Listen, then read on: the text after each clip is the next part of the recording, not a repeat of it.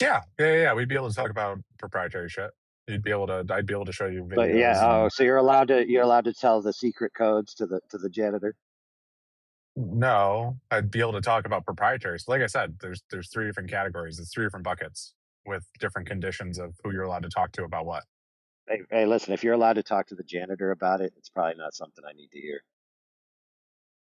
Well, I mean, I'm completely honest with you. That all the telemetry data and the extra footage that we haven't you know released publicly, but we use internally all the time. All that's proprietary. It's not ITAR or classified. So So if yeah, I you was a could go janitor, talk to the you could just janitor. show me that video, and then I could just make a copy and put it all over the internet. No, I mean, I could show you the video. If you decided to disperse it to people that are outside the company, you would be, fired and sued into oblivion. But yeah, I could that try to if sue you you. if you if you if you want to make that decision, yeah, go ahead.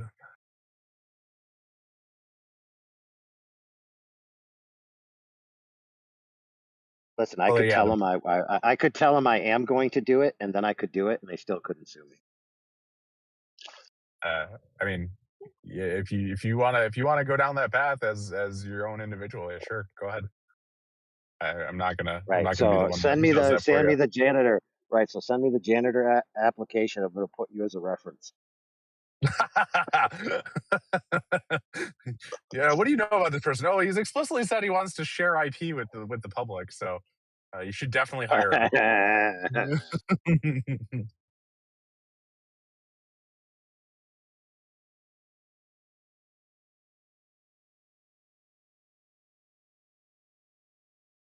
No, I think we had launch 11 a couple weeks ago, and then 12 and 13 should come up here in the next week or two. Josh, why do things disappear on my lake? On On the your other side lake, of the what do you lake. Yeah, I'm at my lake, and I can't see things that are on the other side sometimes. Right, depending. Like, why is that?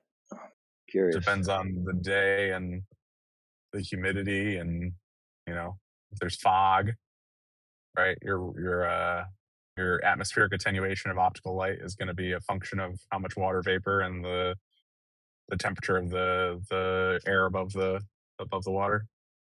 Interesting. I'm very proud of you. You didn't even say Earth curve one time.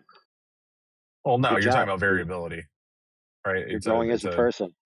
There's a lot of noise in that Well, that's the how far problem, you can brother. see It's always calculation variable. beyond just pure. There's never an example of the geometric horizon, bro, that you believe in. There's only example of a variable horizon and variable what you can Oh see and yeah, can't see. oh yeah. There's a lot of There's never noise. a fixed anything that you could concretely link to any fixed geometry when it comes to observing the horizon or things Yeah, I disappearing in the agree. distance. Yeah, I agree. You're looking through a medium. The medium is doing shit to light, so it's always variable because the medium is always Right. changing. So the horizon doesn't prove the Earth is a globe. Good point. Exactly. That's why I don't argue terrestrial long distance observations.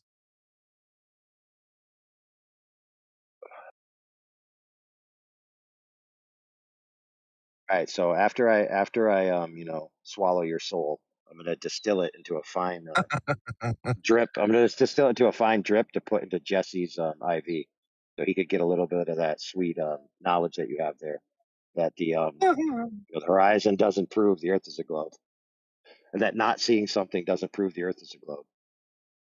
I mean, that's about how stupid the argument is. I can't see something, therefore the Earth is a globe. I mean, And it's then like they switch it. Then they switch it on the fly halfway through the argument. I can see something, therefore the Earth is a globe. It's like, which is it, bro? Pick one. no, I mean it's like a Fourier transform, right? Like the Earth curve is the fundamental frequency, and then the atmospheric conditions are the noise that's overlaid on top.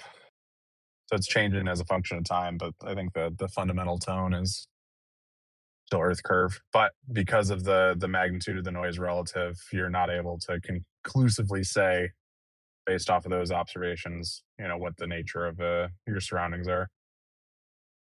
Well, no. Well, we could say that it's orders of magnitude beyond any globe prediction or any alleged refraction could possibly account for, and the observations that supersede the globe geometry, the refraction required has never been measured, and if it was present, would have destructive artifacts in the image which don't exist. So we can actually conclude that it's actually not a globe. So there you go. Okay.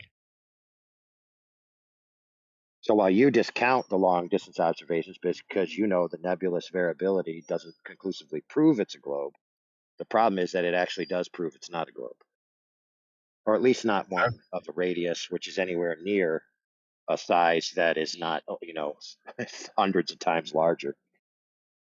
Okay. Sure. That's fine.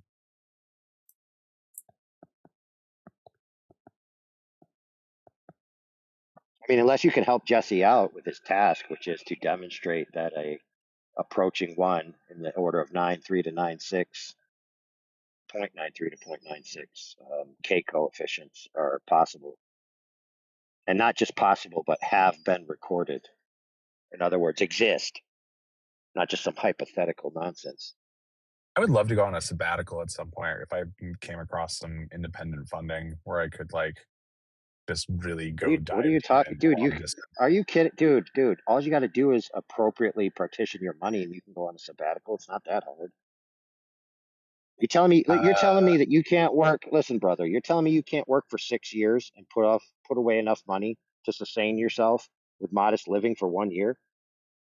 I don't want to lose my clearance. You have to be actively Okay, working. that's a different, yeah. Well, then do odd tasks in between. I mean, you don't have to go on a true sabbatical. You could go on like an intermittent fasting sabbatical. Yeah, go down to like off week on. Yeah, it gets into weird stuff because if you want to keep your clearance active, you need to have a sponsor, and if you have a sponsor, you're not allowed to have other jobs in between because they have like a non You what is it non-compete or called? something. It's not a non compete. It's like I'll have to. I don't remember the name of the clause, but it's basically saying this is your own. You're only allowed to have this as your single source of income. If you have any other sources of income, it's Yeah, but grounds that for that being wouldn't. fired. I don't think that would count for money that you've already made that you're using. Yeah, yeah, yeah, yeah. I just wouldn't if I'm not actively employed full time. I All my right. clearance So was basically, you're on a little bitch leash, right? 100%. The U.S. government uses me as a fucking meat puppet. I know, dude. You're a government meat puppet. 100%, man. Hey, listen, I can't that's smoke much pot. better. I have to ask permission to leave the country. Like Dang, brother. anybody that I Do you talk have to to who's not a U.S. citizen, do you I have have to to report to do the government. do you have to do only missionary style? Only, yeah, yeah. Uncle Sam's actually in my bedroom. Make sure that they actually have like approved condom brands too. Well, dude, who knows these days? But condoms could be laced with nanoparticles for all you know. Oh Jesus Christ! Is that why I'm infertile? Fuck.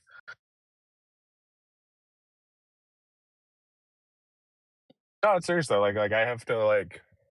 I was on vacation in Cancun. I had to ask the U.S. government permission to leave the country. I had to tell them where I was going, how long I was going to be there, and then when I get back, I have to report if I had any repeat Do you have to contact. ask? Do you have to ask to come back? Be like, hey, No, I'm no, no, gone. Can no. I come back now? Nope, nope, nope, nope, nope, nope. I get in trouble if I don't come back when I say I'm coming back. Well, I mean, that's similar to being in the military. Yeah, Sounds yeah, it's like very his mom. similar. Well, in the military, you can't even leave the 50 miles outside of the base without permission.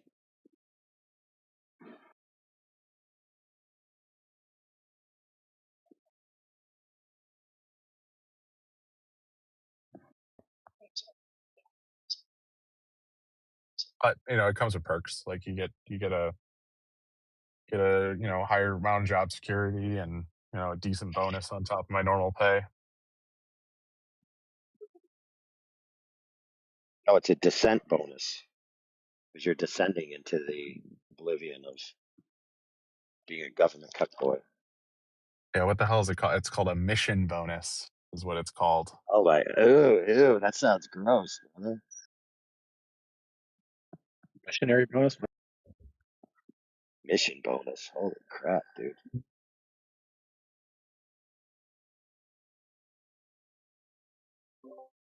I mean, it's not trivial. It's like 60 grand a year. So how come Jesse thinks that if you just go out and look at an object and it's shouldn't be where it is geometrically, that you can just then say I measured the refraction necessary, therefore the Earth's a globe? How come he doesn't get it when he supposedly uses a theodolite, but you get it? What's so different I about don't his know. brain and your brain? He might be automatically assuming the radius of the Earth. So you're basically saying if the Earth is this big, and I assume geometric, effects only, I should be I able to think see it's this, or worse I than that. shouldn't be able to see this. Is that how I you think it's do worse than that. science? No, no, I One think it's second, I'm worse than that. grabbing a I prescription. think he says. I think he says I already know it's a globe of this size. He doesn't say if it's a globe of this size. You can't have science without assumptions. No, no, yes, but assumptions are different than having knowns. No, okay, yeah, you're right. So, for example, if you say to yourself, "I know the Earth is this size," and then I measure something that's beyond that size, and I Yeah, do it with an optical means, I can then reverse engineer the optics to fit my previous known, Stop. and then say I've measured the refraction coefficient that I need. You actually haven't. You've just inferred it from your prior alleged known, which you could call that an assumption, but I think he takes it a step further and just says it's a known. okay. Yo, Josh Ingersoll. What? Someone told you to off yourself? Or someone? I don't know.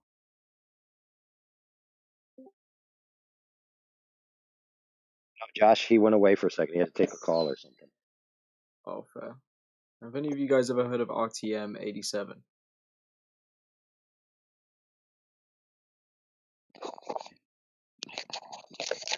No? What's that?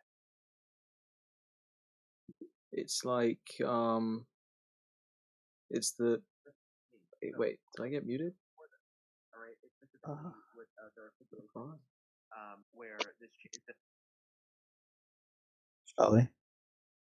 Yeah, RTM 87, it's what the engineers, it's like a specific geolocating like language that the French and British engineers developed when building the Eurotunnel.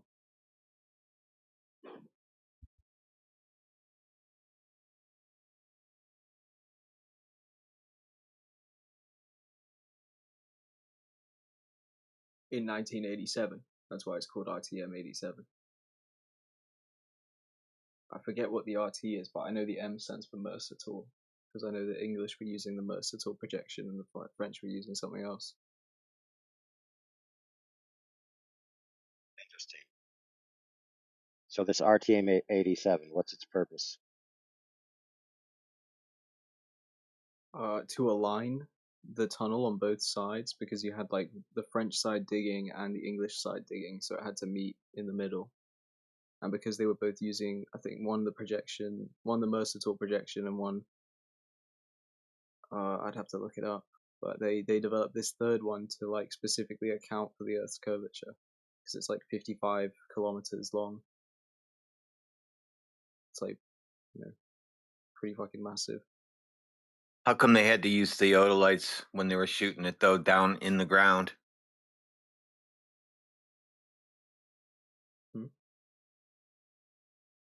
They had to use what? Theodolites to keep it going straight where they needed to go straight. Make sure they turn where they turn, wherever. Well, I mean, they used like RTM 87 as their But language. that shoots a straight line. I mean, it's definitely not. If you look into it, they use like 12 specific points to like generate the final, No, they just made straight lines.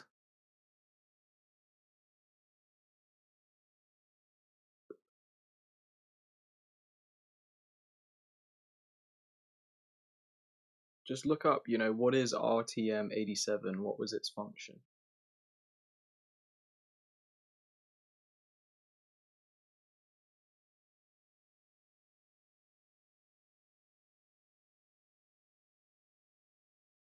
Oh, yo, Josh, you back?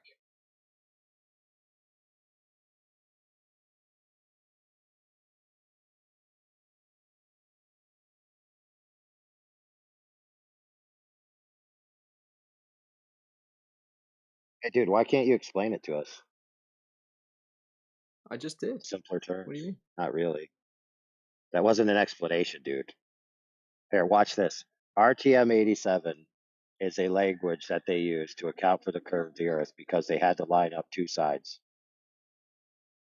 That doesn't say anything about how it works, what it does, how they employed it in the field. It's not an Okay. explanation at all, dude. That's like saying tell me about your wife, and you'd be like, I'm married to her.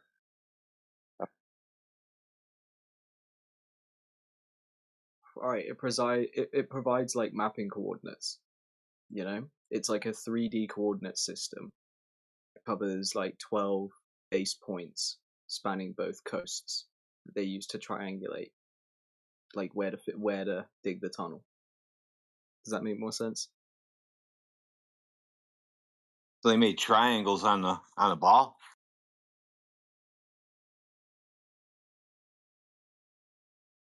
No, they use 12 base points on like spanning both coasts to create a unified 3D coordinate system.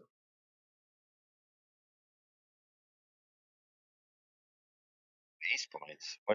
Well, wouldn't the base points be on the surface? Or are you saying that they're a floating reference system that's before they dig, it's imaginarily in the surface, under the surface? Well, this is after they've dug. I think what they did was they established like the two preliminary like. Well, how could it be after? How could it be after they dug, dude? As in, like, they Doesn't make dug no down. sense. They dug down. Originally, they just established like the opening on the English side and the opening on the French side, right?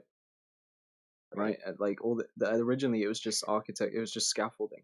Like there was a few years of like pure scaffolding for like even setting up the drills. You know, just setting up Yeah, like but the what I'm drills. saying is if you have reference points and they're either going to exist physically in a structure, like on the ground, or maybe they dig down, from the surface down vertically.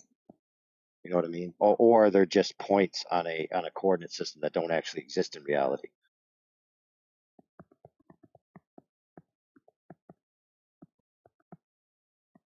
Because like you could make a map like on a piece of paper of go this far, turn this way, turn this way, turn that way, and each one put a dot. Or you could go out and just place real dots on the surface. So which one was it? Yeah. Well, like the thing is that like you're imagining like triangulating something on a flat map, and that was literally why RTM-87 was invented, was to create a 3D projection. When was map. it invented? In 2013. No, it's called RTM-87 because it was made in 1987. But you need a 3D. You need a 3D projection no matter what if you're digging a tunnel, whether the Earth was flat or a globe.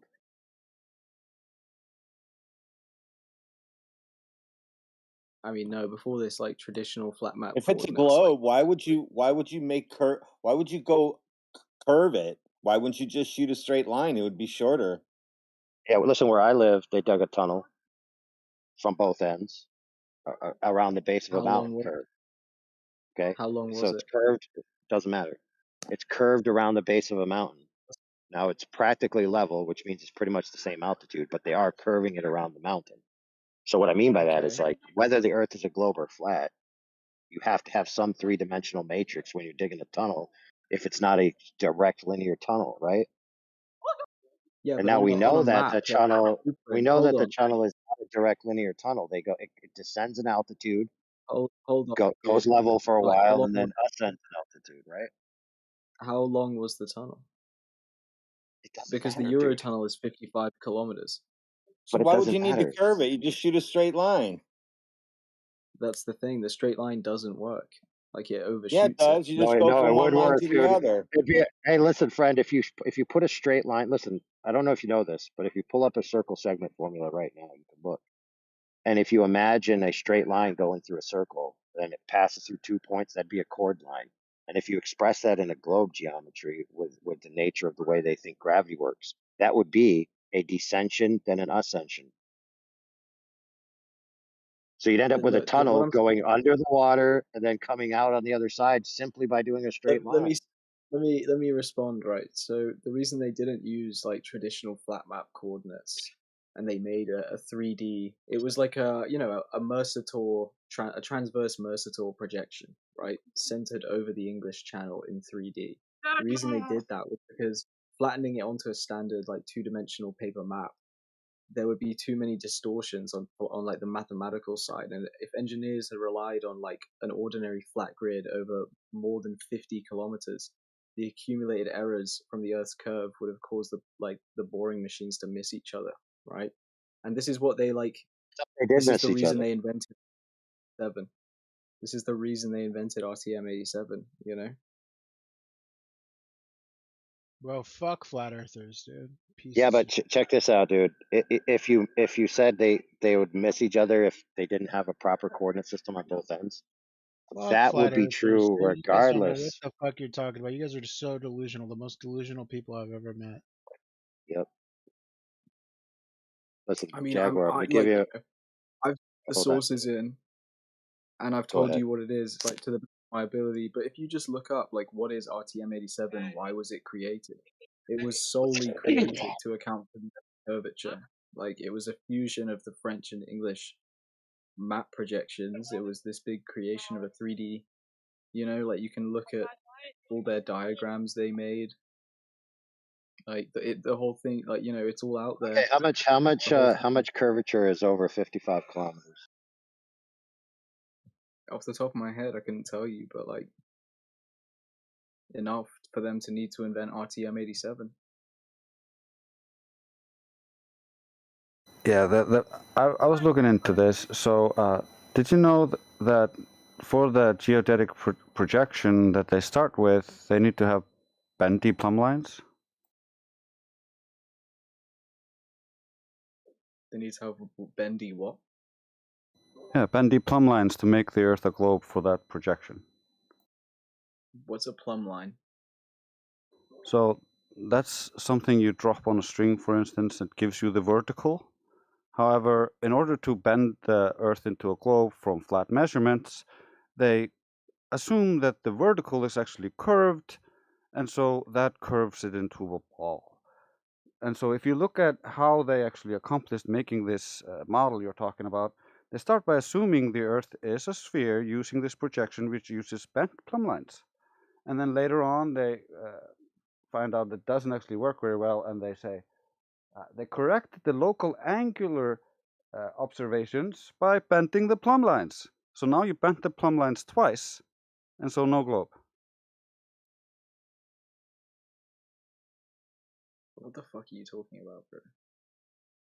I'm talking about your model here. They bend the plumb lines twice. Yep. Is this in the source I sent you?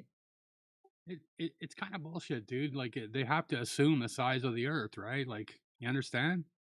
Like they didn't measure the curve there to assume or to make the curve perfect and make the tunnels line up. They assumed the size of the Earth and they just did math.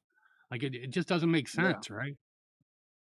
I mean, the thing is that Like they assumed, yeah, you're right, that the Earth was a globe, and then the tunnels and met they assumed the perfectly size based. and they assumed how much of a curve, right, dude? Like that's a Yeah. specific area, right? No, Like no, bro, one size fits all, right?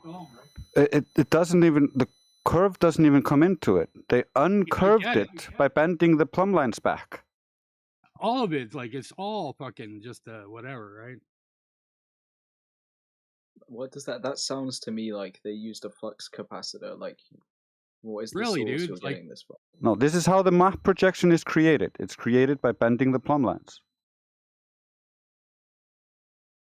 Hold on. So a 3D projection is created by a physical object. Let me ask you this question, brother. It's a very simple question. If two things are at the same depth, right? Now, of course, you have to imagine that the variance of the height of the ground is going to be different. But let's say you have ground that's truly, let's just say 10 feet above sea level. And you start the machine on one side 10 feet above sea level. You start the other machine 10 feet above sea level, right? And then they travel underground at 30 degrees. and then they reorient themselves back to 0 degrees, being level, and then they just travel level towards each other, right? Wouldn't they not intersect? What I'm trying to tell you is that like they didn't. That's what I said at the start. On a flat map, Oh, they they miss didn't intersect? they miss No, each they other on did. a That's flat what they're map. saying here. They're saying that the source explicitly This is says that the it was entire reason. necessary. It was necessary to bend the plumb lines again because otherwise it would introduce an orientation error into the tunnels. Wow. Okay, so listen, my question is actually irrespective of what they claim to have done. So imagine this. Imagine you're on water, okay, and one person's on a boat and another person's on a boat, and then you point the boats towards each other, and then you drive the boats towards each other. They're going to crash into each other, correct? Not over like 55 kilometers, no. So Not if from two things 55 are kilometers. literally pointed at each other and traveling directly towards each other, somehow over 55 kilometers, they're going to miss each other. Wow, dude. Wow. Just wow. So the only problem you could possibly say in that scenario is because one boat is 55 kilometers away from the other boat, how we're going to orient the boat to be directly pointed at the other one, we obviously can't see them. So we have to use some kind of coordinate system to orient them. Like that's the only exactly. plausible point you have. Yeah, yeah. Exactly. And that's what RTM-87 is. It's that. It's the coordinate system they developed to build the tunnel. Right. So is that on the vertical or the horizontal axis? Because what we just described with the boat on top of the water, that the only variance in the direction that it's traveling would be on the horizontal, right? Because it's fixed to It's the a surface. 3D like hybridized Mercator projection, right? Like that's what it is. Because that, like I said, like the English were using the Mercator projection and the French were using a different one, so they made like a hybrid 3D model version to map Right. it. So they based just on the needed curve. one that right. So they just needed one that they're both using, basically. Yeah, I mean, yeah. So the French had a standard coordinate system that's different than the other dudes. They don't line up perfectly, so they just made a third one so that the guys on the one side could line up to the guys on the other side, right? Yeah, they based it on the curve. Like you can read the papers on it. Like No, it was actually because of the sea height difference was different on either side. It was not based on any curve. It was. You can just look it up. Like, and it's in the source I listed as well. They took the Earth's curvature into account, and then they hit it bang on. So, like, they lined up perfectly. Yeah, they claim It's a to have success. taken Earth's curvature into account with the Mercator projection.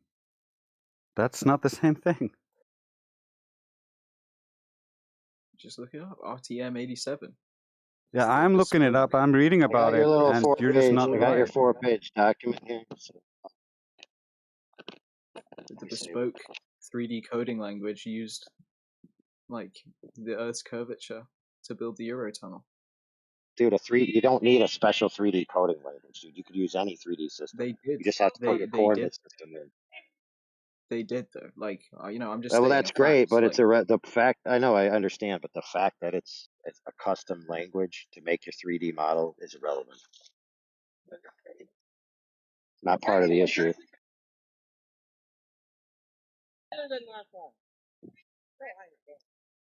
Are you guys talking about the new model from Shane St. Pierre and Alan the Space Bear?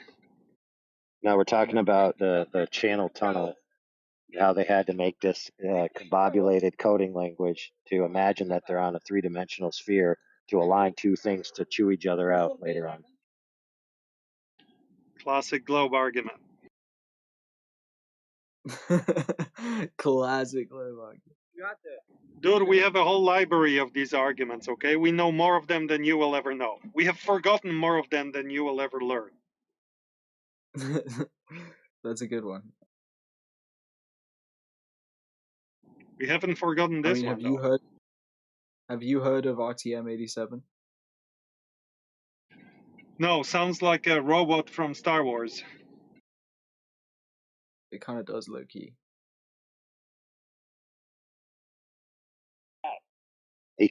Peter, he couldn't answer me whether the correction was primarily in the vertical or horizontal. So I kind of lost interest, but I am going to read the paper. Dude, answer me this, globe guy. If I'm building a tunnel and the Earth indeed is a sphere, why wouldn't I just drive a cord line through that son of a bitch? That's what I said at the beginning of this conversation, Peter. He didn't understand. Because remember Bev, try thinking, he would always argue with me when I was a glober that the shortest line between 2 points on a sphere is a cord line. And that used to Right. drive me nuts, right? Because that dude was obsessed with penetrating any sphere he could get his hands on. But if for a tunnel, that's a perfectly good solution. You want the shortest line. You're Yeah. digging anyways. Why not Correct. do a cord line?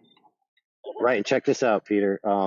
A cord line at 55 kilometers would be a 25 kilometer descent and a 25 kilometer ascent. And since it would only be approximately 450 feet of differential, you'd have 250 feet descent and ascent over 25 kilometers. So that'd be like, experience from the car's perspective, it'd be like driving in a straight tunnel. And it's a shorter hold on. tunnel, right? To dig. It's shorter to dig. Hold on, let me respond to that, right? I feel like, you know, the reasons they wouldn't just run a cord line are because, you know, it's the English Channel is like the busiest shipping lane in the world. You know? It's a And tunnel, bro. Hold on, Hey, bro, It's in the name. he doesn't It's know a what a tunnel. cord line is, bro. He doesn't know what a cord line is, homie. But how are you gonna place it? That's what I'm saying. Like the actual like. Do you know what a placement of cord the line is? Do you know what a cord line is, Glober? Glober. It's like a slur. No, seriously, do you know what a cord line is in a circle, let's say? A cord line in a Describe using, circle. yes, using your own words, what is a cord line? I don't know, like a strip. Why are we even talking to you? Like, Well, are you let's talking help him out, electrical? dude. No, a cord. Listen, friend. I'll help you out. So, you got imagine a circle in your mind. Now, just draw a line through that circle. Right. So that line through the circle only touches the circle on 2 points. That's what a cord line is. So it's just a straight shot through a circle, bro. Okay, yeah, this is exactly what I mean, though, right? So what am I getting wrong here? How else would you place a cord line on two sides, like along two sides of the English Channel? Dude, Jesus, you have a Holy sphere. crap, dude. You pick 2 points on the sphere, right? On the surface of the sphere, 2 points. Yeah. What's Should I the answer this? shortest line between them? It's a line that goes through the sphere, right? Like, you know That's how the they cord teach you, line. Glober? You have They the teach curved you arc if you, anyway. yeah, in your little Great Britain, they teach you, no offense, Jedi there, they teach you, oh, if you were to dig straight down, you would dig all the way to China. That's a cord line. Actually, not. To make a cord Right. line, you need like a distance on the surface from A to B, which forms an arc, a curved arc, and then you match No, these 2 points under the arc as a straight line, and that's your cord line. So you need an sure, arc same first. thing, same thing. You pick 2 points, you connect them with a line that goes through the sphere. That's a tunnel, I by said the this way. at the That's a start, tunnel. like But first Peter, the you make the critical arc, thinker. I feel like and then you you need might not the have arc. been here when I said this, but they tried doing this on flat maps and it didn't work, and that's why they made up TM87. It doesn't That's, matter. you know. Your argument was, I presume from what AI told me, that to dig the tunnel correctly, they had to take into account the curvature. Sure, if the Earth were a sphere and they wanted a tunnel that's curving with the sphere, yes, they would have to do that. But why would they need to do that? Why not just drive a straight tunnel? It's a shorter tunnel, and you don't have to worry about curvature. Do you know how many miles you have to dig to do this tunnel? They had to It's dig 50, more miles. That's the whole 55 point. An kilometers. arc is longer than a cord line. 55 kilometers, right? And the whole way it was built, the French were building it Are you even simultaneously with the listening? English. Am I coming through? The shortest distance between 2 points on a sphere, as long as you're willing to penetrate the sphere, is a cord line. So that's the shortest tunnel you can imagine, is a No, but cord what line. I'm saying, hold on, what I'm saying is that when they constructed a cord line, the way that they were building it, by having the French building it on one side and the English building it on the other, it would Hey, have don't be missed in the blaming this middle. on French, mate. Don't be blaming this on French. I mean, it would have been the French who messed it up if someone's going to mess it up. That's like a given. But like, Well, maybe that's you should besides the point. delegate this to the Germans. They know what they're doing, but you wouldn't let them. They tried to bring you in 1940 in October, and you resisted. So, now that's on you. Now you have to deal with the French. But anyways, the shortest tunnel is a chord line on your imaginary spinning space globe. Like, what that would have done if they had just, first of all, that would have scrapped the fact that both were working simultaneously. Because like what you're describing is one side digging from one side to the other, which isn't how they did it, right? They did it they met in the middle. That's how they constructed it. But if what you're saying is how they had done it, then they would have just broken the seafloor at some point. Bro.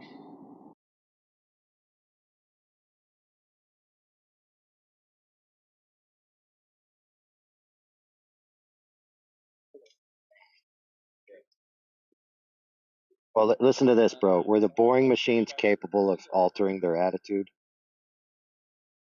Or were they just straight shot machines? Right, if they can't alter their attitude, then basically once they start digging, they just have to keep going straight, right? No, I think they could. I mean, I don't know. I think they could go like, 3 dimensions. The way that they're structured is to, purposefully be able to clear debris from any side around the hole anyway. So they'd have at least some small omnidirectionality, right? Like at least. But It I don't know doesn't if seem like they were like that, specifically dude. designed Not to at go all, up dude. and down. It makes more sense that they They were look just they look basically like a cylinder with all the big boring stuff is on the front, dude. Yeah. Yeah. Part of the calculations involves like humans digging as well, So What? Yeah, but what I'm getting at is this. Okay, so let's say you set this boring machine going straight, and it's going straight, and then you want the tunnel to go up. Can the boring machine tilt up and start digging up relative from its previous straight?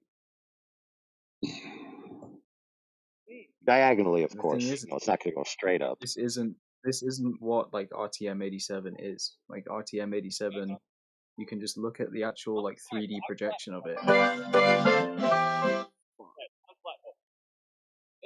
It's got ear raped by that fucking. Oh man. Well, oh well. Yeah, this whole The time it Popo had like King. a dog whistle playing at like max volume because like with this neighborhood dog, but that's like personal shit, personal drama I've got with this random dog. But yeah, it shuts up if you play some crazy high frequency fucking beat. What about Are your this? neighbors Irish travelers? I don't even, to be honest, I feel bad for this dog. I don't even know if I think its owners are like actually crackheads or something, like because I have no idea why it's just always outside. Why are we talking about boring machines? Because we're talking about RTM87. To what end? Do you know what it To is? prove the globe, Jedi. Yeah, Prove the globe. I'm trying to figure out to what end. To prove the globe. To prove the globe. How? Do you know what it is? There are better words to Yeah. Well, to be fair. Yeah, it's a curved projection that they use to build the channel tunnel. Oh, really? Oh, really? Did they? Channel tunnel is something that I studied quite extensively. Can you send me the stuff that you got in the side chat? Is there anything that I can look at, please?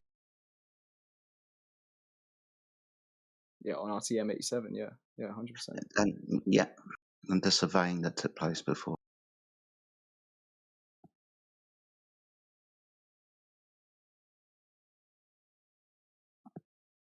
I mean, what's RTM87 to you if you studied it? It's boring machines that are used to make the channel tunnel. No, it's a 3D like projection language that they made between the English and French. Like it's not a machine. Okay.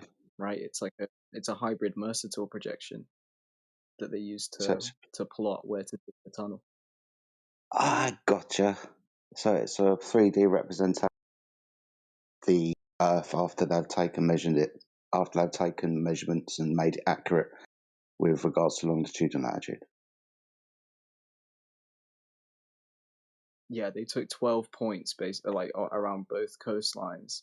Mm-hmm. They projected a 3D map out so they wouldn't miss each How other did in they the middle. measure between the coastlines?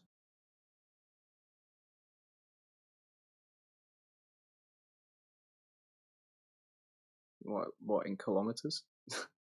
What measurements were taken from the coastlines? What tools were used? How far did they measure? Well, I know that like for a lot of it they were using like a mixture of like on the ground surveys and GPS locators, right? Like Cool. So also we've had got like things on the coastlines and things on the sea as well, right? Ships and buoys. buoys as well, but I mean Yeah. it's mainly underground, you know. So like one of their major like things was that they didn't want to block like the shipping routes while building it. Well, obviously not. Especially when surveying it. Can you remember what tools they used when they were surveying? Like I just said, bro, like human surveys and GPS. Human surveys and GPS. So I understand the GPS. What human survey tools did they use? Well, I mean they placed buoys along the coast, like. Okay, did they look at them? Did they what? Look at them. Did they look at them? Why did they They put look at the buoys out buoys. there? Yeah, why were they there? Well, to take measurements. Okay, and how did they take measurements? This server fucking sucks, dude. Go somewhere else then, dude. Give me 1 sec, Jedi. I'm actually in the process of pulling you up a source, yeah, so that's why I sound a little bit like. Just give me 1 sec. No, you're fine. Looking forward to this. Me too. I think that's it, Jedi. Today's the day. Me too.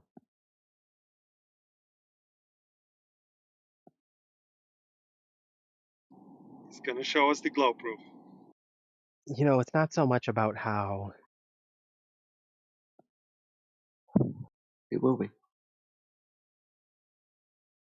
You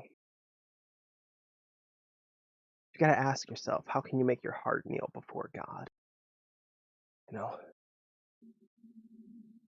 I don't know. The little 4-page article he posted didn't really say any of this stuff in it so far that I've read. When it's talking about the alignment, Yeah, it hold just on. said You they need had to the use Institute. a. What's that? Sorry, I was talking to You me, need, mate. No yeah. need to jump in. No, sorry, I was responding to him. You know, I'm pulling up the Institute of Civil Engineers papers. It's called the ICE papers, but I know Yeah, it well, the sounds like it's something. 4-page paper sucks. Doesn't really say anything. It's very vague. Is that the one that's 27 minutes past the hour? I'll read that.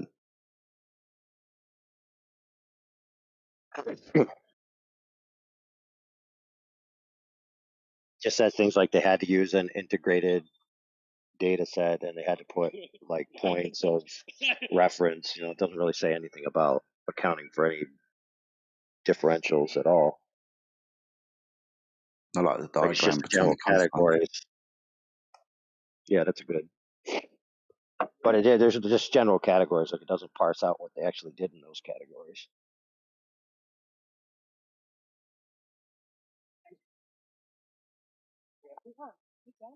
Sometimes things like this remind me of, you remember the toe tanks argument? Yes. Where they're like, they have Yes. to account for the curve of the earth, but then when you actually look at the practical building of them, all as they do is fill a channel with water, and then they parallel the beams to the water. That's all they do. Yep. Assuming that the water's level, and then assuming that the level is curved around the earth. And they call that quote unquote accounting for the curve of the earth. But really all they're doing is leveling it.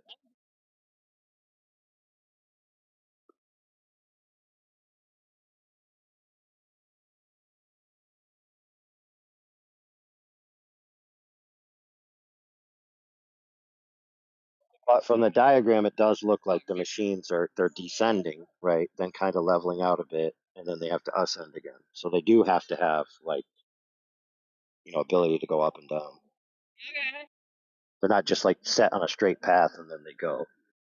Oh no, they had to follow specific rock structures underneath the seabed. There's a lot of chalk down there and a lot of unstable stuff, so they tried to follow the hardest move that they could. That was a very wiggly line. It's shown in the picture. I had to follow a specific strata. So the main thing about this is they followed the strata. We're just going to do that. But the interesting thing is how they measured, surveyed before. The tools that we use specifically.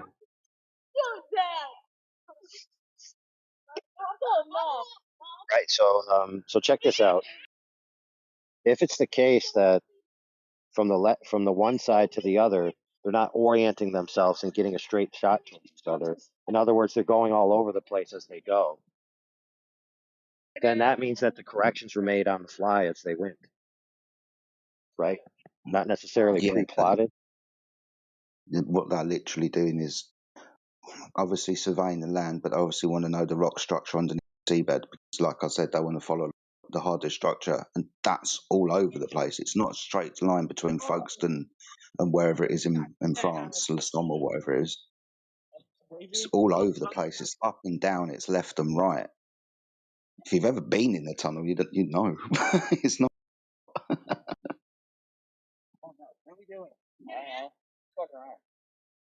So all we're doing is just following rocks. That's it.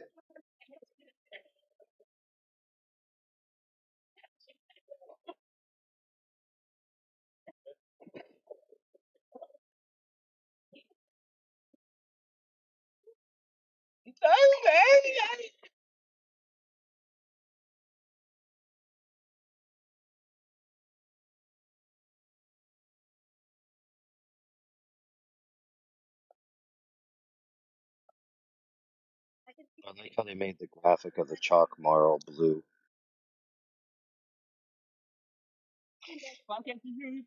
So the water's blue and the chalk is blue.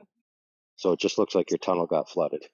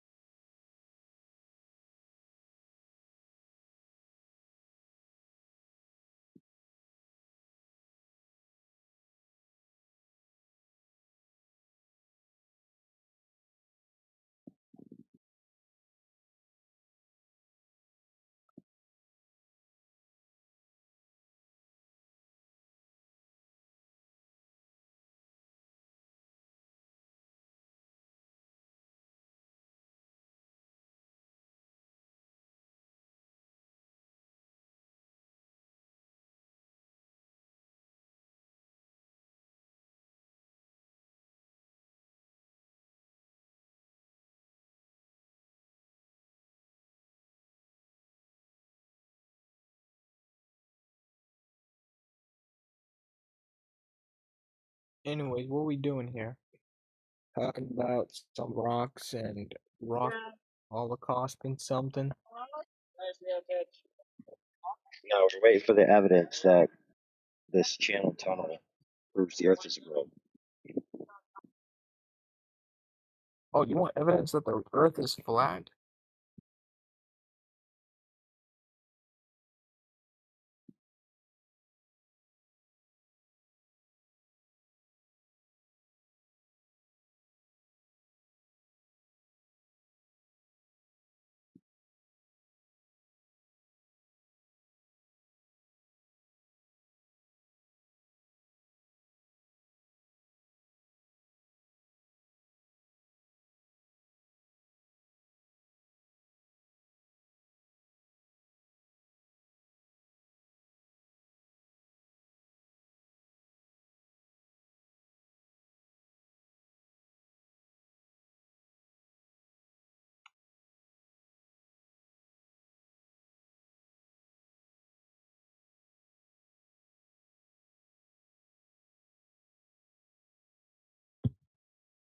Okay, Mr. Flat Earther boy. Yo, what's up, guys? Hi. All right, so you helmet. Anyway, who's wanting to know that the Earth is? Who's trying to prove the Earth is flat? Oh, me. Oh, there's more What's evidence. your contention? There's more evidence to prove that the Earth is round. Okay. Give it. For example, is a ball flat or is it round? Well, it's flat until you pump it up. Okay, so And we can fuck how do around we with know? words all day long, mate. What makes you think the Earth is flat? Okay, explain what makes you think the Earth is flat. Because water's horizontal on the surface when contained and at rest. So that doesn't prove nothing. So 70% of the surface of the Earth is water. If water's horizontal, that means it can't be curved. That means it can't be a sphere. Horizontal would be flat. Water can be curved. Water can be Okay, curved. I know it can be curved, my friend, like a droplet, for example, but we're talking about a large body of water. And the large A body large of body can water be at curved rest is too. horizontal upon the surface. I don't think you understand how gravity works either then. Okay, so when I drop something, that will be perpendicular to the horizontal plane that I drop it to? No, it falls straight down. Yes, straight down, yes, which would be perpendicular to the ground I drop it to. So think of it this way. If the Earth Okay. was flat and we try to walk to the edge of the Earth, No, why do we don't ask me questions about if the Earth was flat. We're talking about you dropping things, apparently. Yeah, we're Apparently, talking about you me dropping dropping things something. means the Earth is a sphere. I want you to reach a logical conclusion with that. You drop something down, it falls in the center. Anywhere Center around, of it goes what? in the center. Sorry, center of what? Center Your of the Earth's presupposition. core. No, Anywhere that's a you go is in the presupposition. center of the... No, dude, you need to listen. That would be a presupposition. You dropping things to the center. Now we're a fucking sphere all of a sudden. How did you reach that conclusion? Because we are a fucking sphere. No, how did you reach that conclusion? Don't be like a zealot and start preaching to me. How did you reach the conclusion? Because we're always in the center. Oh Everywhere my you go, God, you're in he's the a center. preacher. Dude, stop. I'm asking you how you reached the conclusion. Don't preach at me. You're asking, what's the fucking difference, man? Are you stupid or Oh my something? God, now he's getting emotionally involved. I like this bit. You said that evidence was everywhere. There was Yeah, the loads of evidence is it. everywhere. You I'm fucking asking drop you a to ball, it reach the goes in the logical center. conclusion with just one argument. It drops in the fucking center. That's the fucking argument. Everywhere You have to, dickhead. Excuse me. You have to prove center that the Earth is a sphere first before you say that the reason why it falls. Dude, you're a dickhead. I don't know what's wrong with your education system. My education system is based on facts. You're just based on What? Your your fucking own uncle, opinion. probably. Come round your mum's too much, right? Hold on, here we go. I can beat this guy. Ready? The Earth is flat because it's flat. There we go. I just did what you did. Yeah. Yeah, do you not understand how you're using circular reasoning?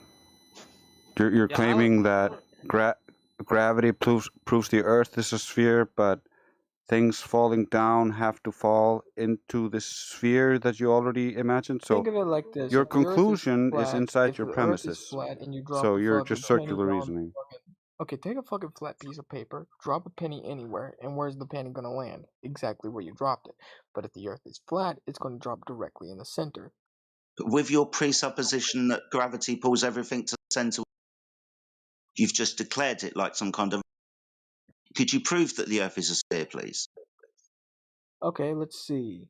There's evidential photos. There's a fucking giant solar sun. Is the sun? That's just lying to you, though. I don't want to remind flat? you, but I feel like I have to, that the sun is not the Earth. Is the sun flat though? That's not the question at hand, though. That is my question. Is the sun flat? No, Yeah, I'm then not you're gonna in the lie, wrong like, this guy's fucking Okay, so now server, the sun is dude. not flat. You're in the wrong server. You know how to read, right? I cannot read. Earth, not sun. Oh, if you can't read, dude, stop wasting our time. I don't mind batting you round a little bit, but for fuck's sake, if you're an idiot, I'm going to start feeling sorry for you. Maybe I shouldn't. I was. Oh, dearie me. Go and play with your fucking crayons. I think the major problem here is the epistemic standards. It's like autistic standards. Bro, you understand what you were doing with that gravity, right? That if you're saying that it is dropping to the center of a ball, then by consequence, there should be curvature capable of being measured on the surface. Oh, damn, he dipped. Okay, never mind. I called it 2 minutes. I think the timer was right.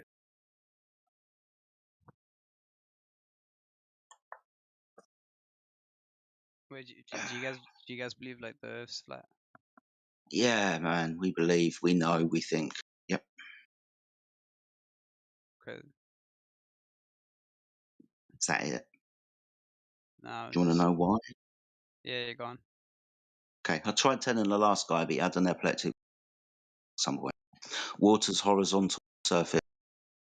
So 70% of the surface of the Earth is water, and it's horizontal on the surface, then the Earth can't be clear. The Earth is flat. Well, actually, about that, in spherical geometry, a circle around a sphere is horizontal. So, yes, horizontal doesn't necessarily mean straight or flat. That's I'm not done. interesting. I'm not That's done. interesting. I I just want know, to say, but we're talking about the measurements horizontal of is the Earth, relative not your to something. special pleading geometry.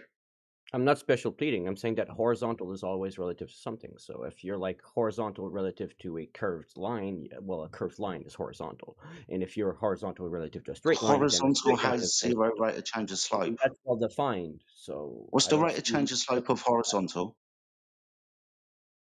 So What's the if I rate of draw change two of curved slope of lines which are horizontal? parallel, they're horizontal. Just saying. What's the rate of change of slope of horizontal? It has to be the same rate as the. It has to be parallel, basically. Parallel. No, we're talking about a horizontal. What's the rate of change of slope of a I mean, there's horizontal no line? one specific rate because the first line can be Sorry, at no, you any interrupted, and curvature now I'm going to rate, get and pissed the off. other line just Excuse me, has to sir. follow that rate. Excuse me. What's the rate of? You can have any value. You can have 10 are you meters, wasting 100 my meters, time? 1,000 meters. It doesn't matter. Right? Are Whatever. you, dude? Stop. You're not Are listening. you You're not aware of the listening. equation of a line? Yo, let him just explain like himself. The mathematical equation of a line, please. He's bullshitting me. I'm not going to stand. Cut for. That's not the epistemic standard at hand here. No. What's at question is what horizontal is. You're saying it's curved. I'm saying horizontal is relative to something. Okay. So horizontal, I guess, will be relative to vertical. It can be relative to vertical, yes, and perpendicular, but okay, that's cool. also So we relative can do to it the like surface that. you're trying to measure. So Okay. you can have a flat or a curved surface or a topographical surface, and all three of those, horizontal has to follow the same topography, be it flat, curved, or jagged. Okay, that's interesting. But what do we measure? What do you mean? What do we measure? We just have a relative When we measure, parallel. when we survey We have on the two lines surface that of are the Earth, parallel. it's No like matter, you ask a no matter question and you talk, and then you're going to complain that I'm talking for you. This is going to be an interesting conversation. I'm asking. I'm asking you what we measure when we measure on the surface of the Earth. What do we measure? That's not what we're talking about. Let's say the orientation of water. The orientation of water is perpendicular to gravity, which you don't believe in. No, that would be, as we just agreed on, just vertical. Yes, vertical towards gravity. Okay. Okay. But when you say this, the horizontal is apparently now a tangent.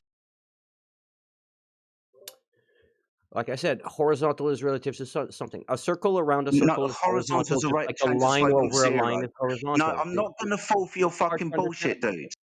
No, a horizontal line is a rate of change of slope, doesn't it? Okay. If I draw two circles. No, we're not drawing circles, dude. This is why I said right at the beginning, we're not going to fall for your special pleading geometry. I'm asking what we measure. I'm also asking you what the rate of change of slope of a horizontal line is. What is it? You haven't answered that. It's equivalent to the rate of change of what it's relative to. No, it's not relevant to relevant. It's relevant to its fucking self. What's the rate of the rate of change of the thing it's relative to. So if there's no rate of I change, can't the deal with this wanker. horizontal line Somebody will else have no talk rate to him. of Sorry, change. I'm wasting my There's time. the rate of the horizontal line will also have that same rate of change. It's simple. Yeah, Jedi. The rate of change slope of horizontal. You need a line first So, to determine so the again, rate, you right? are You can't aware arbitrarily of have a rate my without a God. line. Sorry, wanker. Excuse me. You are aware of the equation of a line, right? Y equals mx plus c, or b if you're in America, right? Yeah, B is the correct one. Okay.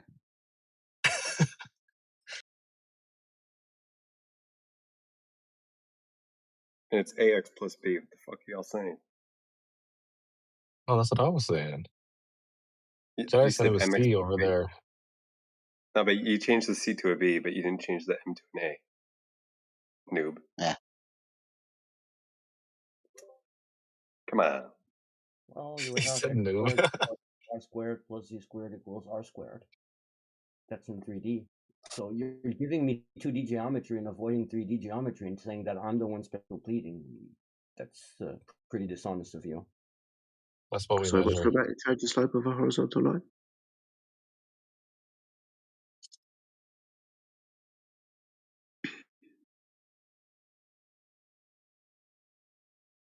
Storm.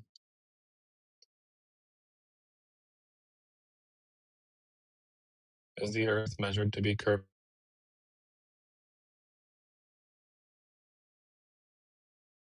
Stormy?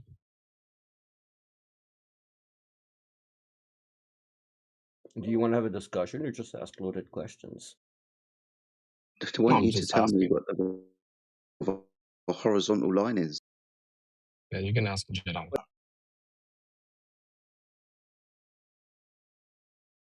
How about three dimensions? You tell me.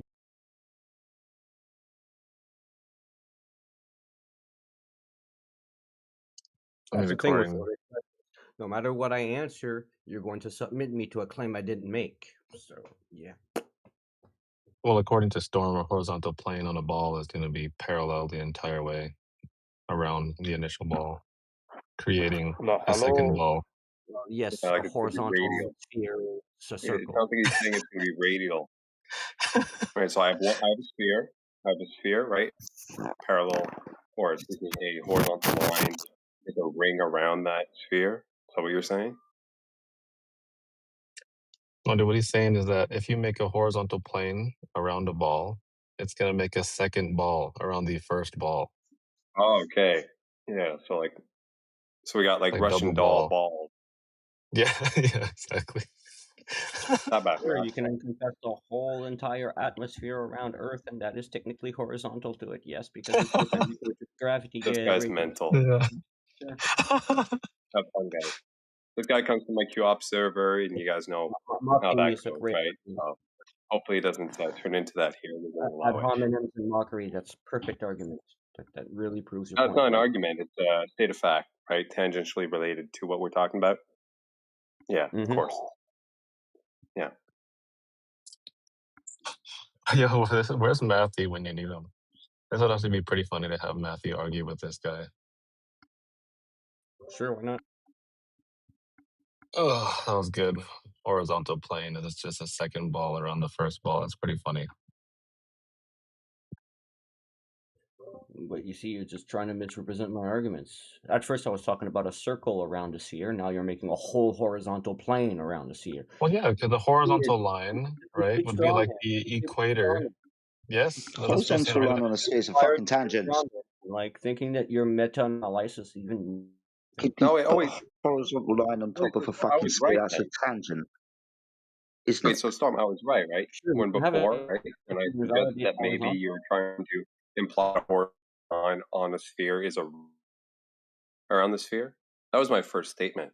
Yeah, you can make a Then ring Matt around corrected the me sphere and that turned would out that be I was considered actually correct, horizontal right? so long that the equipotential distance and height is always the same throughout the whole entire line. Okay, so it is a ring in your view.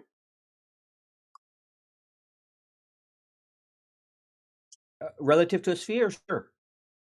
Okay, just wanted to clear that up. Told you, lads. The fuck, man.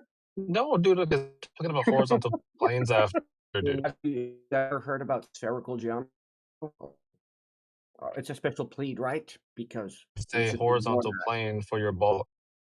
That's gonna be balls within On my balls ball, yeah, of within course. balls, right? If I had multiple I horizontal invented planes the ball stacked, yes. 3,500 years ago. I'm 3,500 years old, of course. No, No, the that's only not what I'm thing that's saying. I'm going just to asking. sorry, the only thing that's going to Awesome. matter No. Okay. measure, not what geometry you can invoke. That's all we're interested in. What you measure. We understand spherical geometry exists as a conception, a branch of geometry. Duh. We're only interested in what you measure, though, so, right? So basically, you're going to say that the only way to figure things out is by directly measuring it as the only epistemic standard by ignoring all other valid epistemic standards. Is No, that correct? no. We're specifically dealing with a surface claim. So we right? can use other epistemic standards for things, So right? we can look at it and we can measure it. Okay, What but else do you want to do? What else do you? we Sorry, bring up I'm interested. What else do you want to do? every time we bring up how we measure it, you guys have a problem with it. How do we measure it, sir? Well, I mean, I'm going to say it again, and you're going to mock me for this. Eratosthenes. It's one simple way to measure it, but of course, no, it doesn't measure it, or you make an assumption. Sorry, All hold these on. associated, Please, can you stop poisoning the well? You don't know what I'm going to say. Please don't spoil my argument by poisoning the well. Okay, good. If you're not going to say that, that's good. But I mean, I've encountered this discussion multiple times with other flat earthers. Okay. They always Okay, but found then you ways must dismiss understand the Eratosthenes. rebuttal, sir. You must understand the rebuttal then. Sure, I do. Okay, which is what? So we don't have to go for it. What is it? They want to say that putting sticks on a surface does not measure anything, and etc. And the shadows don't tell us anything. But This that's sounds like a phase fucking 1 of straw the man. experiment, not phase 2. So Okay. You are aware that not only did the ancient Greeks use sticks and shadows, but the Chinese. Right. Are you aware of this fable of ancient times? yes, I'm aware that multiple cultures have done their own things and etc. Yes. Okay. So, but specifically the Chinese with sticks and shadows. Yeah, and Chinese have a flat Earth model, so that's going to be your argument now. No, it's going to be pointing out that sticks and shadows can reach conclusion. Flat Earth. Well, I mean, if you put two sticks on, like, in these significant distances, like they did, like Eratosthenes did, these two, if you draw a line under these sticks, okay, sure, tangentially, but you go down deep from the stick there. The two lines should be parallel and never meet on a flat surface. If you presuppose that you're on a sphere, which did. No, I'm not. What? I've said on a flat Earth here. If you presuppose that Earth is flat, the two lines should stay parallel and never meet. Oh, never meet. Sorry, of course. Yeah. There we go. And if you draw these two lines and they converge all the way to a central point. Don't lie to my face and then talk through me. I'm not lying to you. You are. No. What am I lying about? About the presupposition that he already thought he was on a sphere and already proved thought it. he Why was is he on a talking through me sphere, again? but he Do I wasn't have to making muffle you? assumptions Do I based have to on mute you? Excuse me. Mute you so I fucking heard. Because guess what? When I'm talking, listening for somebody else to respond whilst I'm actually fucking speaking. Well, I start Jedi, speaking. So I to be will fair, you are address you. cutting out a little And bit. then you start speaking up, like you're not done, but you took a pause. I mean, what am I supposed to do? Like, guess when you're just pausing and gonna continue? Or Let him read. Dude, his connection is choppy. yeah, it's true. Right, so he's mid It's sentence. not. It's fine. Cuts out. It's fine. It sounds like a stop. Hopefully he True, might. and when I'm trying to answer hopefully a he can come back. question, he interrupts the answer and then speaks over me, then complains that I'm speaking over him, but I'm trying to answer. My dog. He's literally asking a question, but he's not done his answer. It's not done. But you want to butt in at the exact moment he asked us a trigger word, right? So just let him finish. That's all. Just wait And till I'm he says getting he's pissed because finished. all day, dude, all day I've been listening to this shit of people can't get mic control, man. Like, just chill, dude. You don't have to be Relax, an bro. open mic all the time. You can press the mute button on your microphone. Well, I do Like, if you that feel like talking. when I'm done speaking, but yeah.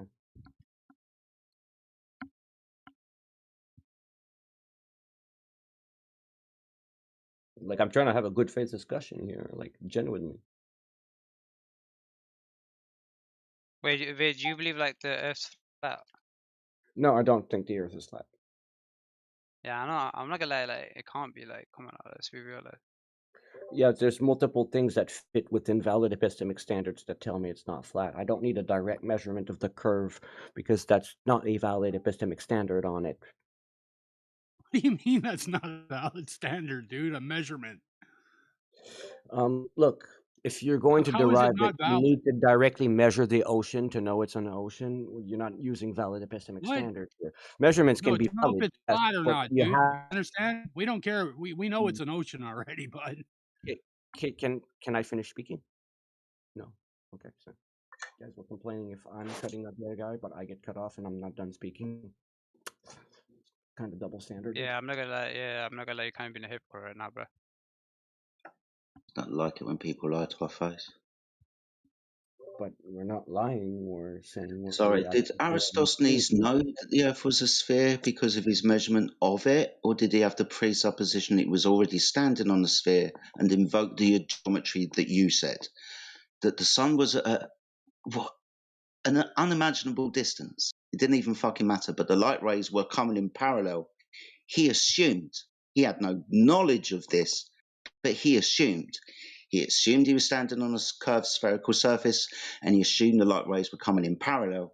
So when the shadows were cast at the six that met at the center of the Earth, he could figure out the circumference by calculating the angle at the top of the stick. I think it was 7.2 degrees.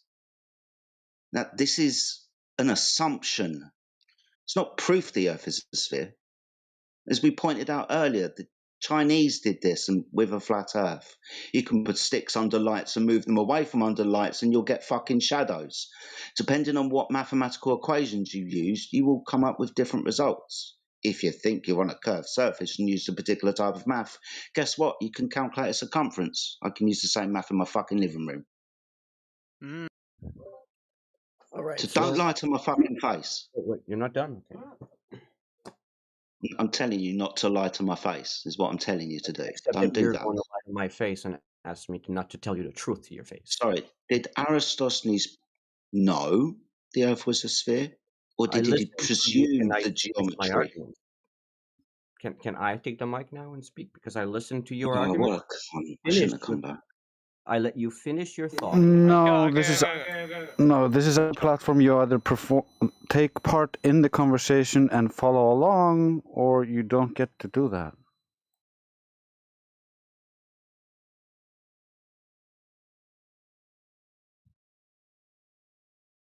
Like, there's a clear roadblock here. He either knew it was a globe or he assumed it, right?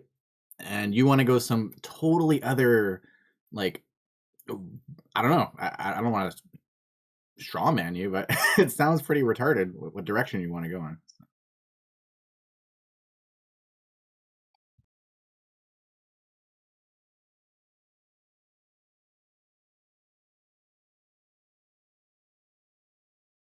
On, bro. Like that, I knew like anything after he didn't answer the question was gonna be retarded. So like, if he can't answer a basic question and wants to ramble, like, come on, bro, your time's up.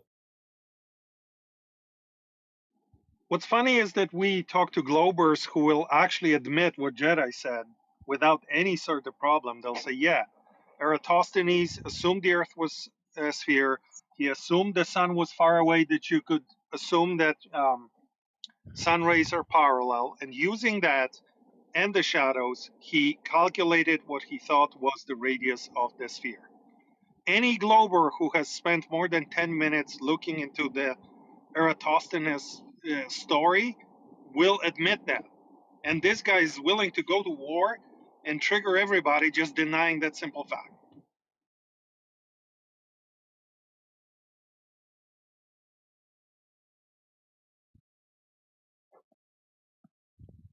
Yeah, so which side is really rage baiting?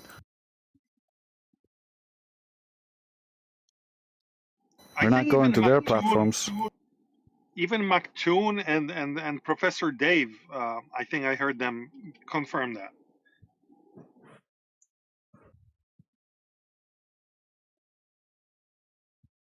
Yeah, the Noma just Hey, yeah, followed says up with who? the so what after.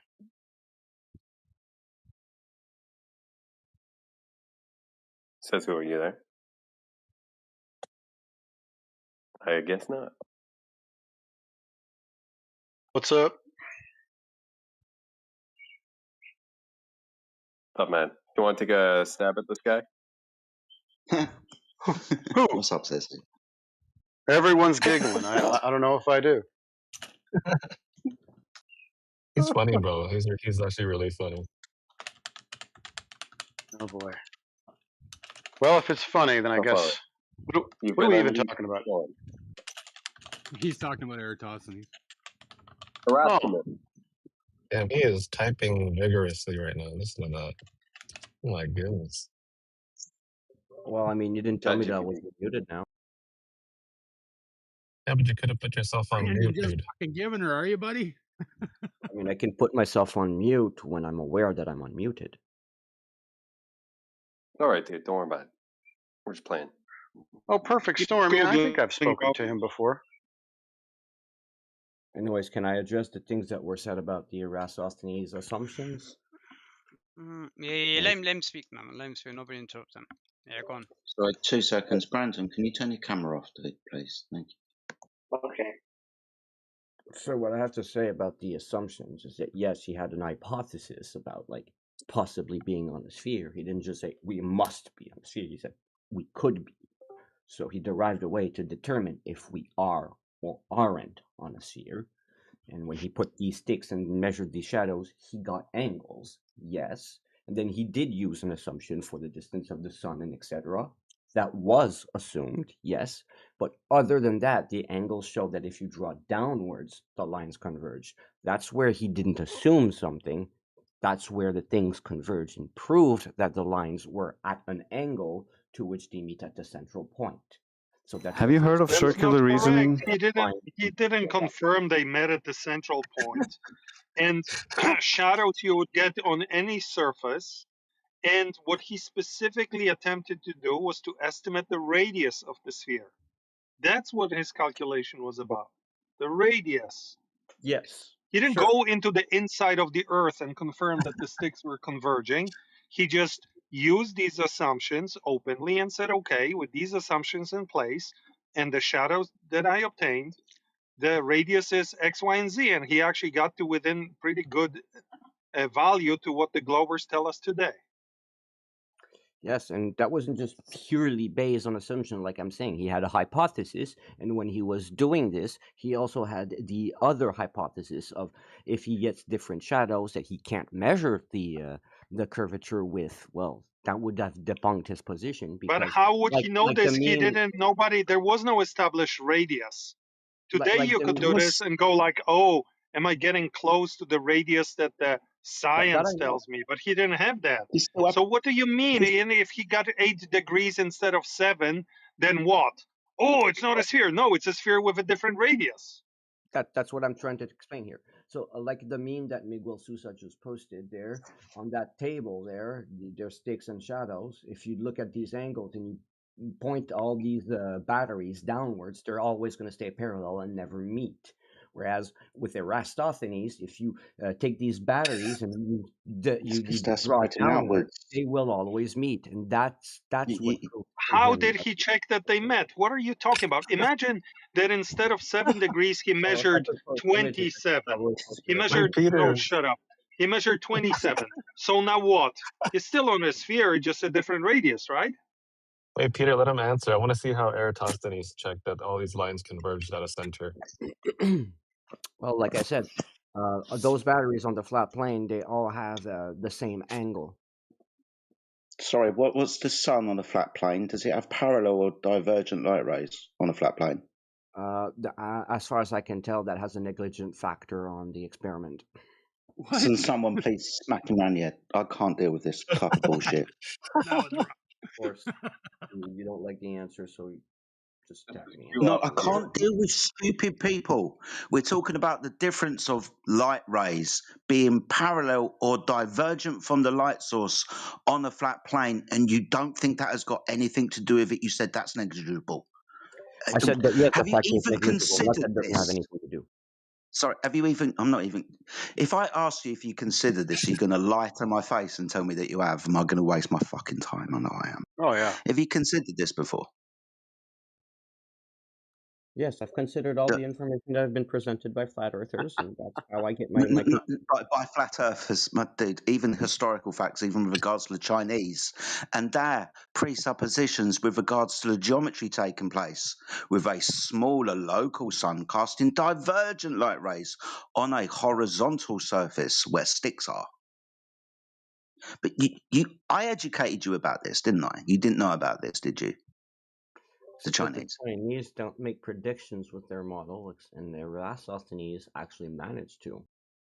All right, What, let's the put this to bed. radius of the Earth? No worries. Can you? This is my favorite part with Eratosthenes. If you're going to say that about what he was doing and what he planned to do and what he was trying to do, what I need from you is the actual primary source data, so that I know that you're not full of shit and just blowing smoke up our ass. Can you get that, please? So I'm supposed to be omniscient and not use my critical thinking brain and give my No, you're own supposed to get not allowed to have an the opinion? actual data from this quote unquote experiment, non-experiment, so that you're not making shit up on the spot.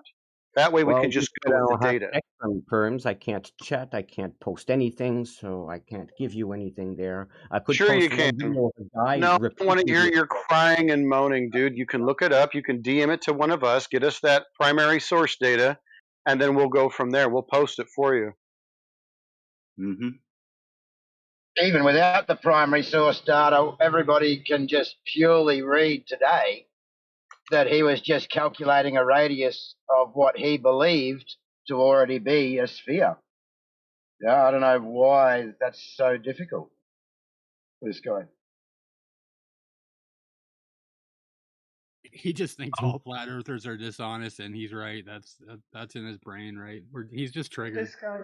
This guy never looked into this, and he just Googled proof of globe. Eratosthenes came up, and now he's learning on the fly. Well, here's just one question: can an assumption be correct? Sometimes, yeah. You verify it. So, let's say that I grant that Eratosthenes is all based on assumptions. Could his assumptions be correct? Yeah, they could be. The problem is that they're not, because the Earth has already been measured across the top of the surface, and there's no curvature. And how exactly was it measured across the surface with no curvature? Can you tell me that? Oh, theodolites, lasers, you name it. Everything that we actually have today to measure across the surface of the Earth finds zero curvature.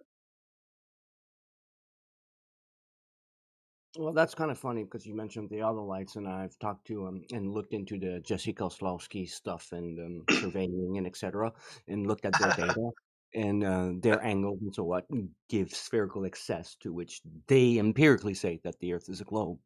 So You can't empirically say something. It's just, where's the curvature, drop over distance measured? I want to see that. So the surveying, yeah, no worries. Get me the data. I mean, you want me to DM you Jesse's site? No, we've all seen it. No, I want to see the actual curvature that was measured. Or are we going to deal with something again where it's assumed? Well, like I said, I mean, Jesse's surveying has data, and when you interpret that data, I can explain to you how we get to, okay, that has to be curvature, but you want a direct measurement. Oh, not now what it does, has because to be. So it's not measured to be curved. You're just assuming that, right? Can I finish what I'm saying? So No, that you can understand? not really. I mean, you've been in here enough times. I mean, I already know your spiel. Ask me a Yeah, question. you're just appealing to Jesse Path of Light, and he has come in here for many years and always gotten wrecked on every single point, and admitted many That's a different different Jesse. aspects of his Correction. stuff is just assumed. So Jesse Kozłowski and Jesse Path of Light are two different people. yeah, both of them have come in here and happened to both of them. So, like I was trying to say, back to the surveying, how they measure, let's say, indirectly, because it's not a direct measurement, it's still an indirect, valid epistemics way to understand this. Okay. Yeah, it's optical. He makes a triangle. He triangulates with 3 different locations. Okay. And when he has these 3 different locations, he tries to make a triangle that enclose a triangle, let's say, on a flat Euclidean plane.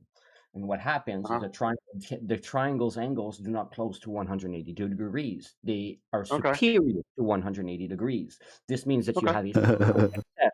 Then he used that spherical excess to account for curvature, because that's how nah, bro. the spherical excess. That is a measurement. Actually, the line of sight between the theodolites is above the ground. It's only when he lowers that planar triangle down to his model that it actually becomes a spherical triangle. So you're just wrong.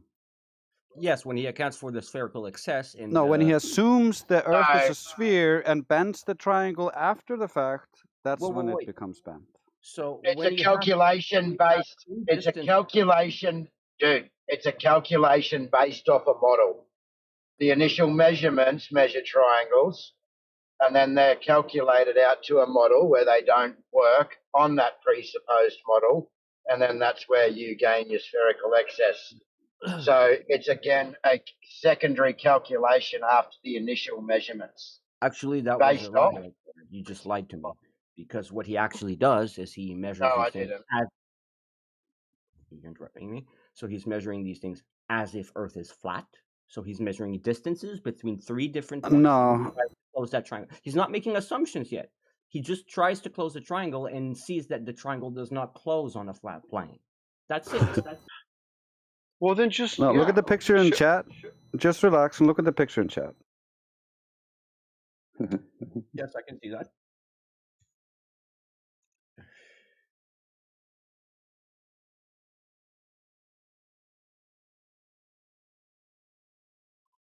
Yeah, that's pretty much it.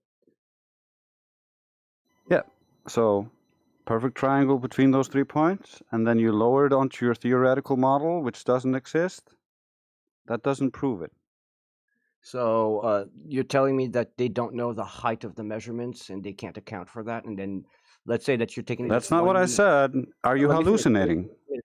If they take this, let's say, triangle 1 mile above, and all 3 points are just 1 mile above of the surface, that means the surface is 1 mile lower. So if you drop that triangle 1 mile lower, there you go. If the Earth were flat, yeah, the triangle is only dropped one in this example where you have a 1 mile, which they don't use. But let's say, imagine the 1 mile. Drop it 1 mile lower. It's only dropped in the math to your model, not in reality. No, don't try to lie. This has nothing to do with... No, that's the only thing that happens. You don't actually descend a mile down, bro. They don't go like... They can't... Bro, you don't have a line of sight. You don't have a line of sight. I'm going to drop this triangle down to a lower height. You're not even thinking coherently. That's not what he's doing, no. No, he's not. He's in defense mode. I'm not. Yeah, just a barrage of no-nos. I'm trying to explain the discrepancy here, and yes, survival. You just don't understand what he did. To be your argument. You don't even understand what Drace is saying to you, do you? No, I do understand what I'm saying and what he's saying. Yes. How could you? He's trying to say that they're arbitrarily deciding to, like, when they get this elevated triangle, they're arbitrarily deciding that you need to drop this triangle down to a certain height for it to fit the model, because they want to fit it in the model. But that's not what's happening. No, that's not what I said. They took the height and they just removed the height, and the triangle doesn't close on the surface. That's a problem. Excuse me. He just told you that that's not what he said, and you continue to speak. A reasonable person would have turned around and said, "Oh, really? Joyce, what were you trying to say?" Yeah, just like he just finished explaining, all they did was lower the height after the fact, after the measurement, but that height lowering is not done by the camera itself, because or the theodolite, because you cannot lower the theodolite down to the surface level of your geoid, which he's measuring or matching it to. That's where the curve comes in. When it's matched down to the spherical projection or model, not in the original measurements, which is line of sight between those 3 points. Do you understand that?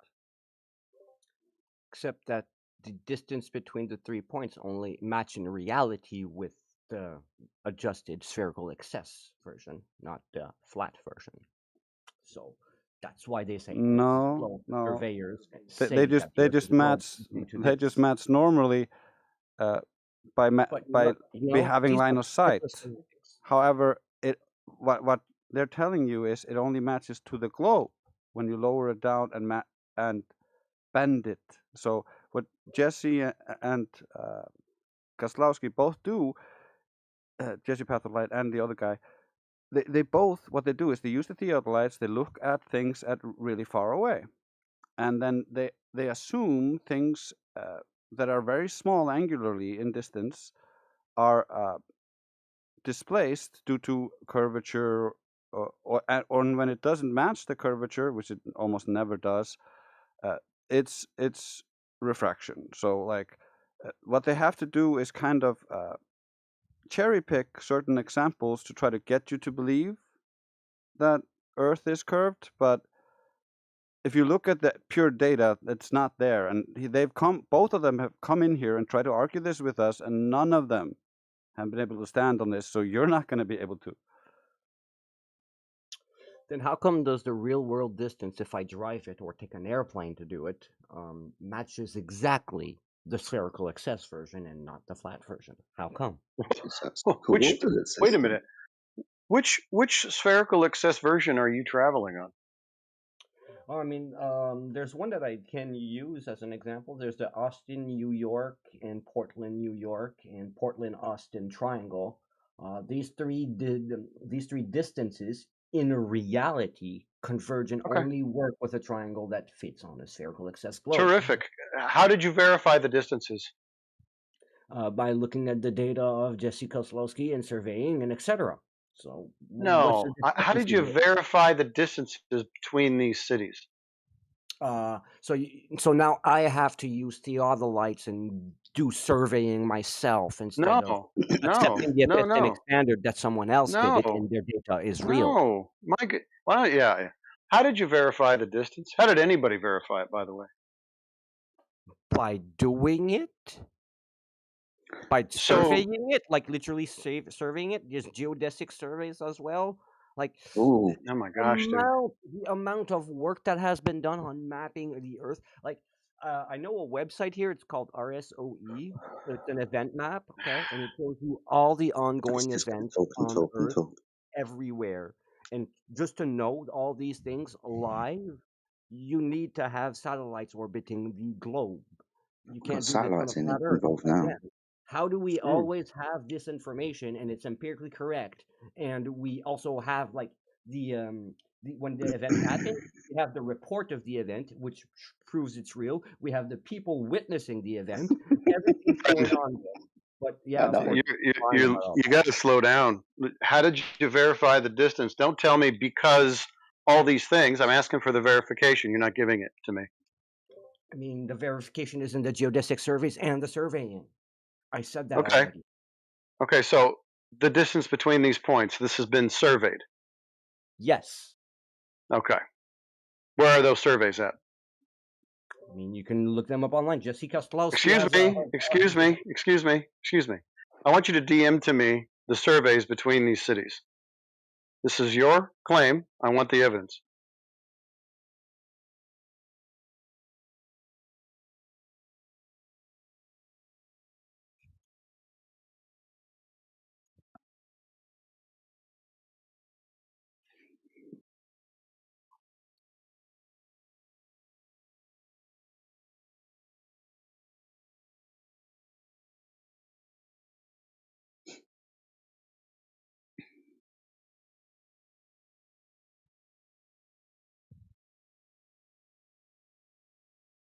You're lucky I'm doing your Googling for you. Sorry, you need to back up your fucking argument with the evidence, dude.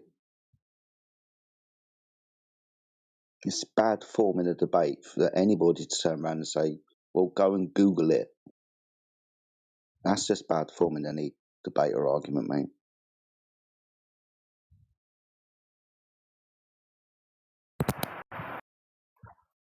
I think that what happened when your evidence is from ChatGPT.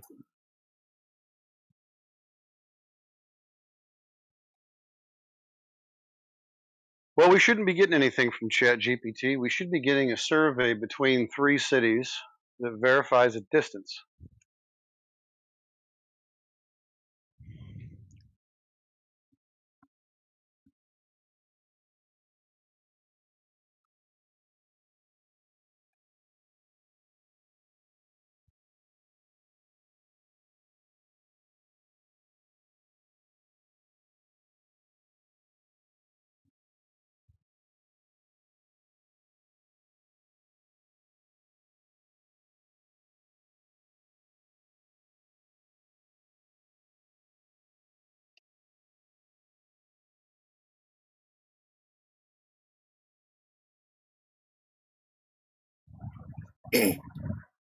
Yo, Jedi.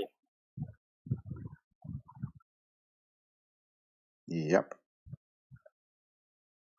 So you told me before the Earth is the floor, and it's not floating in the vacuum, right? Yep. How did you infer that? Yeah, that's a good question. The only way that I can say that is because of how I observe the world around me. I am standing on the floor, and when I look up, the sky is above me.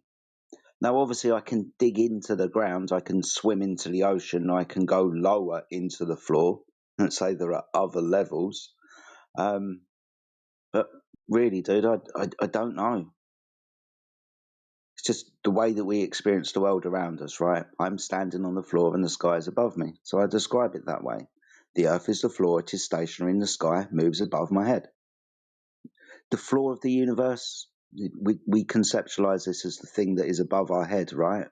I don't conceptualize as the thing that's above my head is also under my feet, like the stars above me, or where the sun goes at nighttime. So I can just describe it as how I experience it. How I've confirmed this, though? No, of course not. It could be the ceiling. It'd be upside down. But we discovered by that telescope all the objects in the sky are floating. That's good. So floating, okay, they're in motion in a medium that is undefined by our standards. There is a claim that their motion is derived by an explosion that took place at the beginning of our reality. That's why there's motion anyway. But yeah, those things are in motion. The surface that we're standing on, though, is experienced to be stationary underneath these things. So it's like I'm standing on the floor and the things are moving in the sky.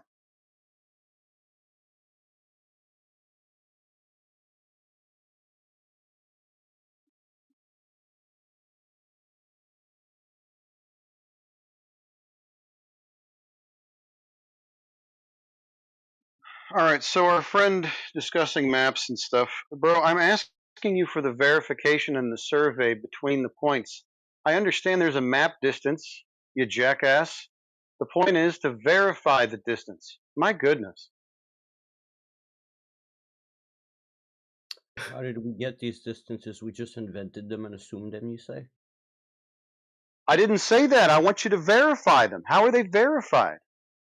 Why is it up to me to verify all the information of human history? Like, I'm not omniscient. I'm not asking you to do that. Now you're going to become the victim and you're going to say, oh, woe is me. You guys are asking me for things that I made claims about, but I'm not going to provide any data for it. And now, whoa, I'm just a big old victim. So you didn't look at any of the links I posted, I guess. So, anyways. I've looked at everything. So far, you don't have any verifications of any distances. Okay, so that doesn't invalidate anything I said. Of course it does. No, it doesn't. Because we actually have to know the distance.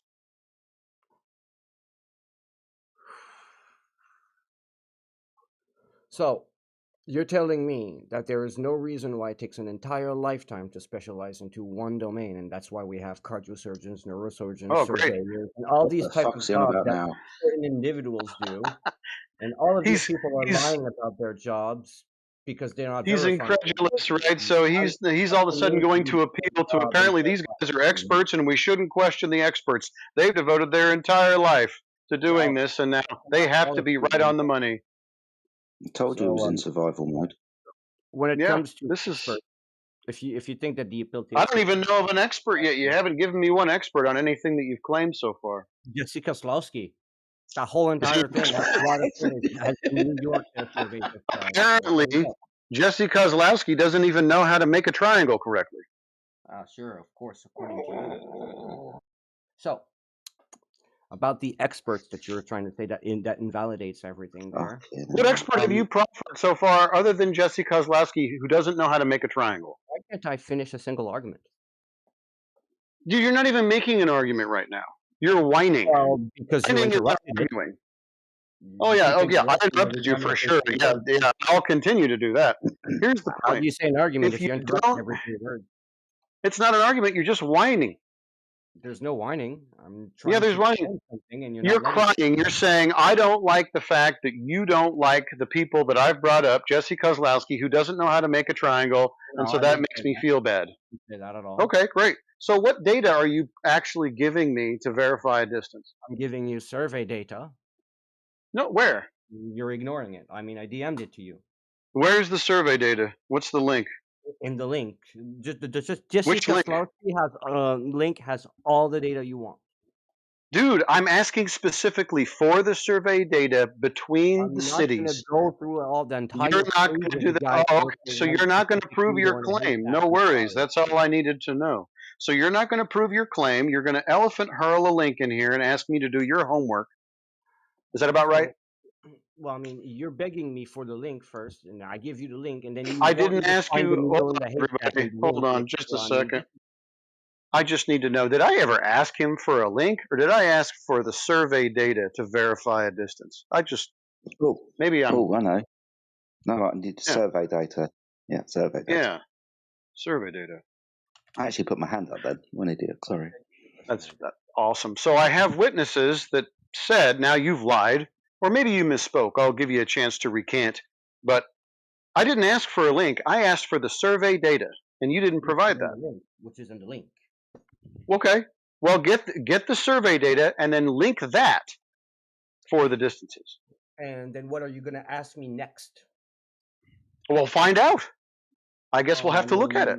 At that point, I'm not going to fall into this. I see. There it is. So if you can't just kind of like drop something and then nobody asks you any more questions about what you dropped, you don't want to be involved in the conversation? I can make arguments and say things and discuss points. You can't make arguments. Do you even know what an argument is? Like, is there a form to anything? Okay, give me a form of an argument that you would like to make when it comes to surveying data, please.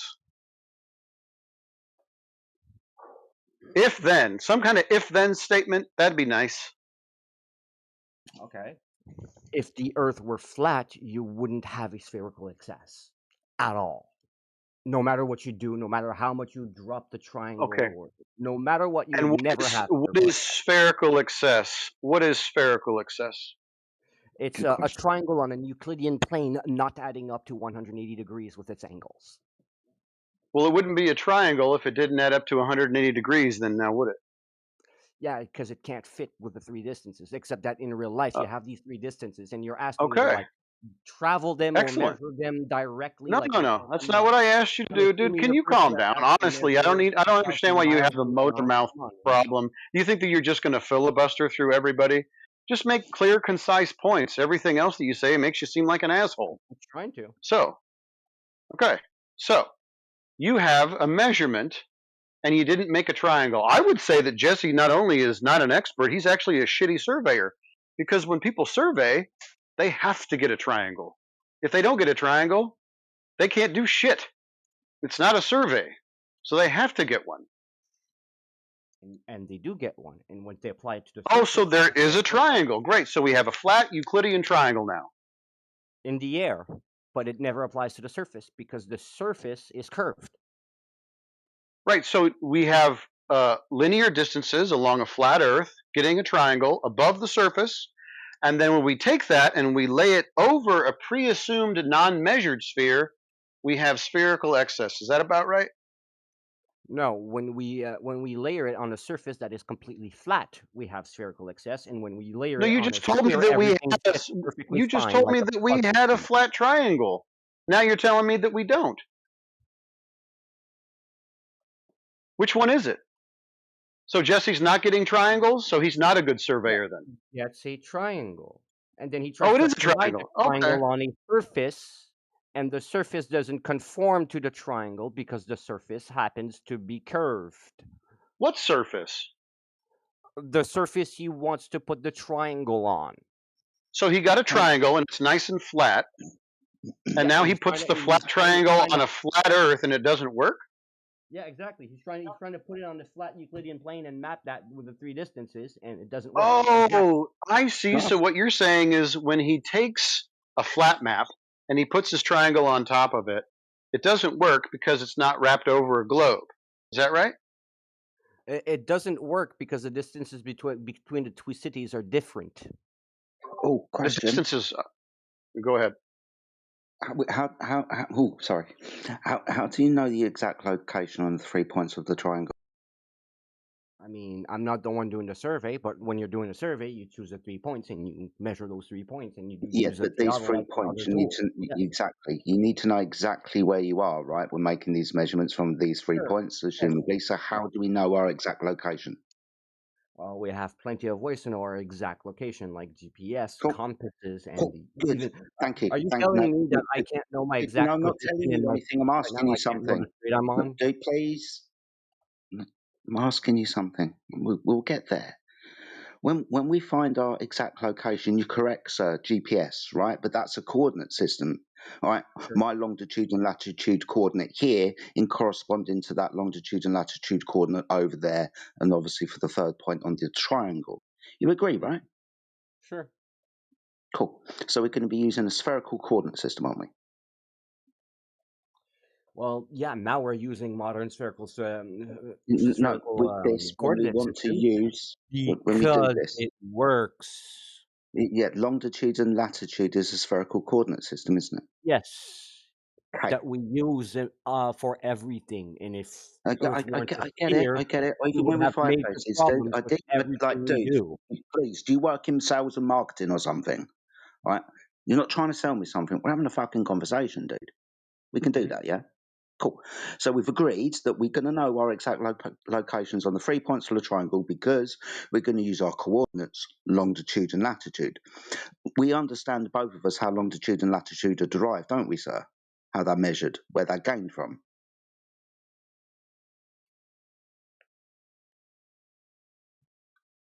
Okay, and? No, I'm asking you a question, not okay and.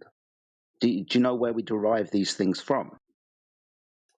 I'd assume from the tools like the autolites and everything. Yeah, okay, but what do they measure? Angles, distances, etc. Angles and In a to very what? precise way. I don't know exactly all Angles to what? the Angles to what? technicalities of a theodolite. I've never used one. I've used a telescope. I know Angles how a to telescope works. what? Angles to what? I guess mountains, the sun, the No, moon. not for mountains, not for GPS, stop. Not to figure out our longitude and latitude. Not going to be taking an elevation angle to a mountain, though welcome to Flat Earth when we do so. We're going to be taking elevation angles to stars because that's where longitude and latitude are derived from, right? Celestial coordinates. But it feels like you're trying to ask me endless questions and etc. about endless topics and trying to back to feelings, I guess.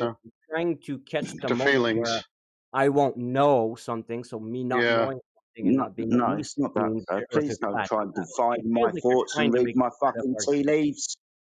Don't do that. That's rude. You don't know where I'm going. What I'm trying to point out to you, sir, is explaining how you're making me feel right do you now. mind if I point it out to you?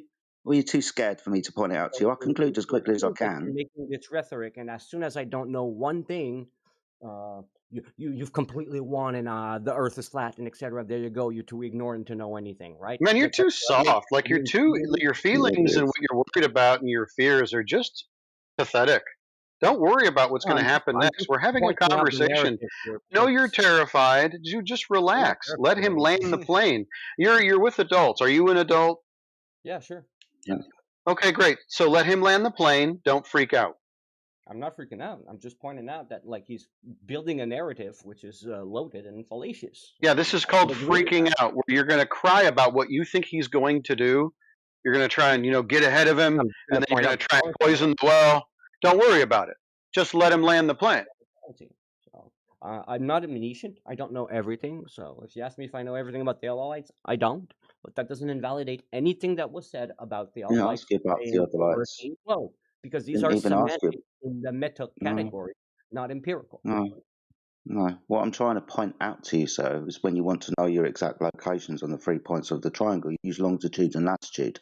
That's a spherical coordinate system that be gained by angle measurements from the sky. I How think come the this problem spherical here, coordinate I haven't system quite works? finished. I'm just about to touch down. Like, fasten your fucking seatbelt, mate. Put your trays in the upright position. So you understand. It's like I've got to start again, dude. It seems like the issue that you've got, and maybe you aren't aware, and I'm not trying to pull the rug out from underneath you, is maybe you aren't aware, is this a translation from the spherical coordinate system, the curved triangles in the sky, to the Euclidean ones on the floor. The Euclidean ones on the floor don't match the coordinate system that's curved and spherical with the thing in the sky. So we've got an axis. Well, that's a fucking problem. Apparently, we've got to compensate for this access. We've got to translate, whatever. But I think this is what's being done here. We're trying to find out if our celestial map matches the terrain, and we have an axis when we do. So we'll say it's spherical axis, and it only works on the sphere. Did you follow? Yeah, I did follow. But my main Okay. argument to this would be like, if we are using a spherical GPS system, then how come is it working if Earth is not a sphere? Because, dude, you understand how the coordinate system is even measured and derived, right? By angle measurements to things in the sky. For example, circles of equal altitude for our latitude, and lines of longitude derived from measurements. Latitude by Polaris, right? Or the center of rotation in the south. Isn't latitude actually relative to like your distance to the poles and the equator and stuff like that? Well, poles are the equator There for we latitude, longitude's the sun. But they're angle measurements, aren't they? We use the theodolite or the sextant to measure the elevation angle of these things above the Earth, don't we? Don't we? You mentioned it earlier. Now, it's been about like 30 minutes that I wanted to say something about like the experts topic, and like when someone was trying to say Right, that, like, sorry, I can't deal with absolutely rude cunts, so I'm going to go.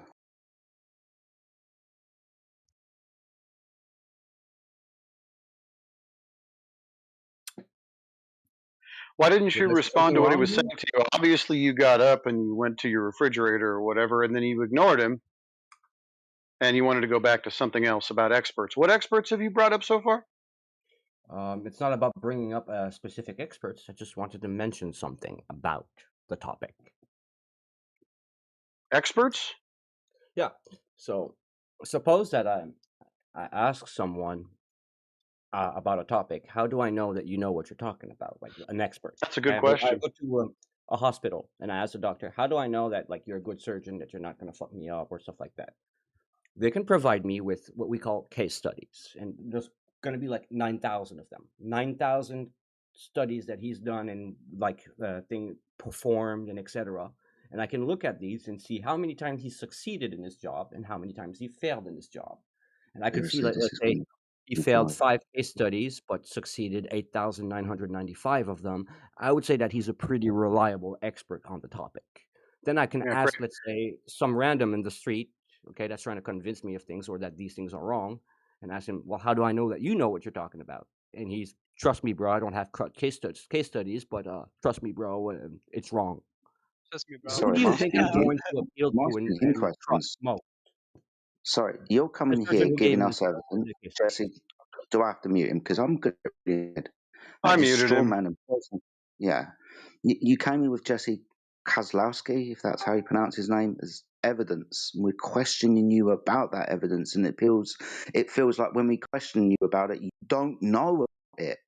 But your rebuttal to this is now this long diatribe of 9,000 case studies and some guy on the road that you haven't met trying to convince you of things that aren't true. What fucking stories are you making up in your head?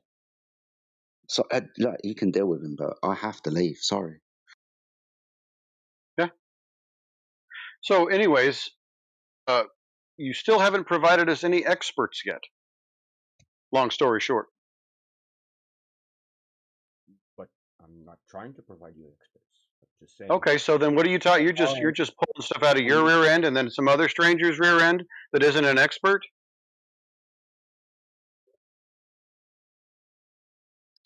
I'm talking generally here. I'm not on a specific thing here. So when I'm Yeah. talking about Okay. the experts, I'm talking about in general, like in medicine, in Okay. other science fields, in rocket Mhm. science, psychology, Uh-huh. computer science, all these experts that know what they're doing in these topics. I mean, it's impossible for one Yeah. human to be to.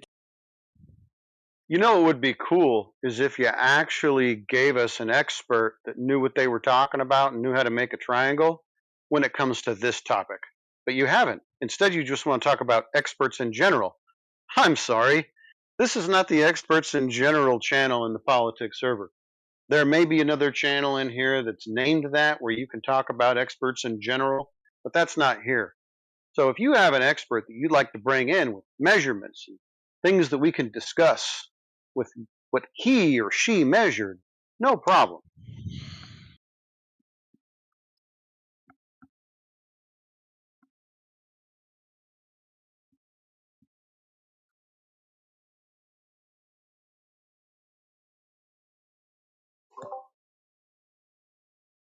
So he can talk in general now. To have that diatribe of 9,000 case studies and trusting people on the internet and bullshit. But he can talk in general. Why can't I talk in general? I think you should. What fucking double standard bullshit is this?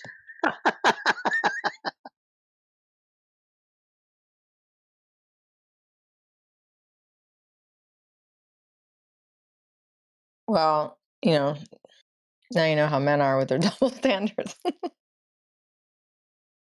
Uh-oh. Shots fired.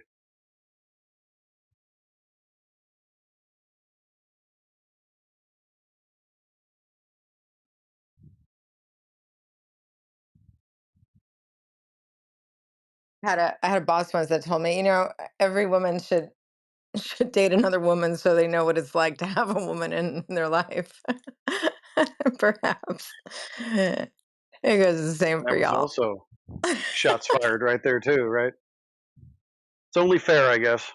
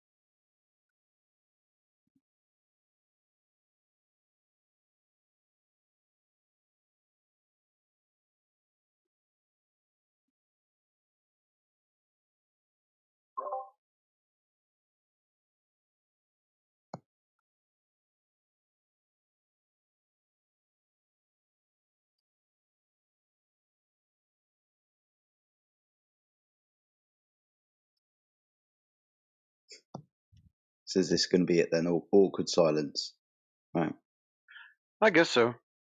I was about to say nobody's going to speak now. This guy's got fucking what the fuck? Oh dear. I just got back. What did I miss? This fucking guy. Hey everyone, how you doing tonight? What's up, Princess? Super. How's it been going? Has it been going as expected? Yes, it's been painful Yeah. for the last 20 minutes. Yeah. All right. Well, hang in there. You're providing a valuable service to mankind, or something like that. Jedi, I hear you grumbling. I need a bloody statue at this point. We all do. Statues at the seashore pointing off towards the horizon. I think that'd be cool. But this guy, I can't even remember his name. Is he even still here? You are still here, aren't you, sir? Ask him why You can nobody's call me talking. Storm. Yes. You understand why I brought up the coordinate system that we're all going to be deriving where we are from, right? You understand why that is relevant to our points on the triangle. Very good.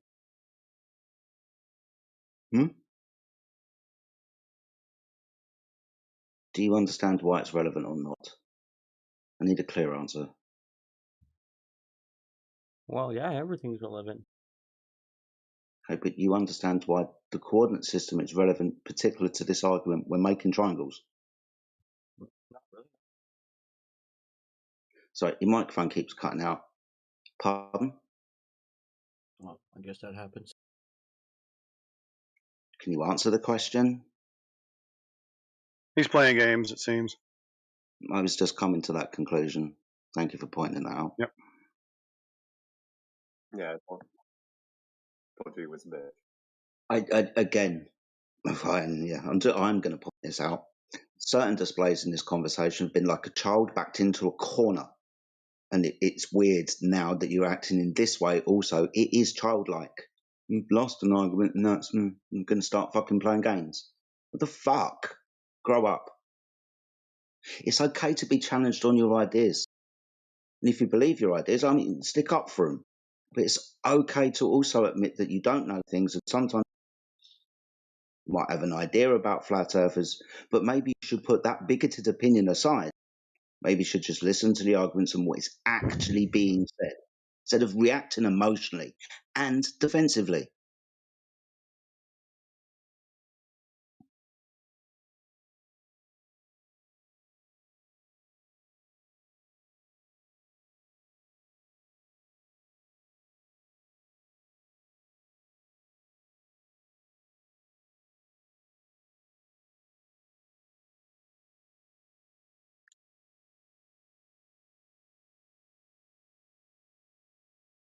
You know, Jedi, I think he's just waiting for you to tell him the epistemic standard that you hold, right? I think that would help him.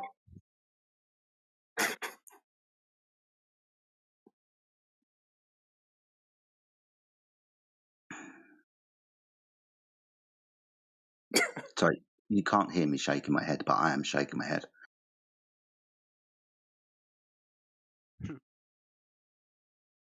No, I heard it all right.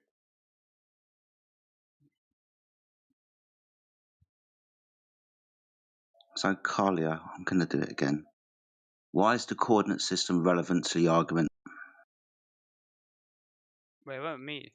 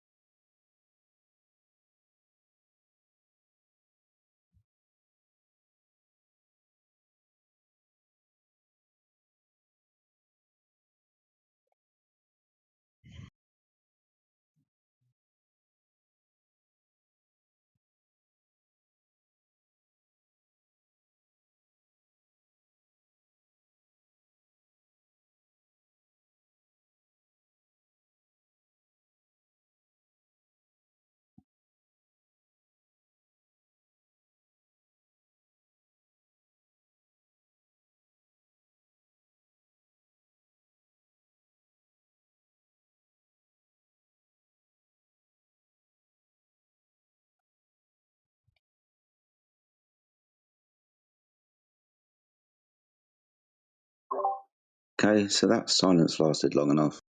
Can we provoke anybody into a conversation about the Earth? What it is? Do you think it's a sphere? There's some names I don't recognise. Anyone want to have a conversation about it before I decide whether it's worth I go to bed or not?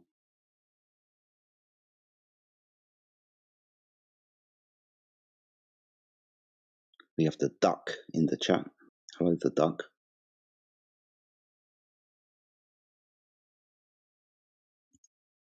Come on, Jedi, you know better than that. It's an oblong spheroid.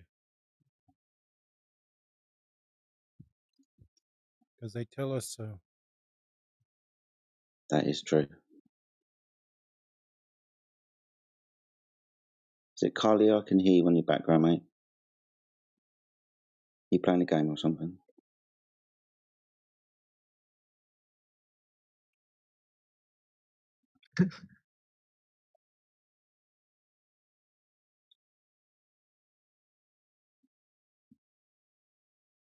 No, I have a life in real life, and I was taking care of my cat.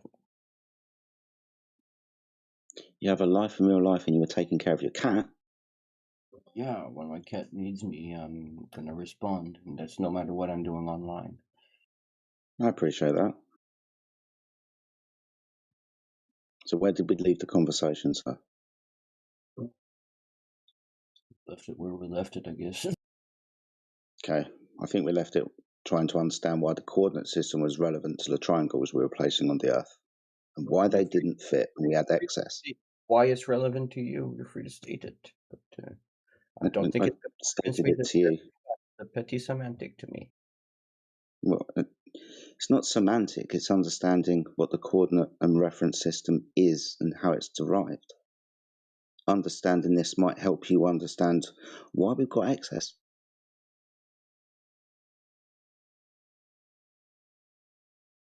Do you know how longitude and latitude are derived? I've asked around about the spherical excess, and I doubt that what you have to say would invalidate what I've learned about it. Okay, that's cool. But you don't understand what longitude and latitude are and how they're derived.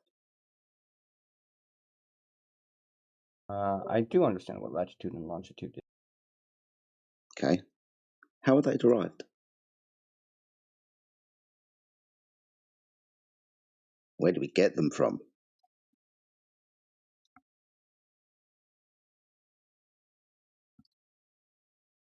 What reference do we have to know if we're at that location or not? We get it from geometry mostly, and observations.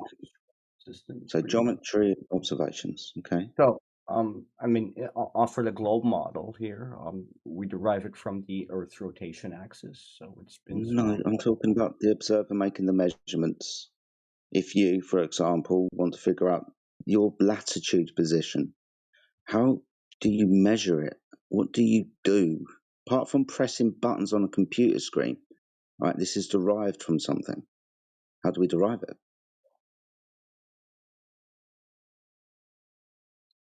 Let's say I want to say I'm at 45 degrees north.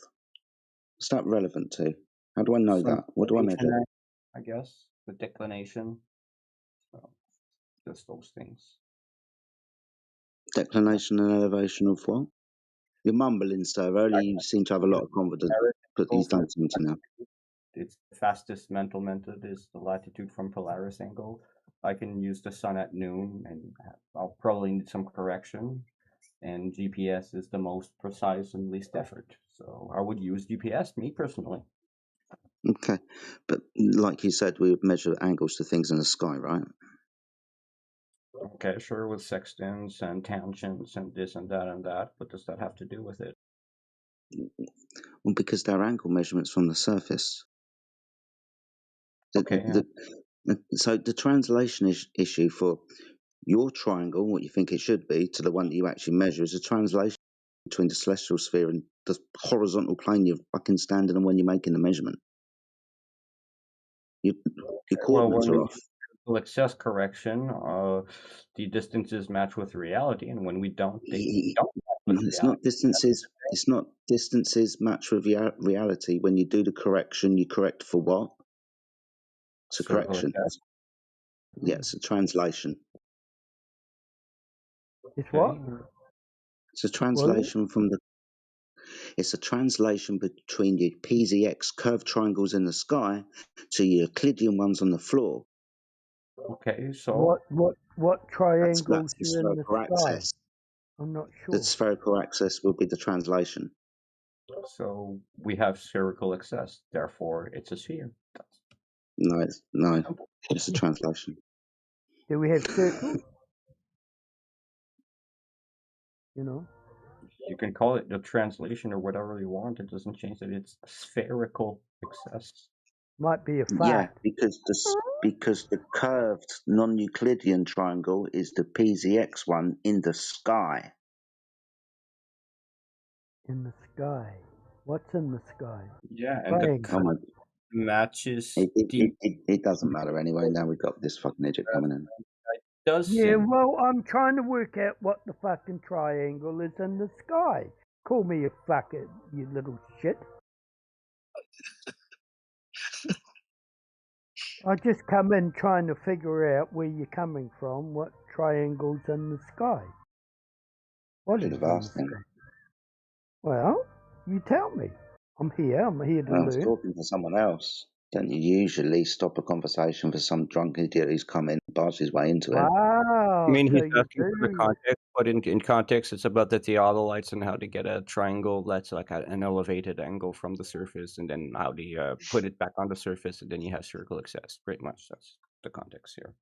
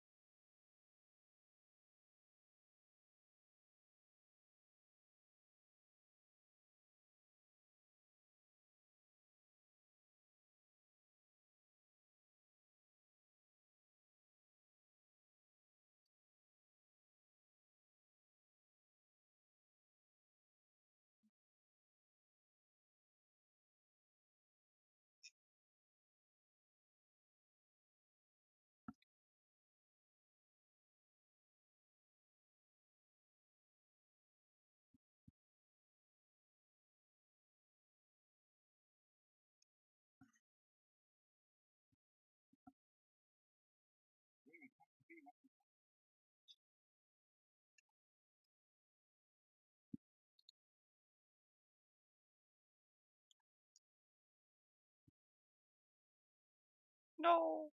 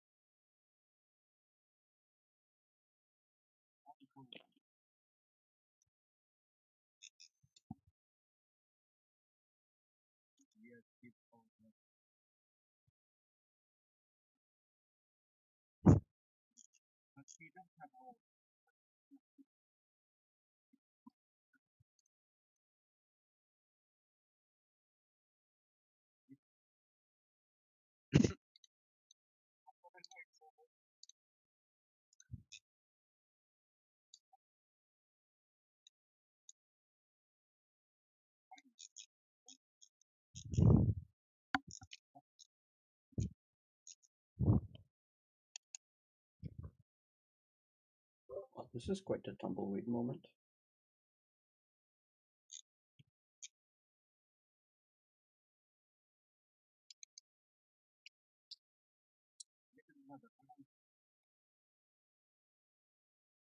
You don't have any questions, Rob? What's the difference between gas pressure and air pressure?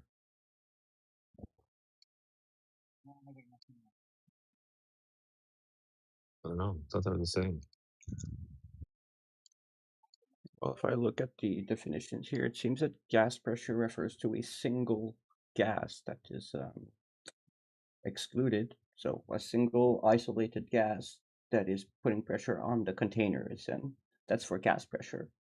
But air pressure refers to the weight of gas particles on other gas particles in a mixture of gas, which doesn't require a container. Would that also be within a container? No, when you look at the air pressure's definitions, it doesn't require a container. It can be in a container, but the air pressure is the pressure that the gas particles have on themselves and other gas particles, not on the container itself. Whereas gas pressure is the force that's emitted on the container. So you have air pressure, which is the weight of gases on other gases, and you have gas pressure, which is the weight of gas on a container. So explain to me how you have air pressure with no container. Well, air pressure, you have a mixture of gases, so the less Great. dense gas will be on top of the most dense gas. That's it. Well, yeah, like you're talking about on Earth, yeah. Yeah, air pressure also refers to atmospheric pressure, and therefore applies on Earth. Yes, Okay. you're right. Yeah, so the highest gases, the ones that are at the highest elevations, which would be The least hydrogen, dense. helium, those would vacate first, and then the next layer, and the next layer, so on and so forth, all the way down to surface level. Yeah, you're With, right about that. You're without right that about that. container, then how could you You, have air you're pressure in the first place? you're right that without a container, is going to be disbursement and loss. And by the way, from what I've looked up, it seems that there is a loss of about 90 million tons of gas per day. How did Although, they measure that? wait. Although, let's not get into those semantics because that's not the Oh, argument I'm okay. making. It's a red herring. Let's not make Sure. red herring. Okay. Okay. So, so I mean, about I'm that, just saying you I'm made a just going to claim. make I a was just claim. asking for clarification. Okay. Yeah, I get Sure. it. It's fine. It's fine. It's fine. So, but Okay. All right. as we're losing 90 million tons of gas per day, we're also generating 144 million tons of gas per day on the surface. So, How do they measure that? I mean, there's probably plenty of ways. I could Google it if you want. Yeah, sure. I'm actually genuinely curious how you measure the loss of gas within the atmosphere of Earth. Yeah, that'd be kind of cool. So I know it's not just some made up stuff, Oh like my god. Oh my god, pedophile. like a kamehameha.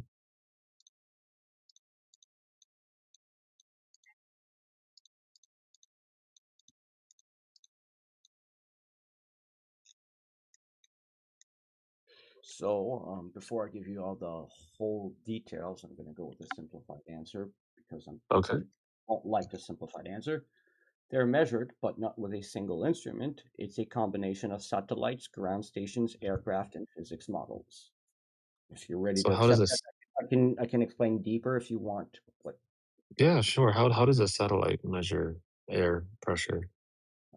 see how does a satellite from here? So, satellite remote sensing. Satellites detect gas concentrations globally. NASA OCO2 and OCO3, CO2, Sentinel 5P and O2, methane ozone. They measure absorption of specific wavelengths and spatial distribution of gases.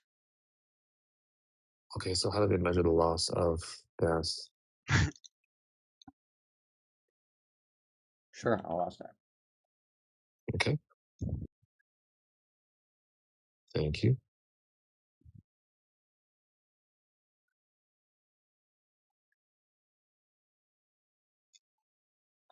So, what I'm getting here is it's measuring particles and the energy flows in the upper. Well, the energy flows up in the upper atmosphere. So, as they measure this flow, they also measure the rate, and therefore they make calculations based on that rate. You have the in situ particle detectors too for the direct sampling. Since that there are satellites that fly through the thermosphere and exosphere where escape happens, and they literally get sample particles from that, and they have mass spectrometers to identify the gases if it's hydrogen, helium, oxygen, or nitrogen. Um, they use ion detectors to measure the charged particles. in potential analyzers to particle energy and velocity. And they measure the number of particles per cubic meter, how fast they are moving, and whether they are bound or escaping, and how escape is inferred if the particles are moving upwards fast enough, exceed local escape velocity, or exceed gravitational binding energy. They are counted as escape flux. So the result is particles per second escaping through a unit of area space. You're telling me that the satellites are not only measuring the element of gas escaping, but it can also measure the gas's velocity. Yeah, that's what it's saying. And how is it doing that again? With the tools that it has, like the spectrometers and things that I mentioned earlier. Oh, yeah, spectrometer will just tell you the element. But how is Yeah, it I mean, determining its velocity? you can probably have some cameras also, and like high FPS cameras to determine these things, and that are by cameras. I'm like simplifying here. I'm saying that they have tools that are specified to do these things, and Oh then yeah, that which way. one measures velocity of gas specifically? I mean, like I said, it's not like measured through one instrument in direct measurement. It's a combination of factors and data. Like I said, it's data driven. Okay, I mean, sure. Then which instruments, plural, measure velocity of gas? That I mean, a satellite has on board. I guess that can be, what is it, read remotely, I guess. So they just directly or indirectly measure the particle motion, like the RPA. Basically, it's a Oh yeah, stream of you just particles and stated the ions. claim twice now. I'm It, looking for like which instrument measures speed of gas. like the RPA, retarding potential analyzers. You have the our ion drift meters, mass spectrometers, like I mentioned, also Faraday cups, Langmuir probes, And neutral every particle. single one of those instruments are on the satellite? Hmm? Every single one of those instruments are on the satellite? Well, maybe you have one satellite with all of them, or you have multiple satellites with each their equipments and so on. So both What are possible. did you So say, we're met. maybe, or like is it, or All right, I'm looking this up for you. I'm well, going yeah, you're the by one that the made the claim, information that right? I'm given. Well, yeah, because you made the claim that gas escapes Earth. I'm asking you Yeah, how that was measured. You're I telling me made that a I made the satellite claim measures that it. Earth model, the sphere model that you guys want to debunk, is claiming that gas is escaping. So when you guys say that we claim that there's no escape because there's no container, that's technically a lie because we claim that there's an escape. So that's it. Oh, yeah, sure, you could claim that there's an escape, but even in the globe paradigm, you require containment as well. No. Yes. Because We how else is the require gas containment supposed to for the stay on gas to Earth? escape the atmosphere. Ow! Because how would the gas stay on Earth? It's By what means? escaping. Yes, I understand that it's escaping, Then but it it's would not all be staying on gone. Earth. And why are you asking me You how it's understand staying on Earth that it if would it's not all staying on be Earth? It's gone. escaping. Yes, it would all be gone. But you forgot the point, the fact when I mentioned that we also claim that there's a generation of gases from the surface of about 144 million tons per day, which is more than 90 million tons, if you ask me. So if you're saying that we're losing less than what we generate, then the atmosphere is growing? Technically, the atmosphere might be gaining some more gases and stuff like that. But when it comes to the You under thermodynamics, we're not gaining you un mass; we're losing mass because to create these gases, life has to like pretty much use the materials that are on Earth to pretty much sublimate them. So this makes gases like when we breathe, etc. We expend materials. So Earth is losing its mass over time, though. So it's not going to be infinite Oh, either. it Eventually, we'll run oh, out. it But it we do can't have be, because enough Earth trillions. you're saying that there's more being produced than lost, meaning that Yeah. the Earth would be increasing its mass over time, No, it's losing meaning mass that over Earth's gravity would also change over time, Look, when increasing, we're generating right? gases, we're turning other particles that are not gas into gas. So we're not creating new material. We're not creating mass. Oh, so that means that we We are are losing the transforming gas, previous right? mass into other So that mass, means eventually escapes. So the so our net atmosphere is the getting net thinner value then. is a loss of mass for Earth. Yeah, so our atmosphere is getting thinner. We're losing I mean, it will we get create thinner then, when right? we run out of some materials to generate more gas than escapes. That's when it Isn't will that what get. I said? Isn't that what I just said earlier? But That we're losing more currently, we gas have than what enough we're life making? materials on Earth to generate more gas than escapes. So it's not yet getting thinner. But maybe in 2 trillion years, when we run out of Oh, biological brother. materials to compound, then Oh, it will get brother. thinner because we will stop producing gases. Well, we know that mass cannot be created or destroyed, right? Matter. So we can't generate what we've already lost, right? Exactly. So when we're Oh, generating okay. the So if gas, we're we're losing transforming previous gas, that matter means into our new mass. That's atmosphere. why we have a Hold on one loss second, of mass. dude. That means that our Hold on now. atmosphere is getting thinner. That means that Earth is losing gravity, so the moon should be drifting farther away, right? If Earth is losing mass, then yes, it will affect its Yes, gravity. because we are losing mass. You said that gas is escaping, Yes. and we can't create new matter on Earth, right? Nope. So the gas that Okay, we so yeah, why generate isn't from the the moon sun is drifting the gas away? that escapes. Well, it's based off matter that already exists on Yeah, Earth, for and the it 4 billion years that Earth has been, here and a thing, the moon's never drifted. Why not? well, that's because Earth is that big. Yes, it's going to take more than 1 billion years to run out of Well, it says material 4, to generate gas. I said 4 2 trillion billion. minimum, at least 2 trillion years before we run out 2 of gas. trillion.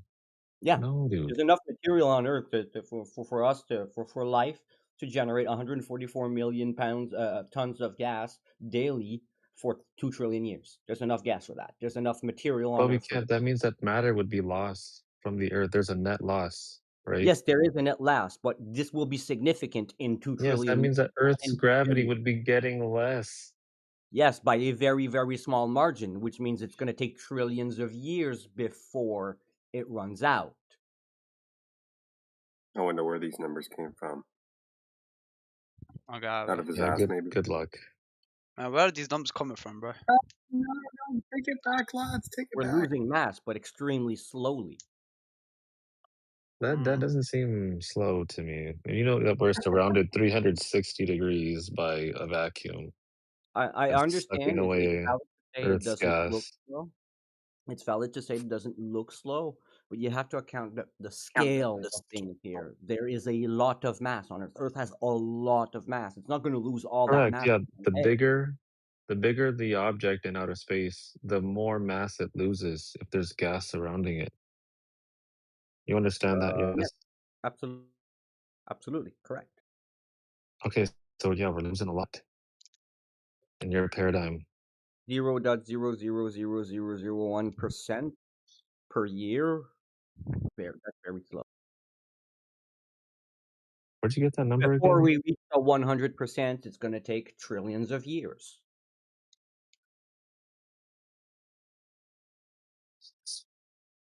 So never, pretty much. This claim will never be validated then. I mean, Since you you're can look it appealing up to too if like you want. I so looked it far up in the for future. you. The information that they have and they provide. And if you want, you can look up and see if you can debunk all of this and find things that disprove it. Well, yes, I can debunk it. Because you'd have to prove, right, why the moon isn't drifting farther away after you claim that Earth is constantly losing mass.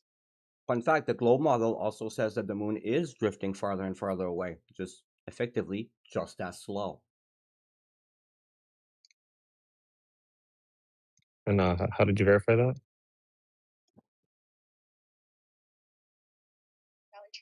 The globe model and even NASA claims that the moon is receding. Oh yeah, Yes. yeah. Now you're saying the claim twice. How did you verify that? Did I say that they verified it or I verified that? Well, no, yeah, that If is you that want is. Oh, if you I'm wanna asking you, how argue did you against the verify that? model, you have to How Steelman do you the verify model, that not claim? That's why it's like you're. Yes. The Steelman is the moon is going farther away. So when you're asking me Okay, why is the moon how not did you going verify that? farther away, that's a straw man. To Steelman, you have to account for that the claim is the moon is going further away. Okay, so how did you verify that? Don't you agree that the moon is going further away? I mean, again, I can look it up for you how they verified it, but Yeah, sure. again, you want Yeah, like the because you're answers. well, no, that's fine. I'm just genuinely curious how they determine that the moon is drifting away. Okay, so you're asking this in good faith. Yeah, there's two things here, right? With his statement that they said something, right? He can verify that they said something. The real question is, how did they verify what they said is true? Right? Well, Two different things. You can look up, right? yeah, I See am the looking up, statement on the and website or something. so You from can what I'm verify they claimed it, right? from what I'm gathering here, it's saying that they're using direct laser ranging measurements backed by orbital mechanics and multiple independent data sets. So the lunar laser ranging, though, how it works is basically on Apollo missions 11, 14, 15, and the Soviet Lunokhod missions placed retroreflectors on the moon. If you remember that argument when we say that when we point a laser at the moon at a specific location and it comes back in the same angle, that's what they mean by these retroreflectors. So scientists on Earth, they fire laser pulses at them. The reflector bounces the light straight back. We measure the round trip time extremely precisely, and what we get is that the distance is the speed of light times the time divided by 2. We know the light speed is very precise. Have the value of c that's in our model. So we get the lunar distance with a millimeter level accuracy, and the result repeated measurements over decades, so over decades, show that the moon is moving away at about 3.8 centimeters per year. So every year that they do these laser things, the laser does 3.8 centimeters more than it did the previous year. That gives us a rate of the moon moving away and drifting away at 3.8 centimeters per year. So That's the answer. how has that affected our tides? That's a very nice question. Oh, wait. The tidal physics and prediction. The observed drift matches a completely separate theory. Earth's rotation creates tidal bulges and oceans. Those bulges are slightly added ahead of the moon due to Earth's rotation. The bulge gravity pulls the moon forward. This transfers angular momentum from Earth moon. Result: moon moves outward, and Earth's rotation slows. Key point: this effect was predicted before these precise laser measurements confirmed it. So basically, these tides also have to do, like, they are affected by the moon swaying back and forth, but every year it's staying drifted away 3.8 centimeters away, even though it's drifting back and forth. So the theory predicts recession. Measurement confirms the same rate. That's what it says. So what did you say happened to our tides again? Are they getting lower every year? Like, are we soon like not gonna have No, tides or? the title, like there's a bulge that happens when the moon recedes, and there's a bulge that happens when the moon comes closer, and basically the rate The of that moon happens comes directly closer? with the tidal physics. So like every year, that 3.8 centimeter difference does also affect our tides. I thought That's you what I said the mean. moon was going farther. Yes, it is. Then what'd you say it was getting In general, closer? but it's still on its orbit. So when it's orbiting, there's the aphelion. If I get the term right, I know there's perihelion and the aphelion, something like that. So at that place, it's closer to Earth than it was at the perihelion, and that's what we mean by coming closer. But that orbit is drifting away 3.8 centimeters away, but it still has that same orbit where at one point it's closer to Earth and the other point it's further from Earth. That never But changes. relative to the last time it was orbiting, it's further. Make sure he knows that. Yeah.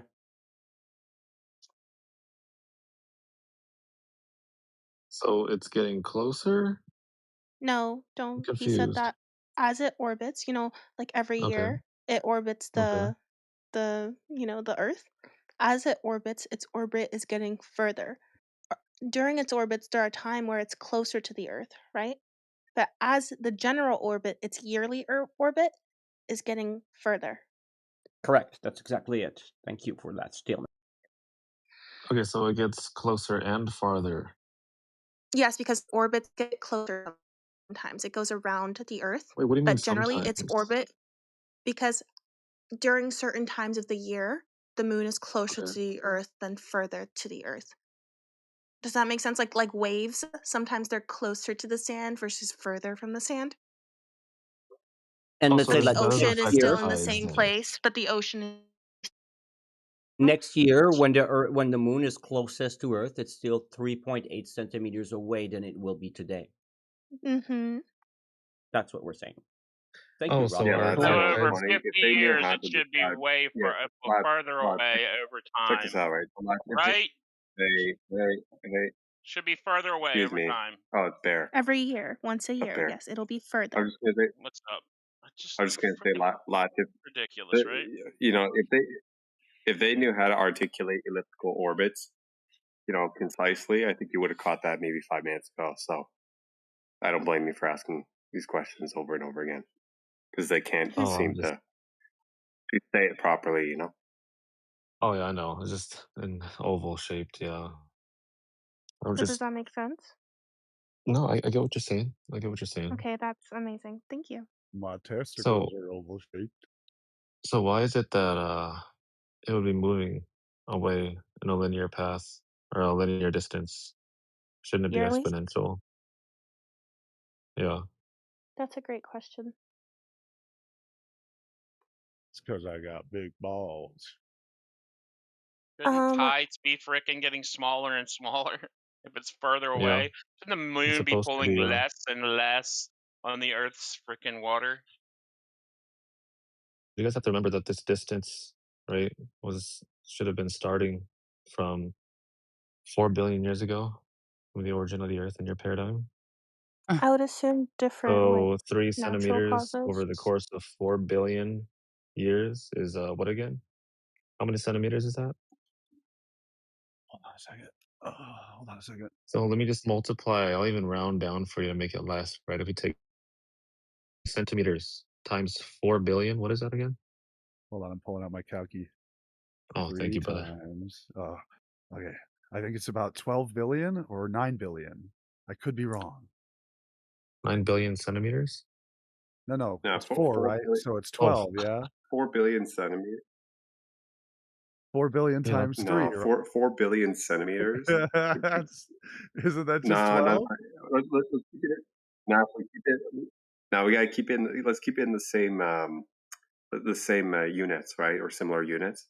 Right, you got 4 I billion feel like 3 centimeters, times 4 is 12. or excuse me, 12 billion. Sure, Yeah, because I 12 haven't gotten billion a yes. centimeters. Oh, yeah, 12 billion centimeters. That would be, I think, 120 million.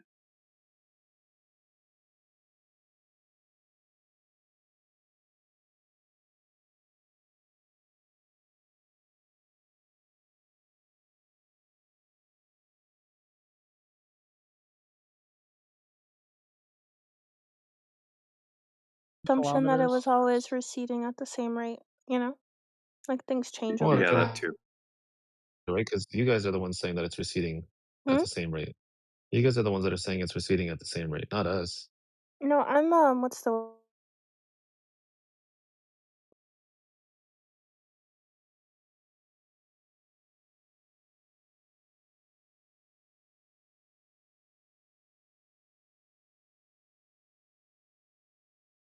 it's receding at that rate. Well, he I don't says think he it recedes knows at that rate every year. That's what he said. The so words out of far. his mouth. Yeah. Like, with the Yeah. current things as they are. I don't think he said Yeah. So forever it it should has be. always receded that way. Yeah. So it should be pretty far, right? The moon shouldn't be where it is based off his words. I'm just No, poking because holes that's in not what what he he's said. saying. He didn't say Did he that not it say was that the moon is receding at a linear rate? Or the did I get moment, that yes. wrong? It Okay. always So receded at this rate.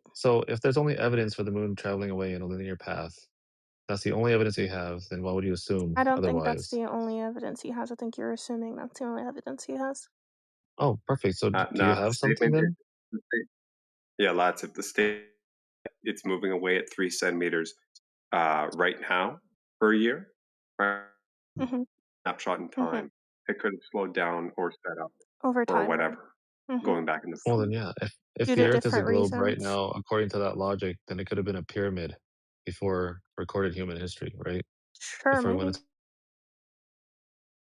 So, according to you guys, Wait, anything Yeah, could before but have we their went happened. logic into is outer space and validated it? No.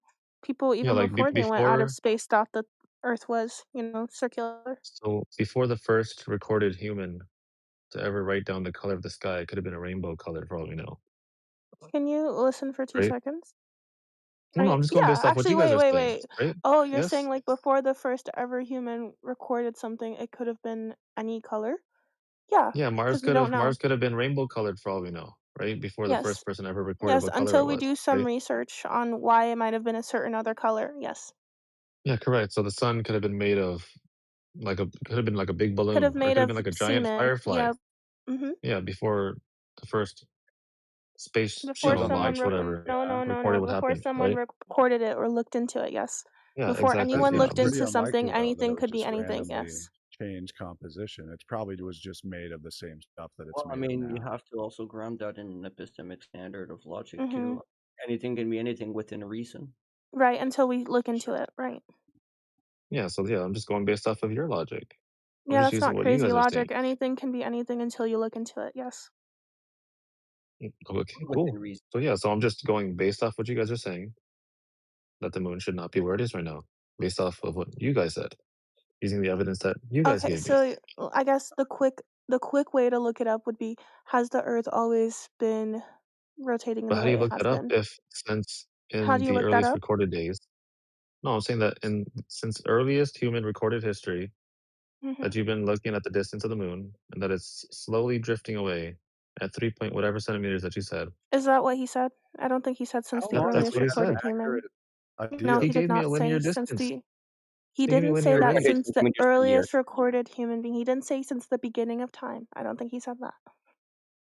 Correct. Not since the beginning of time, since we've had He did these not leading say that. ranges. Yeah, since I we wouldn't say started that the Earth measuring it, right?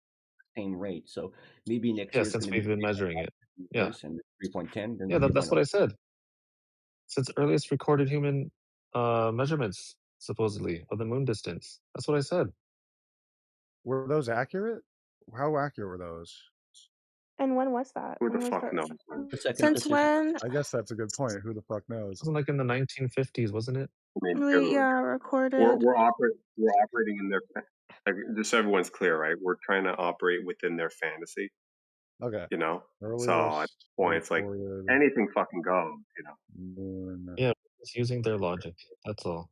Poison the well. distance. it says August 1969 from a quick research. Okay, quick Google. The first historically accurate recorded absolute distance to the moon was calculated by the Greek astronomer Hipparchus in the 2nd century. He estimated the distance at roughly 380,000 to 430,000 kilometers, or 240,000 miles, which I think is pretty close to our current model, actually. No. It's like 800, isn't it? 872 Difference from Earth to million. moon. Or I not a could be million, super sorry, wrong. 1,000. No, it's two. Our current one is like 240. So he was like on the dot. What? And what method did you That's use? crazy. Can you tell me what method you used? I don't know. Oh, it is Grok's not telling 238. me. Hold on a second. Oh, you're right. I'm just curious about what method was used. That's it. How the fuck did he do that? So that I can know about this method. How did Hipparchus It sounds like Eratosthenes. calculate the distance? By using lunar parallax and solar eclipse observations. Okay, Wow, quick Google that's search. powerful. The moon has not always spiraled away from the Earth at this exact pace. Quick search. Okay. So how did you know that? If the I Earth is always just constantly quickly looked losing it up. mass? Quickly looked Well, it up. yeah, but if the Earth is always losing mass, then it should be drifting farther and farther and farther and farther.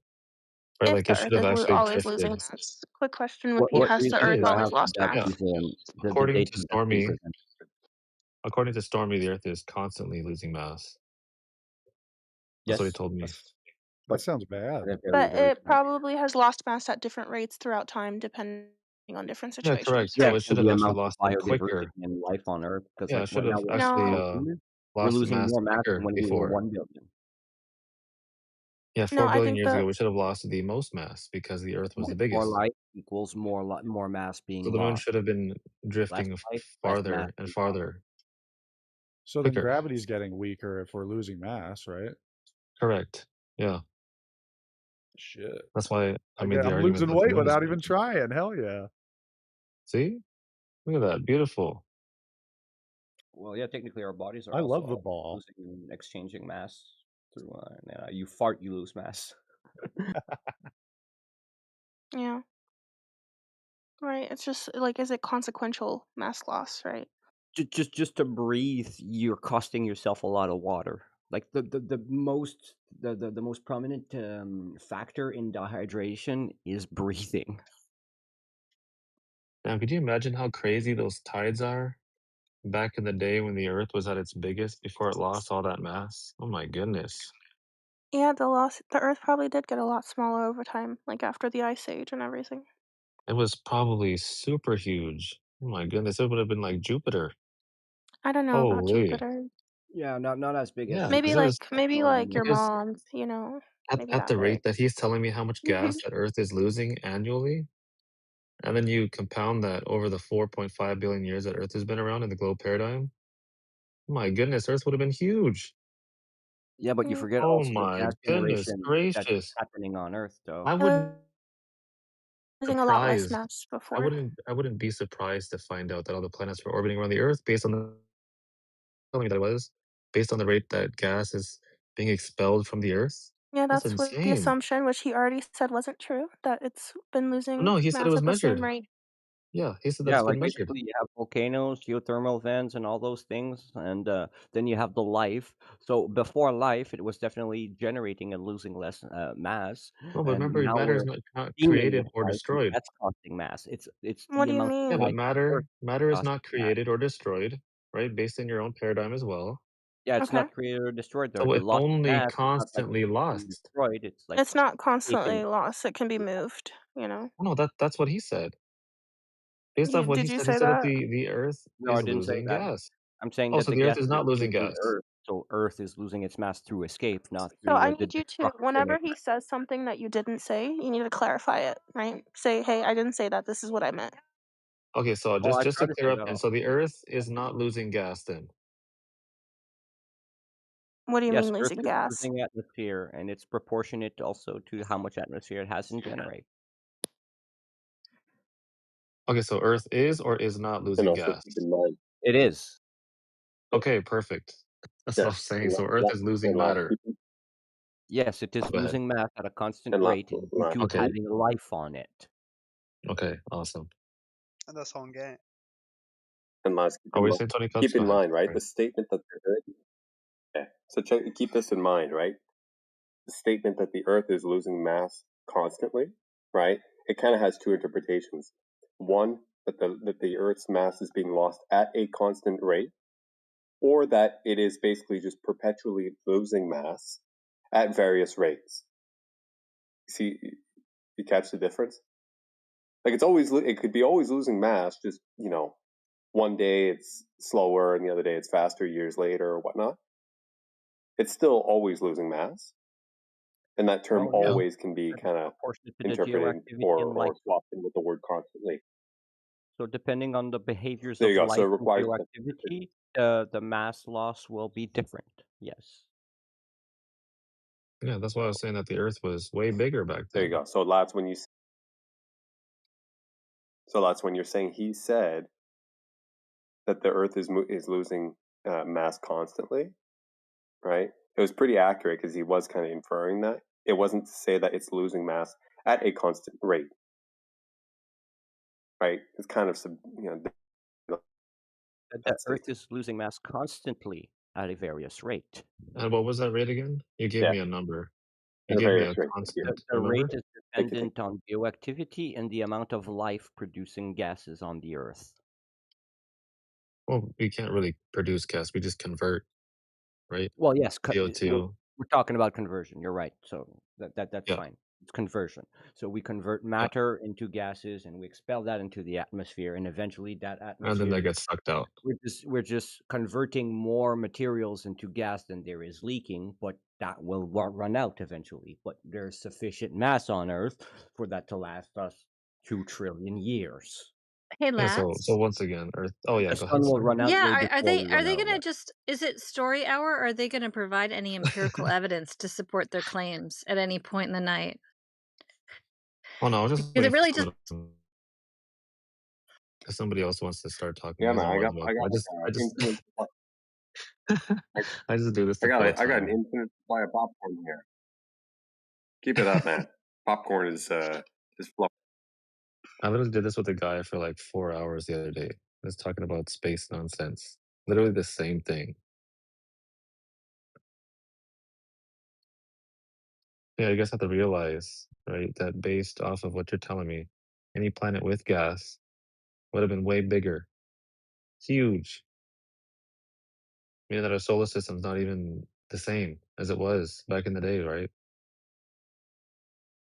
If every single light in the sky that you see is slowly expanding gas, expanding it, it's all gone, all the constellations wouldn't even be the same because everything's losing mass. It seems that I was wrong about one factor, though. Yes, Earth is, let's say, losing hydrogen and all that from escape, and the Earth's mass is 6 times 10 to the 24 kilograms. So the 10 to the minus 19 fraction per year is effectively negligible.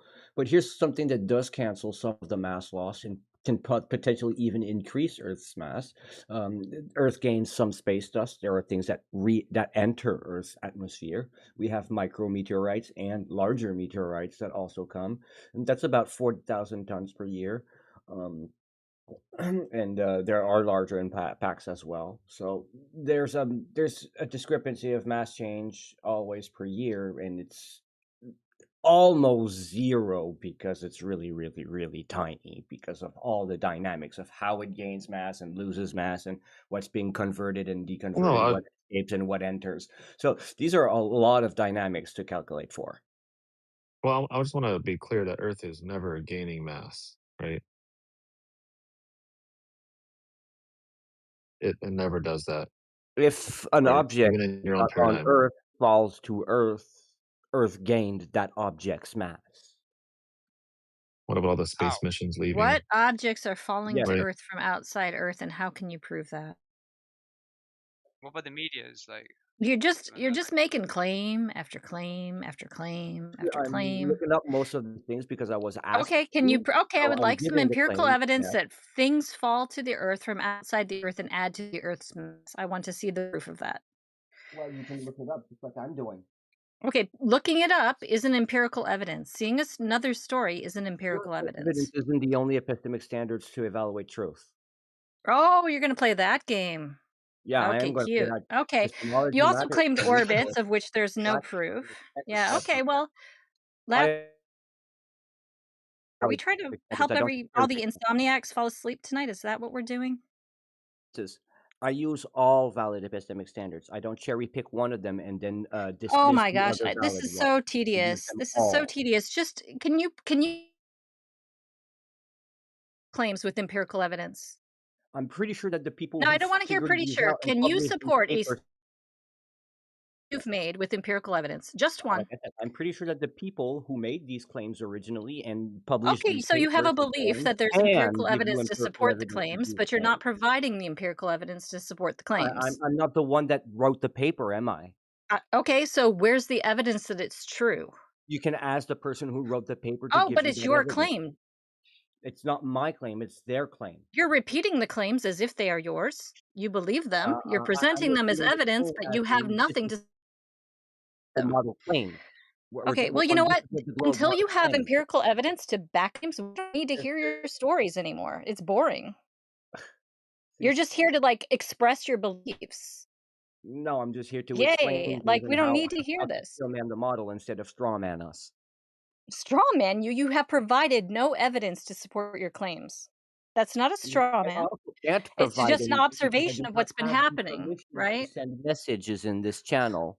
So whatever you want me to provide, I can't. But I can Oh, send you a few videos okay, of well, you can amateur DM rocket Lats. launches Why and don't so you on that are DM Lats uncut. with your empirical evidence to support? Just pick one claim and DM Lats with the empirical evidence of that claim. Okay, I'll DM you Just an pick one. empirical Tell evidence. me which one you're going to go with.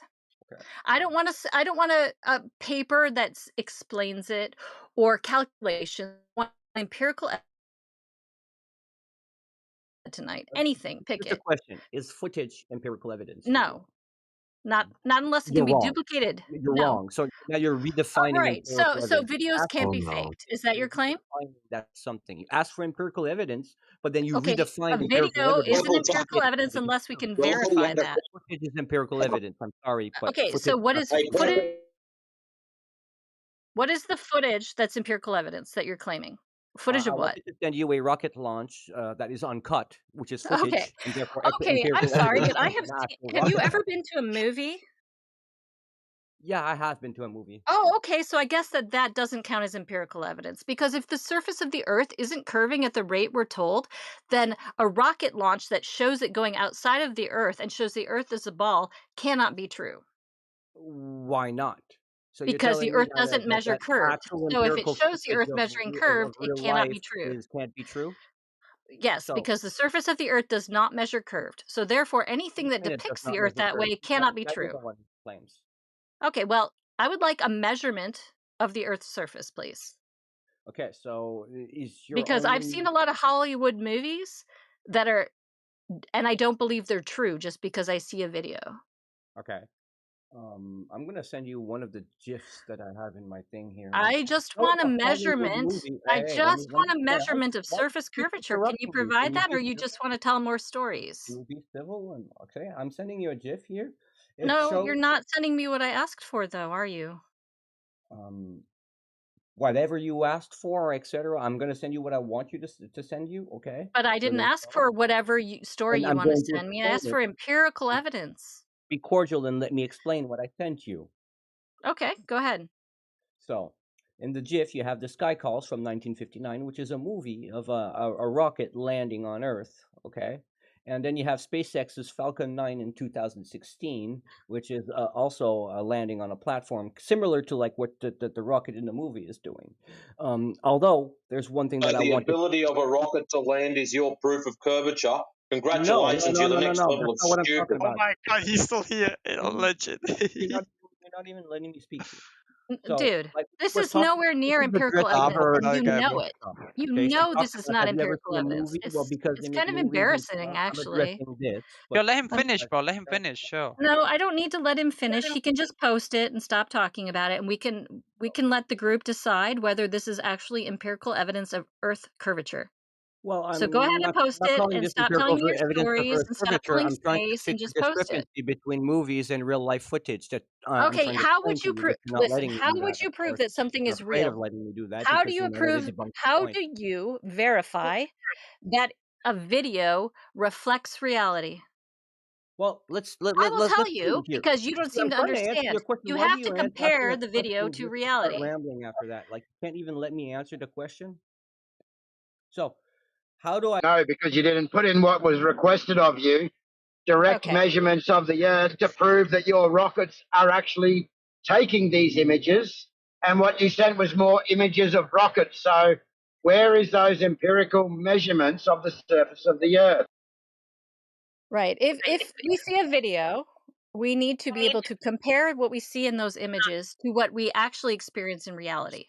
If those things do not align, then we can rightfully discard the video because we have measurements of the surface to compare it to.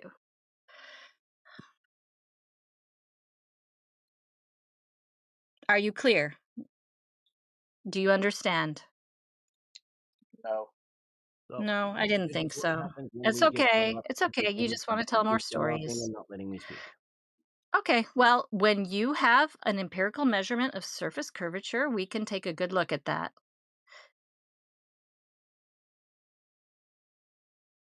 Until that, I really don't want to hear your stories. I like his stories. You did? Was it helping you fall asleep? Yeah. Like, why did you even stop? Like, Yeah. Oh, I could troll that dude for like another 3 hours. I'm good right I now. did appreciate the grift there, Lats. I could see what you were doing. So, can I address the movie argument now? No, you cannot, because we're not stupid here, so no, you cannot. You So can you're just post gonna empirical say You don't have a measurements of movie surface argument. curvature, or you can whine about movies, I have good faith. because y'all run from any actual measurements of the surface, and it's so You're running from that predictable. argument. Yep, okay, well, when you have a measurement, we'll take a look. Until then, you can just, Equality. put yourself Measurements on are my mute. only epistemic standard. All other valid epistemic standards are Oh, considered to okay, be the same. whatever. Cherry Yada, picking. yada, yada, yada, yada. Okay, well, you know what? If you can't provide it, we understand you can't provide it because we've been asking for 10 years for someone to provide it. So Okay. you're not the first and you won't be the last. You call CGI to everything that we provide, so. I didn't say anything about that. I asked for a measurement of the surface. Okay. And what makes you think that like a 2-meter being can measure 40,000 kilometers on their own? How big? Okay, why do we have to measure 40,000 kilometers? 40,000? Well, you measure the distance to the moon, apparently. It should be Yeah, easy for you. good What the point, hell are you Lats. talking about? Yeah, did we do that Okay, by like taking a okay, so ruler that you're is admitting you 200,000 don't have kilometers, or you did don't we know do how we could something else measure the surface of to the Earth. So apply how a can we have valid orbital epistemic standard to mechanics understand it? without a ball? If we can't measure the ball, how do we determine any of this? Well, I mean, like I said earlier, we were talking about this earlier, Eratosthenes, and how do we get the No, that radius was and how to get rightfully everything. discarded, and No, nobody with half a lick of sense would say just that gallop measurements everything. of shadows prove an Earth that's spherical or flat.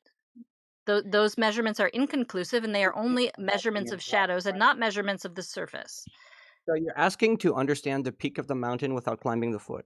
Start by the basics. Okay, you are obfuscating. I would like a measurement Not over obfuscating, I'm water trying to showing establish that the common Earth is ground for which curving you at have 8 a inches per discussion, mile and squared. Can you do that allowing or that. not?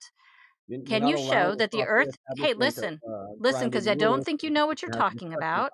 You're just purging. Okay, I'm going to have to mute you again because you don't listen. We're gonna mute me and censor me. Yeah, I'm going to mute you again because you don't listen. And I'll just make it clear. I would like to see a measurement of the Earth's surface curving at approximately 8 inches per mile squared. I don't want to hear your sophistry, and I don't want to hear about rockets or videos. I just want a measurement. And I don't know why it's so difficult for you people. Where's the flat Earth picture at?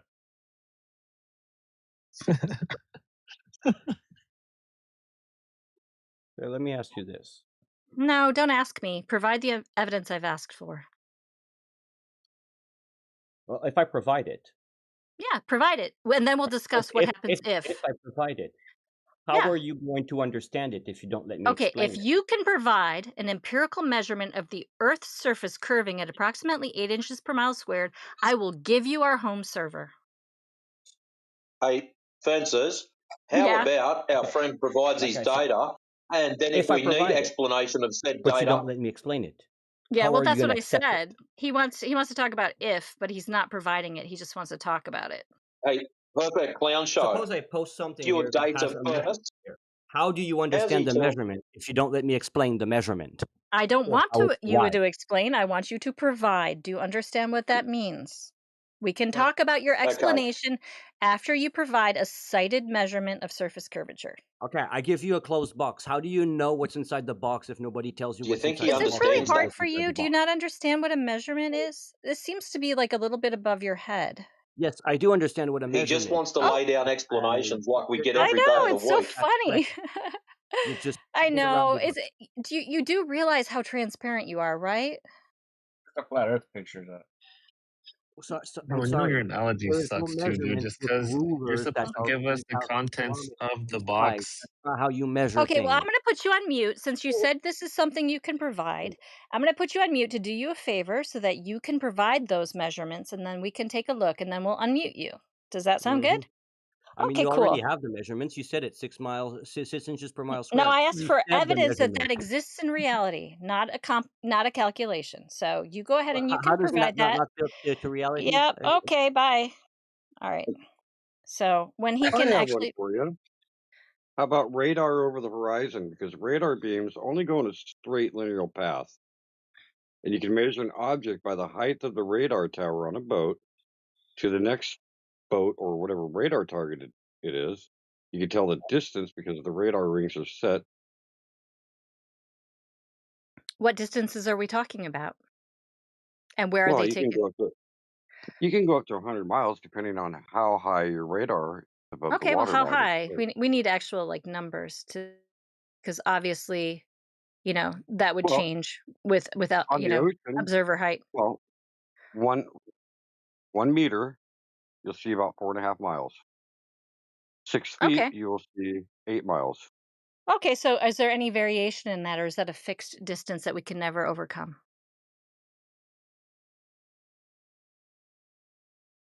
It's only the height of the object you're measuring. Okay, so you're claiming that the geometric horizon is blocking these signals. Is that your claim? Well, yeah, because you can see a 50-foot boat, but the radar signal will only show the mast Okay, well, if it's bottom-up 10 feet above obstruction the is not horizon. exclusive to a curved surface. You realize that, right? I mean, we're not going to go back to 2015 globe arguments, are we?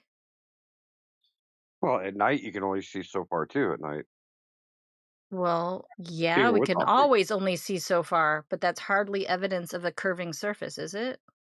Well, it is because on the horizon, a boat will disappear. You can't Okay, see it. I mean, once my again, wheelhouse.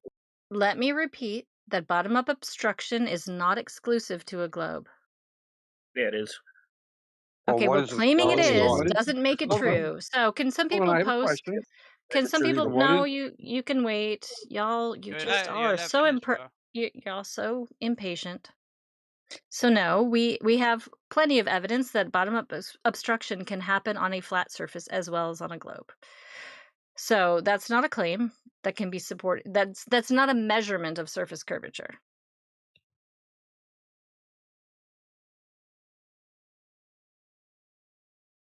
All right. If anyone hasn't posted that, I'll post that in the side chat. Like the Shane St. Pierre stuff and Chili Hallway, the RC boat, any of those things y'all have.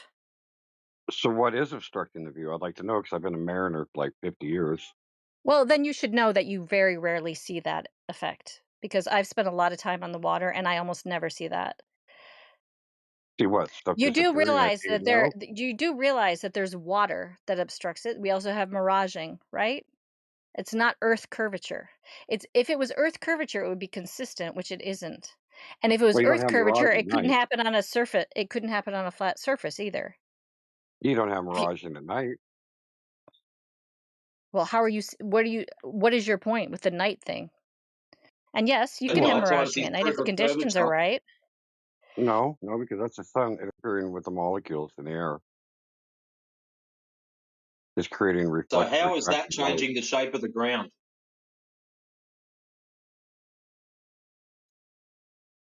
Right.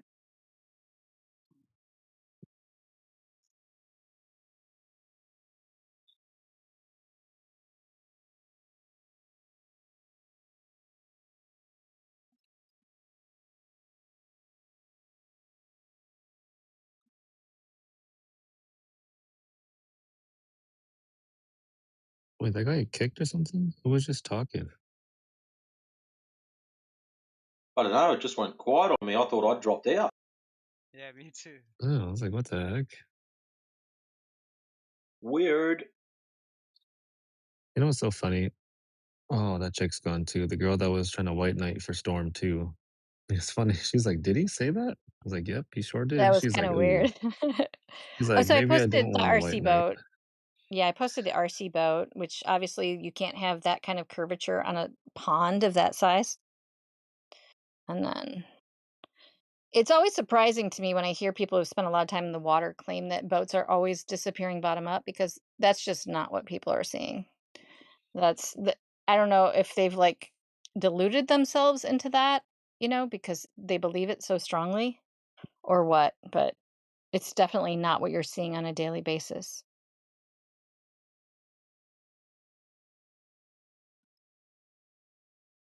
They've confabulated their memory with what they've been told, what they've seen in isolated imagery, and then what they've seen in reality, and then merge them all together with a ubiquitous observation saying they always disappear from the bottom up. Yeah, They exactly. I could barely recognize you with your new juicy mic, bro. Ooh, yeah, I know. We have another ASMR flat earther to go with T-Dub.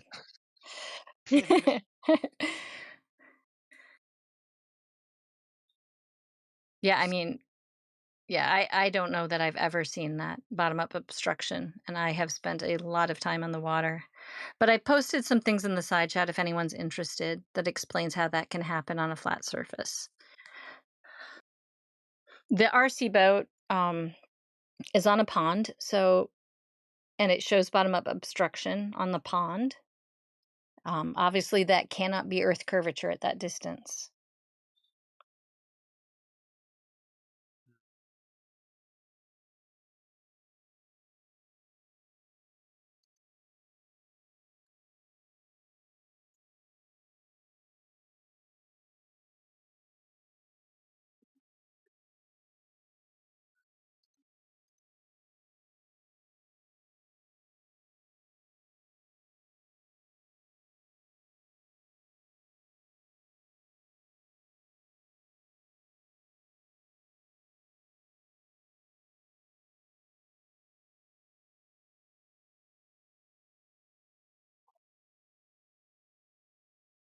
So, Javier, you've asked if we can see pictures of the end or the edge of flat Earth. Where did you get the idea that we were making that claim?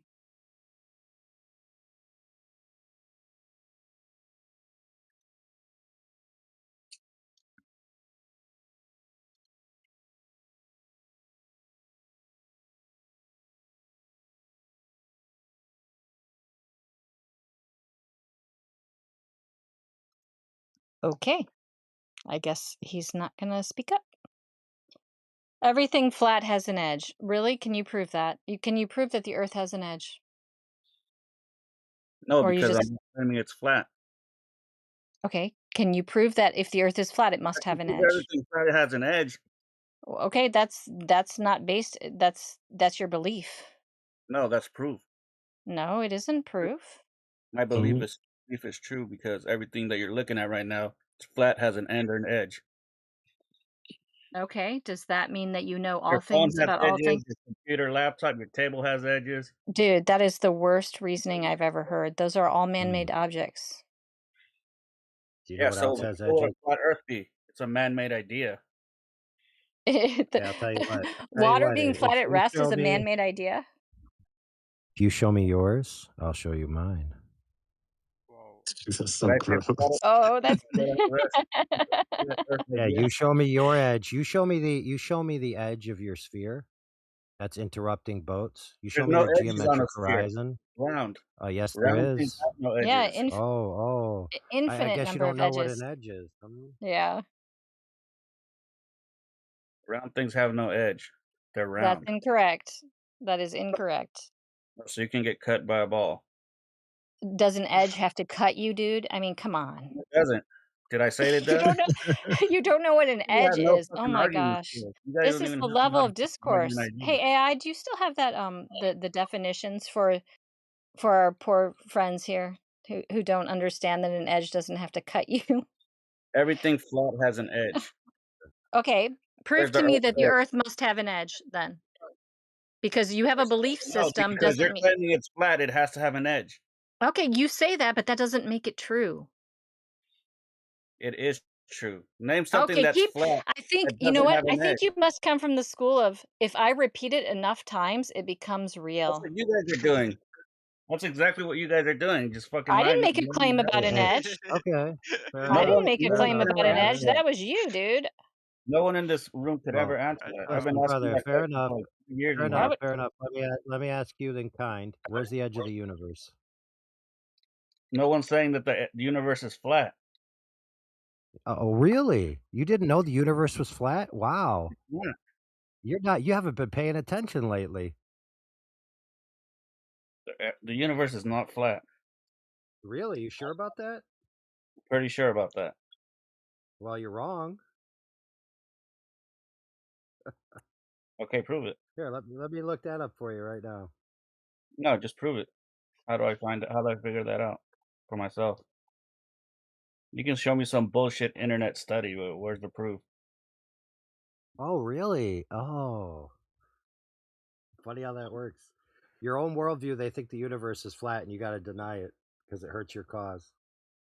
I never said the universe was flat because No, it's that's not. what physicists. That's what physicists and astrophysicists say. No, they don't. Yeah, they do, bro. No, they really don't. You guys are just making shit up in here.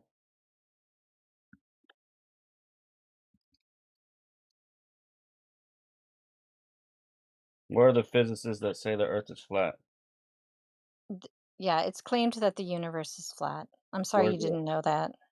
And I don't know why you're distressed by it, but Shit. I mean, you guys are like allergic to using the word flat for some Here, reason. let me help you out, brother.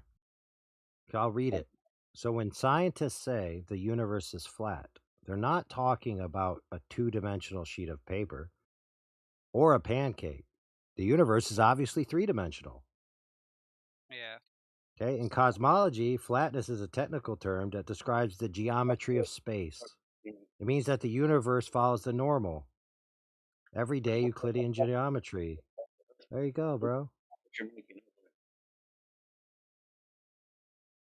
Earth is not flat. I don't know, dude. This is your retard physicist. I didn't make it up. No physicists. You just made that up that I have a physicist.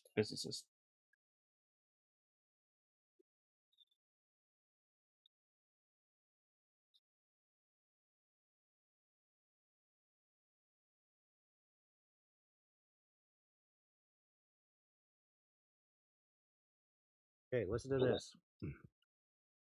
Cosmologists measure the geometry of the universe by looking at the CMB, cosmic microwave background, the leftover heat from the Big Bang, supposedly. They look for distortions, and the measurements consistently show that the universe is flat to a 99.6% accurate. Doesn't mean anything. Oh, yeah, I know. It don't mean nothing. It's only the physicist. Oh. So listen, the universe is flat. Where's the edge? Universe is flat. Where's the edge? Show me the edge. Where's the edge? Do you have pictures of the edge? I'm not claiming it's flat. You are. Show me the edge then of the universe. Yo, the Earth is like. Did you not just hear what he read? No, I heard you guys claim that the That universe is wasn't our flat. claim. Do you think he was reading Oh, some you're flat Earth claiming it. source for the universe? You're claiming it that the universe is flat. It's not our claim. And It's I never your claimed. heliocentric paradigm. I never claimed it. You guys You are. guys, you don't even know your own ideas. That's what's so sad. Like, this is why when y'all come in, we have to teach you the globe and the heliocentric model before we destroy it. Let me read another one. Now, this one I'm just reading from Wikipedia. Observable evidence from Boomerang Project, Maxima, Planck, the WMAP, and the observable universe is spatially flat. But you don't know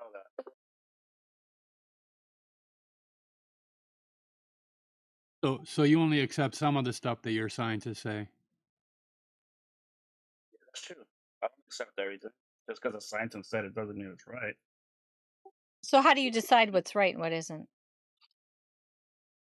The majority of the majority of people say.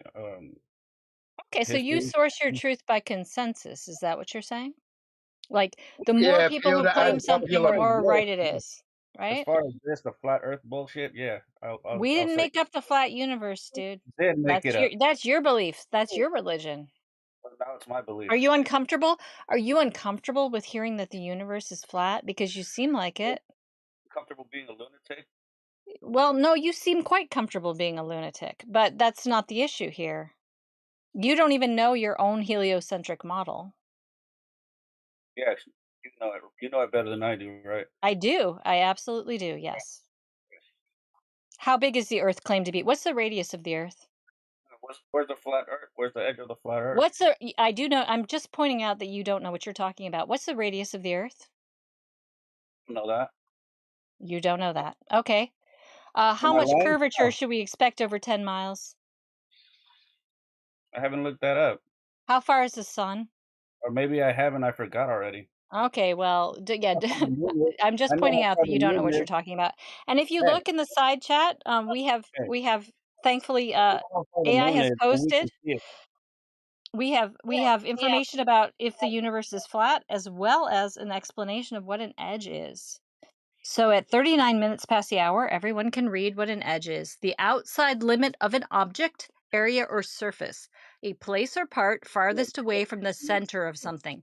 Not something that cuts you. Okay, just to be clear. Where's the outside limit of the Earth? You mean of the surface that we're standing on? Yeah, where's the outside limit of it? You're standing on it. No, I'm standing on it. Yeah, you're standing on the surface of the earth. Yes. When does it end? Where you stand. But I can see a foot in front of me. It doesn't end where I stand. You're talking about the edges again. Do you not understand the surface versus edges? No, I don't understand your bullshit logic. You you don't understand what words mean. You don't understand what words mean. You don't even Okay. understand what I other feel people think. I feel like I'm on the playground in 2nd grade with this kid who's, like, claiming he knows more than me, and his dad's gonna beat up my dad. You just proved that you don't know anything about the heliocentric model, so it's not really worth my time to engage with you. Maybe somebody else is interested, but I'm gonna step back because this is a waste of time. Yeah, because you can't prove Lats, the Earth is Lats, flat. have at it. You can have him, Lats. He's all yours. Oh, I like missed everything he was saying. Here's a Sorry. picture of the flat Earth. Can you show some pictures of Earth being flat? Yeah, Anything, just go man. outside, dude.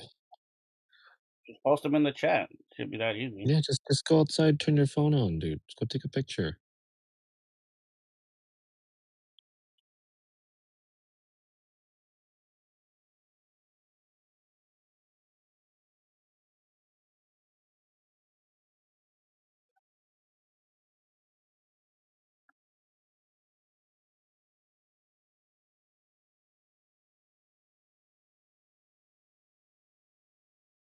Can you not hear me? Hello? Not hear me when I told you to go outside, take a picture? What is that gonna do? The earth's flat. Outside. Take a picture. Nothing's flat outside. Even the sidewalk, the street has curvature to it. Maybe he's never seen the body of water, Lats. Maybe No, he's I've seen bodies of water. yeah, and they're I flat. live right by the Pacific Ocean. Yeah, it's flat at rest. Yep. Water seeks its It's own not level. flat. It's always there's always Okay. waves. Really, waves? Yeah, there's waves. Yep. Waves mean it's a hump, it's a hill of water? You're making other shit up. You're Well, part that's of your like some claim. weird If you're gonna believe in the heliocentric model, you have to ass. believe that there's hills of water. No, I don't have to believe what you say I have to believe. You're just making shit Okay, up. then you deny the heliocentric model. No, I don't have So to believe what you say I have to believe. You're just making okay, shit so up. well, make up your mind. Either you believe the You globe make up idea or you your mind. don't. My Which mind's is it? made up. Your My mind. Okay, mind's so made you up. you deny that there's hills of water. Those are waves. Okay, we're not talking about waves. Okay, try again. Hills of water. You can do it. Yep. The heliocentric model demands hills of water. Yep. I've never heard of hills of water. Yeah, because water must be curving in order for the earth to be a globe. It is curving along the Earth's globe. Okay, cool. Can you prove that? Yeah, go look at a boat in the ocean. Oh my gosh. Go to Ocean Have you Beach just reset? and look deep into the water, and you'll see the Oh boats. my gosh. What it is yeah. Sorry. I can't do this, Lats. It's all You it's can't all do you. anything. I just can't. You can't even do anything. You can't even show me the Earth is flat. You didn't even Oh, it's ask. imagine Yeah, you didn't even ask to show you. You just denied reality. You're talking about waves and you're denying heliocentrism and you don't know anything about the earth.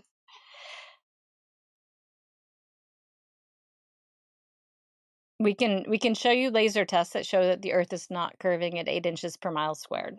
There's hundreds of them.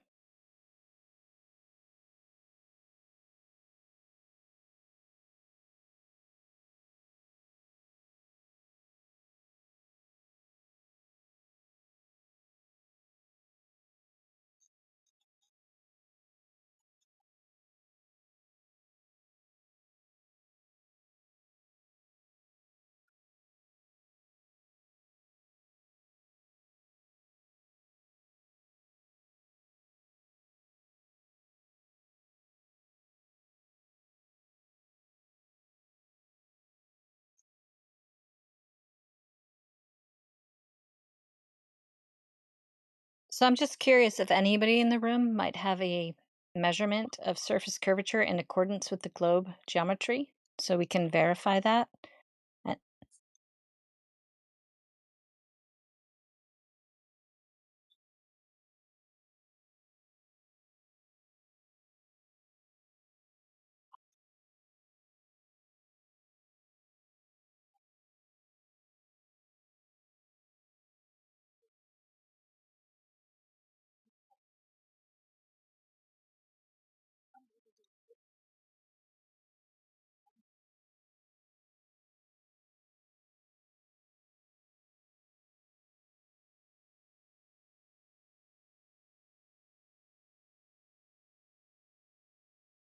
And it got real quiet after you asked that. Nobody cares. You N- should care. You yeah. should be the one that cares the most. What the you, hell are you you talking don't about? care if there's proof of surface curvature? Why are you here? To hear dumb shit. To hear Well, idiots try to prove a point. well, you know what? That's really not going to work if we just completely schooled you and you admitted you don't know Well, yeah. anything. Don't worry about Look, it. Hey, over we fences, literally over do the fences. We same can thing. accommodate. Listen, guys, we can accommodate. Just one of you plug your mic into your speaker, and then he can hear himself talk. I was just about to say that.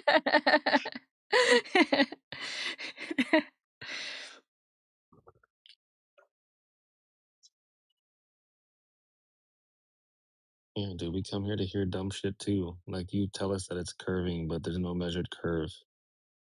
That's some dumb shit that we like hearing when we come in here. Or like this other dude telling me that Earth is constantly losing mass. That shit's funny. So I wanted him to say it like 17 times before I got off that point.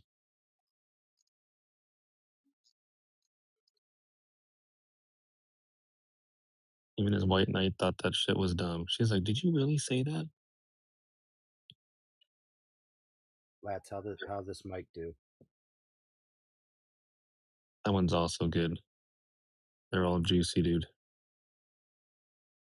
So when I went on to Finding Gnosis the other day, it was really bad, and I couldn't figure it out. I didn't know because I couldn't hear myself. But then afterwards, I found out it was bad. It's because I guess there was an update in Discord or something. I had to reset Discord to give permissions to use my microphones. So now I can use my Yeti again. We don't even recognize you, AI. That's how good your mic is. Yeah, it's like almost too juicy. You I sound know. like you have. I gotta. Listen, I turned the juiciness down just enough so that nobody turns gay. Dude. Well, how did I get taken off deafen? What the heck? Dude, it sounds like I'm like you're in my ear, bro.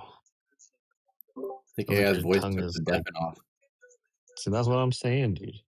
Sounds like his tongue is like in my See, ear. see what I mean? See what I mean, fences? What They're did you already just going say, gay. Lance? They're already turning. It's already happening. I have came here to destroy and completely annihilate and spank the flat earthers. Yes, finally. Who wants Go to ahead, get dude. spanked? Can you start the Go ahead. spanking with me? Okay, so I'm going to present y'all undeniable, right? You can never deny this. It's a refutable picture from NASA, right? And they took it and they went to outer space. Oh, they don't believe in NASA Okay. scientists. They only Okay, believe go ahead. So Let's see this it. Let's see picture it. was No, taken let's see from it. outer space, and it's the blue marble. I think you guys all know what that looks like. But I'll get a picture. This of is your best evidence of surface curvature is a photo from a government spy agency. It's undeniable. Well, who can argue with photos from government spy agencies? I'm convinced personally. He Well, has first of definitely come all, to spank us all. first of all, Conspiracy theories NASA myself. is not a spy agency.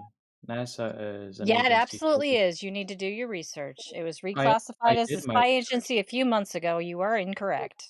No, you're wrong. If you go to the NASA Okay, website, I'm gonna post can it I for you finish? because you're insisting on being wrong. Okay, is this how it's Okay? gonna be? Just gonna keep cutting me off? Is that what it is? Just No, let me you're know. just wrong and you won't admit it. So I'm gonna Okay, so post you're it gonna and cut me cite off, it. right? Yeah, because you're wrong, and I'm not gonna allow you to continue to be wrong. Oh, he's gone. Anyway, for anyone who's interested, NASA was reclassified as a spy agency a few months ago. And it's always been a propaganda agency. That's how it was founded, to establish American supremacy in the world. Yeah, but they're gonna give us something good. What the hell? I know the best he had was the How 1972 Blue Marble. how disappointing.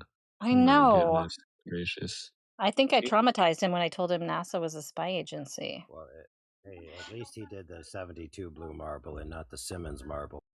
Yeah, that's true. That's true. We'll give him 1 brownie point for that.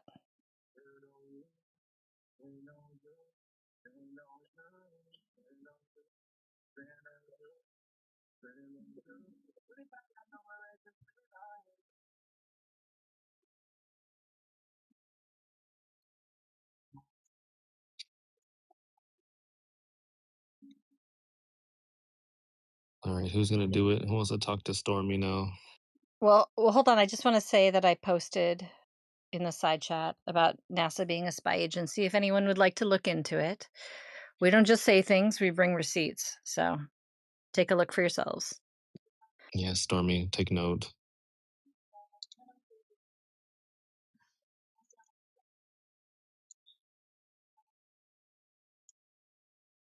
And gosh, that was back in September. I thought it was more recent, but time flies when you're having fun.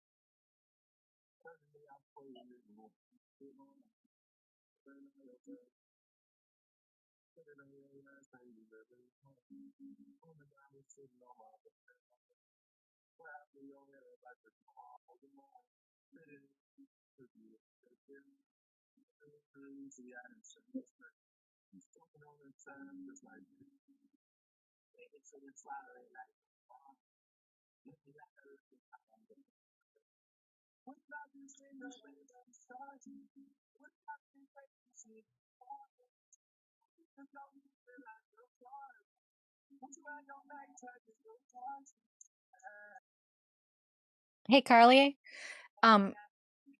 Could you mute yourself because we can hear a lot of background noise unless you want to speak up and chat with us, which is cool too.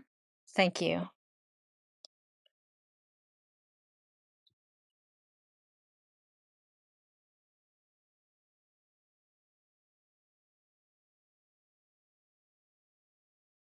So, Dr. Javier, you've been awfully quiet. It's kind of disappointing.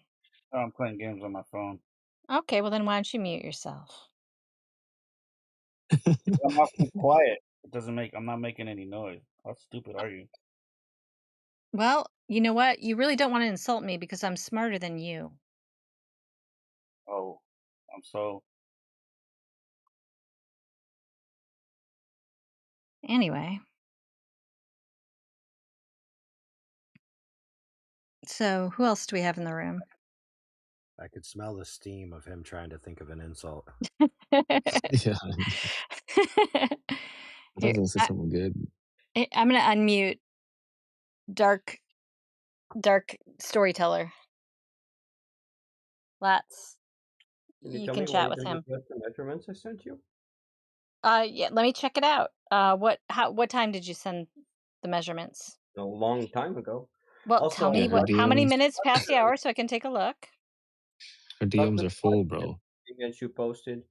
I want to say that that's not an official source. It's pretty much a shady media outlet that does Okay, why propaganda. don't you just Google it, bro? I, I, Google it, bro. That's what you tell I us. don't take I'm sorry classification. that you don't believe it and you can't possibly look it up for yourself and find out if it's I did true, look. but I'm not going to entertain your fantasies. So, you I didn't did look post it up. anything in the side chat? You didn't post a measurement? Who did you send it to? Did he send it to you, that's? So Not to me, no. Okay, after so looking it up, who got this empirical measurement of curvature that you're claiming? intelligence agency and for Okay, let's get back on topic. And I'm sorry you don't understand, but you are capable of Googling to find out if that is true. It is true. yes, I am. Okay, so cool. Where is your empirical measurement of surface curvature? Who did you send it to? In the links that I DM'd you. I don't take DMs from Globers. You asked me to DM you these I said measurements. I DM can't post them Lats. Did anywhere you else. not pay I don't attention? I asked you to DM Lats because he's more willing to accommodate Oh, you y'all. know what? Yes, yes, he did send it to me. Sorry, Oh, sorry. Here, okay. I'll post them up Thank you, right Lat. now. I All right, got you. cool. I mean, All I right. put it in screenshot form. I can post the links like this. Here you go. Oh, you're good. I got you. I posted up the picture you sent me, dude. Sorry about that. My bad. I can post you all the black pictures too if you want. Yeah, go ahead, send them over, dude. I got you. Oh, holy shit. Okay. Let me just copy the text here.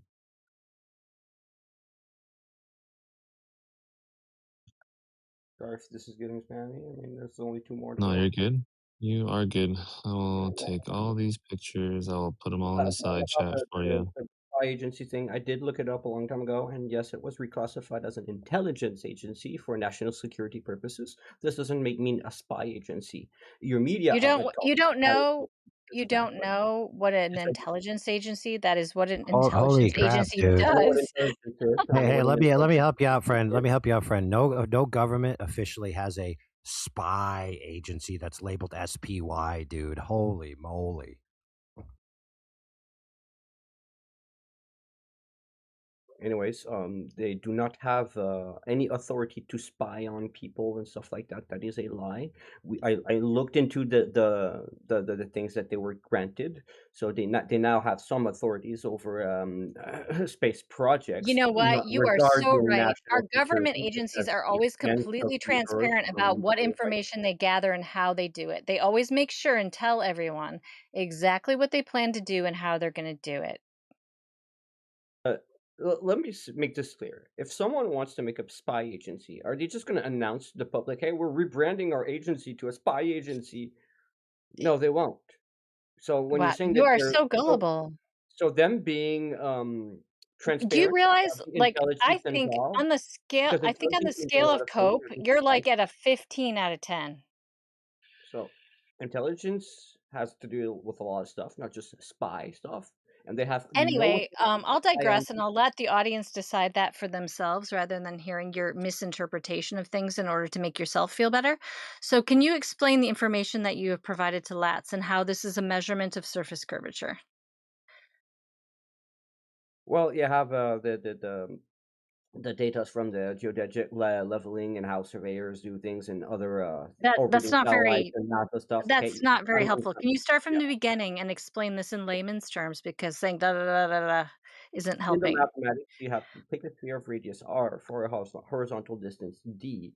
The surface drops below the tangent. We define r equals the radius of Earth, What are um, you reading something? 6,371,000 meters. D equals the horizontal distance. H equals the curve drop. So in the step A, in circle geometry, for a circle, you do r minus h 2 squared plus d2 squared plus r2 squared. So you have to expand r squared minus 2rh plus h What are you squared. reading, bro? I'm reading the measurements. I'm explaining to you exactly what Do you this think is. someone's compiling that in real time, like as you say it? Like what? Well, you want the measurements. You want me to explain the measurements, but you don't want to listen to the Go measurements and ahead, how they man. arrive. Autism. They're all everything is like written there. Like everything's written. The data, how to get the measurements, what the measurement is, the tools used, everything is there. So You What is realize this? What is surveyors this measure the earth garbage as flat. username? What is this satanic, goofy username, by the way? And then you're death or something? Okay, well, my username is hold up, like Newt. I know you want to engage on that Look at this level, but shit in let's side just get chat. through. Let's just get through this. So, Dark, whatever your name is, um, can you explain to me why surveyors measure the Earth as flat and then have to um apply a reference geoid? If yes, I if can. they're measuring the Earth as spherical, why are they doing that? And also, why are they not measuring it curved for any practical purposes whatsoever? Well, you asked me 10 different questions. Which one do I answer? I think that was 2 questions, No, that was multiple not questions. 10. That was multiple. I'm sorry, can you not count now? I know it's So getting difficult here. so can you ask me one question now? Okay. Which one do I answer? Okay, surveyors measure the Earth as flat, and then they apply a reference geoid. Why would they need to do that if the Earth's surface was actually curving? It's very simple. So as they use the theodolites in elevation, yes, they're using Euclidean geometry to form a triangle between 3 points. What does And a then speech when they pattern do? try to then and then when they try to have this triangle conform with the surface and the distances with the surface, they meet spherical excess. So they have to account for that, and by using Did the you globe say model, circle of actually, excess? they can match the distances with a curved surface, and this empirically matches the reality of the distances when we do them. So the triangle doesn't work on a flat surface, but it works on a curved surface. That's why. You're stringing together a lot of words, and none of them are a measurement of Earth curvature. Well, you It's didn't ask actually me in about his about profile what he's measurements of Earth referring to. curvature. You asked me why geodesic surveys do this method of Why do they measure the Earth as flat if the Earth is curving? Simply Uh-oh. because they're not just gonna use the assumption and, like, treat everything as if. So they're Okay, gonna have so the when we do hypothesis as if okay, Earth let me flat tell and you if something. Earth is a globe. So Maybe you they don't know they this, they but civil compare. engineers and surveyors, when they survey for like a major project, they are completely only using rise over run. There is no surface curvature accounted for it in those measurements Mm. because they want the things they build to not fall over. Okay, can I Okay. ask him a couple of So, questions? yeah, go ahead. Where did this triangulation math come from? Are you familiar with Euclid and the 47 problem? Yeah, and trigonometry. Trigonometry? Are you familiar with Plimpton 322, the earlier form of it from Babylon? Hey, Newt. It's just a It's too question. late for this. I'm not doing What do you this. mean? Yeah, you're I Who are mean, put you and yourself what are on you mute. asking about? You have no good faith. I mean, put yourself on Alright. mute. So we Okay, cross cool. midnight. It's dumb bitch hours or something? Aw, you sound so hurt. I don't. You're a clown ass for cutting me off, though. You know it too. Okay, well, you can go take a little vacation and think about it. I can laugh while I do it at you. Really? Oh, I'm so hurt. Okay.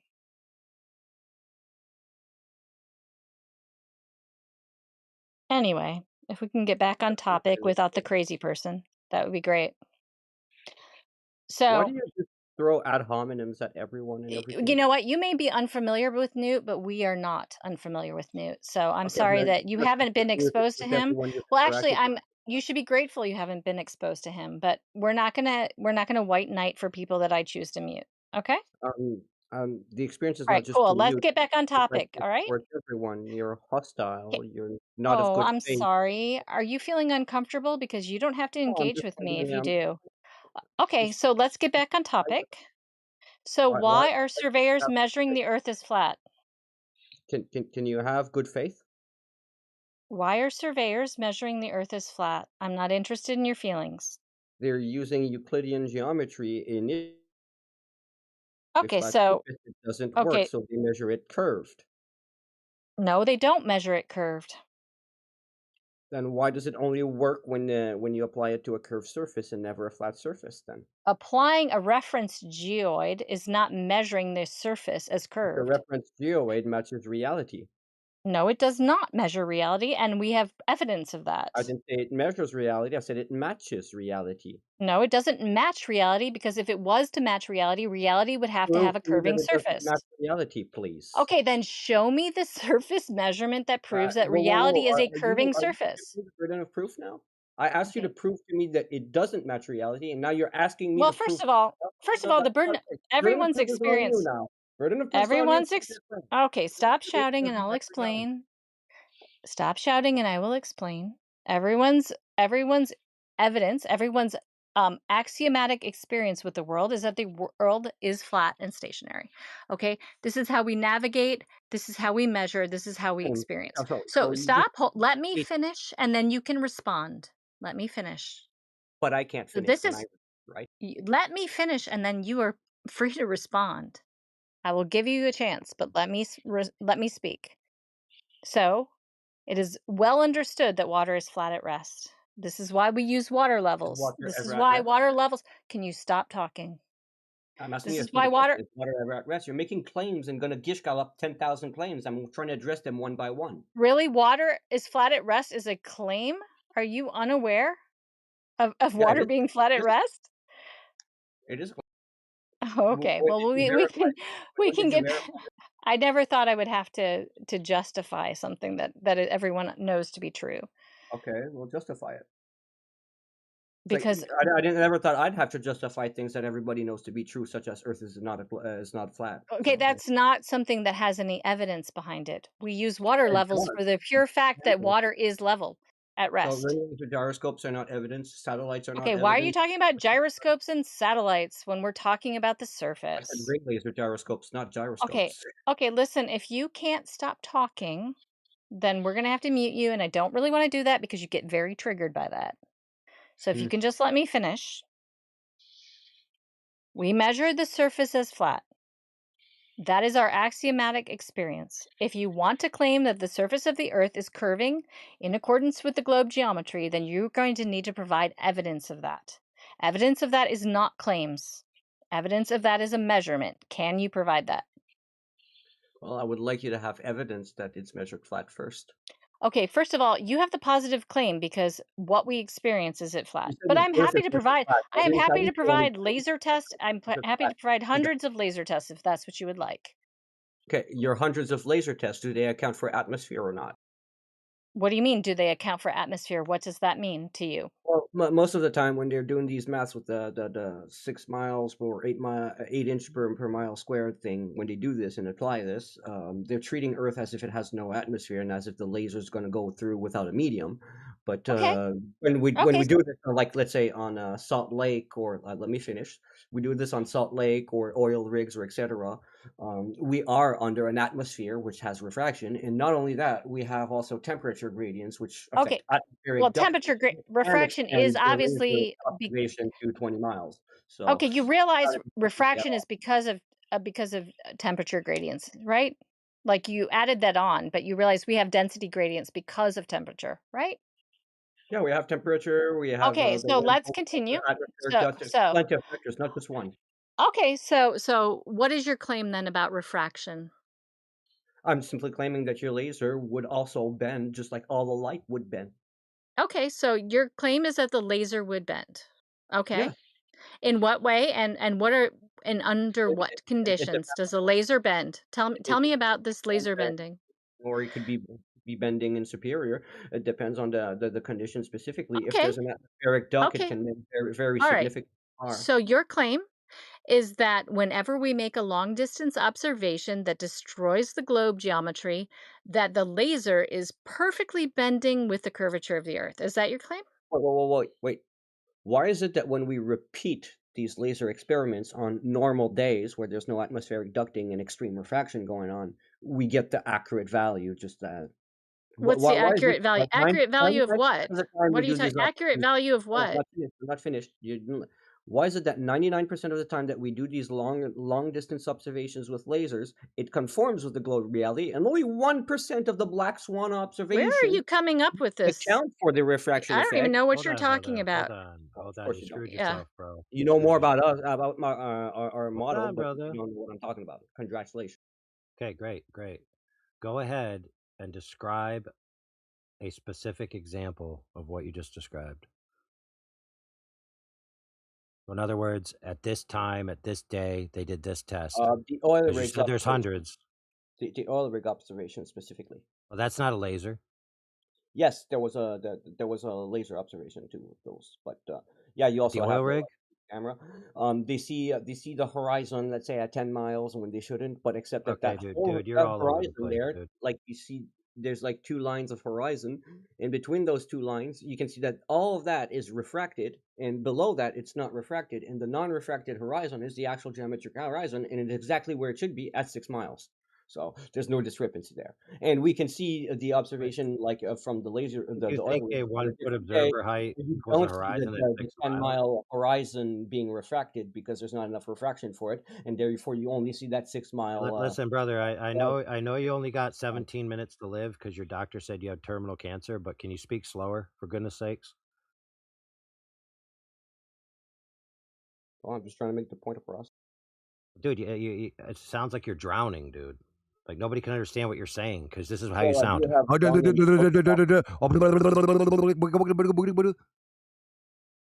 yeah, whatever.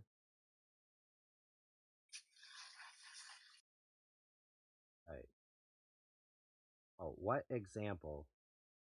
Hundreds of examples. The oil Where, rig. You can okay, take what them oil on rig? two different days, and on one day you have a refracted horizon at 10 miles, and on the other day you have that 6 mile normal geometric horizon. And in both images, you also have the 6 mile What are you talking thing. about? 6 So miles. it's all converging. What's the observer height for a 6 mile horizon? I think that the oil rigs were done at like 5 feet or something like that. That wouldn't be a 6 mile horizon, dude.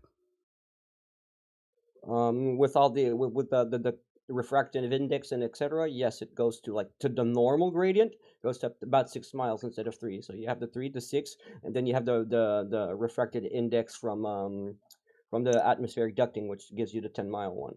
So yeah. Oh, so you think atmospheric ducting works on visible light spectrum? Yes, it does.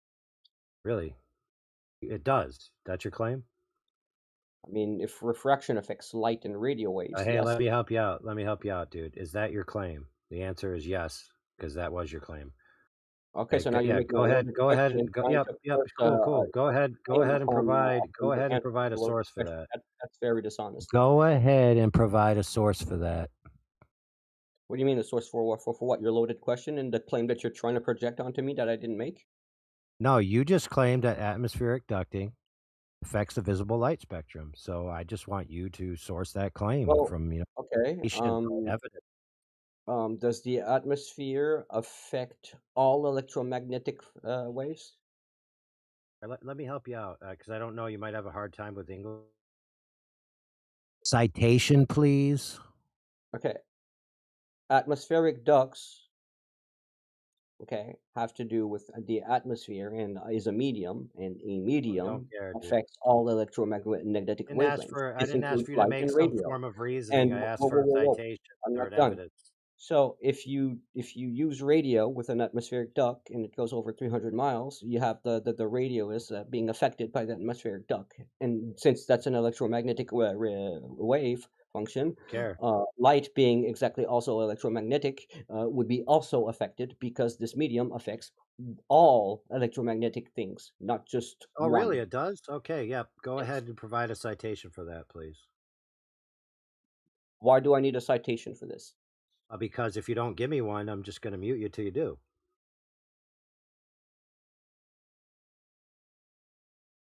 Fine, I'll do your Googling and get the citation of it for you. But I have to DM it to you. You're probably going to ignore it. How do you have to DM it? Can't post in the chat. I don't think he has perms yet. What do you mean you're going to do his work for him and Google for him when you made the claim that with citation? What's with all this word twisting, man? He's been doing that all along. Oh man, I've been listening since 7 o'clock this morning. It's now 2 in the afternoon, Oh, and bless you. all I've heard is kindergarten chat. I was actually happy for some quiet a minute ago.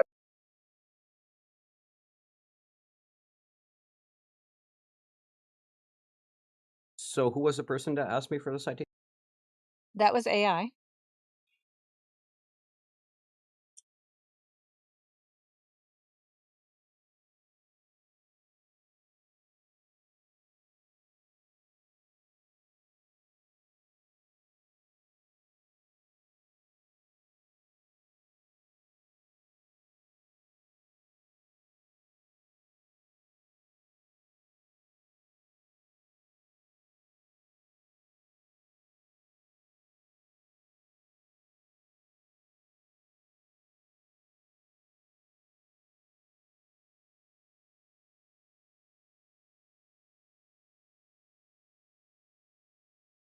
I think it's just going to be the first Google search, not even an actual result.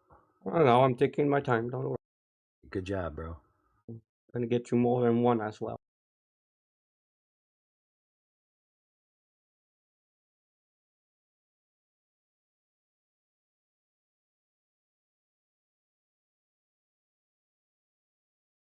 So AI, is this the new normal for your mic, or should we just treat this as like a brief moment in time where we hear every word you said? Huh. Savor the sweet moments, for they are fleeting and few. Exactly. Tomorrow the war comes, and all this will be lost, like teardrops in the rain.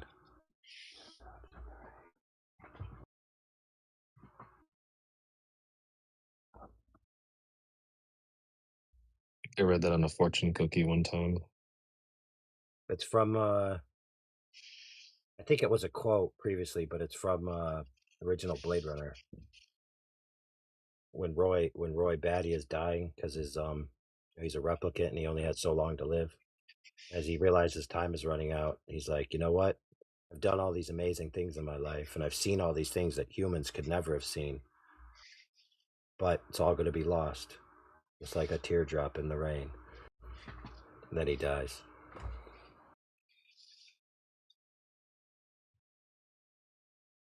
I'm not gonna lie, I've never seen that movie. It's a So classic. come for the flat Earth proofs, stay for the existential crises.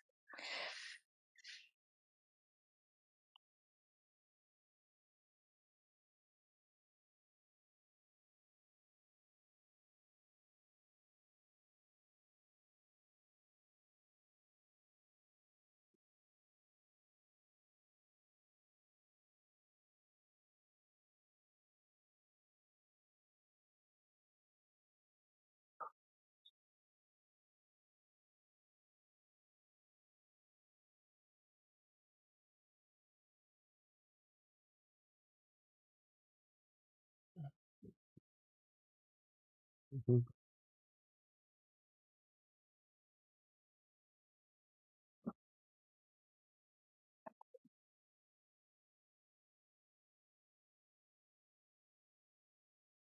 Haven't seen the new one yet.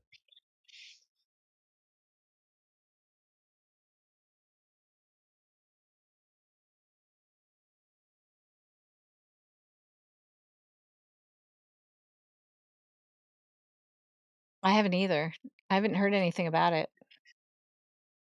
I kind of hate to ruin the original, you know. I don't know if the new one is good or not, but New one the it's not a remake. It's like it continues on afterwards. You know what I mean?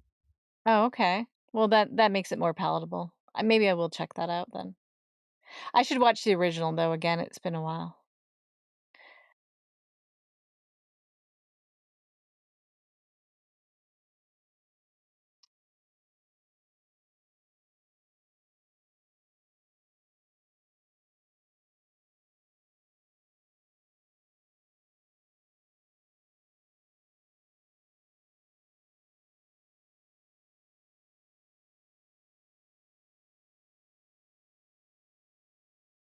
Thing I like about the older movies is they don't try to include like what's this stuff called? You know, like people they put on a social air of like acting cool, or I don't know what it is. Basically, like acting like Will Smith.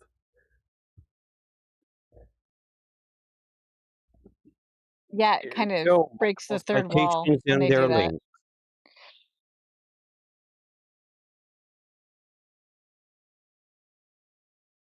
Okay, who'd you send it to, Dark? To Right. AI The Overlord. first one says refraction is the deflecting or bending. That's irrelevant. Oh, so now the citations are irrelevant. Okay, so you Oh asked no, for. no, that's irrelevant to the Yeah, question. gotcha. Whether or not refraction is the deflection of waves is it doesn't matter. I think these citations matter. I understand what they're saying here, but I mean, you're free to hand wave that and cool.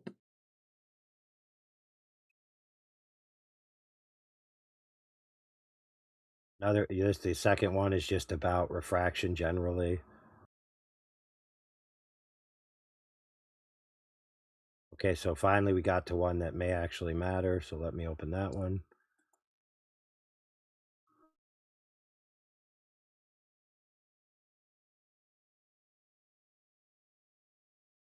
come you can't post, dude?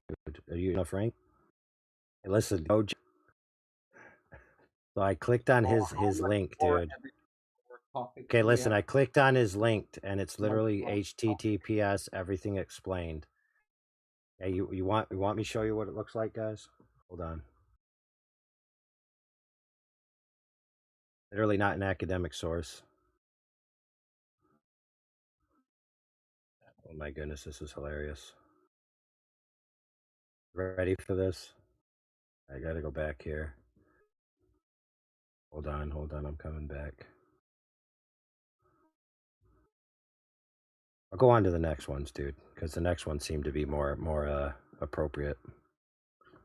All right, what are we in, politics? Yep. Here, check this out, guys.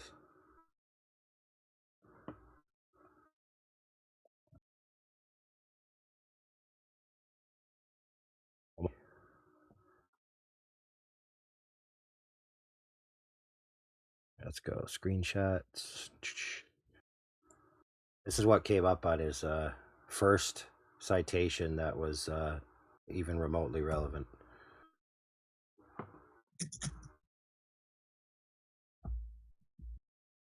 Check that out. That's great. Thank you, Dark. We appreciate that. Go back. You know what? I wanna post all of his stuff so that you guys can all see it. Why do you It's have not fair. MIDA test ads? Because I don't have that on my end. Sure, you Those don't. ads are personalized. Just saying, though, those are based on your searches. So you're getting the No. ads Do you for a know reason. I that don't get space these is kind of gay, ads. Dark? Dark, I'm gonna post something for you that about how The name is space is Storm, gay. not Dark. It's Storm. Well, whatever. You've got like 50 emojis and such to your name, so I'm just gonna call you Dark.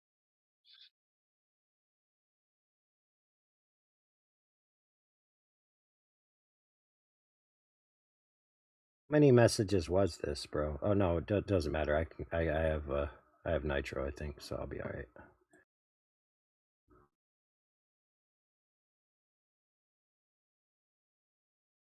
See if I can post all of this for you, bro. But you never answered my question why you can't post. I don't know. I probably got the perms removed by one of the moderators who's butthurt about what I say. Hello. I could fix that for you, brother. Let me go back here.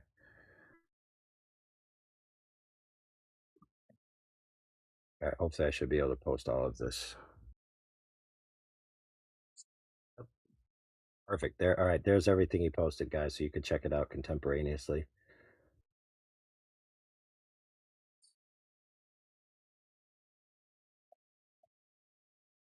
Is this Strangely, none of that seems to be Sorry. what we asked for. Well, let's see. It goes I down, mean, it's goes full of down. citations about atmospheric ducting affecting electromagnetic waves such as Yeah, radio like and the light. third one down says everything explained today, atmospheric duct, but that's the one with the stupid advertisements, not an academic source at all. And down here, a little broken up because I just cut and pasted it. So you see down here, it's NASA. I mean, .edu. So I'll check that one. That one looks acceptable.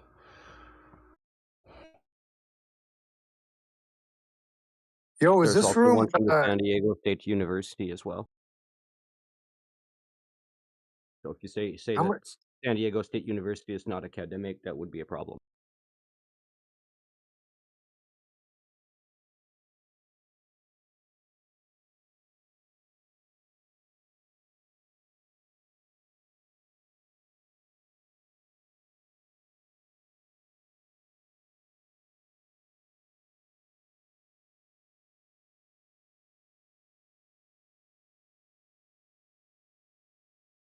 And no, I'm still not allowed to post in the text channels, by the way.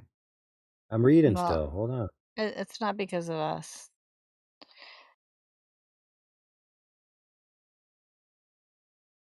All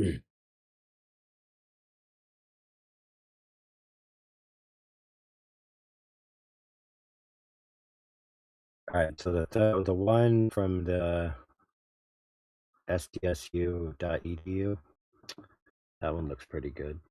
That one's worth reading.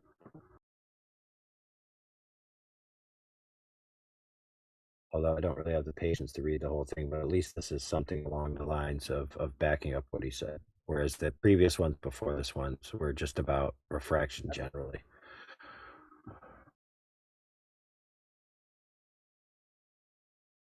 That's why I took my time to like multiple sources, because I knew that like you might like disagree or dismiss some of the sources. So I did my best into getting as many sources as possible. Yeah, but those aren't citations that this exists in reality. They're just more I gave them the claims. citations that were within the sources. No, no, Yes. no, no, honey. But sorry, that's my Texan coming out. I need to actually see this happening in reality, right? Not a claim that it happens.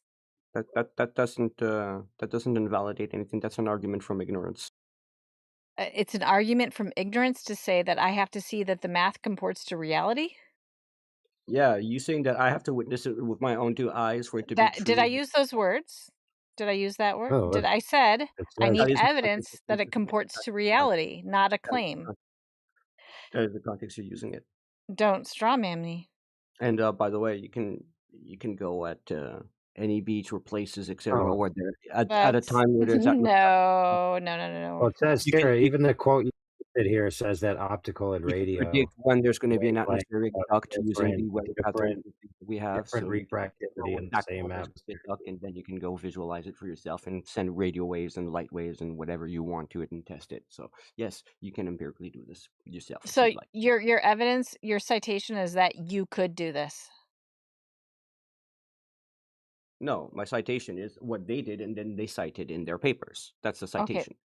No, claiming something is not the same as proving it empirically. They have all the explanations and the proof in there. So Okay, I the don't papers need are there. explanations, right? So see, this is another thing. You ask me for something, I provide it. Then you gish gallop to something else, I provide it. Do You you gish gallop to something understand else, what I provide it. empirical means? Do you Endless. understand what it You No, demand do you endless, understand infinite I just evidence for ask for something. something empirical. I just ask Look, for empirical evidence, not claims. well, look, we're on Discord here, darling. Okay, I can't teleport to your house and bring you in a laboratory to do empirical studies. Oh, I'm I'm sorry, sorry. you can't cite something empirical because it's The Discord? citing something empirical comes from the study papers that are empirical and based Oh on man, it's empirical getting cooking it observation. here. We got So honeys and I don't darlings see flying. You what the guys are gonna problem be is. married No, by the sorry, end the of the honey month. came out. I apologize for that. It's like half of my vocabulary. Love you too, honey. You know what they say. Opposites attract. Indeed. Don't. Indeed they do.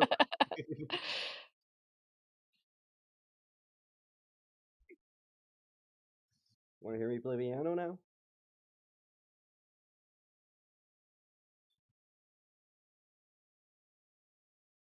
Guess it's silent enough. I could play piano.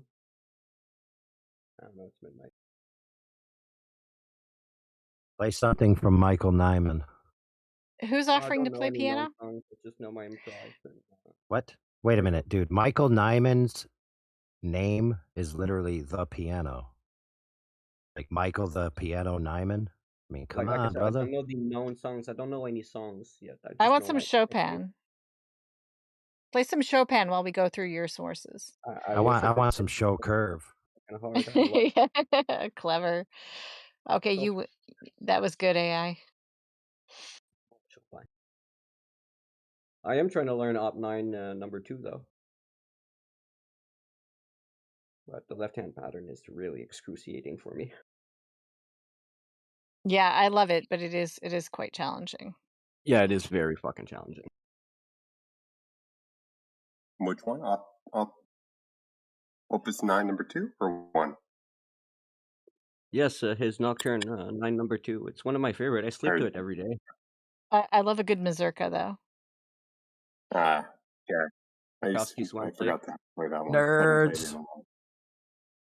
Or Libertango. That's a great song. Libertango. Can you play Fantasy and Pop? Can you play any ballades? No, like I said, I haven't learned Like full number 2 songs or yet. I just have improvisations and my own composition so far, and I play in one scale, so I have a lot to learn still on my piano. right on. A lot of work, man. There are some pieces I've been practicing for like between 5 and 10 years. It Do, takes a do lot of you, work to maintain it, just to maintain it.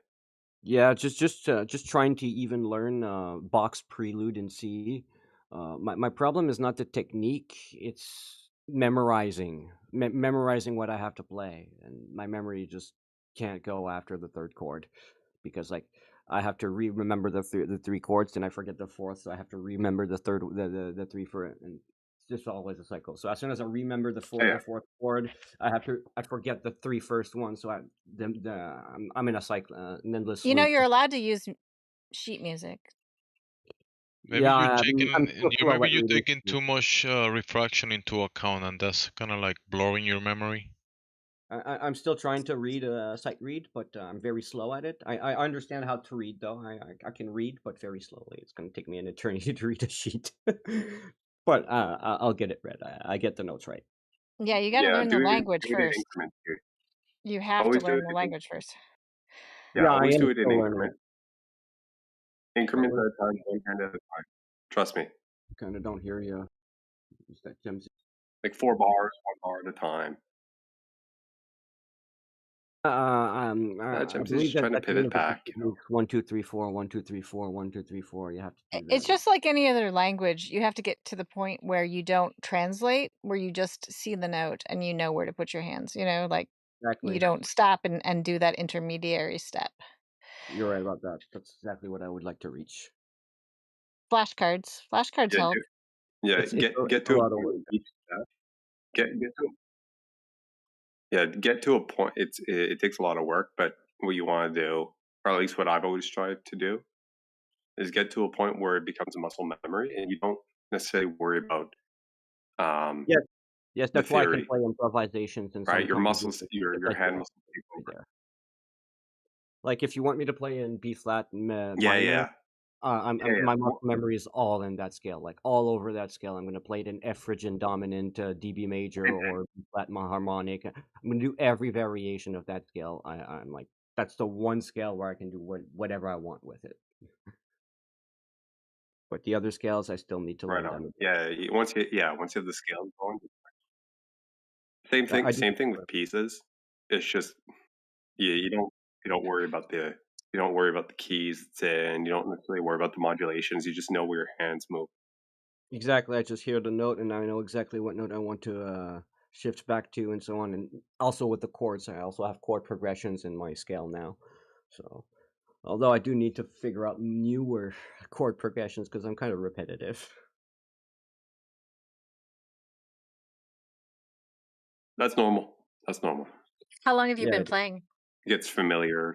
about 2 to 3 years. Oh, not long. Did you play another instrument before? No. No.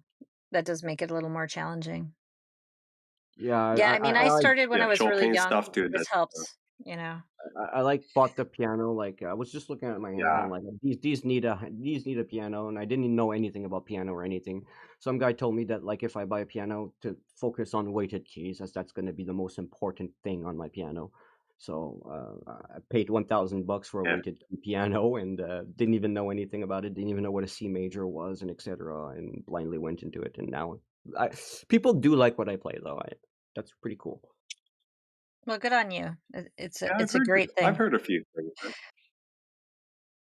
Pretty good. Yeah.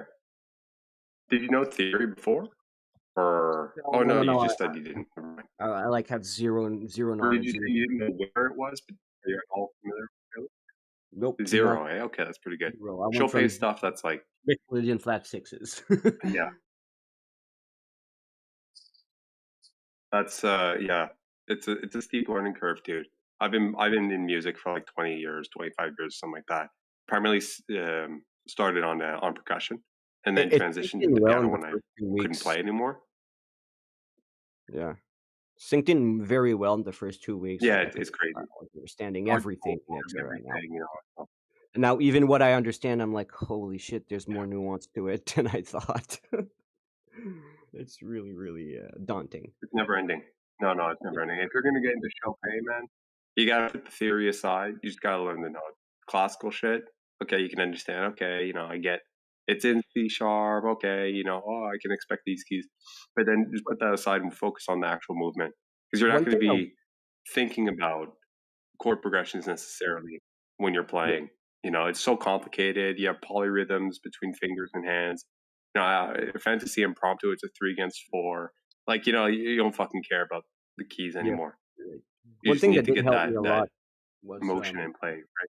I watched something about like Chopin here, like some of Chopin's actual research on hands and like the anatomy of the hand and the biomechanics and stuff like that, and how to kind of override some of the biomechanics to like perform some different techniques and stuff like that, and like how every bone is linked and like all those ligaments and how to use these bones to your advantage, and that actually helped me increase my technique into playing some certain things. It was very eye opening. Like Chopin's hand theory is epic. Like he dissected the hand like completely Nice. there. He must have, man. Check out Revolutionary. The left hand's insane.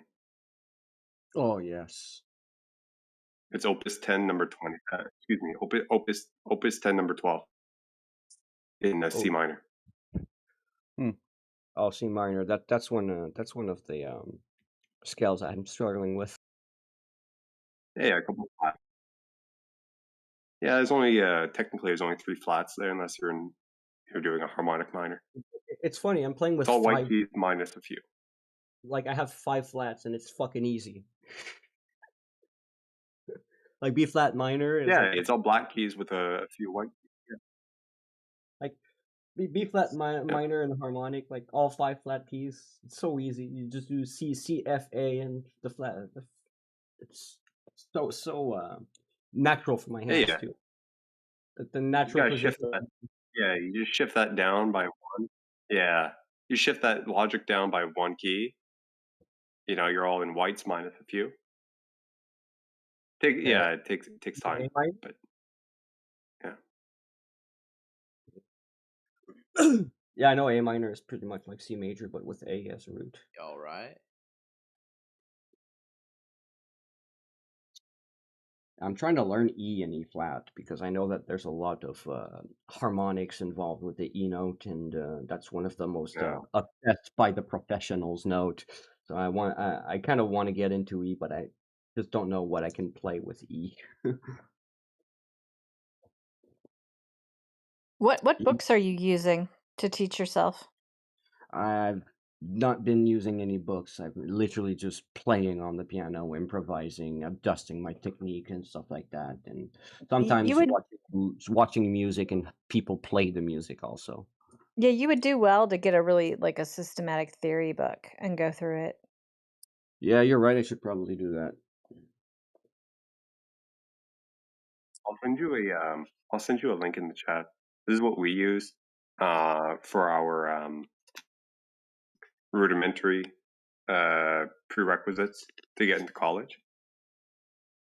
Oh, hold on a second. It'll give you. It's from the ground up. I mean, you pick and choose how you want to take your path, but all the resources are there. One thing I do need to do in the is like, chat. one of my problems is I usually lock my left hand on an octave and play the notes within that octave, and I'm pretty much always like static on that octave. I mean, the left hand's going to do a lot of stuff on that octave, but it's staying on the single octave. It's not like jumping up and down and stuff like that. And I would want to have a more active left hand that's jumping up and down and doing those, papa stuff. So yeah. Yeah. I'm struggling with that for the left hand. My right hand jumps around wherever it wants. It can even cross the left hand and go even into the lower notes. But my left hand seems pretty static, so that's what I need to practice. Nice. Okay. Sorry if I'm rambling. Yeah. If you want to build the left hand, work on this. No, it's okay. I was gonna say if you want a real challenge for the left hand, check this one out.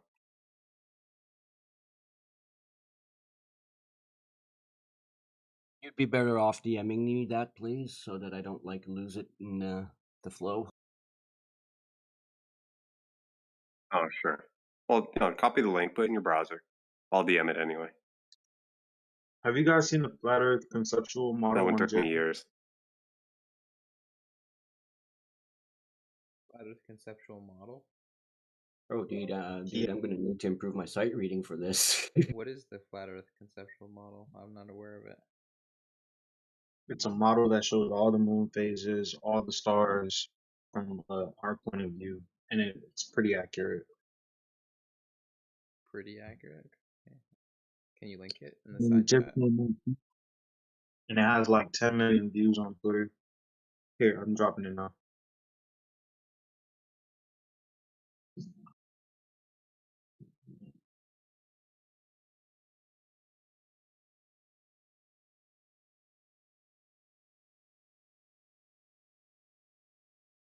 It's in the side chat.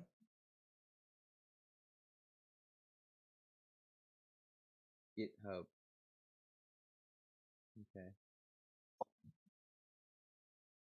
It's honestly the best model I've ever seen in my life. What's that? I mean, a globe earther can't deny it or reject it. It accounts for every moon phase, every eclipse, every position from every perspective, and it's interactive.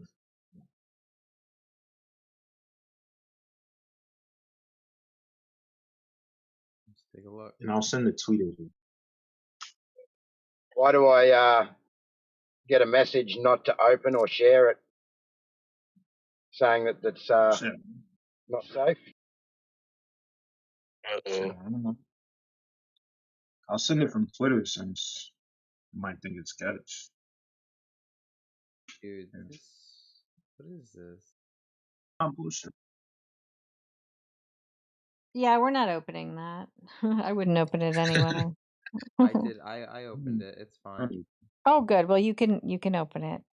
Yeah. Anyway, yeah, we don't ascribe to a model, and given that you've come in Why are you under the so? username Satan, I'm probably not going to take you that seriously. Just saying. Yeah, that was definitely a risky click on that link, not gonna lie. Yeah, you might want to clear. You might want to get out the antivirus.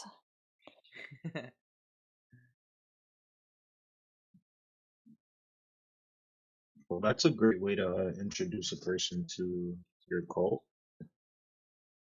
Just completely dismiss Oh, him, here and we go. Yeah, well, no, I will dismiss it because we don't claim a model.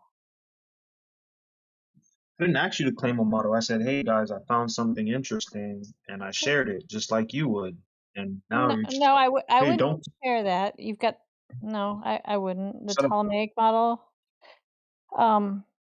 Anyway, so are you What a made you flat earther? Or are you a clearly? I'm sending. well, that's not clear. So tell me, what is your best evidence for the earth being flat? I don't really like you, so I don't want to talk to you. Just being honest. Oh, okay. All right. Oh, Well, thanks for playing. I'll talk to you, buddy.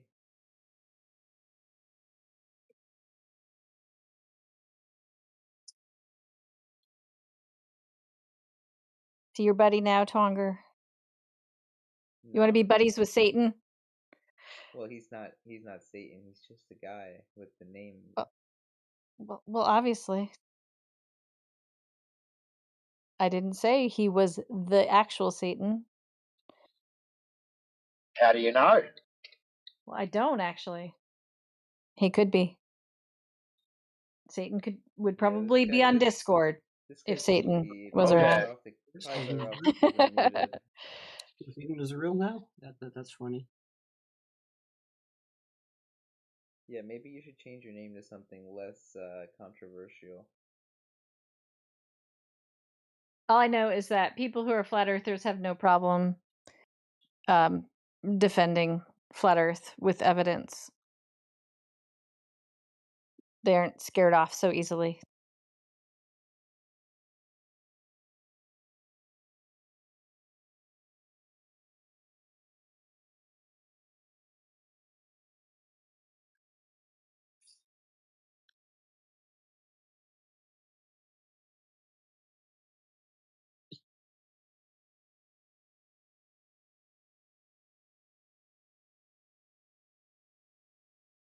Hey, Lats, didn't AI say he was going to come back? He must have gotten distracted.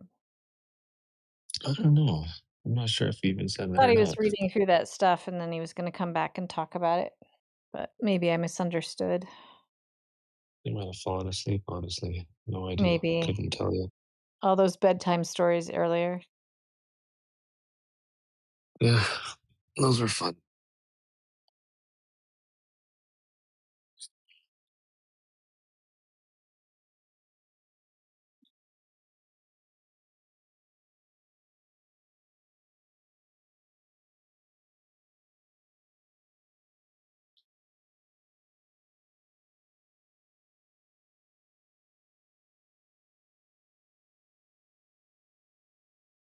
So this link says FE, which I assume stands for Flat Earth Conceptual Model. Then it says browser-based conceptual Flat Earth Astronomy Simulator.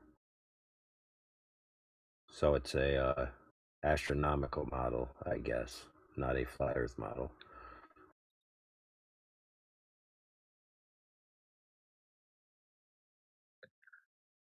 Darn. But a brief looking at it, it kind of looks like the personal dome model. So rather than doing a projection of the sky that completely covers the entire Earth, it only covers a portion of the Earth from the observer standpoint. In other words, it's observer centric.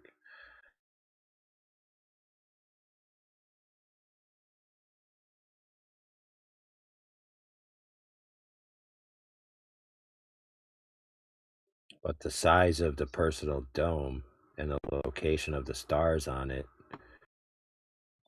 they're moving over the observer, then they're going into the ground. Right? This is just the animation that I'm watching. So from the observer's standpoint, the observer would see from their standpoint, yes, star appears to be going into the ground. But to draw that from an outside view looking back, I mean, are the stars going into the ground? Is that what this model is suggesting? Because that's what it looks like, what I'm looking at.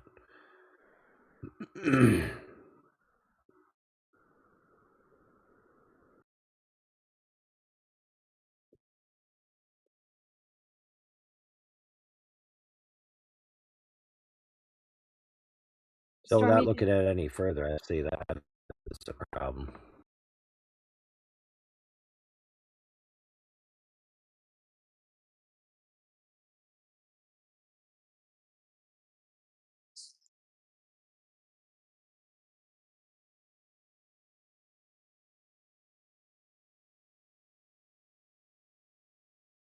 I don't know if he knows you were addressing him. Stormy, you there? Hello, I was But summoned. that had nothing to do with Stormy. That had to do with the kid who put the flat Earth model. I was Oh, summoned. sorry. I walked away from my phone, so I thought you were addressing his earlier stuff. Oh, Satan guy. Yes, Satan. Okay, well, hello. Sorry, I apologize.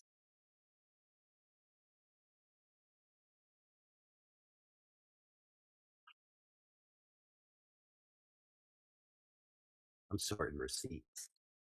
Withdrawal really sucks.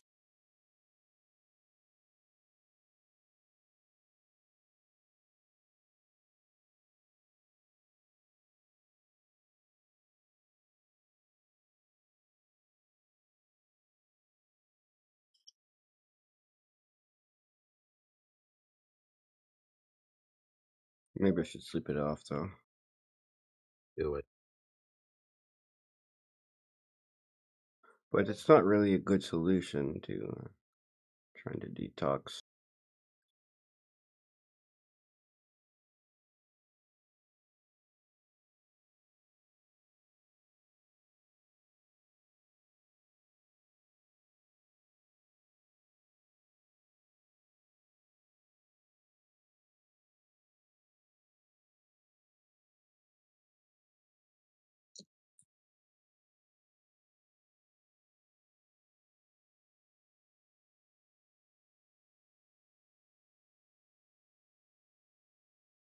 Anyone want to play a game of chess?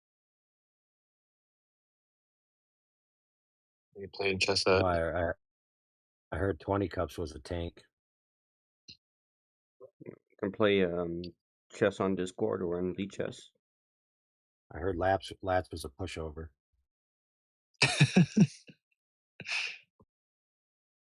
I'm technically one. I tend to give up my pieces often. Maybe in the game, yeah. Not in real life, though. Well, I've been experimenting some Tao philosophy when I'm playing chess now, and well, one of my biggest ones was sacrificing 2 rooks for a checkmate. That was so beautiful to me. Did you say you're applying like Taoism to chess? Is that No, right? I'm applying Michael Tao's. Oh, okay. That my- makes more sense. yeah. No, not Taoism. I was kind of fascinated to hear how that worked. But technically Taoism kind of can apply to chess. I mean, you do have the yin yang is kind of in it. You have the light and dark side, and as soon as the pieces are moving and converging, assuming the balance, that the position was balanced from the opening, well, yeah, you can have a sort of duality with it. It's interesting, yeah. How do we play Discord chess? How does that work? You I'm down start to the play you. activity. I think I'm looking for the button.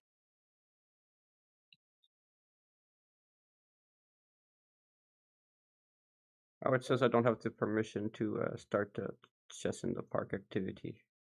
Oh, there, let me see if It's like I... next to the Actually, I don't green even... button. Can I do it? Like that button that looks like the Windows logo. You just said it's chess in the park? Yes, chess in the park. Launch. Okay, let's see what happens. Did something happen? Yes, it launched. I'm in. And there's like 6 games. You can make one, I guess. I don't know how this works. Call me señorita. So I created. All you need to do is join the game. This is the first time I've been in this BC and it's not chaotic. Cool. It should be in the park view. Gauch, are you named after the paint? No, she only Oh, likes the do you have color. the table code? Well, folks, from grave. Hey, do your research on that. You feel me? Hey, bro, what's the table code? Oh, it's a flat earther room. Yo, I didn't even realize it. Yeah, what's up, bro? My brother here, y'all are my fucking sins. Folks on grave. Yo, hold on 1 second. Yo, what's that table code one more time? Sorry. It says to see a fortress, touch a... Okay, S28C. That's the table code. S28C. Copy, got you. Yeah, I mean, how does it feel? Earth, You're right. how are y'all feeling on this? Very round day today.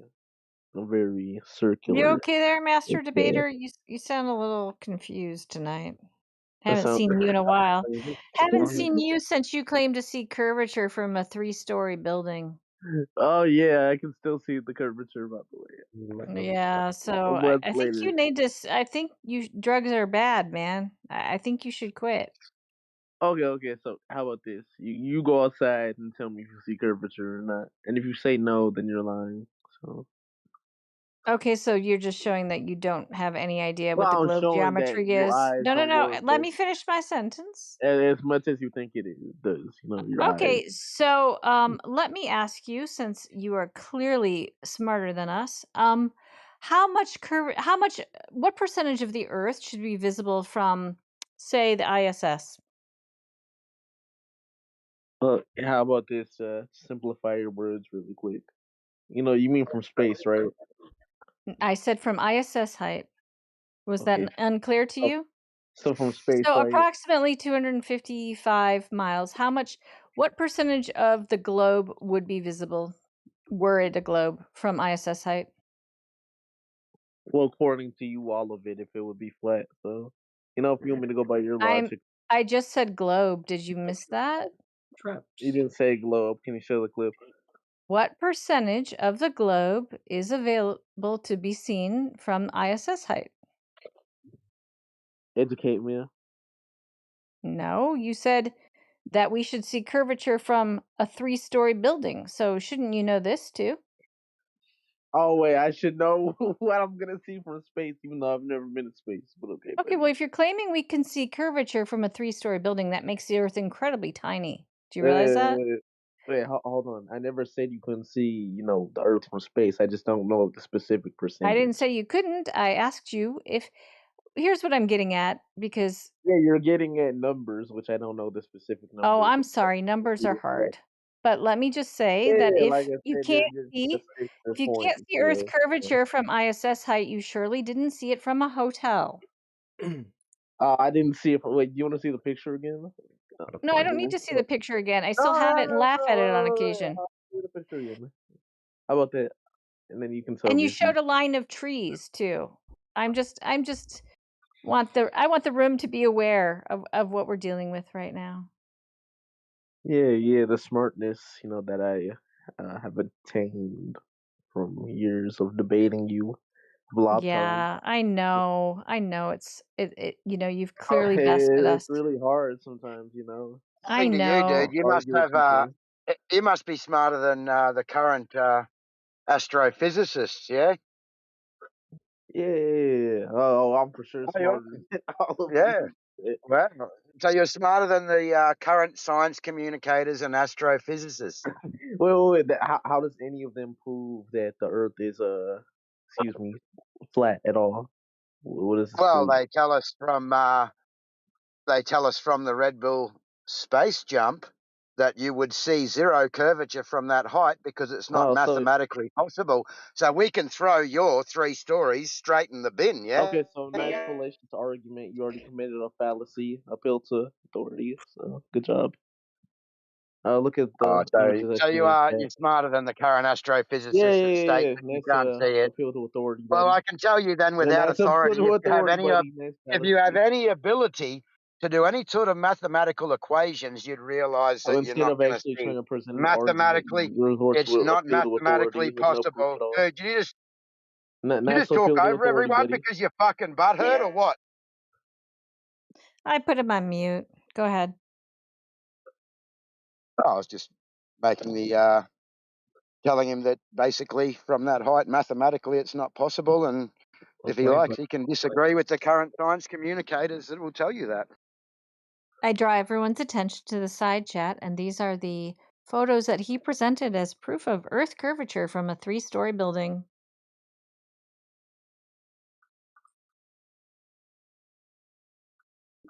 Oh, let me look.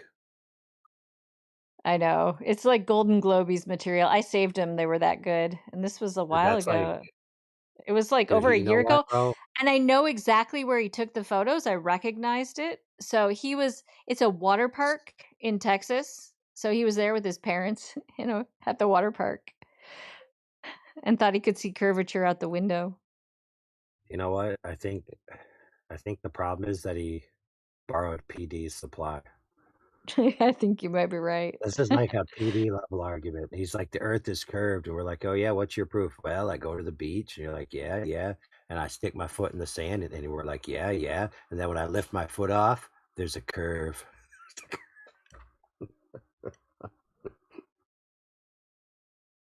Oh yeah.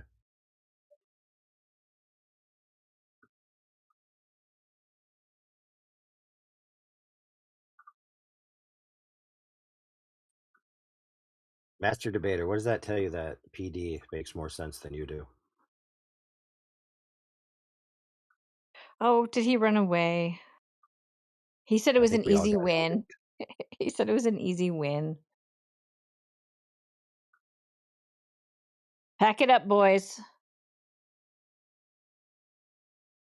Finally got that Earth curve proof we were looking for.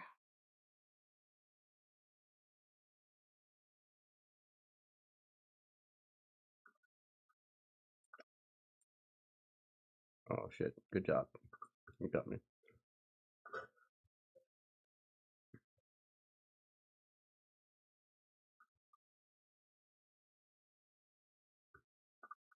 Shoot me. 86, 87.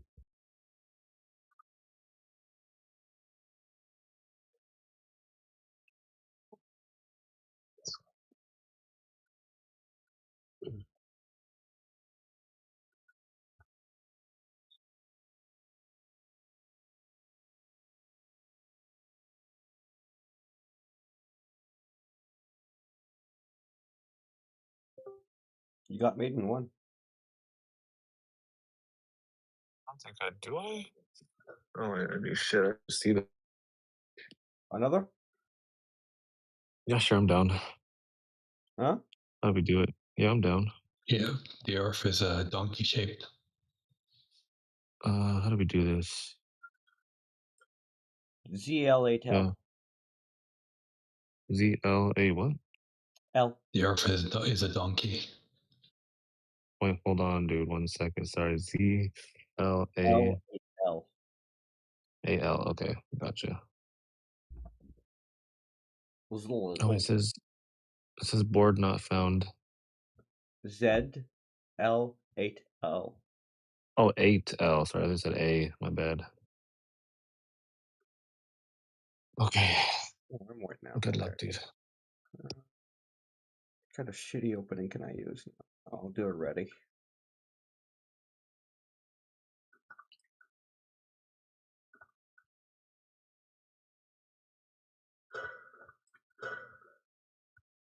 Shit is so loud.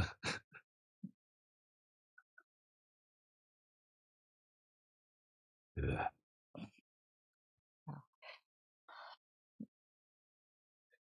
I'm loving this complex position.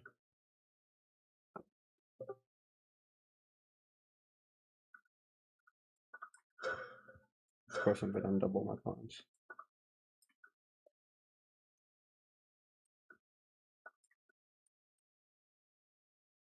Who all is playing? It's just me and Stormy right now. Oh, okay. Yeah, we just chilling.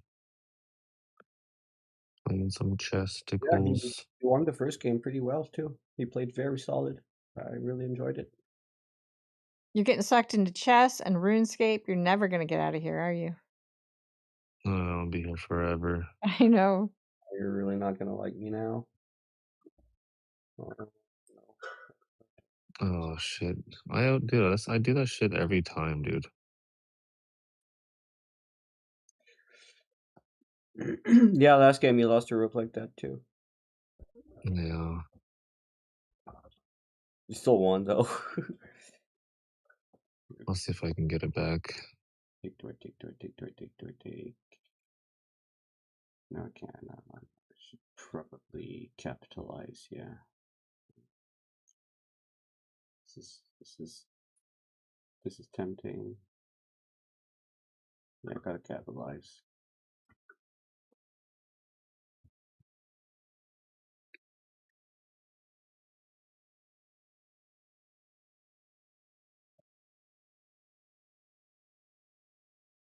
There's the wood.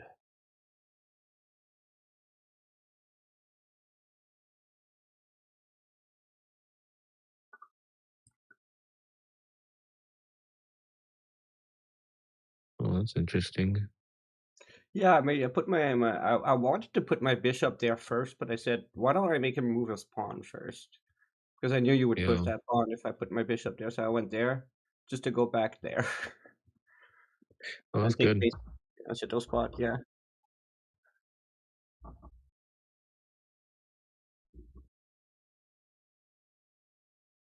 Yeah.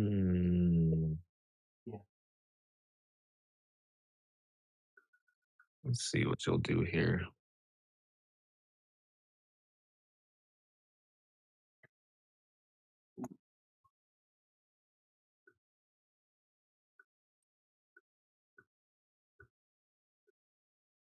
That's not a sacrifice I'm enjoying right now.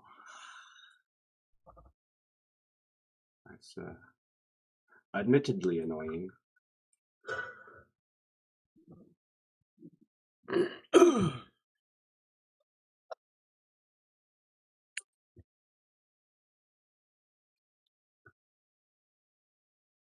Yeah.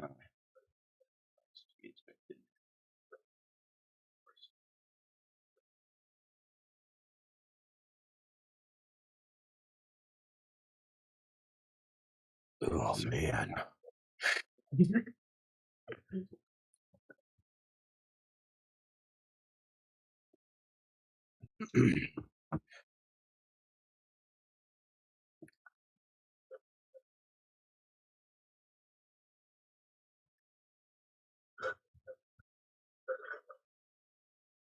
Oh yeah, I'm down this Trick one for sure. question.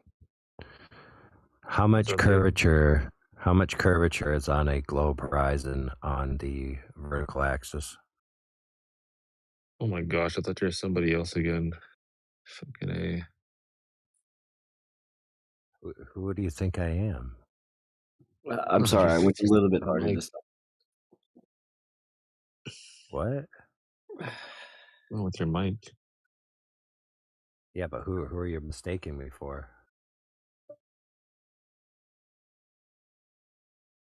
No, nobody. I just thought that. Oh, you just didn't recognize me. Yeah. Yeah, so trick question. How much curvature is in the globe horizon on the y-axis?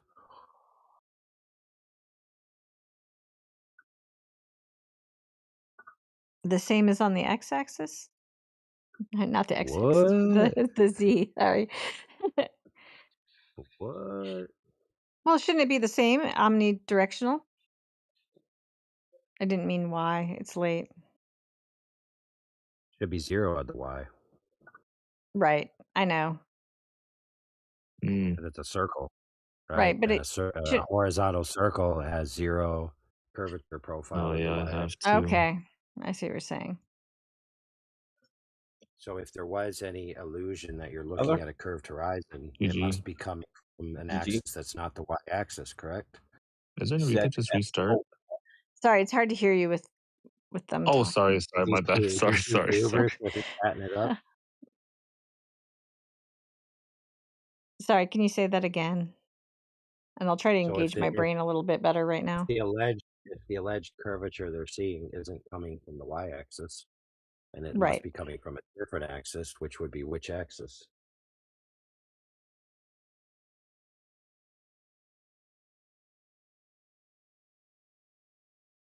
Well, we already covered the x. Oh. You just mean the Well, the y, x-axis. definitely not the y. So it Well, has to be obviously on not the the y. It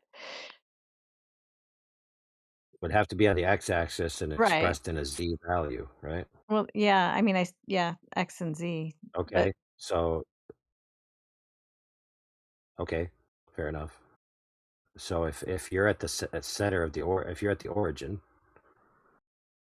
and a circle is equidistant, then that means no matter anywhere in your field of view, the x value is going to be identical to the right, it should horizon. be right. So it should be omnidirectional from any point. So if the x value is identical, right, and the z value is identical, where's the differential information coming from along the line? Which point on the line can you point to and say that's closer to me and that's further from me? Which point on the line can you point to and say that's higher and this point's lower?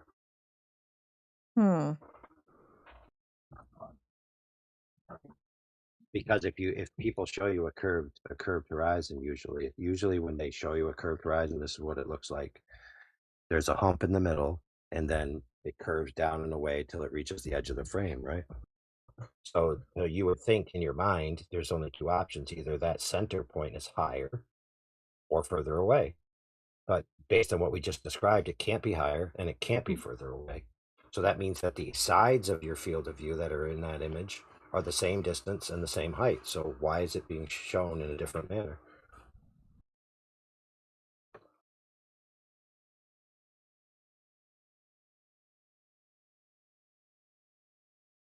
Well, it's just a fundamental misunderstanding. I think a lot of people think that it's going to curve up in front of them, you know?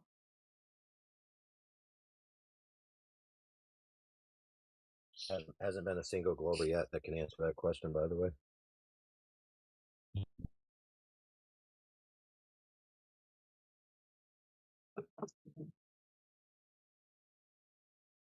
Because it has to, like in their worldview, that's globe curvature. And so that means that the apex of that arc in the final image is either A, higher, or B, further. So which one is it?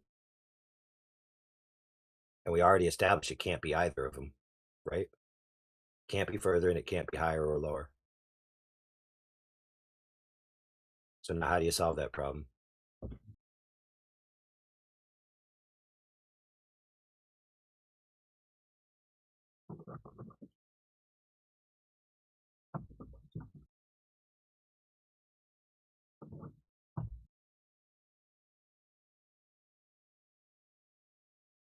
You can't say it's an artifact of the human eye, right? Because they're showing you images which are taken with a camera.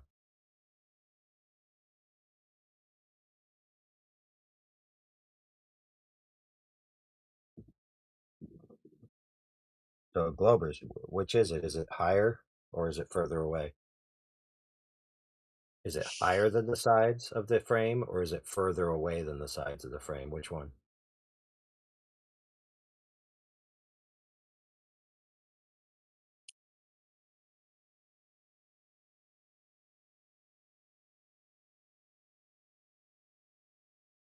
Good luck.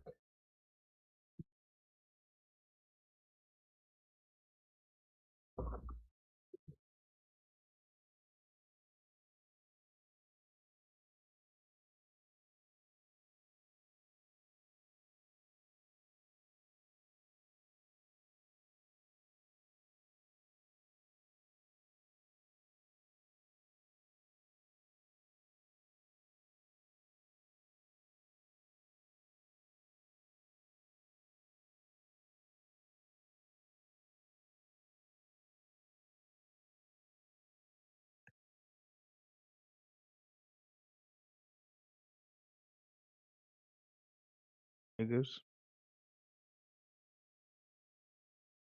Banners? What? Did you say I said, banners? hello. What the fuck? That's an AI. Did you say banners? Yeah. You said get banned? Is that what you said? Shut the fuck up. Yeah, get banned, fool. Fuck you, nigger. Yeah, get banned twice. Fuck you, nigger, twice. Nigger. Fuck you, nigger. Oh my God. Hey, listen, I'm sorry, but my clickerizer isn't working fast enough. You're pretty pointless, NAS. Yeah, baby's first insult. Yeah. Actually, it's not an insult. They're just calling for their daddy. That's what they're doing. It's just Yeah. just They don't heard men realize speaking it. and they're like, maybe my dad's there.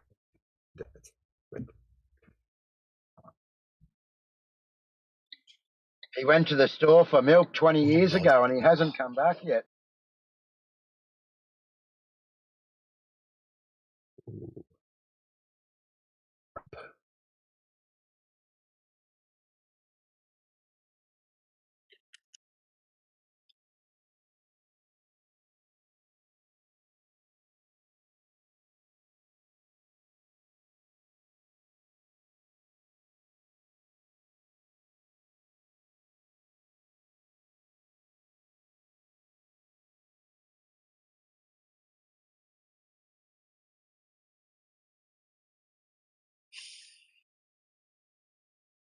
Sorry, I know I'm annoying with those nights.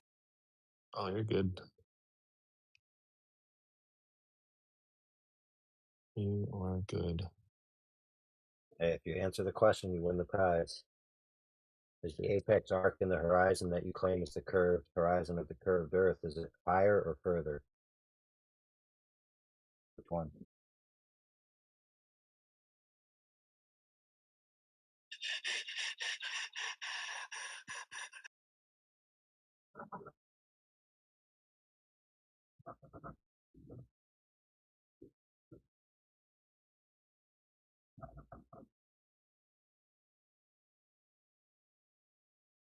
Yeah, this game's lost already, man. Darn.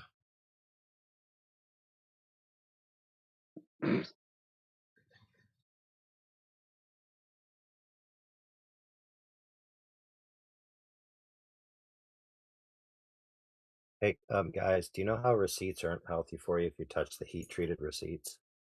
How many Yo, that's what receipts is how many receipts is I like a heard. lethal dose?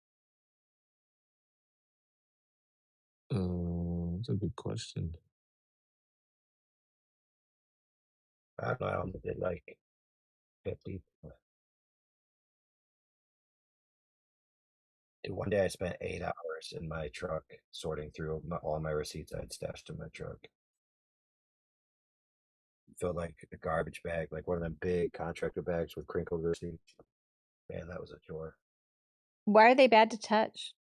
I mean, I know they fade if they get like the Well, they oils have from your that skin. heat-treated chemical, and the Right. heat-treated chemical is what bothers you. Huh. Interesting. Yeah, you would have mountains of receipts in your line of work. I think it's worse for guys because it's got like I don't know what it's called, but it's like, you know, that hormonal effect on guys. Messes Yeah. with their hormone. It's funny how everything does that, you know. I'm sure it's just a coincidence. Well, your ute full of receipt looks like my ute full of receipts, but I've just about been murdered from my wife over not handing in those receipts to add into our accounts. Yeah, It's probably the biggest receipts add up argument we quick, ever had. bro. I'm Yeah, gonna and take then a she'd say, picture of "Where's my your wrist. receipt?" And I'd be like, "It's here somewhere. I got it." Got to get digital receipts, bro. Oh, speaking of Matthew, he's here now, so he can answer my question. Maybe I So, can. all right, Matthew. So I just want you to imagine, you know, not super high altitude photo, you know, just any kind of photo without extreme altitude that has a curved horizon in it, right? I'm sure you've seen some. Yeah, but I don't know. The curve isn't really that visible. Correct, but for any of them that appear to be visible or anywhere where they claim it's the case. So the horizon is a circle around you, right? And a horizontal circle around you would be expressed with 0 value on the y-axis, right? Right. And so the curvature is actually truly on the x-axis, right? Oh, nice. Shit. So and then well, let's call this you're talking about z-axis. picture. You're talking about a picture, though, right? No, I'm talking about reality first, and then we'll talk about the picture second. You're doing great avoiding the checkmates, though. Like I threatened checkmate so many times. Man, I'm gonna and you checkmate dodged it you, fool. very- Nothing. I joined this, and so it's free game. By the way. Oh, Jed, man, we ain't even listening to you. Yeah. I feel By the way, to have you, bro. you're good. You're good, bro. You're good. I'm just a fair game. Man. All right, yeah, awesome, bro. You need to sleep that off, brother, before you come back, okay? All right, so anyway, Matthew. So you got a horizontal circle, right? So there's no curvature on the y-axis. So the curvature is on the x-axis. Or you might call it the z-axis, depending on your convention that you're applying. But I'm just calling it the x. No, I don't think there's curvature either place. Like, if you hold a hula hoop up to eye level and you spin around, you just see a straight line. No, but I'm so it's not on the talking X or visual. I'm just saying actual. If you take a circle, cut a circle out of a piece of paper, right? Right. Or draw a circle on a piece of paper. It only has curvature in one dimension, right? Like the physically. actual circle. Yeah. Well, I mean, a circle's in 2 dimensions, but not in the third. Right, but the curvature is only in one dimension. I don't know, because if it's Well, what? No, sorry, I'm if it's saying it wrong. I'm curvature, saying it wrong. One axis. but even when something curves, it's because it leaves an axis and starts curving into the second one. So I don't know what it would mean to have a curvature only in the one. Right. So the curvature would have to be on the x, but expressed at the z. So you have an x line, and then the values are on the z along the x plane, right? Something like that. It sounds close. Yeah. So yeah, yeah, you get it. You get the idea. So that being said, if you're standing at the apex of that circle and the horizon is around you as a circle, and you're taller than the circle, then regardless, you have the same distance to every point on it from your origin, right? Yeah. And then you also would have the same declination angle, right? Right. Okay, so then if somebody shows me an image of a horizon which is curved, and this is what they normally look like. There's a horizon going through the image. The center of it seems higher in the image than the ends. So you got the left side is low, the center's high, and the right side is low. Like that's what it looks like in the two-dimensional image, right? Right. So then my question would be, well, if we already just established that there is no curvature on the y-axis, right? And everything on the x expressed in the z is the same distance away. Every point is the same distance. And every point is the same height. So if there's a hump in the middle of the image, is that higher or further than the 2 points on the end of the image? So Yeah, that's a good question. Yeah, exactly. I think the answer is because as soon as you say image, you have now projected a three-dimensional reality onto two-dimensional flat computer screen or camera Right, but check this photo out. or something like that. Here's where it gets juicy. So if you say it's higher, how is it higher? Now it's higher in the image plane, right? That's true. Right. But it's not higher in reality. Right. Because every point is at the same height. So the left side, which appears lower, is at the exact same height as the middle. And the right side, which appears lower, is at the exact same height as the middle. And we also have established that the left side, which appears lower, is at the exact same distance as the middle, which appears higher, which is at the exact same distance as the right side, which is also the exact same distance. So Right. which is it? Is it higher or further? The answer is neither. Yeah, the answer is neither. So It's just an artifact.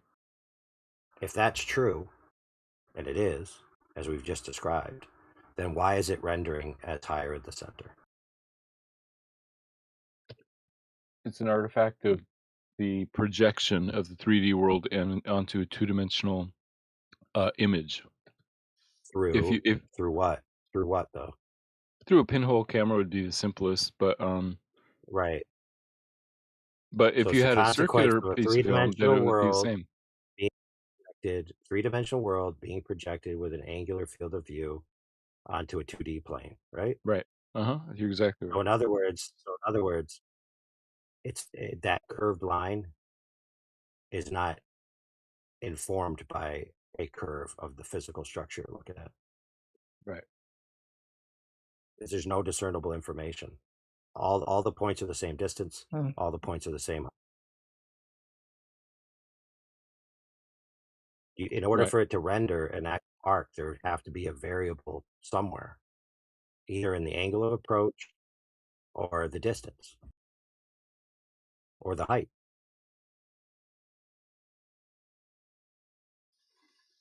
Yeah, Now, so we I would know say that the arc. Real quick, we know that the angle of approach can be changed by the lens or the mechanism that's creating the final image. Go ahead. Yeah, that's why I usually say let's just use a pinhole camera where it's just a single point. It's not very practical, but then it's just it doesn't matter what shape the pinhole is. It could be circular or square or something. Right, and then you just have the angular field of view being translated as direct as you possibly can to a two-dimensional image. Yeah, so I think really what people are saying is, a globe would make a curved image when it projects onto a 2D plane. What would happen if the Earth were flat and let's say infinite? Would that horizon also project onto a 2D image No, it'd be as the flat? same. It'd be the same, dude. Think about it this way. I think it might be different. Just imagine. No. How could it be? Can you see in an angular field of view to where your oblique angles are longer than the interior angles? No. The furthest point you can see is like the furthest point you can resolve, and the declination angle to that point is going to be identical, 360 degrees around you. So you're going to see in a circle. Like, you're not going to see the infinite plane if it's an infinite plane. You're going to see as far as you possibly can in one direction. And then when you rotate yourself 360 degrees, you've traced a circle, which has the Yeah. same declination angle and the same distance. So you end up Yeah. with the same problem. Huh. Yeah, I That think makes you're sense. right. It does. It's interesting.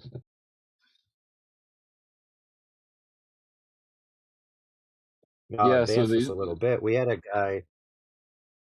Yeah, go ahead. We had a guy say, hold on, I gotta write this down.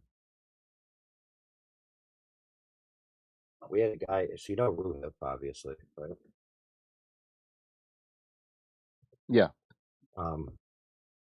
So, because for the longest time, Globers were presenting these images saying a curved horizon is proof of a curved Earth, right? Because a flat Earth wouldn't have a curved horizon. But based on the principles we just said, this is what this other guy said. And he was pretty much basing it off of something very similar to what we just talked about. Ruhif basically said, listen, if the Earth was flat and extended, you'd have a limit of your vision, which was 360 degrees around you, which would be a circle. And the same thing on the globe, you have a limit of your vision, 360 degrees around you, it would be a circle. So the limit of your vision would render in exactly the same way. So we basically came to the conclusion that if the Earth was flat, the horizon would be curved. And if the Earth was a globe, the horizon would be curved. No matter what, the horizon is going to be curved. Yeah, you know what? That makes sense to me. That sounds right. And the closer you approach zero, the less curve it's going to have, obviously, because the X, Y, and Z are going to, coordinate below your limit to resolve anything, and that's going to appear as a perfectly straight line.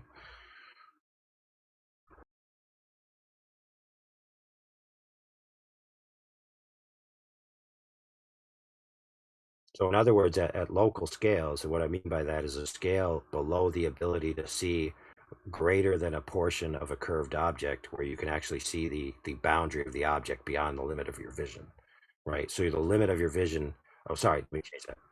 The boundary of the object is within the limit of your vision, right? So you're seeing, like a basketball you're holding in your hand, you see the whole circle, right? There's no doubt it's circle, right? Right. But as you approach the basketball, you're going to get to a point where you have a horizon which is indistinguishable from being on a flat surface. So in other words, a curved horizon, because for example, we wouldn't confuse ourselves and say, if we were looking at the Earth from outside the Earth, that the edge of the Earth is the horizon, right? The horizon is a local phenomenon. You have to be on the object to see a horizon. We'd agree with that, at least. Yeah. So when you're experiencing a horizon in that manner, a curved horizon doesn't prove the Earth's a globe. Because by the same token, with the declination angles and the 360-degree distances, you have the same visual information. So if it's the case that we see curved images of horizons, that would be true whether the Earth was flat or a globe. I think it's more curved the farther the horizon is from eye level. So if you're way close to sea level, it would be flatter and flatter looking on a two-dimensional projection. As you get higher, it would be less flat. Yeah, but you have to get high enough to where that relationship of the declination angle and the distance has to be subsumed by that. I can't remember what it's called, but where you can start to see the whole object. Like, once you get to that zone, then it would matter. But before that, it's barely even irrelevant. And any added differential, like a drop in the horizon, it wouldn't necessarily be adding curve to it, but it would be adding drop to it. Is just the fact that you're above the ground. Like if you're 10,000 feet above the ground, you have to render 10,000 feet of air in the final image. Yeah, but if the Earth is flat, though, is the horizon always going to be at eye level, or would there be times it would be lower than eye level? The horizon could only always be at eye level. So think about it this way: when you're on the ground, the approach angle of the horizon is approaching zero, right? Like if you could literally put your eyeball into the ground, it'd be absolute zero, right? Right. And then as you lift your center of your eyeball above the ground, you're at like 0.0001, 0.0002, right? But if the Earth was an extended plane and you lifted yourself off of it, there would still be a point in time where that intersection point falls below your resolvability. So you still wouldn't be able to see it after that. And that would be less than the totality of your vision. So the horizon, as you increased in altitude, it wouldn't be a rendered line directly at the center of your vision. It would sort of be fuzzy as it goes off beyond your view. Yeah, it would be, you would perceive it as lower.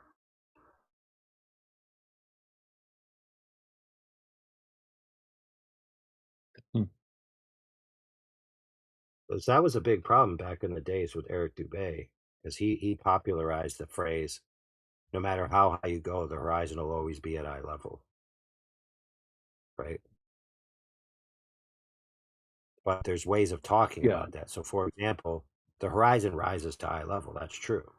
But it depends on what you mean by it. So rises to doesn't mean at, right? At and rises towards, rising to, appears to rise. All of these languages are quite different. Because most people took it, if the Earth is flat, the horizon has to be rendered at the midline of your vision at all times. And so then the Yeah, that's Globers what I said, thought well, he meant. here's an image of a declination angle to the horizon, so you're disproven.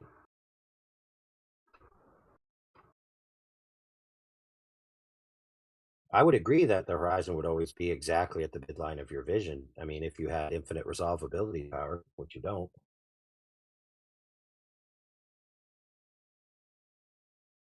Because that it's all about the angular relationship.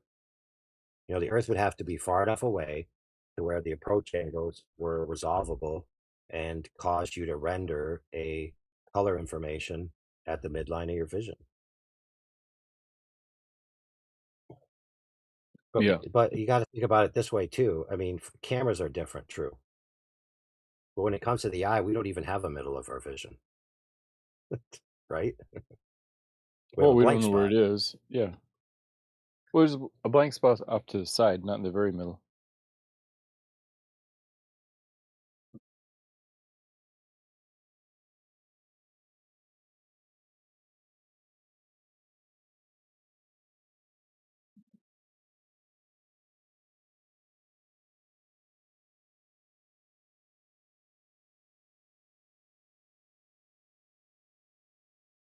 Hmm.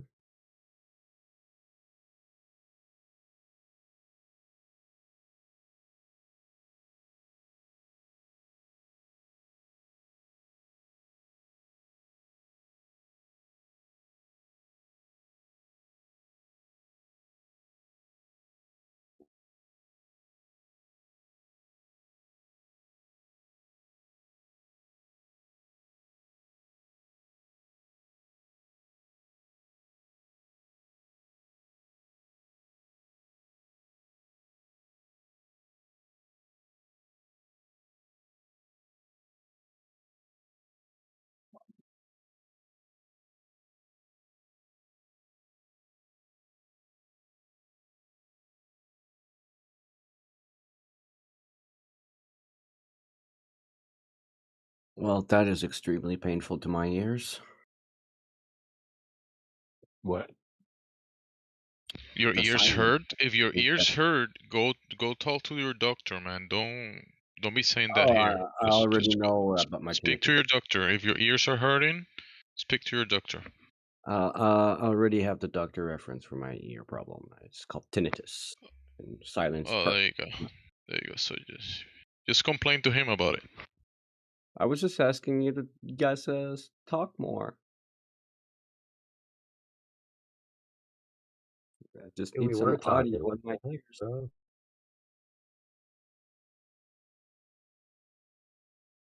Dude, me and Matt were just expositing on some profundities. They go into your ear orifice.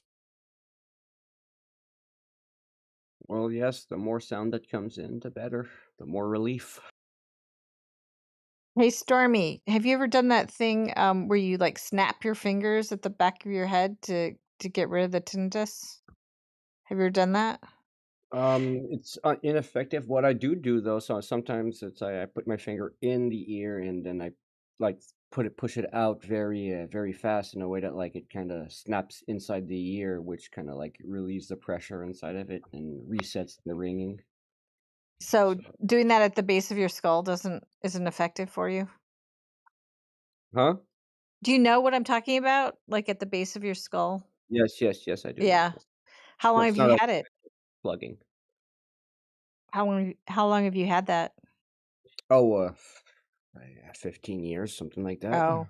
Do you still notice it all the time?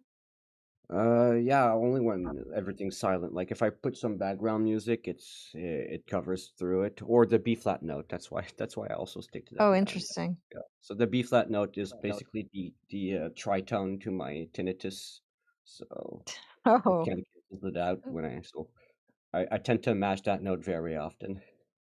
Hey, brother, hey, listen. I'm gonna give you this for free. So you've heard of an insulin patch before? They glue it to you, and it's electronic, and it's timed, and it gives off insulin every so often. So what you just invented, and it's your invention, is a patch that you put on the back of your neck that gives off B note, just like insulin. Might be a dumb idea, but it's something that could be easily prototyped. Well, like you Yours. mean like some sort of thing that constantly plays the tritone note of the person's tinnitus. Or intermittently in a certain rhythmic pattern that helps disrupt your like your body's flow of the tinnitus. You could work with it. Yeah, that You would could be build that. actually that would I'm work, I just saying think. you could build that, program it, prototype it, and field test it yourself by the Yeah, end of the year, and then have a sellable prototype and be a millionaire by the end of next year. Well, I'm not sure how I would patent it, but it would probably definitely work. Yes.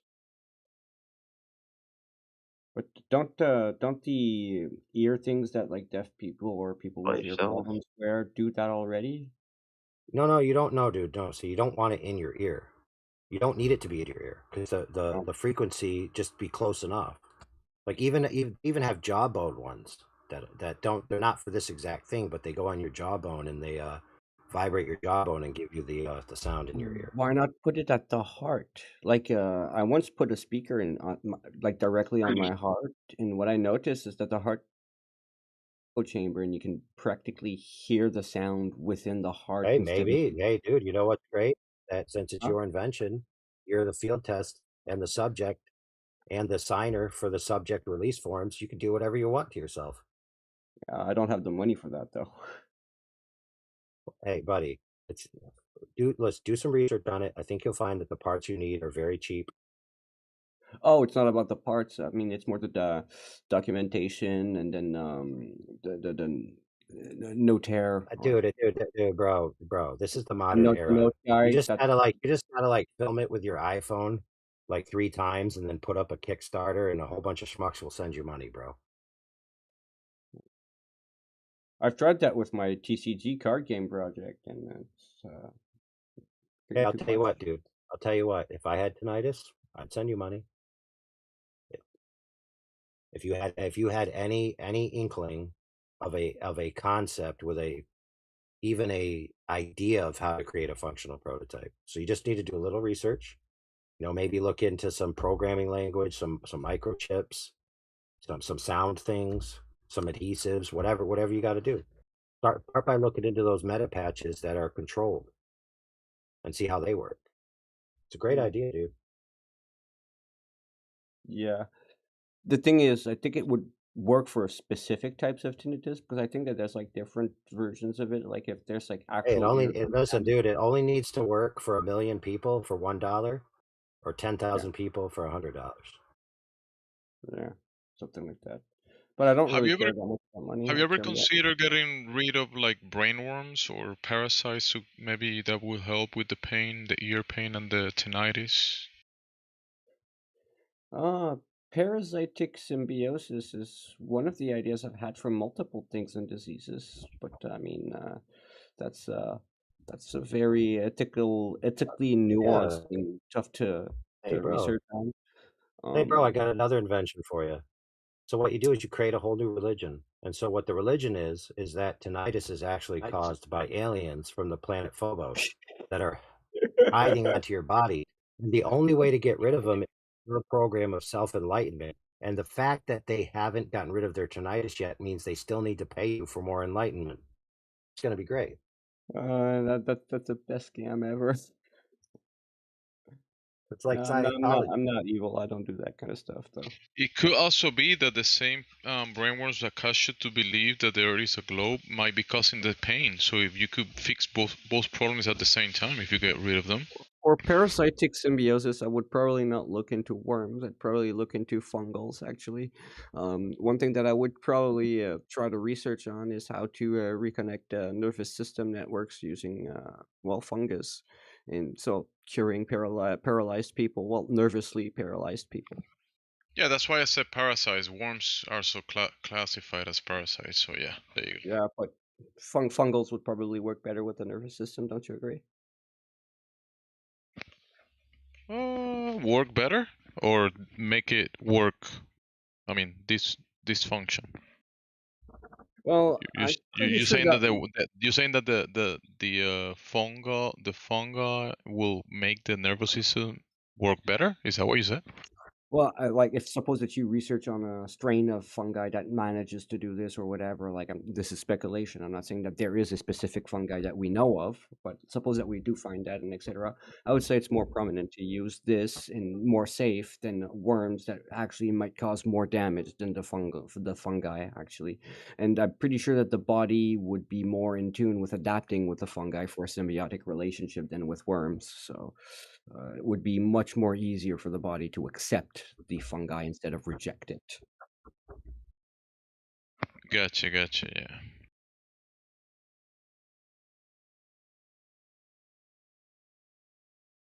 It's one of the theories that I do have, like for a cure for paralysis that is nervous. I would say, what if we find a way to tune in some fungal networks that would actually bind with the human nervous system and actually transmit the electrical signals instead? That would be like a potential cure. I don't know if there's already research being done on this though. Hey, sweet, dude. I'll get in on with you. Because we could also put in a backdoor operating system where we can hack the brain and then control them, much like the fungal parasitical zombies. You mean like Elon Musk's Neuralink? Yeah, only biotic, purely biotic. I'm not sure if I trust Elon Musk's Neuralink and that kind of stuff. I would probably trust the fungus more.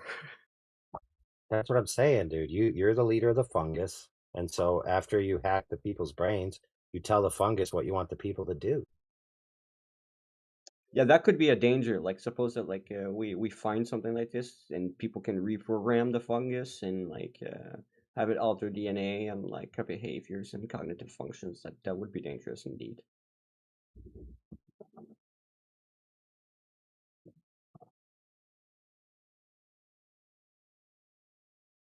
So that's one of the things. It's always a double-edged sword once we reach like this stage of medical proficiency and technologies, because whatever good technology that can benefit us can equally be used to harm us as well. So it's like if misused, it's going to be bad. If used correctly, it's going to be good. And can we actually trust everyone on Earth to use it correctly? That's Of course not, dude. That's why me and you have to be the totalitarian leadership. If I were It like will be I would more be- like the daddy and the mommy. One of you can be the daddy, one of you can be the mommy, and the fungi will just follow daddy and mommy's orders. Interesting. That's right, brother.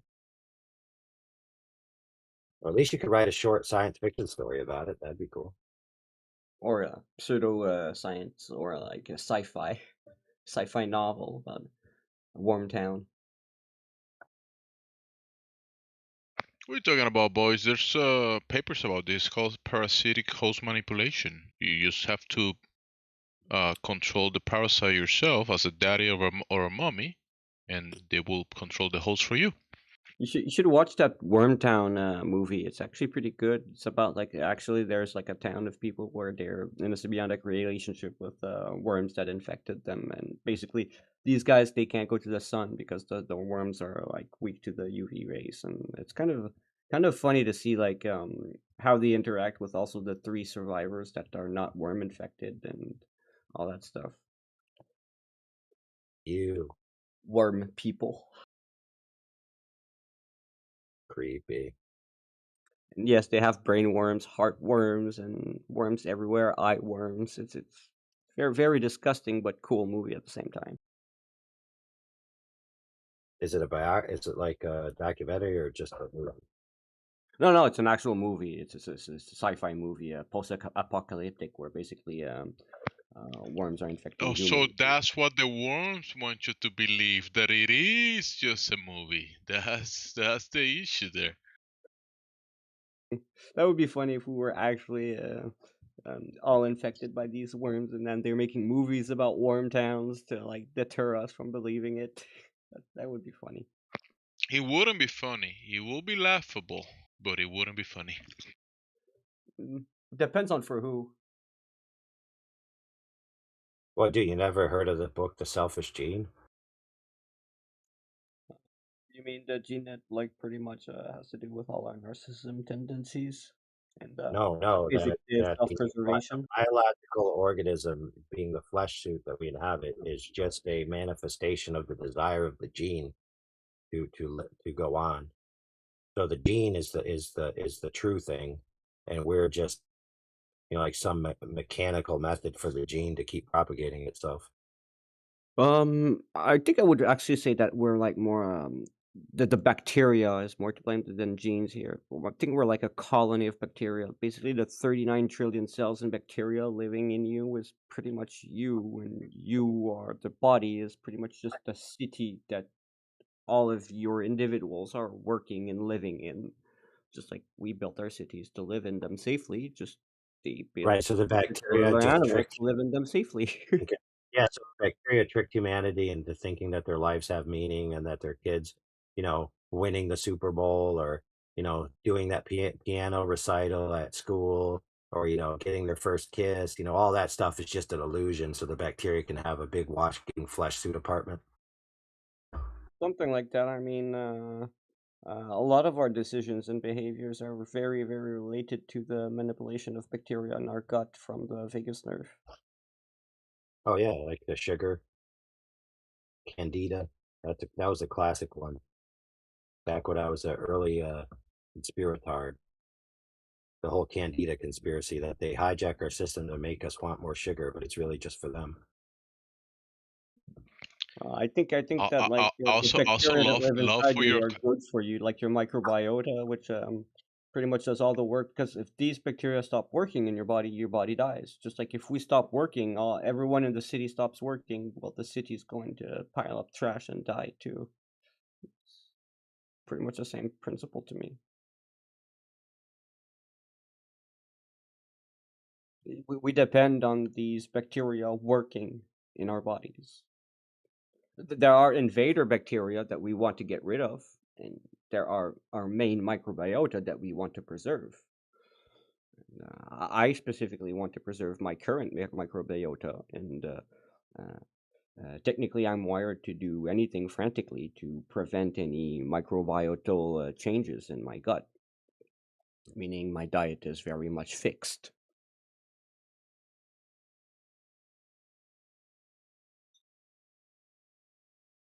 You know what I heard just recently, that if women didn't kiss their babies, then there wouldn't be any tooth decay I mean, it from certain surely type of will affect the bacteria. baby psychologically, I think. Definitely No, psychologically what I mean affect. is there's a mouth-borne bacteria that is primarily responsible for tooth decay, and it's passed through kissing, primarily from the mothers kissing their children on the mouth. That's one way to get it, but you can also get it from just leaving the toothbrush in the air, and it could get it from touching someone else's toothbrush, or Yeah, or kissing unsanitary somebody that died conditions. when you're older. Yeah, because we're all different colonies. Well, the main reason why it's linked to early childhood mother mouth kissing is because that's who's kissing you on the mouth when you're young. Usually you don't do a lot of mouth kissing when you're a child. Yeah, that's true. Well, But other people start at least kissing the healthy babies. relationship. Yeah, which is nasty, dude. I would never let somebody come up and kiss my baby on the face. I'd be like, get your germs away from my kid. I mean, that's fair.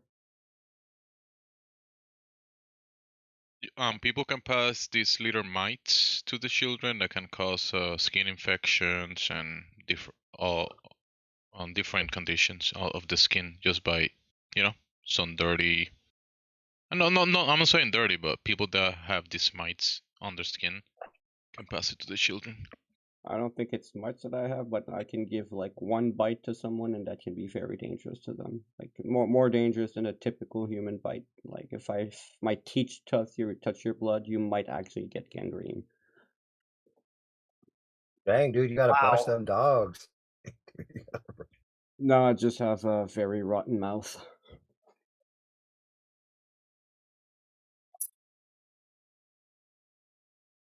I don't know. I thought you said your microbiome was awesome, man. You gotta. Oh, my microbiome is awesome, especially the gut one. But I still have a necrotic mouth. But that's what the microbiome wants you to believe, that it is awesome. But so that's they not are. you. It's them telling you that they're awesome, and then you just passing it forward. I don't mind being the city and the colony of a bacteria colony. I think that all animals are. But that's what they want you to believe, that you don't mind. But they programmed my brain, so of course that's what they want me to believe in. There you go. They wired me to believe it, of course. There It's you essential. go. For this, me believing this is essential for their survival. There you go. Hey, I But got their another religion survival for is you, essential brother. for my Hey, survival. listen, brother. The new religion you're going to be in charge of is you help people get in touch with their inner bacteria, and so you're a conduit, like a medium. So you like hover your hand over their gut, and you're like, the bacteria wants you to do this with your life. The bacteria wants you to do that with your life. That'll be $100. That's kind of funny. No, I wouldn't do it like that though. What I would do though is ask them what the signal they feel from their gut is, and then I tell them what that means.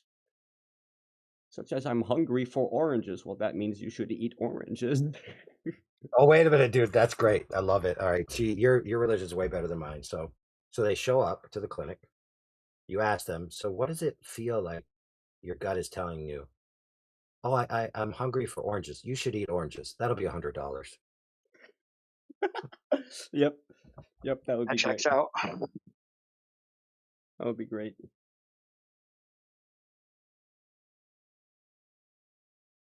But no, a better way to do it was like you use EEGs or whatever tools that like analyze electrical signals and analyze the ones from the vagus nerve and the gut bacteria, and you check the hormones and etc. And okay, so this hormone imbalance is telling your body that you need this, and this is lacking, and you want etc. And you just prescribe them what they need. And actually, doctors do already do this. So yeah.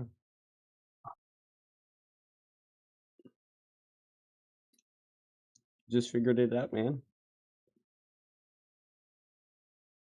A body signals to you everything it needs. Sometimes you listen, sometimes you don't. And when you don't, well, that's when you go see a doctor and he tells you.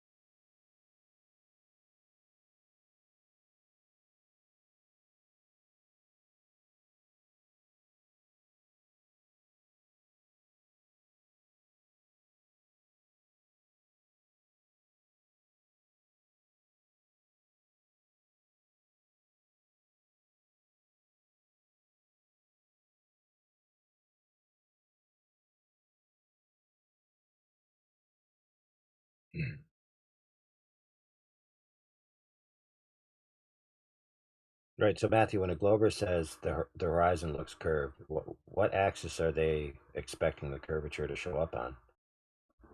On the y-axis after it's been projected onto a two-dimensional image. No, I don't think that's what a glober's thinking, bro. That's what I would think. You're right. I don't know what glovers typically are thinking. In my opinion, I think that they think they're seeing a curve on the like truly. I think they think they're seeing a physical y-axis curving in front of them. That's what I think they're seeing, like an arc, an apex of an Yeah. arc. When they're seeing that, it's also a 2D projection onto their eyes, right? Yes and no, because we don't experience our own vision as two-dimensional. That's only if we have two eyes. If you cover one eye, you only perceive one dimension or two dimensions. No, yeah, it's true, but that's not the way you experience it. Right. We don't have to make have assumptions perception, but and you imagine interpretations. yourself inside the space. Right. Like you're actualizing yourself inside the space in real time. So it's a completely different perception than just looking at it through a camera. So like if you took a camera in front of your eye and looked out at the horizon, that'd be more akin. Yeah.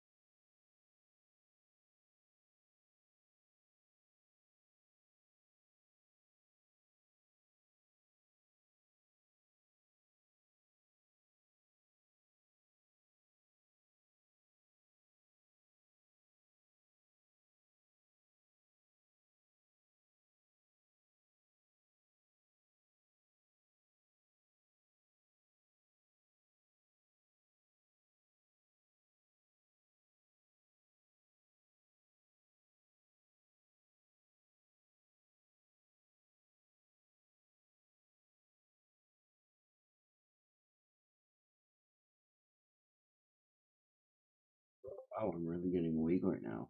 Sheesh.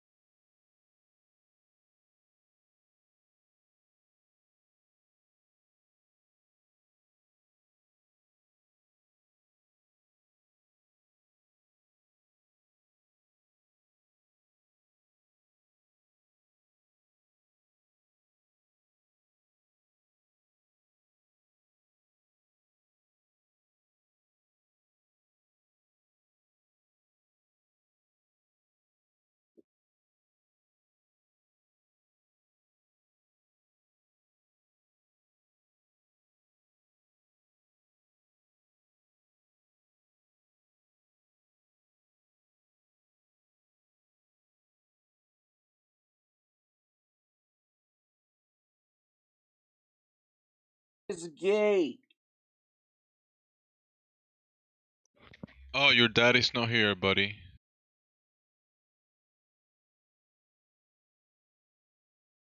I'm not a flat earther, but I don't come in here to just like insult people and annoy them.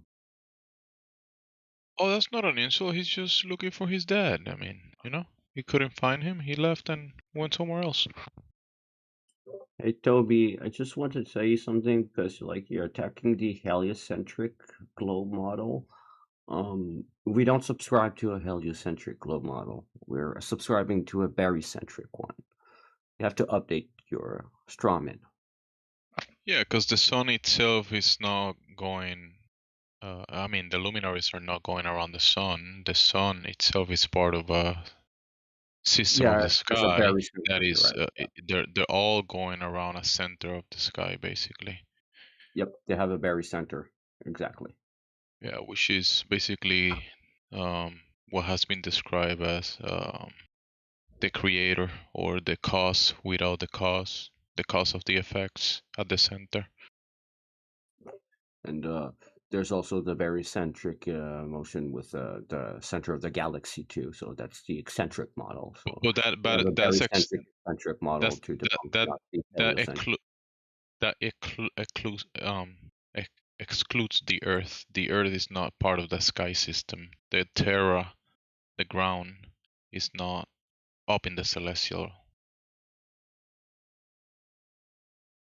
So what you're talking about, this movement of the sky, excludes the Earth as part of that Well, I mean, movement of if things. it's the movement of the sky, how come when I take a ring laser gyroscope, put it on a flattened stationary desk, it's still recording 15 degrees per hour as a drift?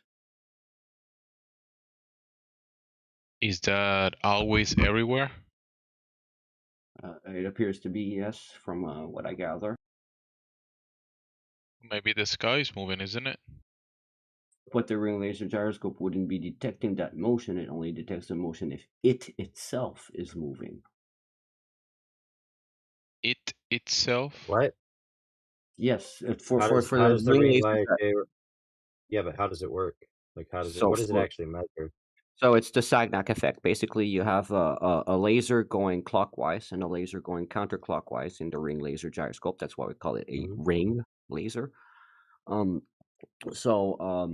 happens there is if the ring laser gyroscope itself is moved or displaced in any angle or way, there's going to be a delay in either the clockwise or the counterclockwise laser, and that will tell you the direction. Whether it's the clockwise or counterclockwise, that tells you the direction of the movement, and the delay tells you how much the movement is. So for the 15 degrees per hour drift to be constant on the ring laser gyroscope, that means that one of the two is constantly delayed by 15 degrees when it's doing Right. its cycle. And therefore, it itself has to be moving for that to be done. As if it were not Well, moving, no, it like if doesn't. nothing was moving the ring laser gyroscope, those two rings would not have any delay. No, all you need is something that is changing the reading.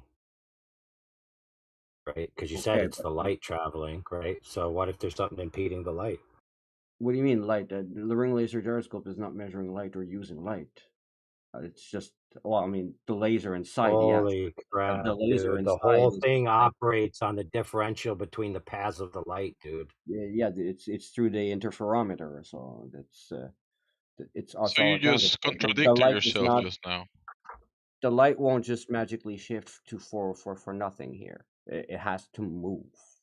The gyroscope has to move independently to record any type of drift, Yeah, especially what a assumptions are necessary to carry that conclusion? the Sagnac effect. Right? So the Sagnac effect is what? I can look up the specifics if you'd like.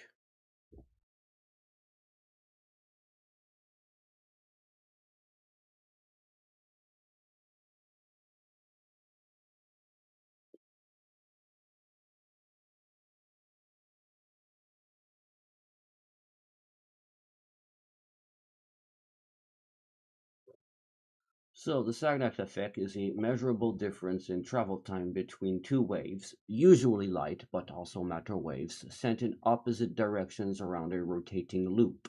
When the loop or platform rotates, the two beams no longer return simultaneously, so it also has to rotate. This produces a measurable phase shift or interference fringe shift. It was experimentally demonstrated by Georges Sagnac in 1913 using rotating interferometers. The core principle is if you split a light beam into two beams and send them around a closed path in opposite directions, On a non-rotating platform, both beams travel the same distance. They recombine simultaneously. On a rotating platform, the detector moves while the beams are in transit. One beam effectively travels a longer path, the other effectively travels a shorter path. They arrive at different times. This causes an interference shift, which is pretty much what I explained, but in more nuance. So, Right. So the end result is a phase shift, right, of interference, correct? yes, I mean that's what Which it's is called. being assumed that this can only be caused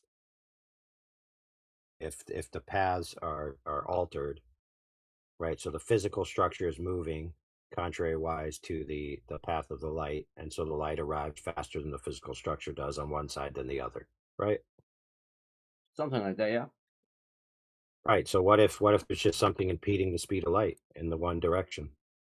And how do you do that? What's that something? Are you just going to special plead some magical something, or do you have something No, dude, specific? this stuff was there was already tests done on this, right, in the past where they were trying to see if the Earth was moving, Yes, right? yes, and yes, you're right. They probably they went into some issues and so on, and they accounted for that and fixed that, and that's how we Yeah, end how up did they inventing account for the it? ring You laser remember? gyroscope You accounted itself. for it?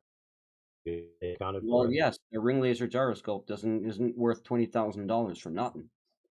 Doesn't mean anything, dude. The question was, do you know how they accounted for the errors that they got when they started doing these tests like I Michelson, mean, Morley, and other maybe tests? not, but that doesn't I'll invalidate tell you it how. I'll tell to you be how. I'll tell you. for the I'll point to tell be you. valid and I'll true. Just tell saying. you.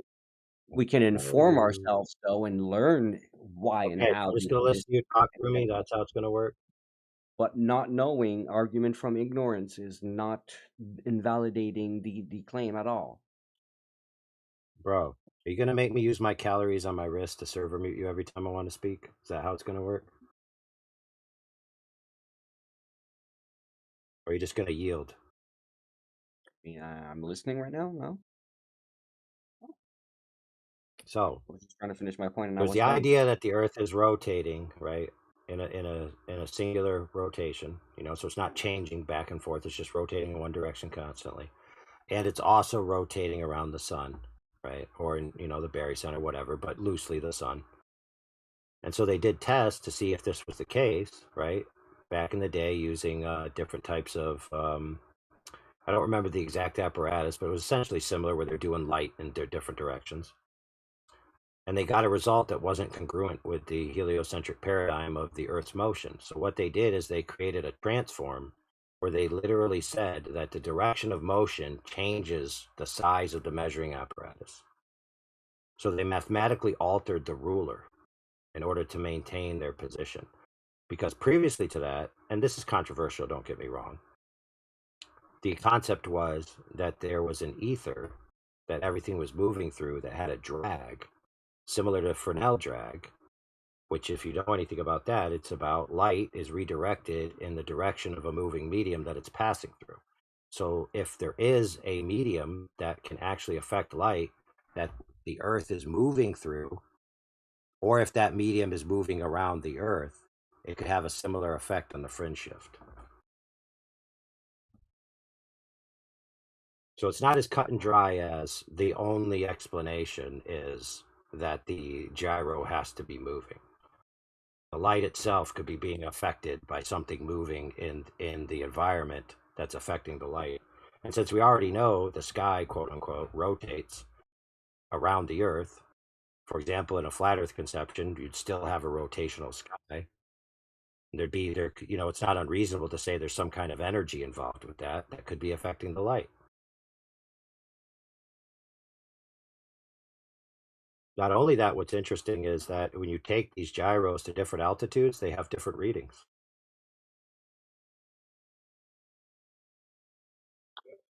So, what I was actually reading already did mention the points that you were saying here, so I'm going to go through it. So there's the relativistic interpretation that in relativity, the rotating frame has no global inertial coordinate system and a non-Euclidean synchronization and properties. So a rotating observer cannot globally synchronize clocks consistently around the loop using Einstein's synchronization. So it creates an anisotropic one-way coordinate light speeds in the rotating frame, but the local measured light speed remains c. So this is a very important distinction. The physical meaning is in the Sagnat effect, it fundamentally measures the rotation, angular velocity, and non-inertial motion. It does not directly measure linear velocity through space, motion through ether. This is literally mentioned here. It does not directly measure motion through ether. Modern applications. Well, that's the claim. So in modern applications, we have like what I was talking about, the ring laser gyro. I'm not done. I'll tell you when I'm done. We have the ring laser gyroscopes that's used in aircraft, submarines, spacecraft, and all inertial navigation systems. So these propagating lasers, they develop a frequency difference proportional to a rotation. And the fiber optic gyroscopes use the same principle, using optical fibers wound into coils. Widely used because no moving parts are highly precise. And then you have the GPS, but I mean, we can omit the GPS thing. It just, anyways, positioning errors accumulate rapidly. It's just hundreds of meters. So the matter wave Sagnac effect again. The effect also occurs with electrons, neutrons, and atoms using quantum interference. Matter interferometers can even be more sensitive than optical ones. The relation to Earth rotation, a stationary interferometer on Earth already detects a Sagnac shift because Earth rotates. The angular velocity, there's a bunch of mathematics here. Not going to name the entire equation. If you want it, I can probably post it by screenshotting it. Large ring laser systems directly measure Earth's rotation this way. Here are the common misconceptions. Sagnat disproves relativity. This is false. The Sagnat effect is fully predicted by relativity and routinely derived what are from you reading from? space-time geometry. It proves ether. No experimental evidence supports a luminiferous ether interpretation. This effect exists naturally in rotating non-inertial coordinate systems. Light speed changes. Locally measured light speed remains invariant. Coordinate travel times differ globally around rotating paths. So there you go. Right. So I heard a bunch of claims. Yeah, I heard a bunch of claims in there. Yep.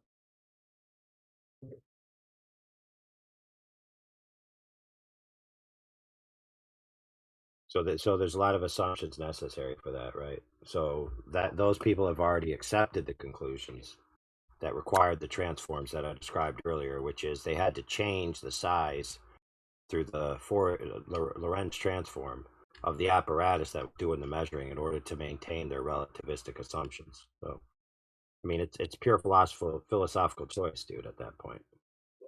So it's not the case that there's no experiments that prove or disprove. It's that based on your philosophical assumptions, you're going to have different results.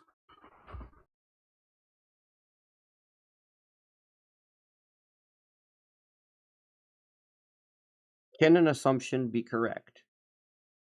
Sometimes, sure.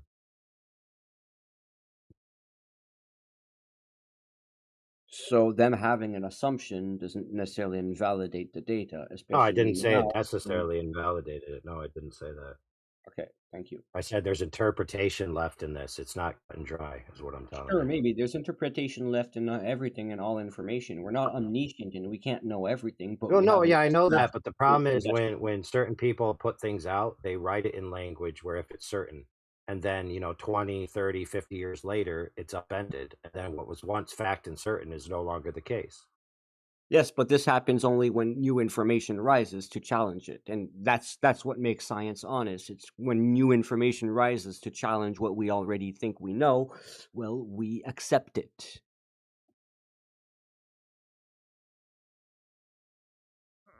Well, no, that's not true. Is the information just someone arises, saying? and then it's put through the paces and scrutinized and validated and then accepted. It's not just challenged and accepted. Well, yes, it's a whole process of the peer review, of course, but however, friend, usually what's accepted is new information that fits the already established narrative with the least amount of tragic to that narrative. then science would never shift its position on anything, which demonstrably it has done so multiple times. As you say, it keeps changing because Yeah. we adjust to new information and the truth. We have the best grasp of truth and we follow this. That's it. No, it's not the best grasp of truth. It's your best grasping at straws, thinking you have the truth for a lot of these claims. I mean, all the technologies that we have from this very science is No, pretty they're not. accurate. Okay, well, I mean, so Science when isn't a they're using monolith, friend. when they're Science using isn't a monolith that if there's productive results, it means you rubber stamp everything else they believe in. It's not how it works, dude. I don't need, like I said, I don't need to be omniscient. But one thing for sure, their photolithography to print processors on silicon, which is what they claim.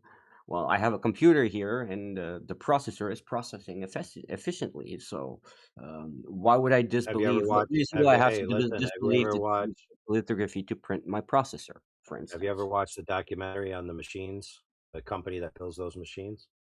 I've watched something about those machines. I've also went to one of the factories.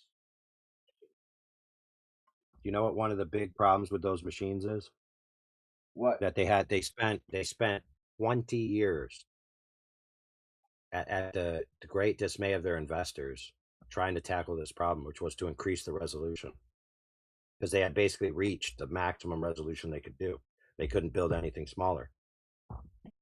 And I wish I could remember how they solved it, but it took them 20 years to solve it. Well, I mean, that doesn't surprise me because you're already at like near atomic scale when you're doing a Right. processor. It had to do because obviously if you have an angle, right, that you have to get, if you put it to 0, then you no longer have any access to what you're shooting it at, right? It's just going to go straight over the top. So there's like this critical angle, and I can't remember if they did some kind of reflection, whatever. It's super interesting documentary, and I can't even remember the name of the machines. I wish I could because I'm sure the listeners would like to know.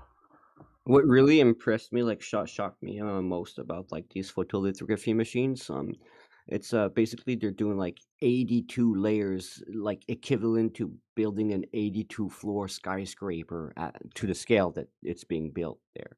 The scale Yeah, of high like how speed. small these things are, it's like building an 82 floor skyscraper, but like fitting it in like that tiny Yep. space.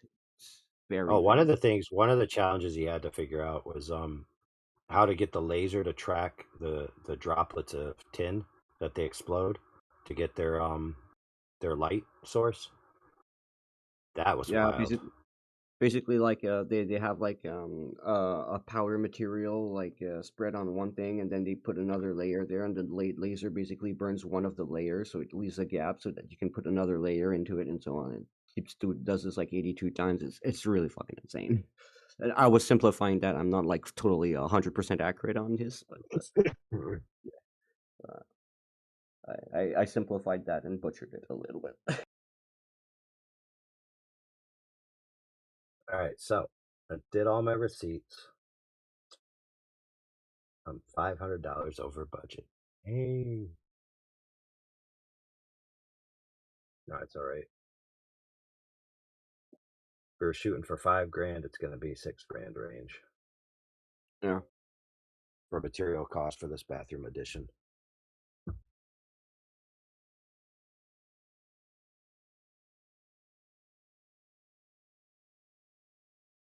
It was a nice discussion, by the way, and thank you for letting me finish my long point earlier, like when I was explaining the Sagnac effects thing and replying to the Aether argument. Thank you for like not muting me and letting me finish. This is one of the first times that in the 24/7 channels that I did get muted a few times, but I managed to get at least some of the points out and had some valid discussions with some of you people. So that was more enjoyable than my usual experience, not gonna lie.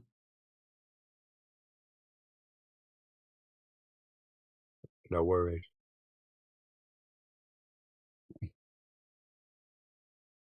And that's why, despite the other bad experiences I've had, I still come back in the case that eventually we end up on having a nice discussion like tonight. It's all in that good faith. So I don't come here to try and troll you guys or like take revenge or you banned me and now or no, I'm not petty like that. I'm just here. I want to discuss. I want to learn. I want to educate. That's all that's important to me is the truth, and the facts. And, sometimes it does make me appear like an arrogant asshole when I'm correcting people because I look up their claim and then I see that like their claim is being challenged by what I looked up, and so I interrupt and like correct them on it and so on. I get that I can look like an ass when I do that, but it's not out of bad faith. It's literally to like keep consistency on the facts mostly. Yeah, but to be fair, finding a source that just repeats a claim contrary to somebody else's claim isn't necessarily giving facts. So you always have to parse out every source. Well, I mean, we can just like take the claims and discuss them and use our own minds instead of like just beg each other for the specific citations of tell expert and this one and that one and gish gallop and like pretty much fall into semantic red herrings instead of actually innovating on some theories that we can make, hypotheses, other branches, other subjects, you know. I feel that like it kind of limits our scope when we just like focus on I want this citation and I need this direct proof Well, and to a degree, but what you know what's one of the reasons we have to do that a lot of times is because most clovers can't think for themselves. So, for example, my favorite example is the Verrazano Narrows Bridge in New York City.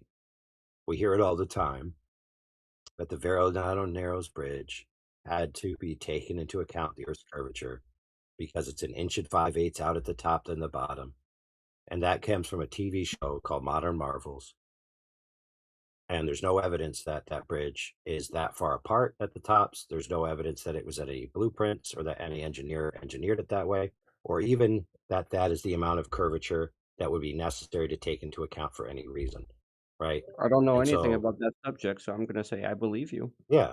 So I demand that they get the proof that it's the case. But even if they did, it wouldn't matter anyway because the nature of a structure that size and the materials that it's constructed with, it's practically impossible to design it to be 1 5/8 out and to have it mechanically built in that manner in the field. And even if they did, it'd be irrelevant because there's nothing to the bridge that could possibly be affected by that much variance because the bridge varies by orders of feet.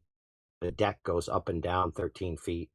The bridge towers wave back and forth, like up almost up to a few feet. So this idea that this 1 5/8 just had to be accounted for, otherwise, who knows what bad thing would happen is just a joke.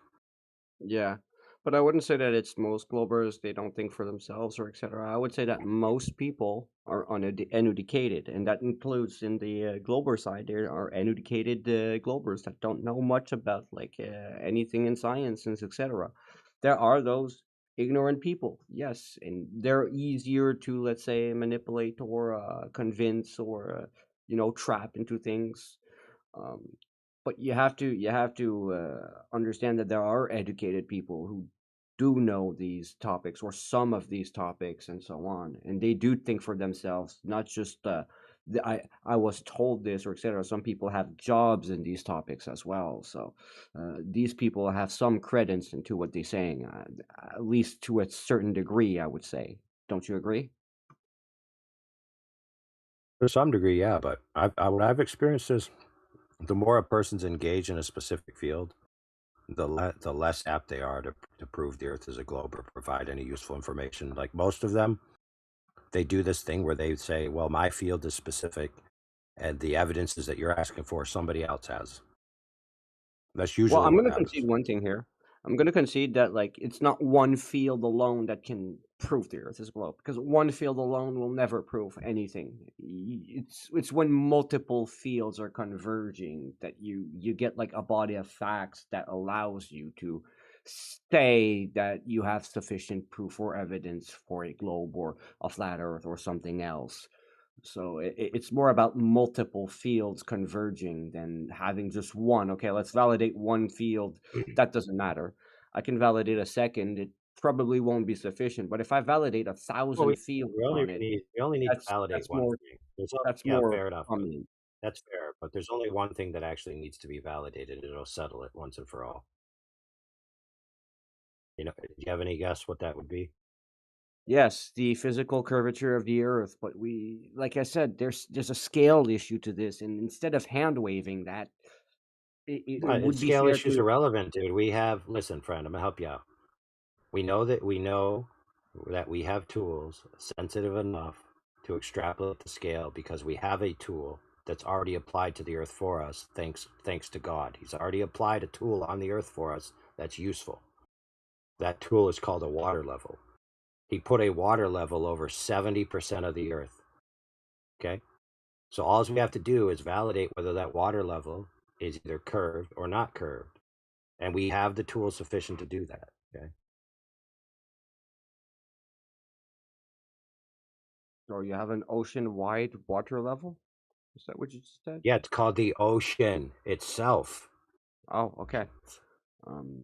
So, for example, if you were going to level any site with water, you'd create a channel and fill it with water. And you know that the surface of water is level across the entire surface from one end to the other. Now, the contention between the globe and flat is that the gigantic water level is either flat or the gigantic water level is curved But around a giant here's ball. the problem. How do you have a level ocean if the ocean is never at rest? Like, absolutely never at rest. How? Listen, dude. Listen, let me help you out. It's so simple. Like, Hey, what's the highest I'm saying wave? this What's the global highest fact. wave? Just pay attention. What's the highest wave ever recorded? I don't know. I think it's something like 600 meters. Okay, so if you took 1,000-meter band and extrapolated over 70% of the known territory of 190 million square miles, dude, that'd be a pretty accurate level, dude. Okay, So the yeah, but idea that the we don't have this waves are dude, mile. the idea that the waves or the undulations are destroying the fact that water's a giant level is ridiculous, dude.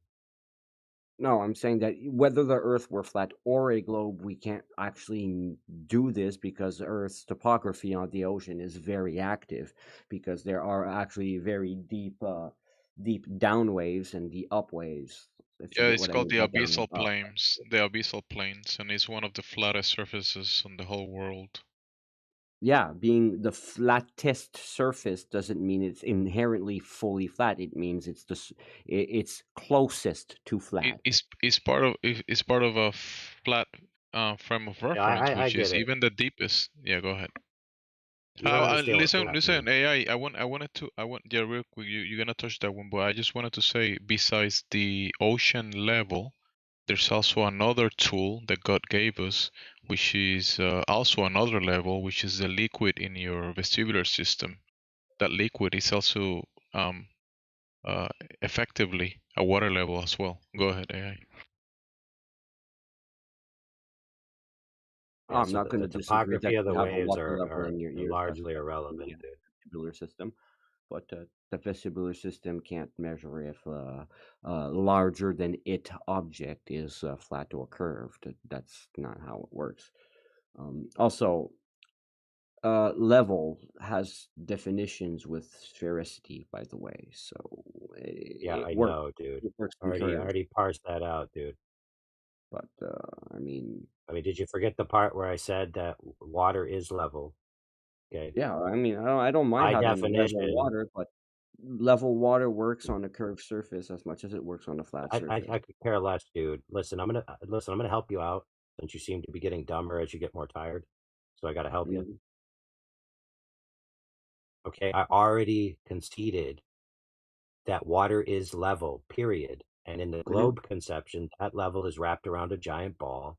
And in the Yeah. flat conception, it's between two horizontal parallel planes.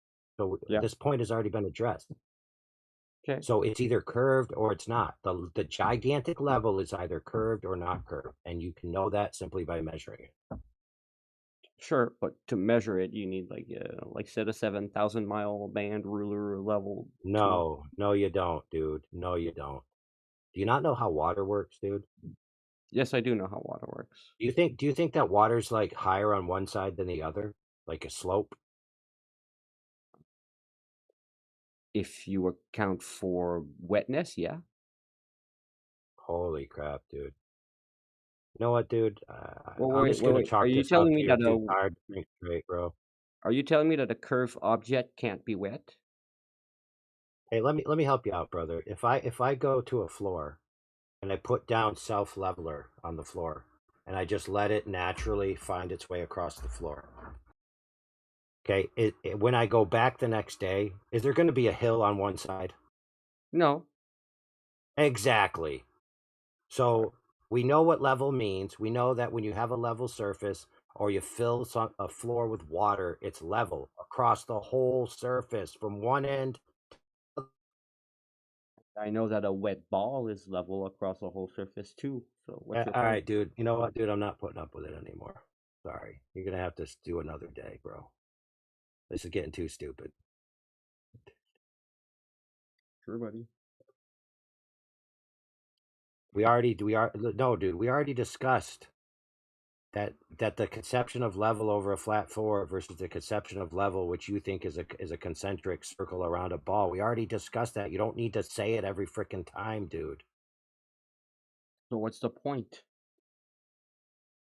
The point is the same in both instances, is that the water across thousands of miles is going to be level. It's not going to be not level on one side and level on the other side.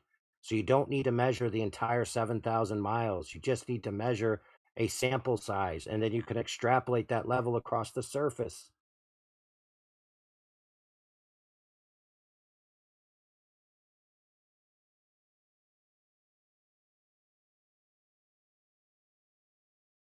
The only way that couldn't be possible is if it's not level. If it's only level, and then all of a sudden there's massive hills, then all of a sudden it does a swoop-de-loop.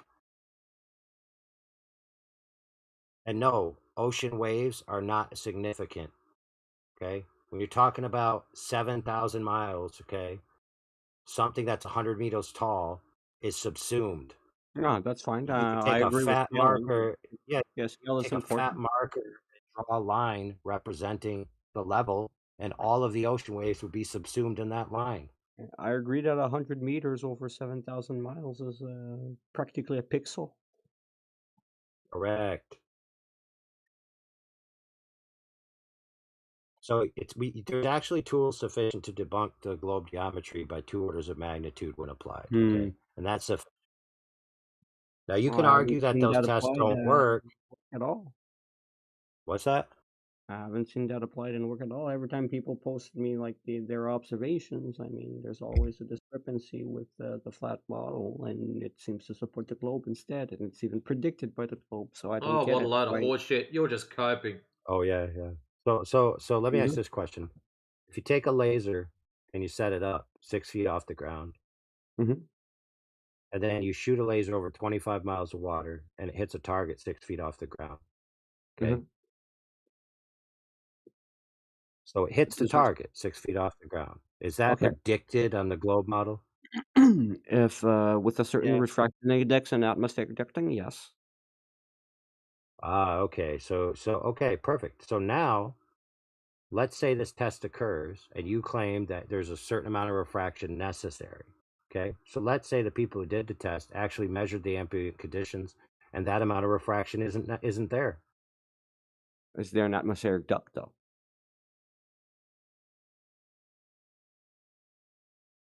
Because that thing can happen too. Are you over salt flats? Are you over a salted lake?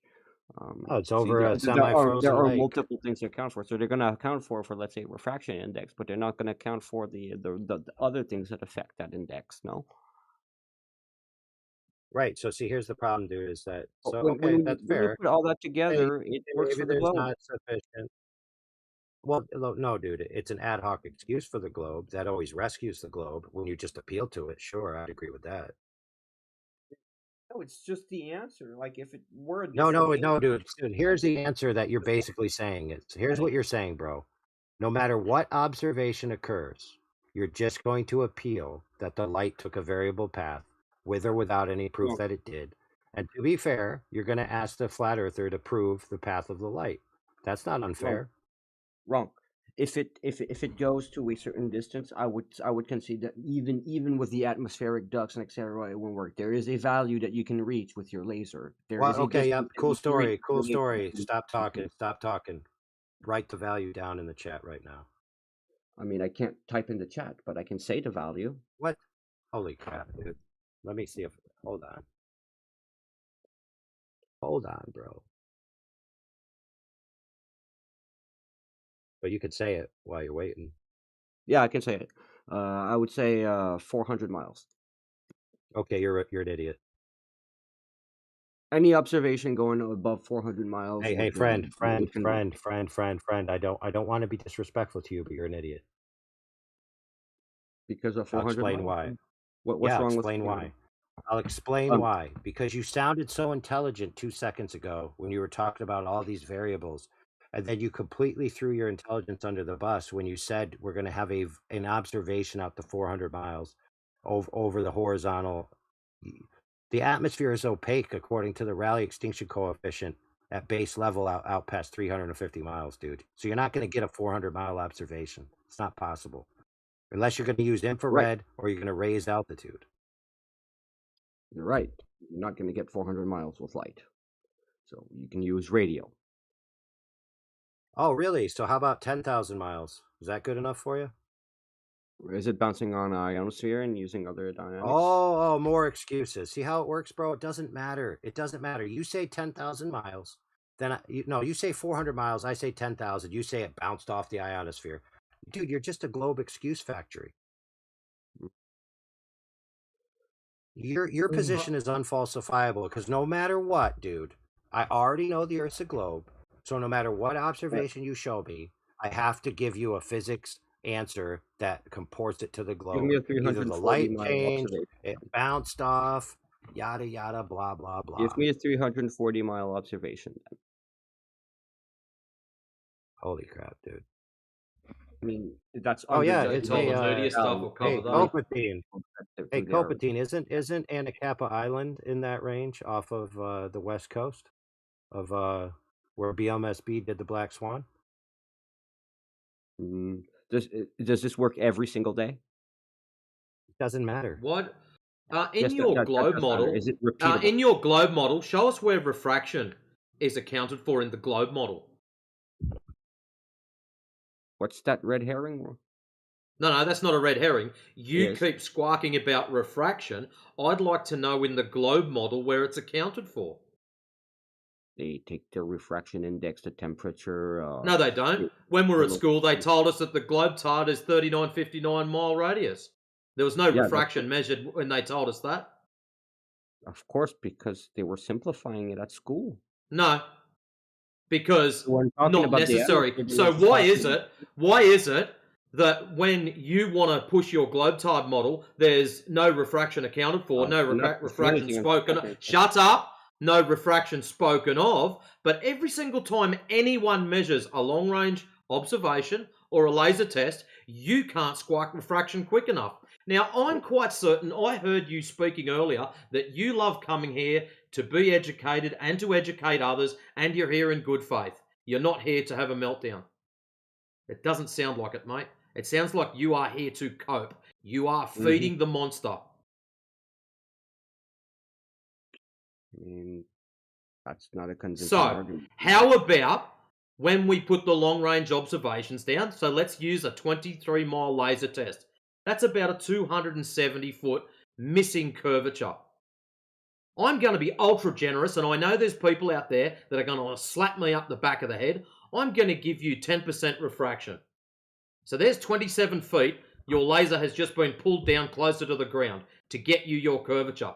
So where are you going to get the rest of the missing distance from? I've given you refraction. Handed to you on a silver platter. No questions asked, no quarrels, no qualms. Am I supposed So to where are you mentally- going to get the rest of the distance from? I'm not going to do like mental calculations on. No, this is no mental calculations. You have been begging for refraction. I am handing I'm it not to you begging now for on a anything. silver platter. I didn't beg for anything. Well, you have been every other time when AI mentioned long-range observations. You jump straight to ducting, which is the most extreme force of refraction that there is. I'm saying that there are some observations that were made that involve ducting, not all of them. Excellent. Show us one. Show us one of the ducting observations that flat earthers put down that claim that's not ducting. Yes, it is. No, it's not. And I'll show you why. Because unlike you, I can put shit in the side chat. So check this out. Let's just type in Black Swan. The AI fixed it. So you're claiming, so this is the original Black Swan. Clickety boom. You're claiming that, loading, there it is, that is ducting, correct? One thing here. Yes, no? 1 second. It's already loaded, I'll tell you what's ducting in All the right. image. Meanwhile, I'm taking off. Peace out. Gotcha. I'll tell you what's ducting. Okay.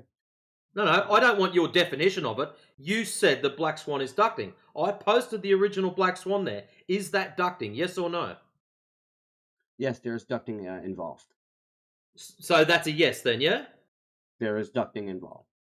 And I drew... No, a yes or a no. Not there is ducting involved. I'm not interested in your twisted speech patterns. Just a yes or no will suffice. Is there ducting causing the horizon to be beyond the oil rigs? Yes or no? Yes. Excellent. 1, 2. So, in this image, where there is more extreme refraction than in the first one, why the fuck is the horizon closer? There's your ducting stuck fair up your nose sideways, son. Pull your head in and start thinking. You want to be in here in good faith? You start being in good faith. Stop being a slime. Your refraction claims mean nothing, is what I've just demonstrated to you. You've shot yourself in the foot. Because light is not stable in atmospheric ducts. Because light is not stable in atmospheric ducts. I know what ducting is. Unlike you, I didn't just grab a buzzword off the internet and go, ha, flat earthers won't know about this. Okay. Excellent. So since we know what ducting is, and ducting is the most extreme form of refraction possible in the Black Swan now, let's have another look at it. The original Black Swan. Is there ducting there, yes or no? Up there, I still believe that the You still believe. I notice that word believe comes around a lot with Globers. Yes or no? In consideration, consideration of the second and third image that I just showed you. So now that you're educated and you understand that the first one has a slight mirage to it, is it ducting in comparison to the second one and third one that I showed you? Yes or no? There is a difference, yes. No, it's not. Exactly. So, your claim of ducting in the first one is out the window. So, would you like to have another go? So, you're telling me that it has to be ducting 24/7? No. You're the one that made the claim of ducting, not me. Yeah, I'm informing you that ducting. I'm informing you that ducting is the most extreme form of refraction that there is, and I showed you a even more heavily refracted version of the Black Swan. So your claim of the original Black Swan being heavily ducted is now being proven as a falsity. It is wrong. It is incorrect. So you have to readjust your information to suit the new data set that you've been given. It is not ducting on the Black Swan. Well, I'm trying to you have been corrected. Here, but you're not letting me speak at all. Yep, because when you speak, it's a loaded dribble, and no one wants to hear it. Yes, that's how you debate, right? No, this is not a debate. This is you getting corrected. So when I'm involving the ducting for the first images, ducting, what it's doing, it's making things look well. We don't care. We've looked it up. Can I finish? You keep making look. You talking is a waste of time. Okay. We've already established you are wrong. We've looked this shit up, mate. Listen, hey, dumbass. We get other clowns coming in here on a daily basis. Squawking refraction. If you think we have not looked this up, you are sadly mistaken. Okay. That's some nice attitude, buddy. Well, it is a nice attitude because you are wrong and you've been proven wrong and you are making excuses now. That's all you've got left is pure excuses. But you're not. You made the claim of ducting in the Black Swan. Very simple. Okay, maybe Obviously, you're not too quick on the uptake. You made a claim in the original Black Swan, it was ducting. So, I've shown you now an image more heavily refracted. The claim you guys normally put down is refraction is what moves the horizon further back. Interestingly enough, the second and third image I showed you there, even more refracted, horizon closer. So refraction is not the cause of your horizon dancing around in the background when I've laid more down. Your ducting is not on the books anymore because the second and third image is even more heavily refracted. So, please put in another complaint about the original Black Swan that we can assess.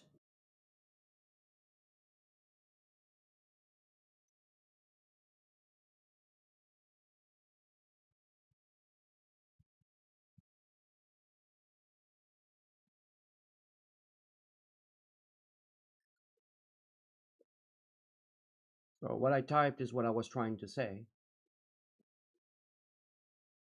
before you muted and interrupted me completely. So like I said, I think you've forgotten who you're speaking to. I don't do matter. If you complain about complaining again, I'm just going to yeet you. I'm not interested in you having your soft little Nancy boy I've forgotten my pillow cries. You do understand that. Hopefully you do remember it. You pretend to be all intelligent and that, but you're not real quick on the uptake. So let's see what his bullshit that he was trying to say. First image has increased distance. This is consistent with ducting. But yet the second and third one has a greater refractive index. You can see that because of the inferior mirage that's there. The second image is you're claiming more refracted. Well, excuse me, if you can't see it for yourself, you better go and get your eyes checked. Sorry, 20? I was going to say, I think he might do well if you send him one of your complaint forms. Oh, shit. let's finish this Send off. those out in a while. Might get a fresh copy.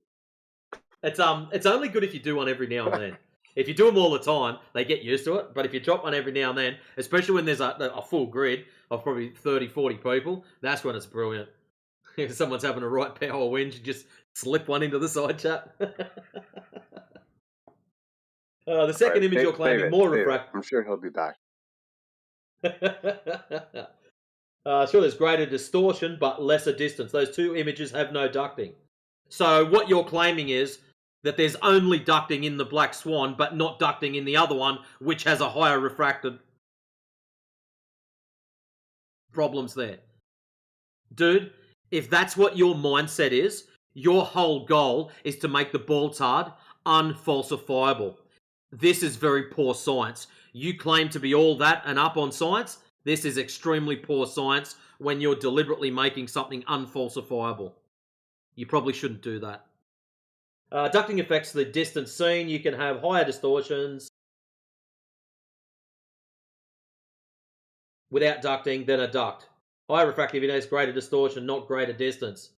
But yet ducting is based off a higher refractive index. So, huh? Anyways, he's going to shoot himself in the foot. Oh, DJ's in. Measurement avoider. Oh, that's funny. Is that the right DJ? Oh no, it's a Mestard. I thought that was funny.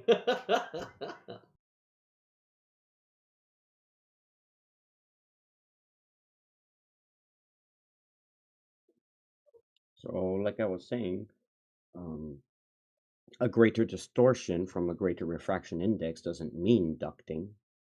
So, what is the cause and effect relationship of ducting? Greater distance doesn't have to be. What is the cause and effect relationship that gives you ducting? Warm and hot air ducts. So, shallow water on a summer's day.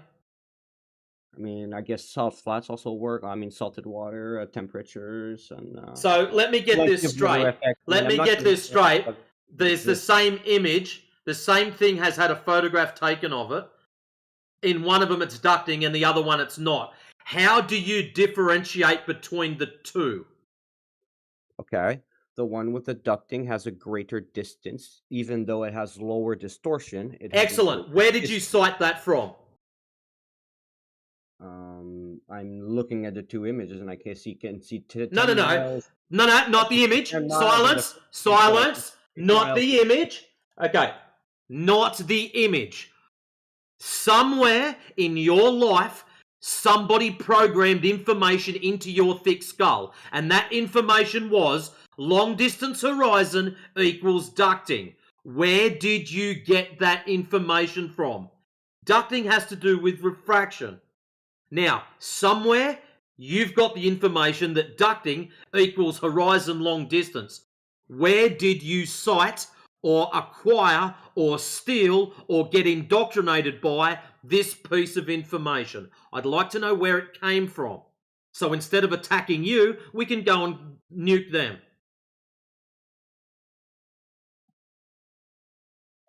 I think you misrepresented what I said. No, I'm taking what you said and I want to know where you got the information. So let's go through it step by step. Currently, silence. You're listening to me for a minute. Just hold your horses. There's no hurry. We're not going anywheres. So this is what's in the side chat.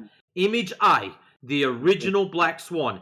Image B, Image C, more heavily refracted versions of the same shit. Now, you are claiming that the first one is ducting. The second and third is just refraction. You claimed that it's ducting because of horizon long range. Now, I want to know, how did you establish horizon long range equals ducting? Where did you get that information from? But I didn't. That's you forcing the claim. No, you said that. You said the first one is ducting. I wanted you to differentiate between the two.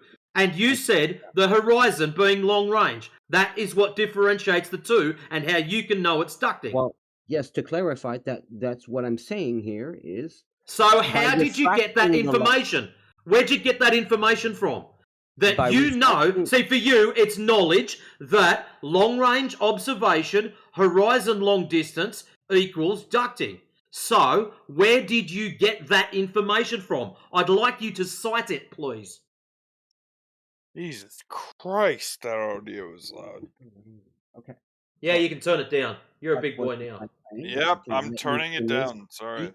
I can tell you what my claim is, so you can stop. No, I don't want you. I don't want your bullshit claims. I just want you to cite where the information come from. I'm not going to cite something I didn't claim. That claim. would be a claim, dumbass. Say what, Hennessy?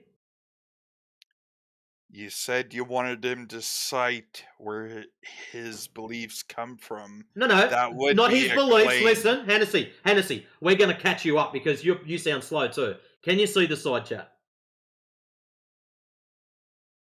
That'd be a good start if you look in the side chat. Why do I have to look in the side chat? How about you just because if you explain don't, it to me? if you don't, you won't have an idea what we're talking about. But hold on. Here's the thing. Okay. Look in the side chat, please. It will make it a lot easier to understand. There is 3 similar images in the side chat. So if you look in there, we can go through them very quickly. If you want to carry on and just give me some verbal diarrhea, you can probably just stay on mute and I'll go back to talking to the other idiot. I got all night, man. I've just knocked off work. This is great. So, look in the side chat for us and I can do you a quick rundown. Okay, here's the thing. Excellent. I'm 3 looking images. in the. Yeah, that's right. Quick explanation. Number 1, the original Black Swan. Okay, Claim I guess is I won't ducting. Yeah, great. Claim is ducting by our little friend down the bottom. Right? I showed him the second and third image with a higher refractive index. As you can see, inferior mirage and bent and twisted, all sorts of shit going on. Now, he claims ducting is the cause of the long-range shot. I show him something with a higher refraction and no ducting. And I'd like him to differentiate between how he knows that the top one is ducting and the other ones are not. And he doesn't seem to want to do that. So, maybe you can coax it out of him. How does he get ducting in the first one and not ducting in the second and third? You want to talk to him, You or want me to be honest? you wanted the quick rundown? You're up to Oh, you speed now. haven't been honest? He hasn't been honest. He's trying to be honest now. Oh, maybe that will be a good start from the No, beginning. here's honestly, you sound like a giant cunt. Oh, Here's that's the not the point. That's thing. not the topic, though. Him Oh well, is not that's the a shame. topic. We can go back to the other clown. That was easy. All Yeah, he is right. not the Oh, topic. here we go. He's copied and pasted something out of some bullshit. Let's have a look here.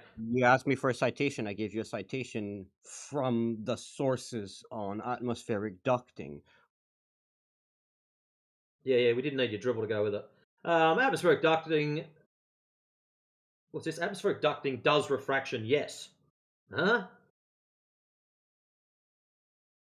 And when refract, why does this seem like he's cut out random pieces that he doesn't want others to read? I always notice a lot of them do that.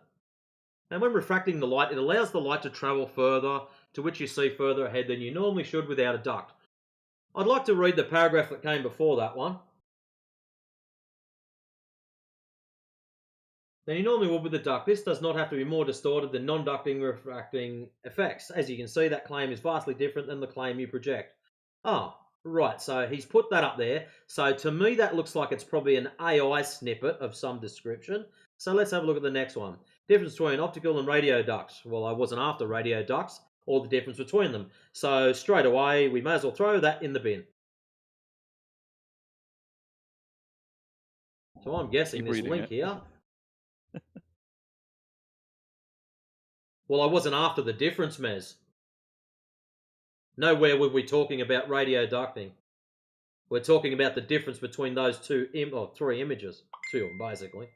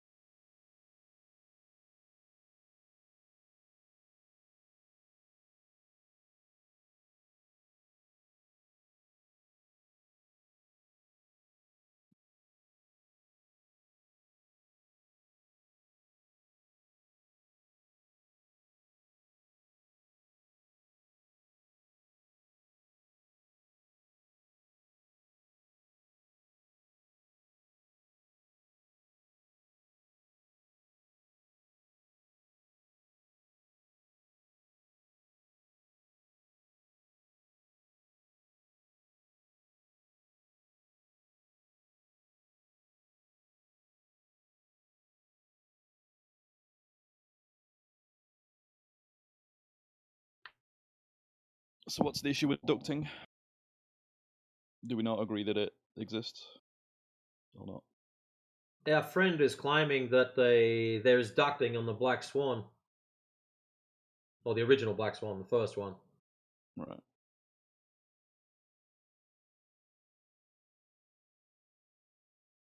What? The way you Are said we happy right. to It sounded accept that like to me you ducting is didn't a agree with phenomenon? it. I've got no problem with ducting as a phenomena. Ducting is an extreme form of refraction. We know that. That's not an issue. But when we show people that there's even more heavily refracted images than the original Black Swan, and then he goes into full cope mode, which happened to fuel my cope tank back up to the top again. Yeah, it's just him coping. He's just trying to make his ball tart unfalsifiable. Hey, I called him out on it earlier. If you're in probably half hour ago, he got called out on it. So and that's what I just went, look, dude, you're getting dumber as you're getting more tired. I'm out.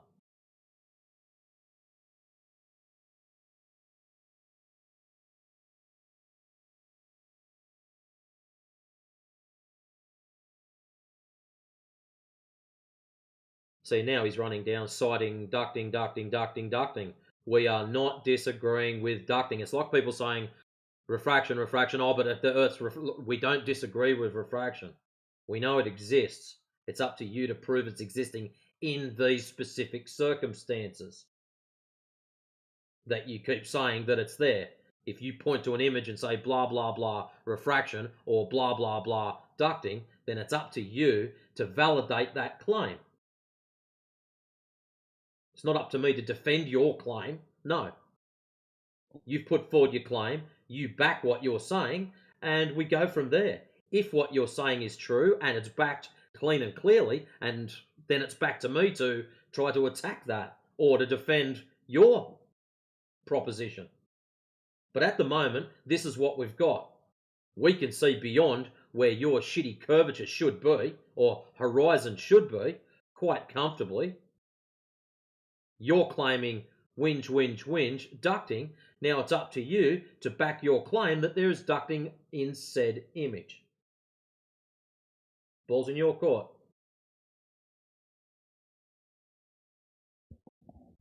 Well, you can see the cranes are all wibbly wobbly.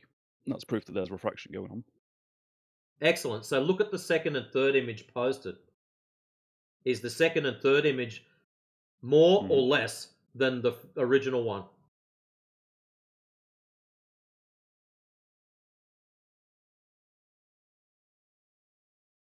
I'll just say it's different. You just say it's different. You're a coward. You know that. It's happening at different heights. It's happening at different heights. Ah, that's interesting. So you can actually see the band where it is happening, can't you? You can see the band. It looks like a band of, like when you look through a piece of glass and you tilt it and it gets all fucked up. Yeah, you can say yes, because that's what it looks like. It looks like there's someone has gone, yep, we're going to draw a line here and a line here, and everything in between is going to be all just messed up.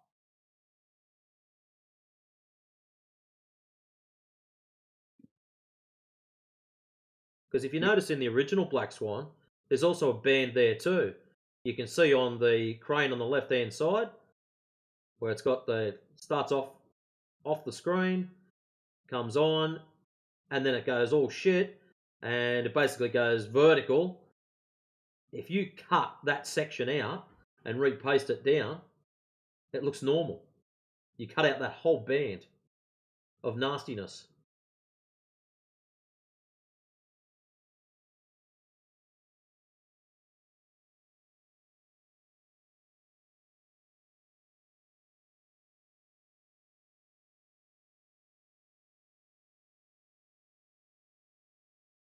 I thought I saved it.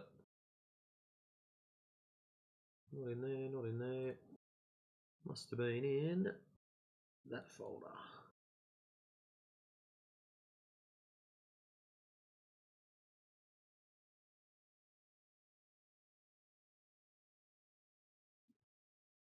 Yeah, here we go.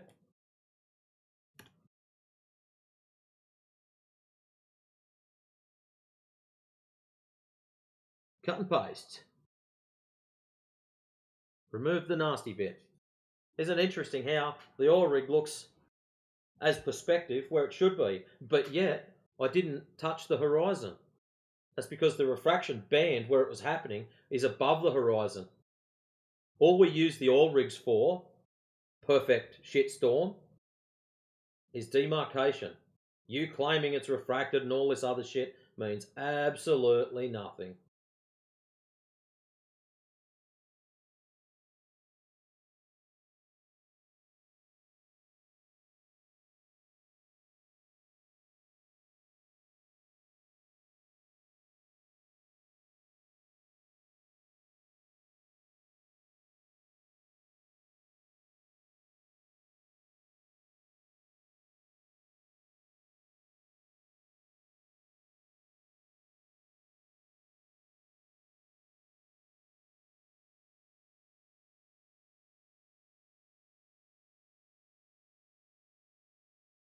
Well, you like that, Mez? I've got no problem cutting people's pictures up.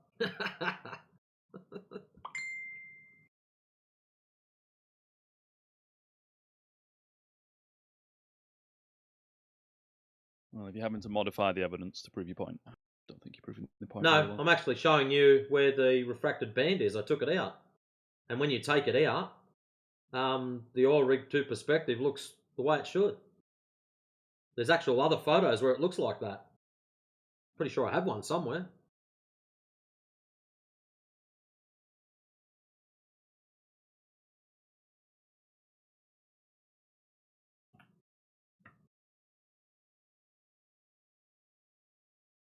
Oh, there's one. Yoink. Oh, look.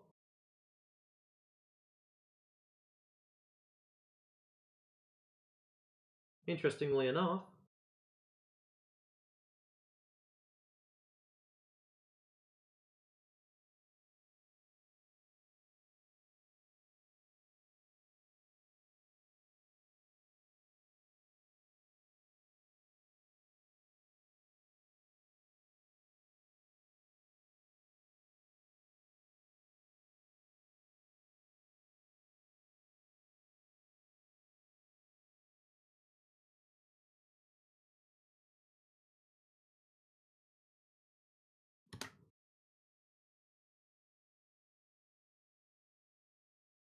so where's the ducting in that one?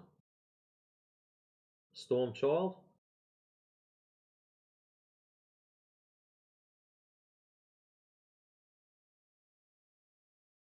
Or maybe he's not for daytime pictures. Maybe he likes nighttime ones. Maybe he needs that one and that one.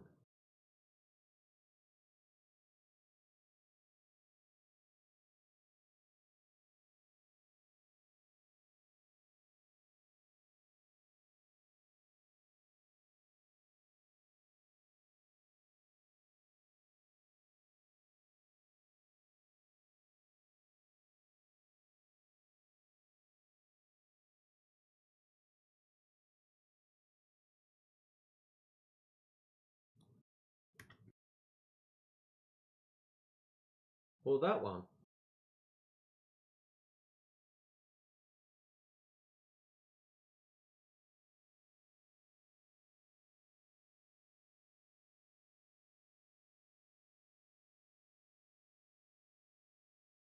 See, telling us about ducting means absolutely nothing.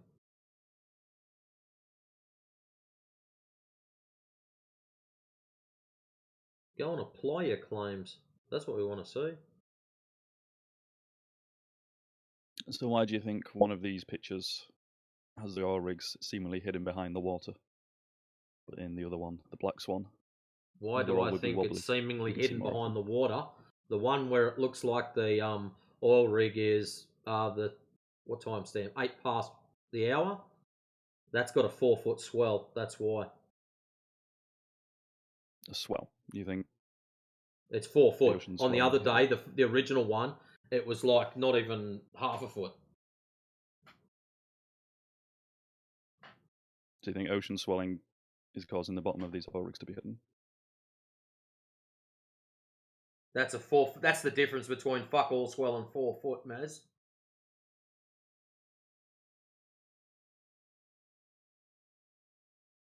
Can you show the math on that? Any evidence to support I'm that? showing you the pictures. That's what the pictures are for, is so you can compare them. Pictures don't have numbers unless there's someone standing there holding a number or there's a sign there with a number on it. So how do you know ocean swelling's there and 4 foot is enough to cause this? Because we looked up the meteorological bullshit for the day. Can you post it? You can go and look it up yourself. I'm not chasing Okay, that so shit you don't around, have not in the mood. Yeah, it's in here somewhere. I've got it in a collection of crap. I'm not going to spend the next 40 minutes looking for it, though. I thought you said you had all night. I do. Not to go looking for shit, though. Easy stuff that I got on hand. Yeah, other stuff, pain in the ass. Okay. Good evidence is hard to find. I agree. Yep. So where's your bendy water again? It's in the ocean. That's right, it's in the ocean, yeah.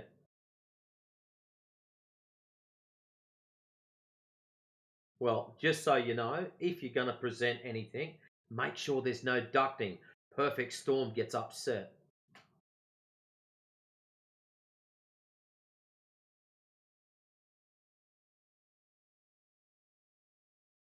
That's a good idea. The more variables you can account for, the better. And we don't want Perfect Storm getting upset.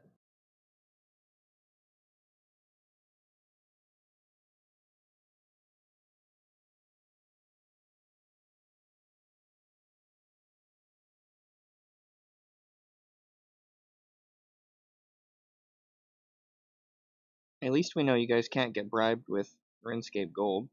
Because I tried. What? We can't get bribed with what? RuneScape Gold. RuneScape, as in the game. Yeah, RuneScape Gold. Yeah, Flounder gave me his old stuff, and we're still not friends, so bribe failed. It's just because I'm a generous man. I picked you more of an Eve Yeah, Online yeah. player. No, it's all cool, man. It's actually really much appreciated.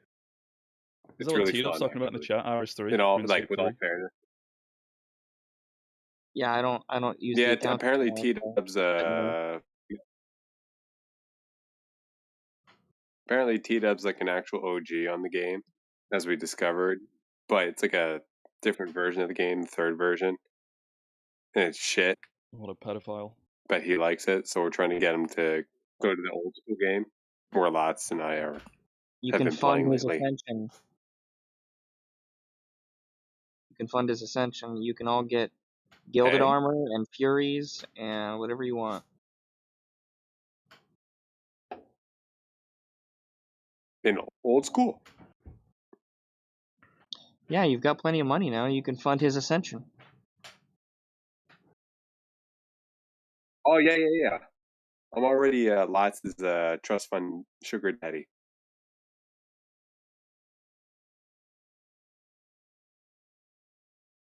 T-Dub is next.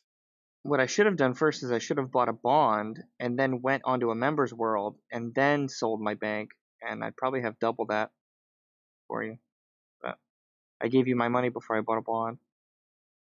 No way. I just have no reason to play The the price game is anymore. yeah, but the prices at the GE they cross worlds, don't they? They do, but a lot of my member stuff is locked by You the would have got fact the that same. it has some of it I just can't sell because it has condition to it, so I'd have to repair it in a members world and then sell it. You can only sell repaired items. You can't sell any broken or conditioned items on the GE. Right. Well, if you want, I can buy you a bond. You can go do that No, shit. I'm not getting back on that game. I'm good, dude. You enjoy. Oh, come on. I want that money. Do it for lot. Do it for T-Dub. I ain't doing shit for T-Dub. It's all good, man. I appreciate it. All good, man. It's very much appreciated. You can share with him if you want. I'm not lifting a finger for T-Dib. What has he ever done for me? No. Nah, man, I'm the sugar daddy here. You already relinquished your position. All right, now we can get back on topic. Yeah, AI is back. We gotta be on our best behavior. Is Gillen all flat? We can get back on topic, which is our nice, beautiful, spherical ball planet. Listen to these kids cope. This is great. Oh. Hey, I wasn't gone too long. You must have recharged quick today.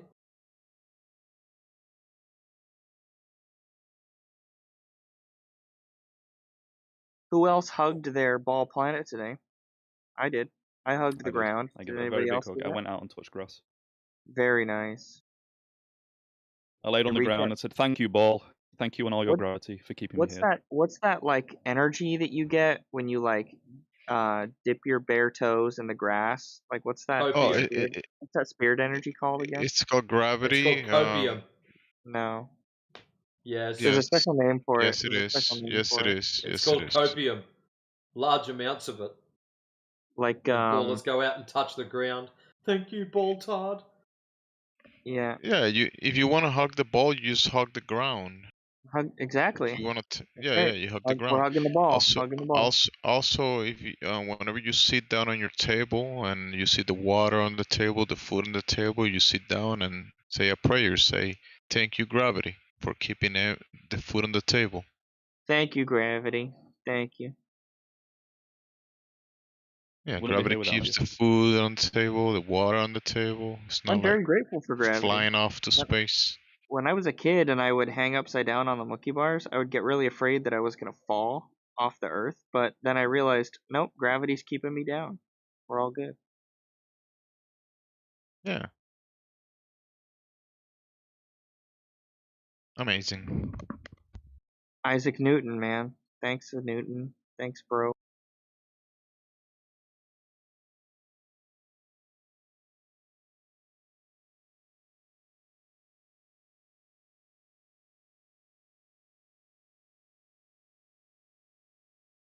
But if we go back in time and kill Isaac Newton, then there won't be any gravity. True. So we need to invent a time machine, and then we need to jot down the plans for finding him and, gracefully doing the deed.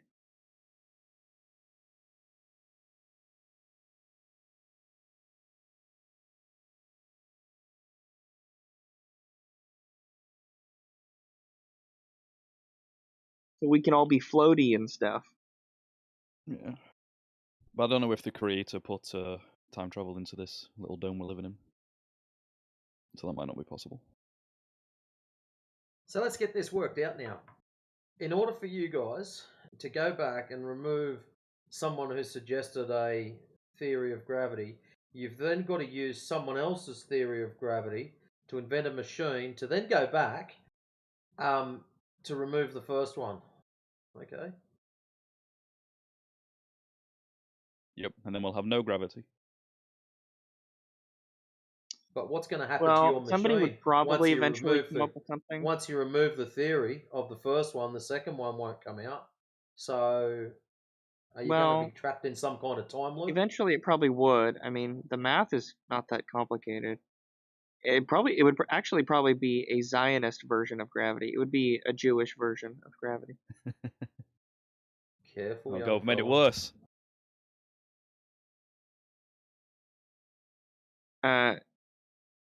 The millionth Jew to win a Nobel Prize this year Floundering. would get it. Just stay off the Jew beans, dude. Stop it. Stay off the what? Beans? The JQ. Oh, the Getting JQ. dangerously close. Yeah. Alright.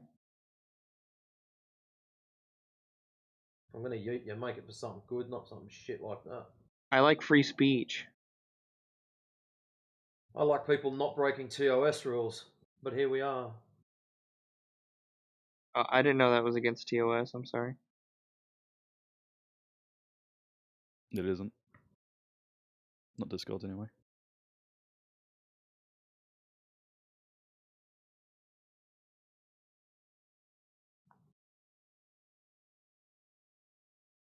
I've been muted for less though. You know, talking about Pancake Planet, making flapjacks.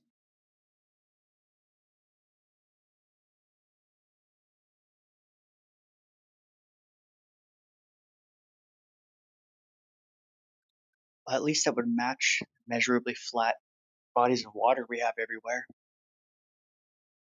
I don't know about any flat water. I know about Measurably level flat. Now water. that is a claim. I know about level water. I don't know about any flat water. That's an interesting cope. Well, it's a distinction.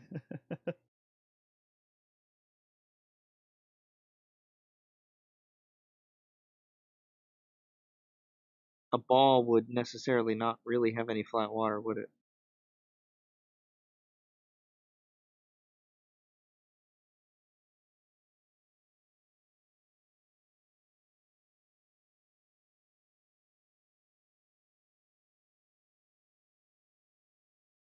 It is funny.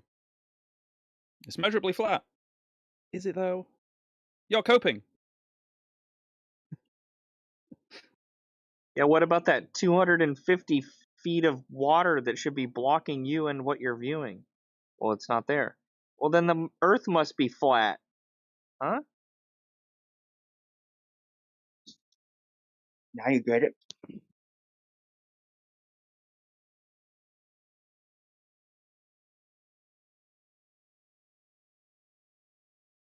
What's more likely?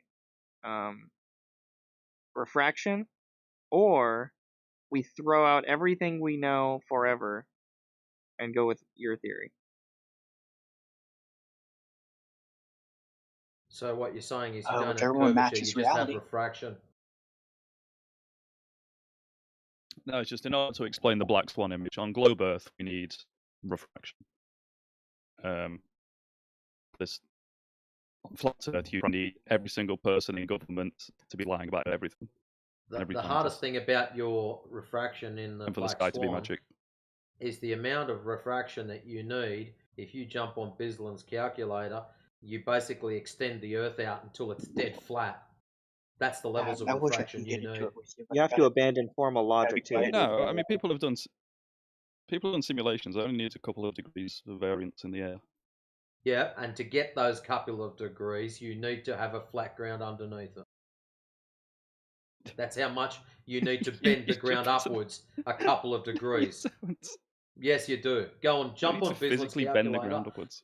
Go and jump on Bislin's dumb shit calculator. Slide it up until you get the same image, and have a look at how large the ground is. It is flat.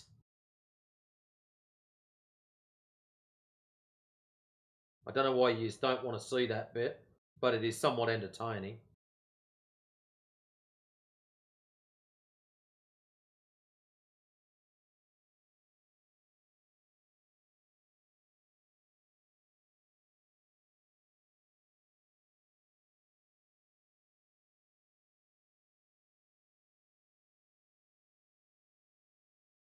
Are flat earthers logical? I pretend to be. There you go. There's Walt Bislin simulating it. Like, do they employ formal logic?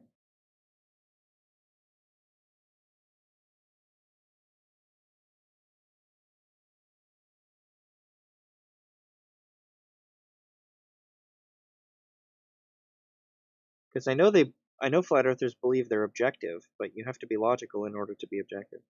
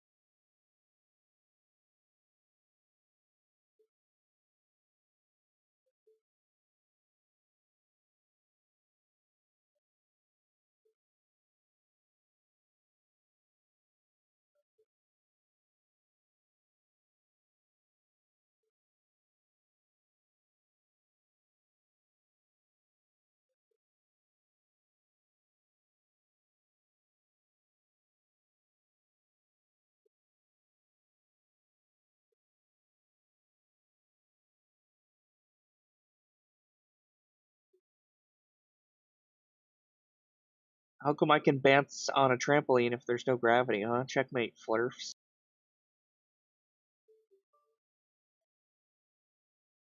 Well, things just fall down. Apparently those things were going to be called jumperloons until your mum got on one. Yeah, it's a good thing I turned out a lot better than my parents. That was a good one.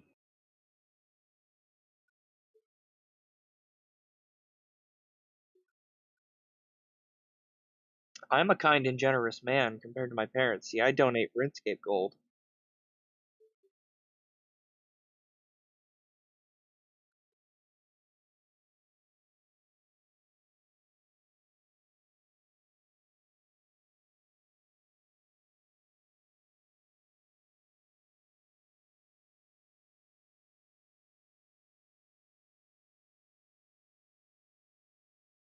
Why do things fall?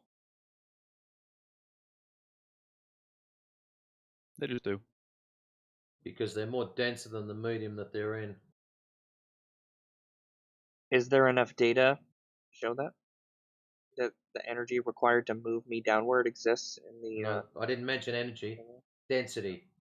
Relative density. How dense an object is relative to the medium that it's in. For Yeah. example, if you get a You do tennis it- ball and Yeah. let it go, so you hold it out in front of you, let it go, it will Yeah. go down. But if you Okay. let that ball go and it lands in water, Uh-huh. it won't go down. It'll float on top of the water. Water being more dense than the tennis ball. Tennis ball being more dense than the air. Yeah. That's simple. Okay. Excellent. So do you know that a Why? density Why do more gradient dense things go down? a density gradient has energy to it? If you want to apply energy to a density gradient, go right ahead. No, I'm it's not not going to applying stop you. energy. There's energy required to move things through that medium. A density gradient has an energy gradient. And So, if we were to do an experiment, would we find that when things fall, they match the energy required only for a density gradient, or do they match the energy required for gravity? Which one? they will go back to their position within the energy gradient, as you wish to call it.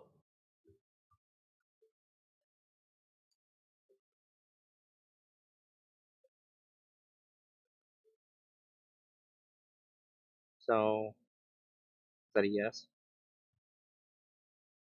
I did answer your question. It will go back to its position within the gradient. So if you've got a density tower or density column, if you wish to call it, and you drop something in there, it will land in its position amongst all the other goodies that are there.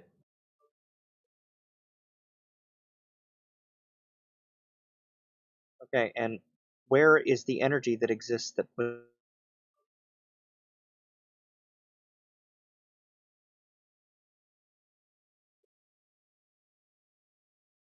You dropped out. Where is the energy?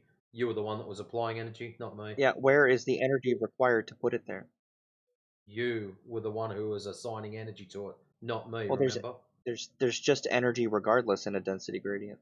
It exists regardless of what I believe about it Excellent. or what you believe about it. Well, you can tell us all about it then, and you can add your own ad hoc ideas on why, where, and It's when not ad this hoc. energy is required. So, for example, I've just posted up a density tower or column, and if I was to drop a bolt in that, the energy that that bolt has got would be from me picking up said bolt. I'm applying the energy. That's it. Letting it go, it will then go back to its appropriate position relative to the other densities. So if it happens to be the most dense of all, it goes to the bottom of the pile. Mm-hmm. That's it.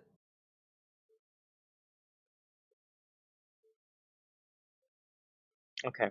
And what about for buoyant objects? So less dense items go to the top. Yeah, but what about buoyancy? Okay, let's try again. Less dense items go to the top. Yeah, but buoyancy is a force. So what about the buoyant force? What about it? The upward movement of an object that is buoyant. That is a force. That's nice. And how you're going to use that to prove you live on a ball, Tard? The buoyant force is a neutral buoyant force is equivalent to gravity. So you're assigning gravity. So you're No, assigning a I'm not theory. assigning gravity. The numbers match up. You don't even know what gravity is. The downward acceleration matches the upward acceleration. You don't even know what gravity is. So why do you speak of it?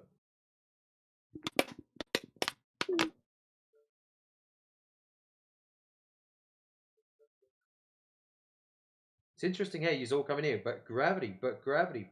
Yeah, do you know what Science buoyancy to is? date, listen, science to date does not know what the causational mechanism of down is. So you claiming that it's one thing or another is a load of horseshit.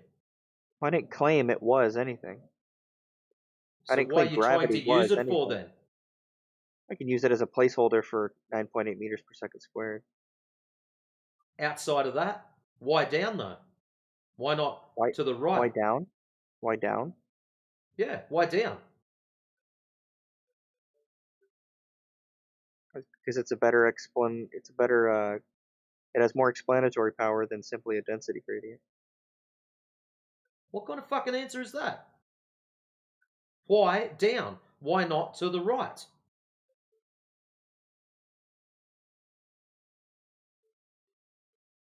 It's just the way God made it. So not gravity then. Awesome. I'll go with that. Sure. God could have put, when God was fine-tuning the universe, he could have just decided, let's put gravity in there, and that's good.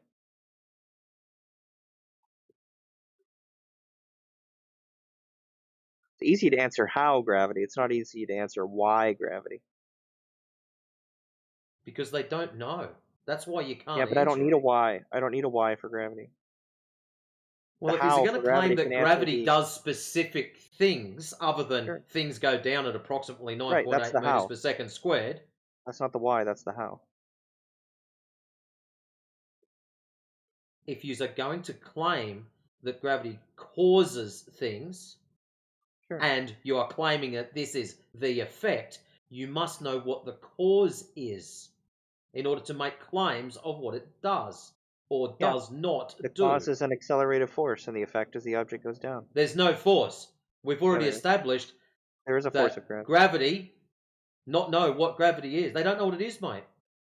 It's definitely They there's do not definitely a know. force Listen, involved. floundering, a phenomena. You're starting to gibber about with shit again. definitely a Science, force not involved. scientists. Science. That's everyone. To date, does not know what the causational Cool. We're not talking mechanism about of why right now. It's a red down herring. is. We're talking about how. No. You are making excuses on why you don't have to. Where did And I I'm make a telling why you, claim? You can't. Where did I make a why claim, though? I'm talking about how. You want to bring in why because you're taking the skeptical position. Because I don't care about you're the making I'm excuses talking about for how. it. We make How an observation. what? We measure 9.8 meters per second squared of accelerated force. Great. Not accelerate. There's no force. Get the force thing out of your head. No, there's a force. You're claiming a causational mechanism, that it's a force. Drop the force off the back of it. Where does the acceleration come from if it's not a force? That's what I'm trying to get through your fucking head. They don't know why.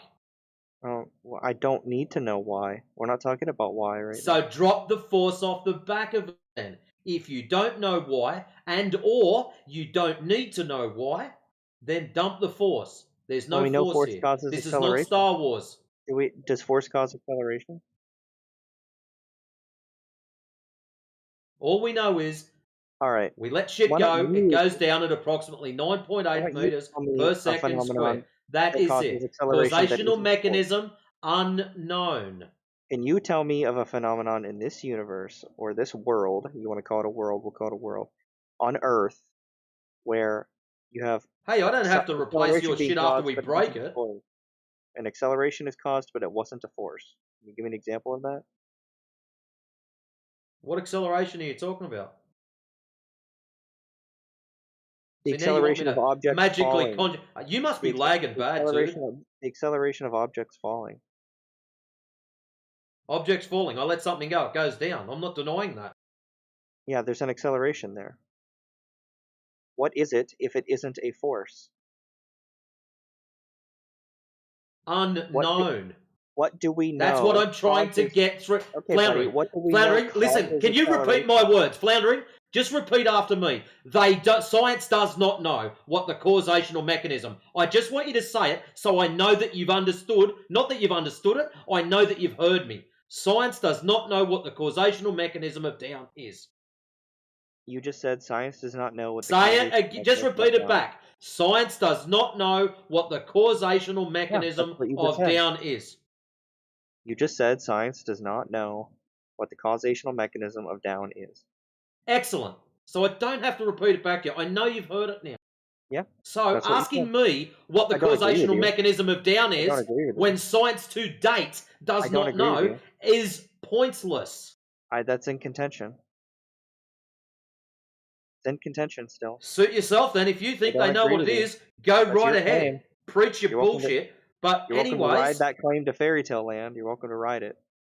well, I don't agree. if they knew what it was then, think about it. If they knew what the causational mechanism was, there wouldn't be 80 plus different theories for gravity. There'd be one and one only. What causes This is the law of gravity. Kaplunk. Have a nice day. That's what it would causes be. acceleration that isn't a force? Do you have an Unknown. example of something causing acceleration that isn't a force? Floundering. Obviously, the bit that you read back to me didn't sink into your head.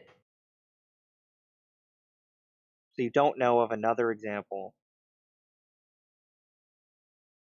Why do I have to give another example? You're don't know of claiming an about example. gravity. You don't know You an are example you are of now something- fishing for something else to make your gravity dreams come true. I've already Well, I don't told need you my dreams what to science to date knows about gravity. That's it. I'm There's talking about nothing the more to how. learn. You want to go over the why. I don't care about the why. Your statements. Well, you need the why. What causes acceleration that isn't a force? What? So you're asking me again for the why. You just told me I don't want the why, and then you just asked me for it. No, I'm not What's asking wrong with you? why. I'm not asking you Yes, why. you just did. No, I'm What not. causes That's it? not why. It's not why. It's not why. Okay. Invisible gnomes with cowboy hats and lassos. Done. Do you think cause and effect is a why question? Do you really think that? Hold up. Toby dog. Can you hear me?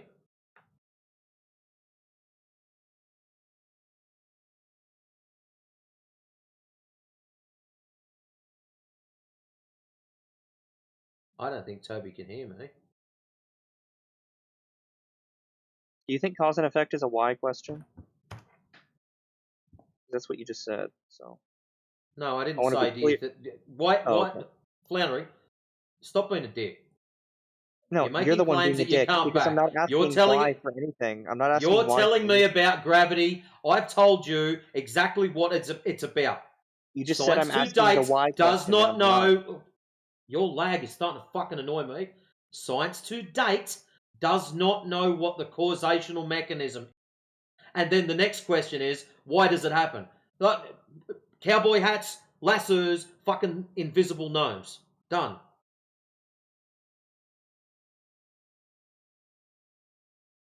Why do I always get the fucking idiots? Can we it's just nearly be 6 clear o'clock. here that I'm not asking a why question? Can we be clear on that? Okay, then what do you want to know? What causes it?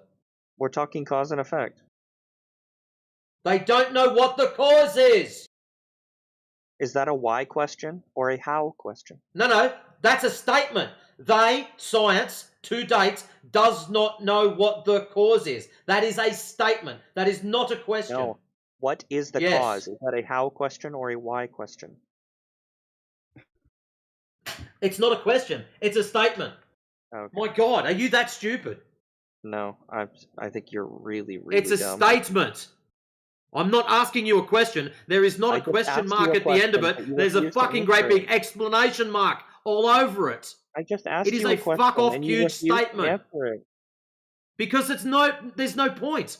Your question means nothing in the scheme of things. You're intellectually dishonest. No, you are. You are living up to your namesake. Floundering. You're all over the place again. You lose. No.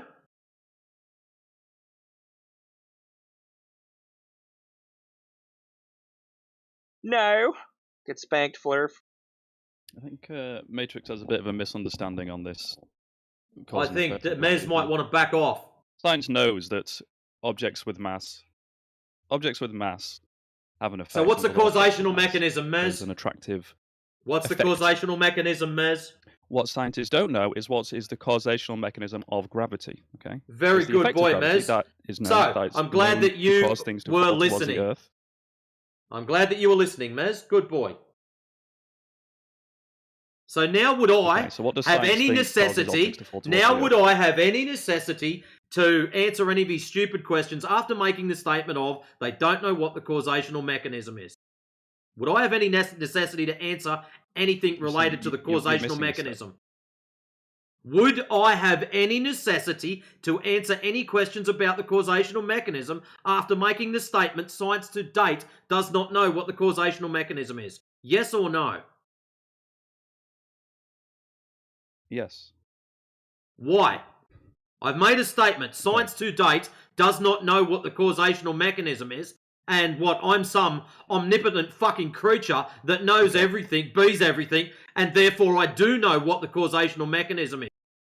What the fuck? Right. So science doesn't know what the causational mechanism of So gravity why the is, fuck would I know? but science does know. Hold on. Science does know that gravity is a thing that exists that causes objects with No, mass they don't. to attract other objects with mass. Yes, they do. No, they don't. It is That's a measurable. buzzword. That's all it is. To describe something going down at approximately 9.8 meters per second squared. That's it. Nothing more. No. The rest of it is just a cool measurable. story, bro. You can see it. You can You see can what? manipulate it. How do you manipulate effect of gravity. fucking gravity? I'm going to manipulate it. How are you manipulating gravity, Mez? Not gravity itself. You just said you could Things manipulate that it. cause a gravitational effect. Such as? Yeah, manipulate things to change how gravity is operating in the universe. So how's gravity operating? What are you By using manipulating? things like accelerometers, like the Cavendish experiment. Objects with mass. Fucking wish Yoda was here. He'd be loving this shit. It's a nice response, but it's not very good. Oh, you've got no idea. If you knew what was in the back chats, bro, Yeah, you'd be yeah, just sitting back going, fucking, no, you wouldn't have said it in the first place. Why wouldn't I say that? Because it's a fucking parlor trick. It's just a show. Suckers It's a like parlor you trick. go, And what's oh, the trick? look, little bally things move, so therefore gravity. What's the trick? Trick is on you, mate. That's what the trick is. You're avoiding the question a little bit, Matrix. Things go sideways, therefore things go down. It is a parlor trick.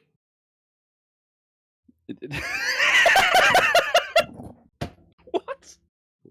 Well, that's what Cavendish is. Things go sideways. So what makes No, things Cavendish go down shows that if things that that go objects with sideways? mass attract other objects with mass. And what happens when they repel each other? Because it doesn't work always. You know that, don't you?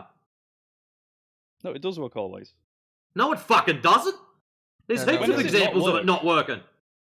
Where? It is to do with the weight on the torsion bar. If you get those weights imbalanced, it will spin. If you balance it perfectly, it won't fucking move at all. Okay, show me that. And Show something me for you one to with, think about. where Something there's for you to think about. no Check this other out. effects, no Guys, shut up, magnetism, listen. no Listen, wind. check this out. On one hand, you guys will tell us all about Foucault's pendulum. On the other hand, you will set up Cavendish, which is a glorified Foucault's pendulum. So one of them spins because of Coriolis, yet the other one spins because of gravity, which should spin because of Coriolis. So which one is it, Maz? Is Cavendish spinning because of Coriolis or because of gravity? No, a pendulum swings what? like a pendulum Cavendish. Yeah, but it rotates. also These are oscillates left and right like a pendulum, but it also got a rotational function, allegedly due to Coriolis. Why the fuck doesn't Cavendish spin due to Coriolis? No, with the Cavendish experiment, you also have to Well, if it does, you can like account for it. Oh, okay. I was in the middle of And responding. it'll spin both ways. It doesn't matter. Oh my God. That's Hello? Mez. Yeah, shut up. Hello? Yeah, we can hear you, Oh. Flatlander. With the Cavendish experiment, you gotta. There's a lot of variables you can isolate, which is close to impossible unless you're in a fucking vacuum. And if you're in a vacuum, you'd have to ground the objects to the point where there's literally no electrostatics acting on these forces, even on a molecular level. And it's actually interesting because when you look at the rate that things would push and pull, when you have like the tiniest bit of electrostatic, we're talking that you can't even like successfully like detect it, because again, you can't just make if something has a charge, you can't just completely get rid of the charge, right? You can do it on the macro, but not the micro. And the rate where electrostatics would be in play, and again, when you set up this experiment, you have times where it's going to have a push effect, right? So when we have that push effect in the Cavendish experiment, we just go, oh, we must have set it up wrong. There might be a little charge left in this ball. So then they go and they ground it again, and then it does a push effect. And like, oh, we fucked up again. Haha, silly us. And then they do it, and then finally they get a pull effect, and they go, there it is, gravity. It's not a You consistent think experiment. electrostatics is causing Cavendish to do what it does? It can't easily, because again, if you understand the rate of how things should push and pull on that small level, it's almost quite literally exact. It's almost exactly the same as the rate they would claim that Can you gravity's prove that? push and pulling. Can you show any evidence of that? He doesn't need to. Yeah, well, Mez, I he actually doesn't need to. Yes, he does. Funny enough- Yes, he does, because this is his claim that Cavendish is caused by electrostatics and not gravity. Okay, can I answer? Because I can't prove that. I'm not gonna do that right now. 'cause it Put takes- something in the chat. I listen. Okay, No, DJ. Matrix. No, listen. I can't. I will literally do that for you. Nope. I'm not gonna do it right now because it took me and it took me and a friend. I had to have some help with it. He's a globe earther, so he denies flat Earth on a level. But he's a he goes to college for he's an aero engineering student, and he's like super good with fucking math, and I'm not that great, but he actually can prove what I just said. And again, he denies the globe, or he denies flat Earth, so it's a very unbiased point he's coming from. But yeah, I can definitely get the math for you to show you the rate that electrostatics would push and pull on that small level. It's actually quite interesting. So all my point is the That's Cavendish awesome, dude. experiment does not prove gravity whatsoever, because you have to isolate it completely successfully. You can't isolate it. I mean, it's awesome that you say you can demonstrate, but what I'm trying to say is, even if you couldn't, it doesn't matter, because the assumption here is on Mez's side. Just because we can we can detect a force between two pieces of matter doesn't necessarily mean that mass attracting mass is the cause of those forces. And that's where Mez needs to back off a little bit and say, well, this is true. Sure, I mean, I agree. No, I I, don't mean, I think just so, wanted to that's add true my at all. two.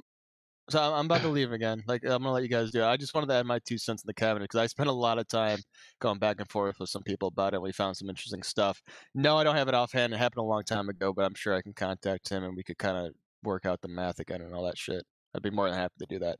But you two go ahead. That's all. I just wanted to add that in. No, I'm not looking to. Well, I'm happy to interact, but the main point here is that there's a massive assumption on Mez's side here that mass attracting mass is the only reason why two pieces of matter might have a force attracting them. That's not true. Well, you say that's not true. But so we've got like what could affect it, okay? Magnetism, you do it with lead balls, they're not magnetic. Wind, do it indoors, okay? Don't blow it about. Yeah, we've got Coriolis, electrostatics. find out your latitude and account for it. We've got Easy. magnetism. Electrostatics. How is electrostatics? How does electrostatics work?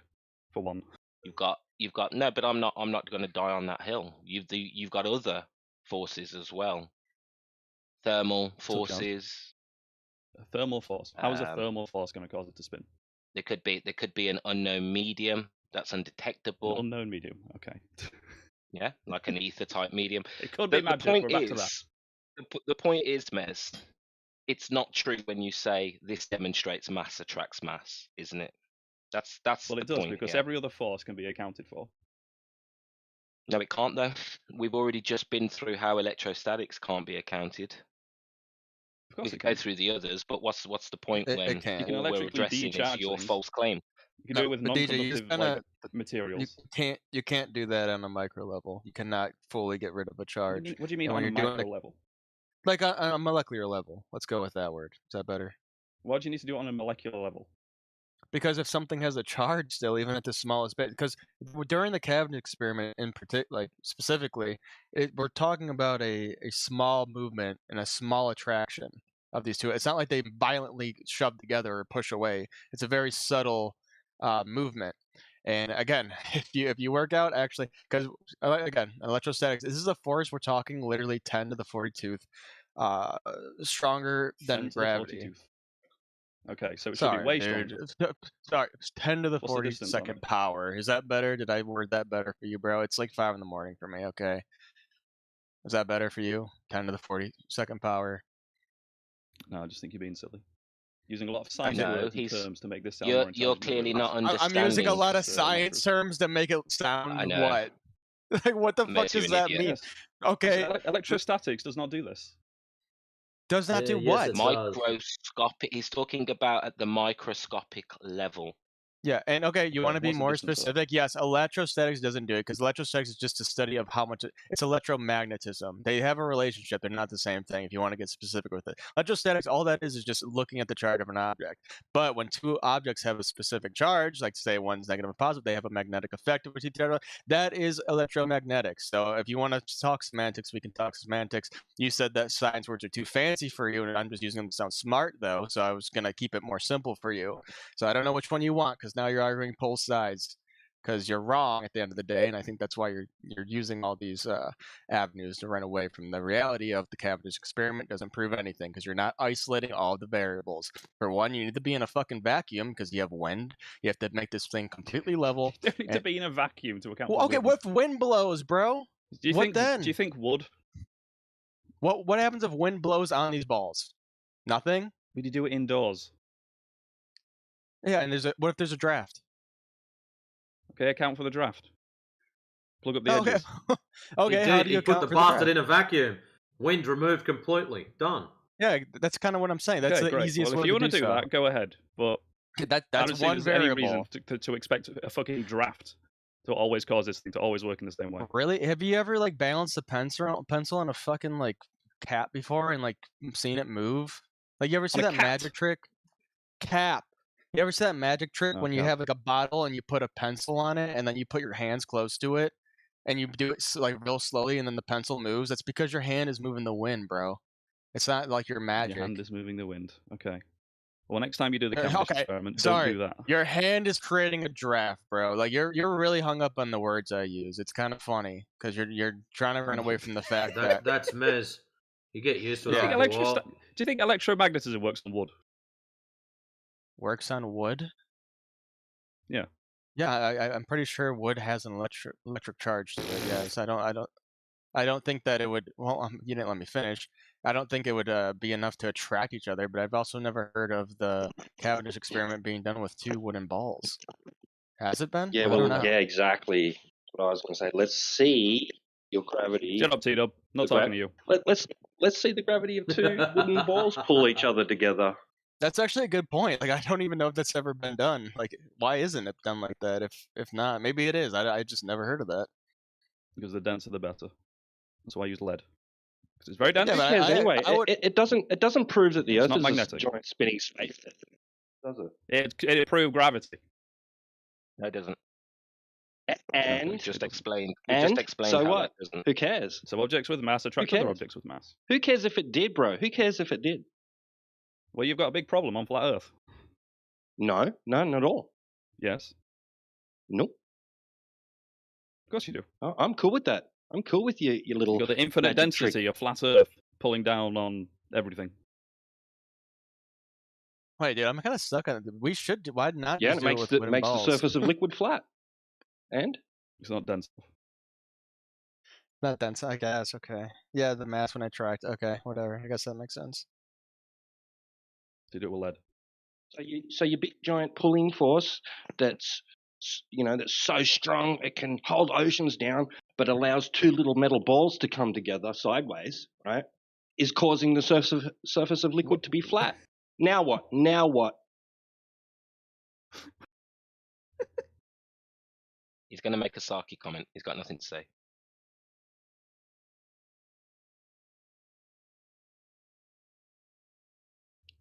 So I was just thinking about by T-Dubs. It's so strong it can hold down the oceans. Like, why would the oceans float away? Why? That's the rhetoric, right? Oh, that's why all the oceans are stuck together, stuck to the Earth. That's why, the gas isn't spilling into outer space, but it can't stop two little balls from moving sideways and sticking together. What do you mean? Why would it stop that? But anyway, I'm granting you your big giant force, right, from the Earth, right? Okay, and it's making the surface of the water flat. Now what? Well, no, because it doesn't work on flat Earth. Because if you have this huge density, all this matter below your feet on flat Earth, this huge fucking infinite density of fucking, well, not infinite density, infinite amount of matter below your feet is going to have a very, very big gravitational effect on you. Where'd you get infinite from? Where did you get that from? Anything past anything past 8.6 miles? Where did you get the disk in space from? What do you? Why have you done a full 2012 fucked in the head reset, Mez? What is wrong with you today? I'm asking you a question, okay? No, you're not. You strawmanned Flat us. Earth is not. No, I did not strawman you. I'm trying not to strawman you because you say flat Earth is not. Where did you get the fucking disk okay? in space from then? Where'd you cough that shit up from? Listen, are you listening to me? You say it's not. Are you listening to yourself? So if you're it's the one not that spat it out. What is Don't it? fucking try your reversal fucked in the head shit on me. You're the one that said it. What are you laughing for? You're a fucking tart. I'm saying it because you say it's not that. If it's not that, it's not a floating disk in space. If it doesn't have defined edges, below us. Wait, so Mez, take a step back. You're talking about gravity. You're making some claim that we've got an infinite fucking something under our feet. That's bullshit. Yeah. Every single time you guys have said anything about distances down, our normal response is the Kohler Super Deep borehole is what? About 8.6 mile down? Anything beyond that is pure speculation. You know that as well as the rest of us. Okay, so could it be nothing? So you're claiming this, what about gravity? Try again. I'm not, what? You're so Are you that stupid you've lost track of your own comment? Are you? You say the Earth is not. Yeah, blah, blah, blah. Okay? No. And then you have a meltdown. Before that, where did you get this disk in space shit from? Before that, and I'm trying to explain it to you that you say it's not a disk in space. Okay, fuck knuckle. Before the disk in space comment, you sped. Holy shit.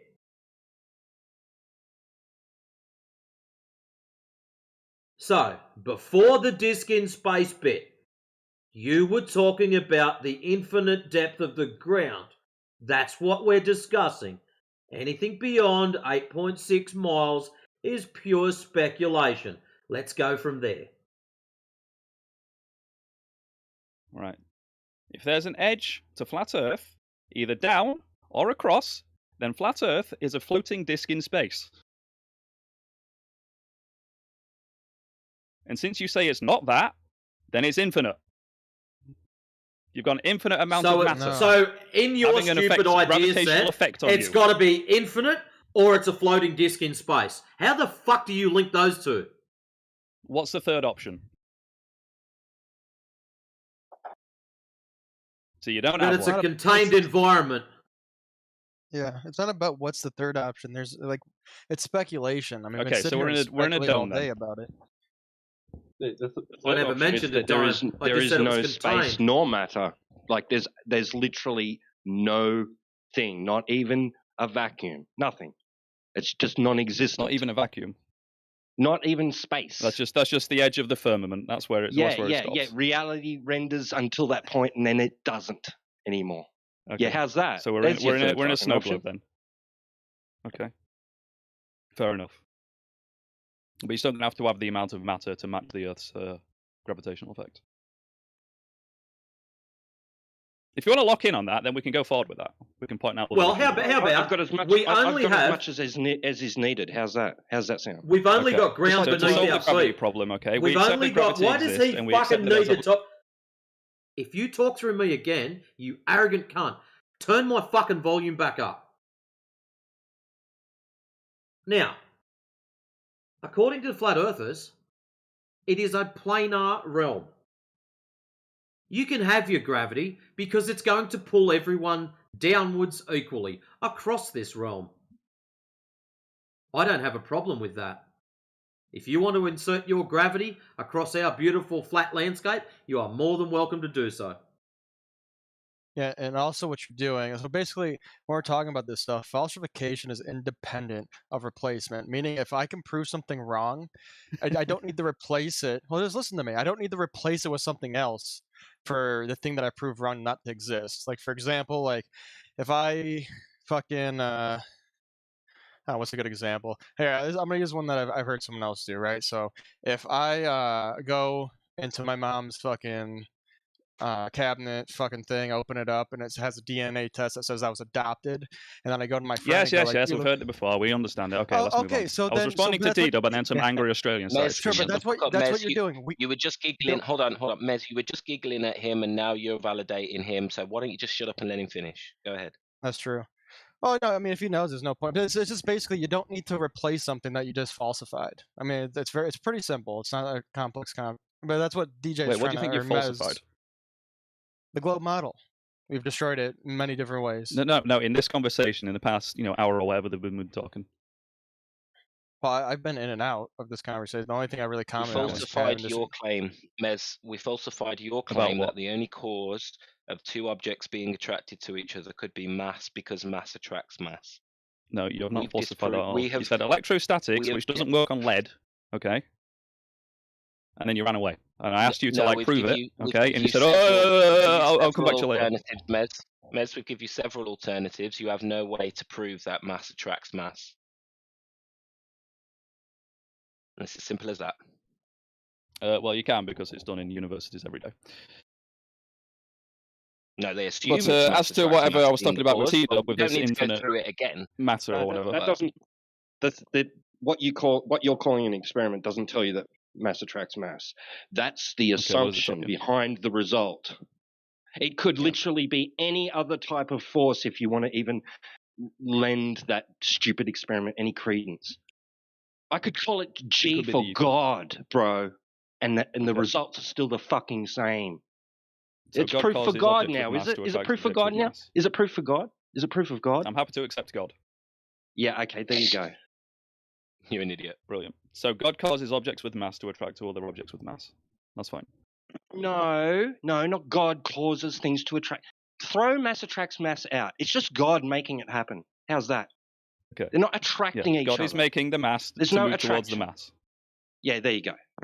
But then it's Okay. still true that mass attracts mass. Okay. And it's still true that the Earth is flat. So what now? Well, we've got big problems now because if our godvity is causing mass to attract to mass, then the shape of the Earth really matters. Because it can't be infinite, okay, in either width or depth. You'd have an infinite It can be gravitational anything effect. that is That's required bad, in order for okay? your Cavendish to But work. it's not a How's disk that? in space. It can be It could be in anything like other than a like globe. a ball, okay? Anything other than a But then you're globe going to that's have required gravity for operating your in different Cavendish to directions work. across the Earth. So what? I don't care. It's whatever is required. You keep saying mass attracts mass like you have proven this to us or like to anybody or it's ever been proven at any time. It's an observation that we assume when we're looking at celestial objects in the sky. And even then it's failed when Fritz in 1930 he observed a galaxy that wasn't following the laws of your mass attracting mass because they were looking at it and go, "Oh wow, there's not enough mass to do that." So then they came up with something called dark matter, which is made up at like 85% of the world, and that's why these planets are orbiting around. That shouldn't be from our observations. So you're saying mass attracts mass like it's this law, like it's this proven thing that you can show me right now. It's not. So you should stop using it for your argument and switch to something else. 'Cause it's a very weak argument. You're not gonna get anywhere with it. So the theory of relativity doesn't quite explain why galaxies billions of light years away behave the way they do. That's What fine. was that first It word? can't explain everything up into the edge of our knowledge. The first word you What used? was- The what of relativity? Theory of relativity. The theory? Yeah. Okay. I think he means general relativity. Sorry, theory of gravity. Yeah, general relativity. But I don't you mean know it. there's so many different types of gravity because we have to keep changing what fucking the theory is because we keep doing observations that don't line up with the understandings of gravity. So I don't know why you think this is like this Yeah, it's concrete called thing. building knowledge. Yeah, building knowledge, and every step of the way we keep finding out that we're wrong about it. If you guys like, I can You say post wrong. a This video. is a little. That's a strong statement there. Well, I would say being Say wrong like, to oh, the point where gravity. I'm saying Well, you're saying that because Go this ahead. theory doesn't explain how our galaxy operates billions of light years away, that means we have to throw out this idea that mass attracts mass here on Earth, which Maybe we we can don't get it. test, Hey, which we maybe- can manipulate masses to see how accelerometers work and how the Cavendish experiment works, and when at the observation of moons orbiting planets. Hey, bro, maybe don't even throw it out. That's fine, but you can't use it to prove anything. Because again, it's a theory, and your Cavendish experiment doesn't fucking work because you can't isolate all the variables. We already went over this. So I don't know why you keep bringing that up. You can use your gravity for assuming in theory that how maybe some things can attract each other 1,000 miles away and shit, or 1,000 light years away. Sure, go ahead and do that, but that's fantasy at the end of the day that you can't prove. So I mean, what are we I can doing? You post a can video. account Wait, for them, and you're saying wait, I that can these post. it could be caused by electrostatics. I And you're can saying post you a video proved that this, proves that and I'm mass waiting for attracts this mass. proof. I can I'm post a not. video if you guys But want you've to yet to see it. post it. DJ, I you can can. no, I You can. can't. Go ahead, I Custom. can't What? post it though. No, sorry. I'm just saying I can put on a video from YouTube that shows an experiment from a university that shows that mass does attract mass. I can't post it Is it because the I don't have Cavendish one permission. with the spinning torsion bar? Yeah, I can't post it because I don't have permission to post it on this Yeah. channel. Again, you can't successfully isolate all the variables to only have gravity be the only effect on these objects. That is the biggest keep thing you need to realize. Now, I keep saying You because keep that is saying where this, but you haven't like shown it exactly. in any way. Okay, you can add me, bro. I It's will. done. I It's will done do all the. in universities and like the little perspex like boxes where they like It's isolate a wind and they do fucking it with parlor trick, non-magnetic you simpleton. materials. When are you going to get You that say through that. your head? What's the trick? It is a How's it parlor done? trick to entertain fucking dumbasses like yourself. You are being tricked. It's affirming the consequent. That's not Holy affirming the shit balls. consequent. And you're And I've saying been that what all over. universities, all physics departments, and every university is tricking their No, students with parlor tricks DJ, every day. DJ, What? listen, I'll break this down to you so easily and quickly. So when they're running these experiments in users, they are already going off the assumption that this thing works and proves gravity. So when they set it up and they get a wrong result, they assume that they've set it up wrong. They're not taking consideration of, oh shit, maybe we didn't isolate electrostatic. Well, they kind of do. When it's wrong, they actually do. Sorry, I misspoke. They do take in the fact that, okay, we didn't isolate these properties successfully. So they got a little push. They're like, oh, let's do it again. Then they do it again. Maybe they'll get it right the first try. Maybe they won't get it right till the 10th try. But they just shrug it off and assume they've done it wrong until they get the results they expected. It's a very biased experiment you run because you just do it until it works, basically. But it doesn't No, I think prove you're lying. anything. Okay, well, Can set I it up in post your a fucking video? house Can right I? now. Listen, DJ, set it up in your fucking house right now, and I promise you'll eventually get the same observation that and the guy Krusty is going to post in the chat. You can. It's Hey, a I can't. biased fucking experiment. I can't post it Yeah. because So I don't have when we set permission. it up, when Can someone give me permission, we please? do account for variables, we set it up, in a sealed container, like those little boxes. I'm sure you've seen those. Okay. We can do it with non-magnetic materials. We can do it in a temperature-controlled environment. Okay. We do it with non-electromagnetic materials. He still does it. What then? Are you just purposely ignoring what is being said? You can't. Okay, You're saying that. They I'm like gonna if they were post it on getting the it. side chat for you guys. Mez, you can't eliminate the electrostatic forces at the microscopic level.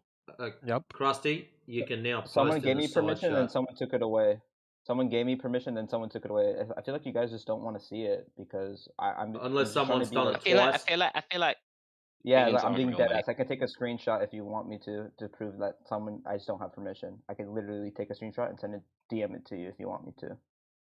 Like someone just took it away. Is it a URL link, Krusty? It is a URL link. I just send it to me and I'll post it. Here, I just posted it now. If you guys There. want to take away my privileges, I don't care anymore. I just want to post that and shut the fuck up for the rest of the game. You shut the fuck up, dude. Wait, Nobody's it's someone just coming. deleted it. Someone just deleted it.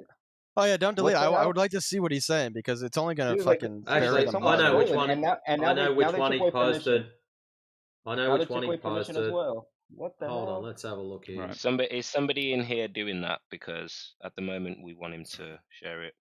I know Dude, which I one feel he like someone's posted, operating Brutes. here in bad It's all faith. good. I posted it and then they just deleted it. What is this? No, I he agree with you, posted Kasha. I'm sorry. that one. I don't see anything. There we go. Oh my god. That'll make you come feel on. better. What is this? Are you guys trying to have a good faith argument here, or what is this? What is this? That's your gravity getting broken. Send it to Thank me, you for Krusty. giving me permission. Here's the experiment. It's literally at a university. Like, if you guys don't really buy into it, I just like to get your guys' thoughts on it. That's all. Then all the planets crash together No, into the that's- center. That's what happens. That's a description of gravity, not an experiment. Yeah, I was expecting a lot It's a more demonstration. But it than doesn't that, my friend. Right. So, but when we actually do the Cavendish experiment, mass? yes, it describes it. Okay. Okay, that's my point I was trying to make. Yeah, we know your description. We know you believe this shit. Dude, but are can't you prove this shit. fucking kidding me right now? This is what you posted. This is just the idea of how space and time work. That's all this is, and they set it up. Like, no shit that's gonna fucking attract each other. It's on a trampoline, which is the theory. That's Einstein's theory that basically when you put a giant fucking ball or a giant piece of mass into space, right? Not like literal space, but like space, that it's going to warp space. Like literally, that's why like you get time dilation and shit. It's a theory, and they've made a diagram of that theory. In reality, show me a fucking invisible trampoline where you can punch through it like a like put a giant ball of mass and it warps the fucking universe around it. Okay, That's the dumbest thing that you could have possibly fucking posted, bro. Yeah, brilliant. This is just Get a a theory. trampoline and call It it describes time things and very space. well. Yeah. What if light But we bends can't prove it. around mass? Would that This is what mean Matrix was something on to you, about or earlier. no? Krusty, you literally you realize that's a trampoline. That's not a flat I fucking understand. table, right? Okay. Fine. If I showed you a picture of light bending around a planet or something of mass, would that prove to you or no? Light bending around a planet? No, I don't Planet believe CGI. or fucking... something of mass. Would that mean anything to you or no? Just show me, and then I'll make fun of Let me after. guess. He's going to show you the image of the black hole where light has stars or something are bending around it. No, there was something that they not- posted a while not ago, black hole, and not all a the black globe hole. type It's a- believers were stroking their egos. It was a, Let I him think a post it. British astronomer who proved general relativity with this picture. That's how we know general relativity is correct. I love when you use the word "prove" like this. Let's go. Let's see this. So they looked at the sky, they looked at the light in the sky, and they decided what was happening, and that was proof of something. Yeah, let's do it.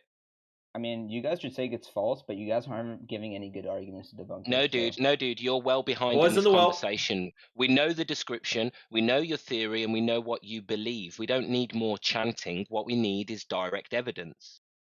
Direct evidence You that got it, time and Cavendish. space are You are tangible never going and to can be get warped. honesty out of these angry Australians. Never. We want direct evidence that it is mass that causes things to attract to each other and not something else. You've Not got an it. invisible can't do it. trampoline, for example. Fucking trampoline, let's call it time and space and pretend it's up in the sky. It's ridiculous.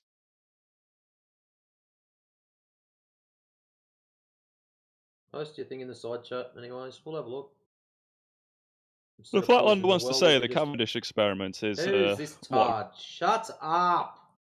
You had your chance, you failed, you're dribbling shit about Cavendish, you've made a dog's breakfast of it.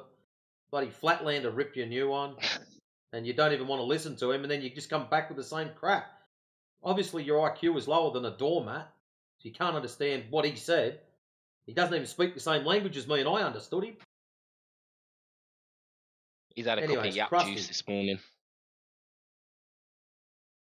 Krusty was going to post something for us. His picture Bro, that proves. I'm looking for it. Just you gotta give me some time. I can't do it instantly. I'm not a robot. Just give me some time. That's please. alright. This is 24/7 Flat Earth, not 24 seconds Flat Earth. You're good.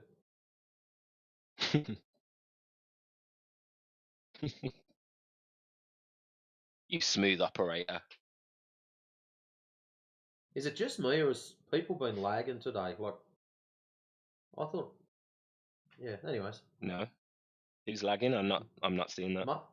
must have been just me, because a couple of times there, when Mez was yapping, he was sort of delayed, and I'm like, hang on a minute, is it him or me? And then you just roboted a little bit then to me. Maybe it's at my end. I think it is. Yeah, nobody's lagging on my side.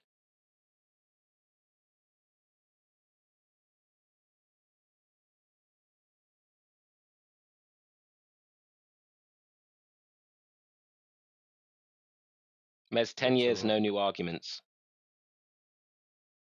10 years, no new arguments. Is that how long he's been doing this for?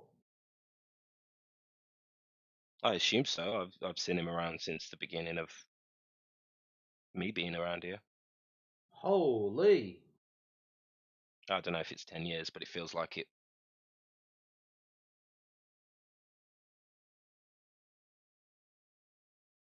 What have we got? Gravity is the best explanation we have.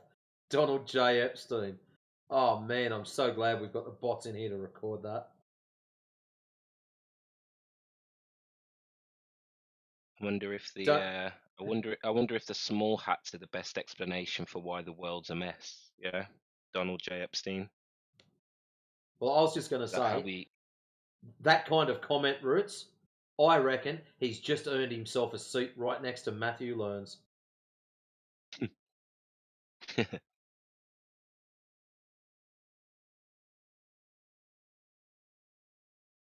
Well, actually, we could probably do even better. Nice one, brother.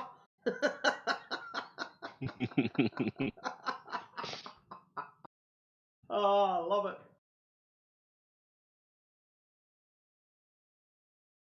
Gravity's your best evidence for the globe. Wow, what a mess.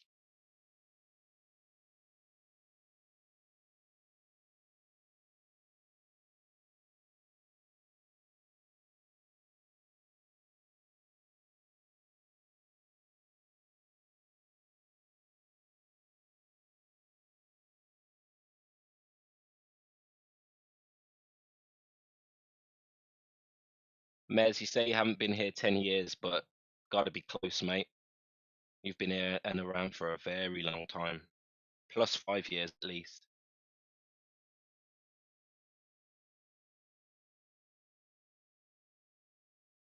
We're in 2026, remember?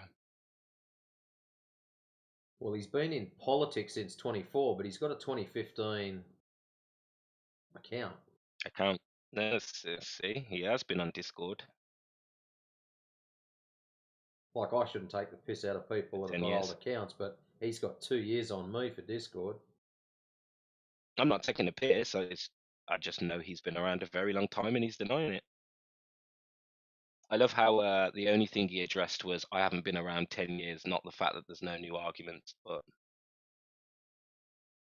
it is what it is. Oh, well.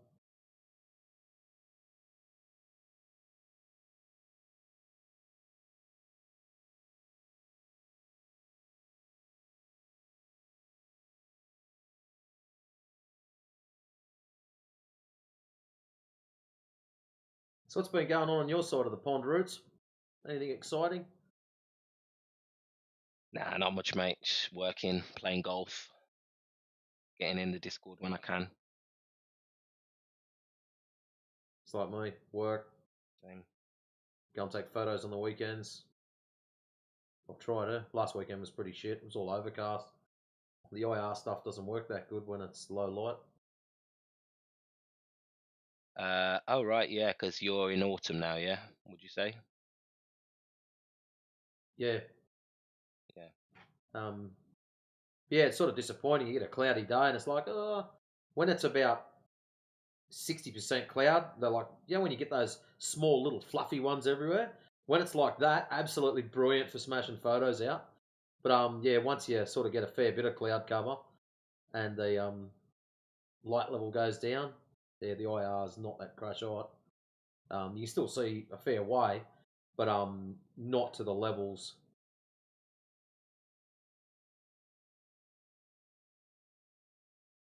That What are you going to do in the winter, mate? I know you've been playing practice. with that camera now for a good 6 months. What are you going to do now? Well, winter time is practice. Plus, it gives me time to save money to buy better lenses that I can see further with. So it's all good. Right, It's all yeah, part of yeah. my plan. So I can Yeah. practice with it. One thing that is cool though, I was getting worried because I did a little bit of filming, and I thought that the program for the Canon camera, I could switch to black and white when in infrared mode, but it doesn't let me do it in the software. But I found out how to do it on the camera, and I was getting worried that it only filmed in full color.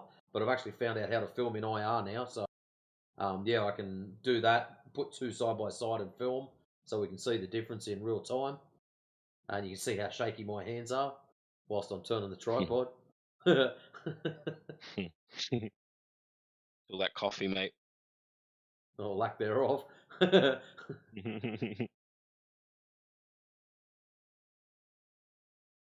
No, I don't know if you've seen it the other day, but I went up to a lookout. It's probably an hour and a bit drive away from here, probably an hour and a half, and got some pretty tidy shots from up there, both in IR and full color. So yeah, and stitching like panoramic shots that I've had to actually stitch together. So yeah, I thought they came out pretty good. I'll have a look. Have you put them on DJ's channel? I think I posted them in there. Let's have a look. Can't remember. You'll have to let me know which channel, because he has got the most channels I've ever seen on a Discord server. Oh, it's ridiculous, isn't it? Yeah, it's good, but it's hard to find shit. Oh yes, I have posted the two of them. If you scroll down about a page and a half to photography, they're the last two things posted up in there. The full color and the underneath it, it doesn't even show it as an image. It just gives you the option for the download link.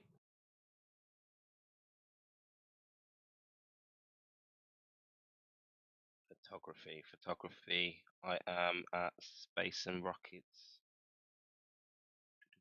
It's in resources. So as you go down, you've got Chill VC, Cinema, Resources, and it's about probably 10 down from that. Oh, I'm well too low. Okay.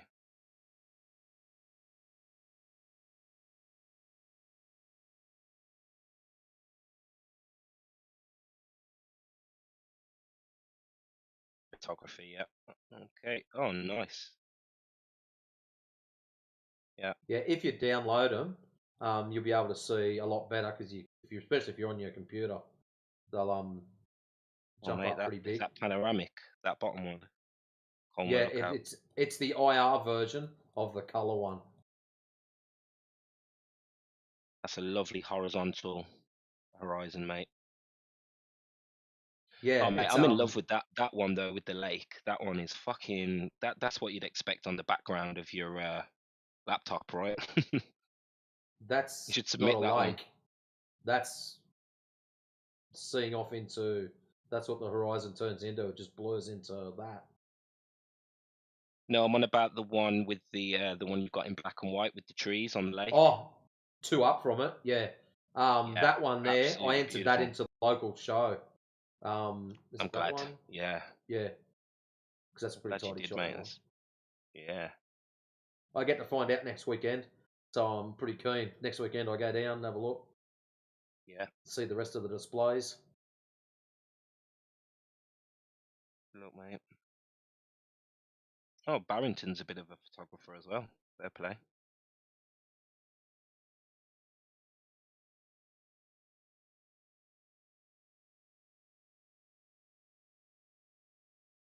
Yeah, beautiful, mate. All of these. I'm scrolling right up, looking at all your tree photos and the train, the bridge.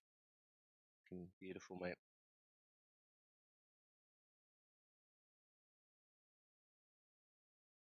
Yeah, they come out pretty good in IR, don't they? Mhm.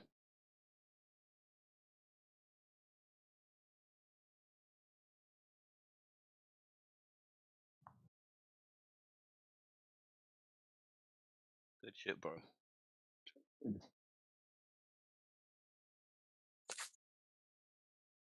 I think I can see curve though on your panoramic one. It actually is a sine wave. So on the right hand side, it's high and then it dips down.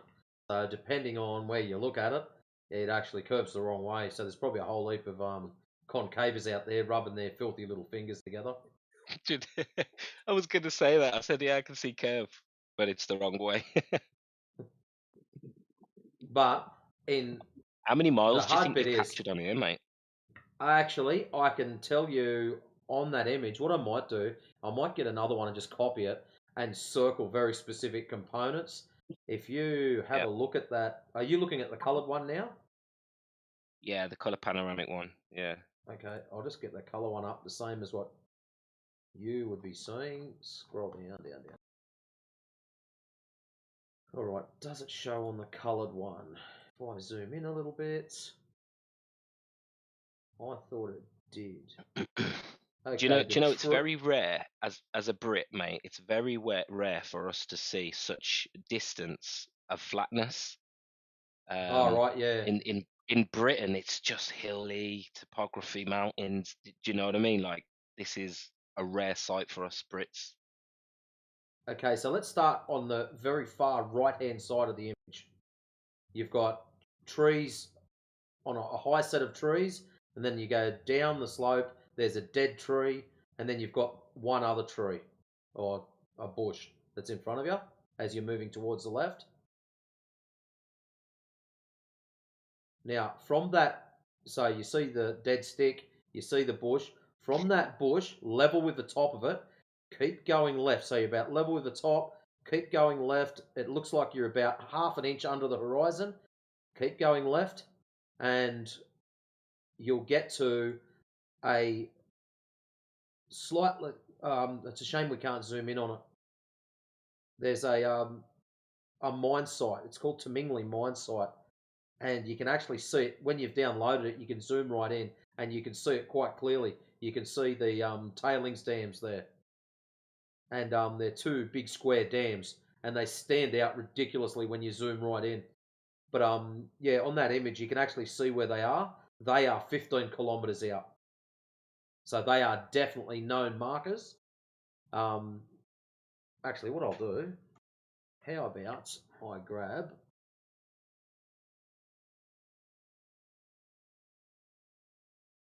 one of the images. Where's camera? And I'll draw. Oh, way too many photos in this folder.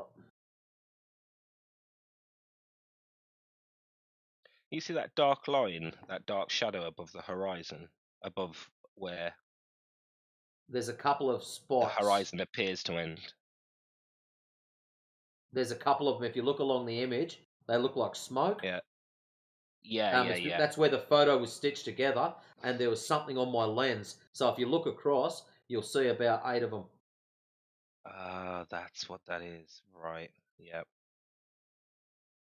Yeah, of course. There's a smudge on your lens. That makes sense. But this horizon, I don't know about you, it feels a little bit low, a bit lower than eye level. And then you can see all that mist and haze and fog. Well, if you're looking at the Feel like color we're- one, yes, that's what you will see. Yeah. No, I just think this is Whereas- a good example of turbulence or the compounding of the atmosphere. Oh yeah, well, have a look at the IR It's version, and you'll just go, "Oh dear, totally different." Where's the beast. IR version? Okay, where you're looking at the colored one in the photography channel, Yeah. it's the one below it, panorama.png. Oh, the download. The Yeah, download yeah. one. I'm just Yep. Download it. You'll be able to look at it on your phone and zoom in. It'll just be really clunky and slow because it's such a large image. My phone just had a meltdown with it. Didn't like it at all. Yeah, I've got a really good phone and it's taking its time.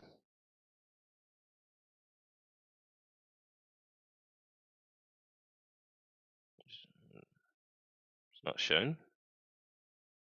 I'm just getting a black screen. Yeah, it's probably still loading. Alright.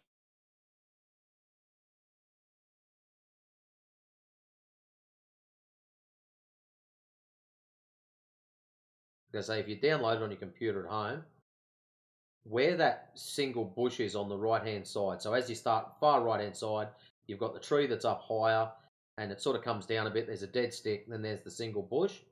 Level with the top of that single bush. If you travel to the left and just keep it that same height, you'll see these big black squares where they've mounted dirt up.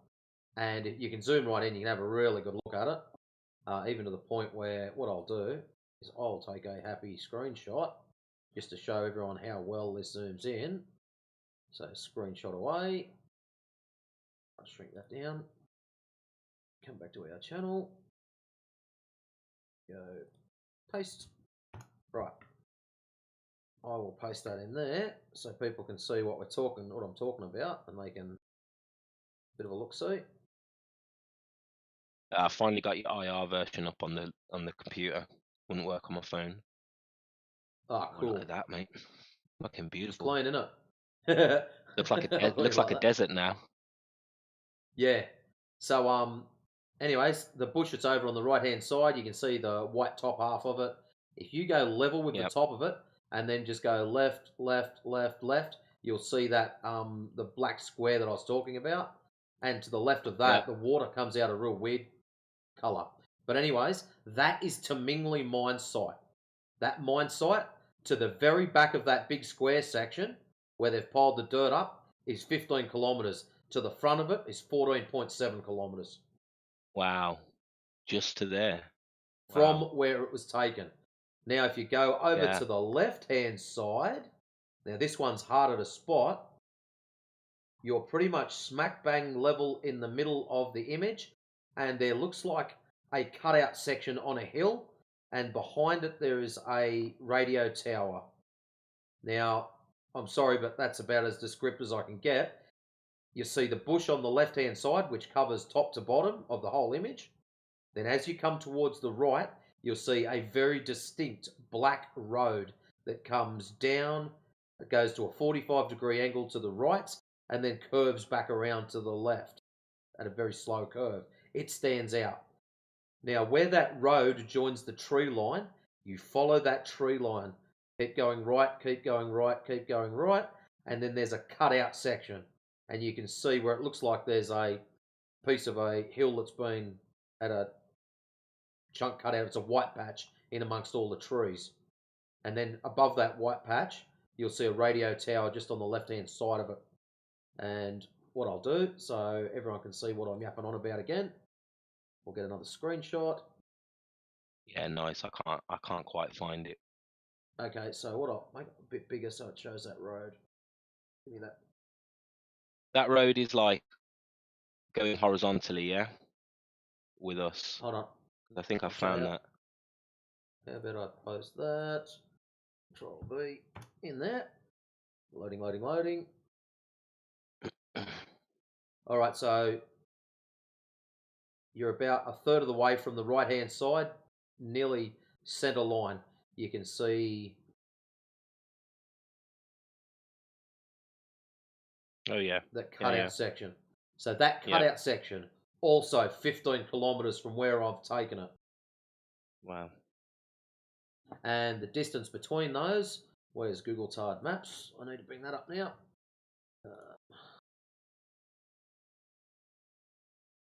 Because that's reasonably easy to work out. Get down there. So we're looking at the little cutout mine section is a place called Peak Hill. And measure distance from radio tower. Oops. Yeah, right there. And then we go up to Tamingli mine sites. And to the tailings dams. Distance to here. In a straight line, 15.28 kilometres. So it's nearly a perfect triangle from one side of the image to the other side from where I am. It's all but it's pretty Wow. pretty close. Well, knowing how the horizon works and the compression that happens on the way up to the horizon line, I mean, we're talking 50 miles, right? Minimum. Well, I Well, took it's other got to be at least photos. 30. Well, Minimum yeah, I 30. took other photos one day, and I went out to another spot on the opposite side of town, and I just thought this would be a great spot. There'd be a nice flat zone to shoot across, and it wasn't as good as I thought it was gonna be. But what I did get is a really clean shot, and it took me 2 swipes at it, and I've just got to find it. It's just a hill with a radio tower on it, but that radio tower is 28 kilometers away. So even with my shitty lens, that was the Kaluma Lookout. So that place that I went to is called Kaluma Lookout. So you can look that up. Middle of New South Wales. Caloma. It's free. Anyone can go there. If it's been raining, you probably won't be allowed up there in a sedan. You probably have to take a 4-wheel drive. If you do go up with a sedan, take your time. The road's a bit rough. We don't want to damage your car. So this one here was the really, actually I think that was a really clean one. Yeah, that was the really clean image I got when it loads up. Now from where I was standing to that hill, if you zoom in on it, you can clearly see the radio towers. Those radio towers are 28 points, or is it 17.83 miles? Yep. So whatever that comes out, 28 something kilometers. Yeah, 28 kilometers, 28.9 kilometers, something like that. It was under 30 k's. But I thought that was pretty impressive. The first time I went out there, it was all cloudy, overcast, and horrible. And the best I could do, so that was when it was nice. So just to show you the difference in lighting, and that's what the whole purpose of having these cameras for, with the IR on it. Mm-hmm. If I can find the first day I went, you look at it and you just go, oh wow, that's horrible.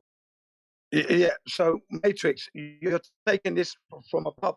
It would seem you're not at ground level. At that very last one, or the Yeah. first ones? The very last last one. one, I'm on a slight rise, which I went there Yeah. thinking it'll be all farmland, but yeah, that's fully zoomed in with a 300mm lens. Yeah, nice. But I went there one day and it was really shit. Just to give you an idea, that's about the same zoom there. So have a look at the difference in these, and the difference in clarity just by Wow, having man, such a good correct shot. lighting. Look at the difference in the lighting of the two and how clean the image Yeah. is. Both Yeah. taken from exactly the same position. Same place. Yeah. Yeah. The last one there is overcast, full overcast. Yeah. And Yeah. the one before that, Terrible. probably 10% cloud cover. Yeah, that was So the it just upside. shows Yeah. how Look at the difference. much difference it makes just by having. So for IR, you need maximum light, so everything's clean right up. But yeah, it is a Yeah. very clean shot. Yeah.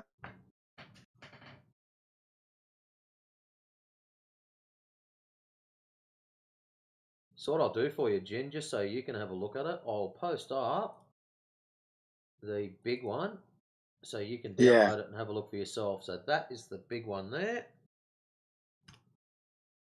And that'll take a long time to load up. So yeah, we could probably have a coffee in between me putting it there and it appearing. Okay. All right. Yeah, no problem. I'll wait. Nice though.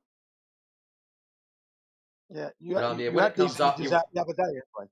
You did have these yeah. images out Oh, the other you've day. seen them, yeah. Yeah. Yeah, it won't show up as an image. It'll just show up as a tag where you can download it. Yeah. I'm waiting for that tag. It hasn't come up yet. So it's done on my end, so it should be there any second. Oh yeah, here it is. Here it is now. Just as you said it. So if you But thank you download very that, much. if you do it on your phone, just wait a minute because it is a bit doughy coming up. But if you're on your PC, yeah, just click on it, and Yeah, have a it's scroll downloading across as we that. speak. Yeah, it's downloading. No problem. No worries.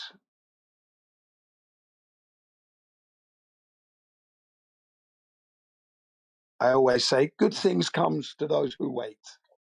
Yeah, That's it. as Mummy used to say.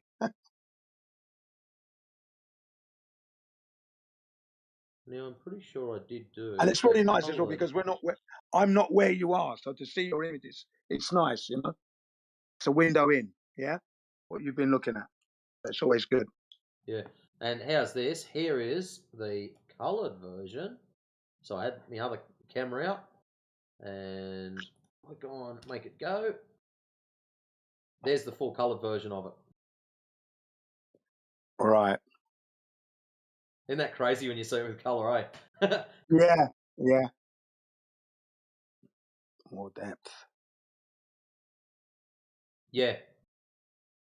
Yeah, the black and white flattens it right out, doesn't it? Yeah, yeah.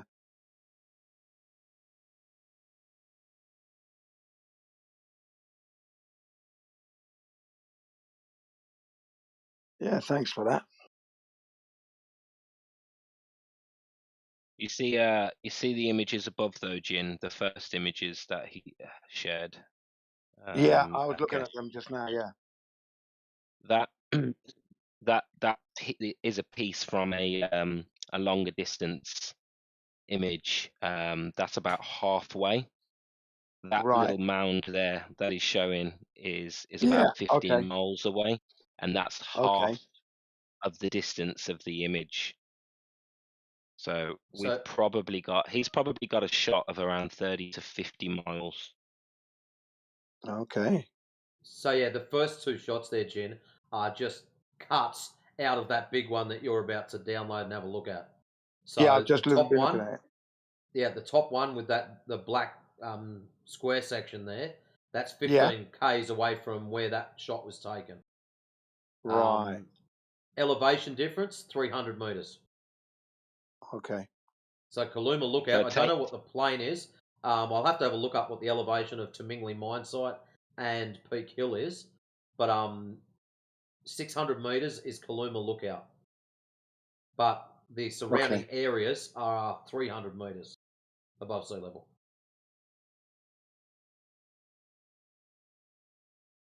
Hypothetically, we could be looking at the amount of drop missing around an Empire State Building, or more than an Empire State Building worth of drop missing. Wow.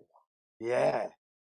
1,500 feet of drop there should be. If it was 30 miles, if it's 50 miles, then it'd be more than that. What I'd like to do, I need some kind of identification marker that's out Yeah. there because it all just looks so flat. There is absolutely nothing I can pick and say, oh, that is XYZ. I've got absolutely nothing other than that mine Yeah. site and the other mine site at each end. That's the only two things I can pick. In one of the images that's not shown, you can see a funny shaped hill on the left hand end of it. And Yeah, I'm looking at that here now. Yeah. that thing there, no, it's not on that image, Jen. This weird shaped hill is about 60 kilometers out, and we shouldn't be able to see that far. And Okay. yeah, I need something to prove it. What I'm thinking is I might get Shaggy one day when he's not babysitting his own kids. Go on, Shaggy. to grab a IR laser because we don't want to get in trouble because if we point an invisible one up there, no one will see it. So he goes out to one of these towns that's out of fairway, shoots an infrared laser up. I shoot photographs in infrared, so I'll be able to see it. The rest of the people won't. And if I can see it, so all he's got to do, stand it on the ground, shoot the thing vertical, that's it. Or even better, if he's got a level board there that he can tape it to so he gets the thing dead straight up and down. He turns it on and calls me up and says, yep, she's on. I snap photos in that direction because that's all I've got. And if we can see it, we'll have a definite marker. But before that happens, I'd like to get some better lenses. But that's only with a 300 millimeter. What I'm after, Jen, is a 200 by 800 and then a Right. Two times teleconverter in front of that. So that means I'll be up to 1600 millimeters as opposed to 300. So Okay. good Right. times Wow. Yeah, ahead. that's good. Yeah, Yeah. that's a big jump. I'm looking at the bunch of photographs you posted at 33 minutes past the hour. I'm looking at that bunch there. Yeah. Okay. Good. So All right, when you said that there's a funny looking hill, well, I'm looking at one of them, and there was this funny looking hill, but it's not that image. Okay. Right. No, it's a different one Right. altogether. I just Yeah. want to confirm Fair what enough. it is. There's no point getting excited until I can confirm it, and I can't find it. But it's got a real Yeah. odd step in it. So the step on a topography map will stand out. It won't be. It can't be missed. So I'm hoping to find that particular hill. Google Maps does show, if you press the terrain thing, it'll show the topography or topology rings for your elevation. I'm looking for a very, very specific shape. So one of them will have one side will be exceptionally well compressed, and it should be around 400 meters high. So I know what I'm Right. looking for. I just can't find it where it is on the map. That's all. Yeah. Yeah. Yeah. That's going to be painstakingly difficult, isn't it? That one. Well, it's just hard because everything looks so flat. But what's really interesting, I should go for a drive one day and just film from Tamingley mine site across to Peak Hill. And when you're actually at ground level driving along over these rolling hills, Yeah. it is an absolute mind job when you're right up high like that and you look out and it's like, oh wow, it's flat. But when you're at ground level, how not flat it is. So it's like when you Yeah. go to the beach, you're in your little 6-foot dinghy and you're going over 8-foot swell, but when you're up in the lighthouse, it just all looks flat. Exactly the Yeah. same. It does. Yeah. I'm going to say what this area that I'm looking at. What happens here, and what can I do here? Hiking, cycling. Can I do anything in this place? What activities can I do here? You can get lost. That's about all.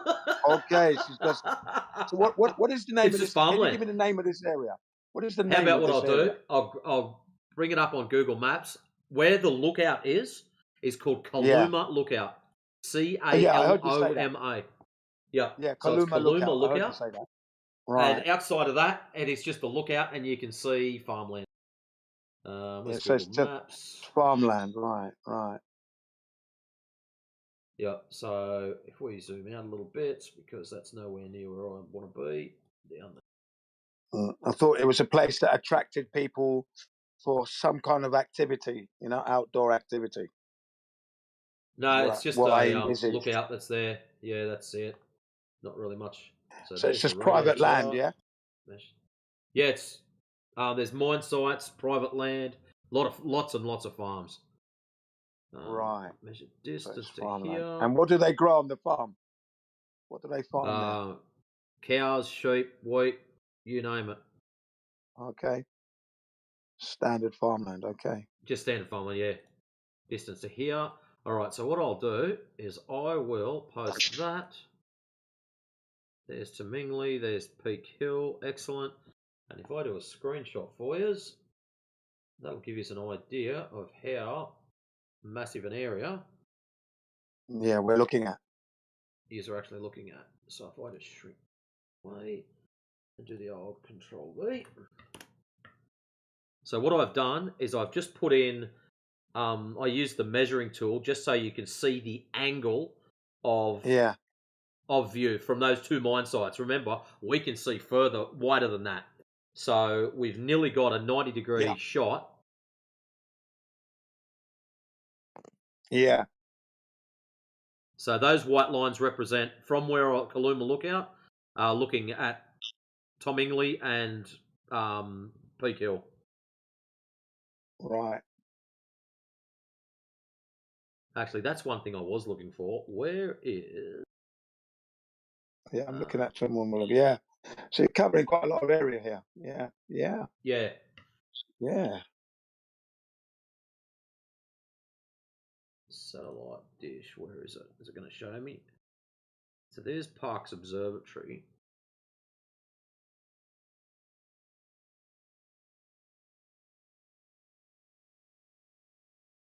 Okay, I might have that wrong. Oh no.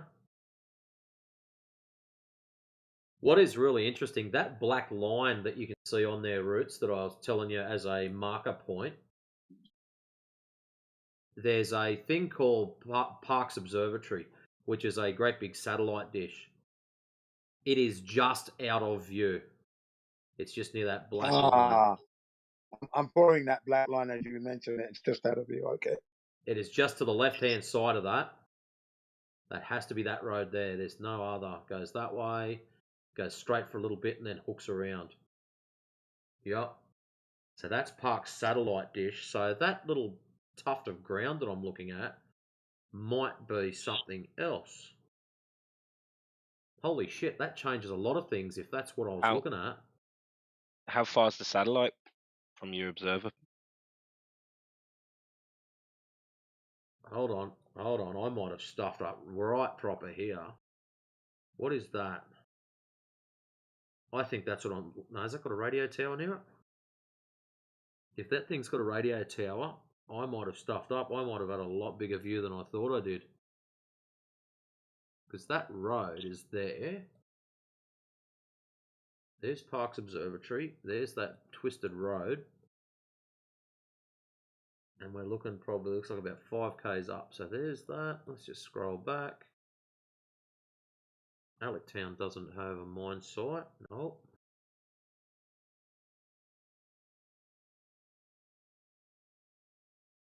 And Peak Hill is all the way up there.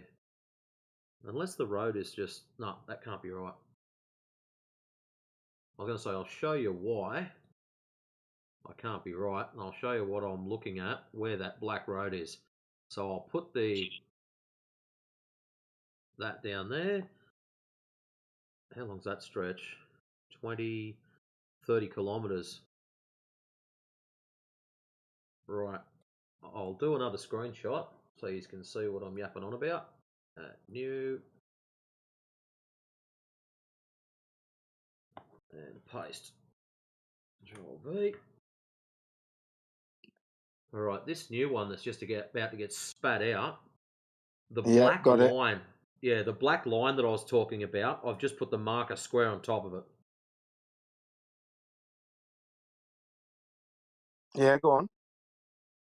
So, as you can see, the angle there has just widened up a little bit. Now, when you're standing up there, you do have a very wide view. So, maybe I did stuff up with my original measurement. Now, the distance between those two, and I'll just mark it out. Just get that out of the way. So, there's the road into the observatory. So, right click, clear measurement. And we're going to go measure from the road there, measure distance, straight line to Mingley, right in the middle of it, distance to here. Between the two mine sites, 43 kilometres. Right. Or between the black road, I should say, that black road that's on the left-hand side of the image, that second one, to that black square in that other one. And if I put that in the middle of the black square, tick, tick, tick, drop, 43.91 kilometres. So nearly 44 kilometers. 43.91. It's almost 40. Yeah. Wow. That'd make a lot more sense, yeah. So I've just got to find out now what that... So that means I'd nearly be able to see that thing there. 24, nearly 25 miles. Yeah, 27 mile, yeah. All right, 27 miles. There you go then. That would actually make a lot more sense because that's what it felt like looking across it. You've got to turn your head. It's a huge area. Like you can't just look straight ahead and go, oh wow, that's cool. I can see all of it. No, you actually got to turn your head. So it's a pretty broad. So that's just messed me up because now that I know where that road is, I've got to find whatever the cutout section is that's got a phone tower or a radio tower near it. And I was actually using another program Oz network something or other, so I could find where radio towers were, because it shows the Oz phone network and it spits out all the radio towers. And I was actually using the radio towers to locate on the map and then jumping back to Right. Google Maps to identify the towns. Because, yeah, most of our hills have got, not all of them, there's a fair few that got radio towers or phone towers, something as an identification marker. Which Yeah, is there's a really handy. landmark on it. Little landmark, yeah. Yeah. Because it all looks the bloody same without something to identify it. And it's really cool too, because you'll have absolutely nothing. There'll be 10 hills. One will have a phone tower on it. You jump on the phone program and you go, okay, I know where I am, where I've taken the photo from. I'm pointing west. The only phone tower in that area is on that hill. So it's really good for marking things out. Yeah. So do you drive on the A39? Do you use it? The A39, which one? The A39? That's probably called Yeah, something some- else. Yeah, Oh, sorry, A39, yeah, that's the main road to Parks. Yeah, drive on it all the Yeah. time. On the last weekend, I went All over right, to Parks to right. watch squash getting played. So Ah, good. it's actually a floodplain. A lot of sections of that. When we get massive amounts of rain, Right. There's large sections of that road, so you can see Parks right down the bottom, and yeah, basically from Peak Hill, Chewilga, Allectown, Parks. That is a floodplain through there. Right, And it's a they'll get floodplain, okay. about a meter of water across the whole friggin' lot of it. Wow. And when does this happen? When they get like ridiculous amounts of rain, it's pretty rare. But the biggest Yeah, issue would that is the be in the roads. summer season? Summer season? It's happened in all Yeah. seasons. Just when we get good Oh, lots it of rain, has. Okay. because it's so Okay. flat, the water doesn't drain away. That's our biggest issue Yeah. out here. Yeah, It's oh, just see? getting rid of the Wow. water, and it destroys all the bedding underneath the roads. So all Yeah. the underside of it just gets washed out and cut away, and they'll have massive amounts of rain. The water will eventually go, and all of a sudden all the roads are all chopped to the shit house, and then these experts spend multiple months trying to scratch ahead and work out how to fix the roads. Right. And do they fix the roads, do they? Slowly and painfully, yes. Are those storm drains and stuff? You can have whatever drains you like, mate. When everything's the same level, where does the water go? Yeah. It just sits there, doesn't it? Sits there. You have to dig That's- like cisterns and stuff for that kind of stuff. Yeah, where to, mate? It's all flat. You're talking flat for 200 kilometers around you. Which direction do you dig a hole in the ground? Where do we go with it? You know, well, just to store the water so things don't flood. You can, dig as deep as you need to, and as long as the tunnel As is deep as you need to. I mean, to fix the problem, that's what you would do.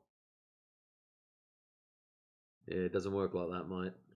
That's what you could do. Civil engineers are very busy over there then.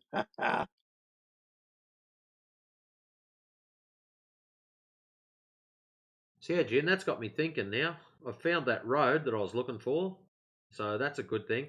And I'm disappointed that that satellite dish is not in there. That would have been one hell of a marker. Yeah. If I could, I'm actually next time I go up there, I'm going to go out of my way just to make a photo now. That thing is huge. And So- why is that? They say it's a satellite dish, but what's it actually doing? Actually, go on. Radio telescope.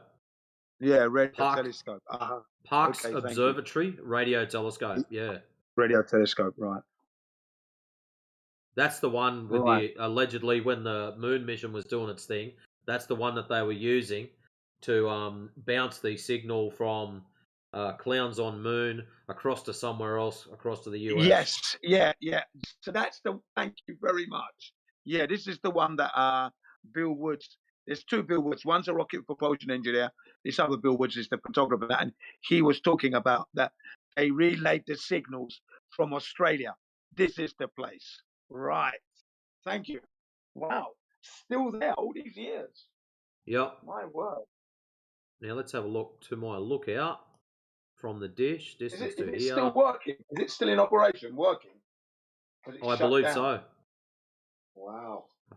Amazing. So the distance from the lookout to that dish, 35 k's, 22 mile. 22 miles. Okay. 22 miles.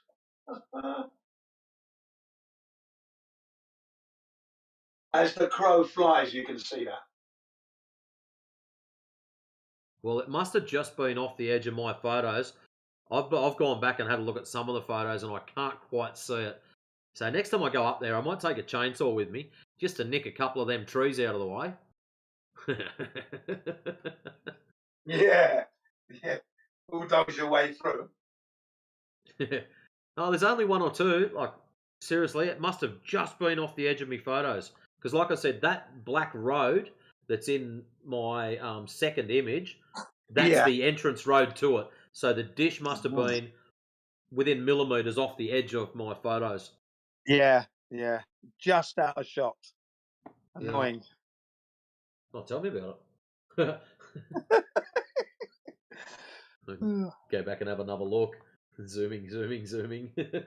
Yeah, well, I'm glad you're there. So that's quite a historical landmark for us who are following the moon landings and that.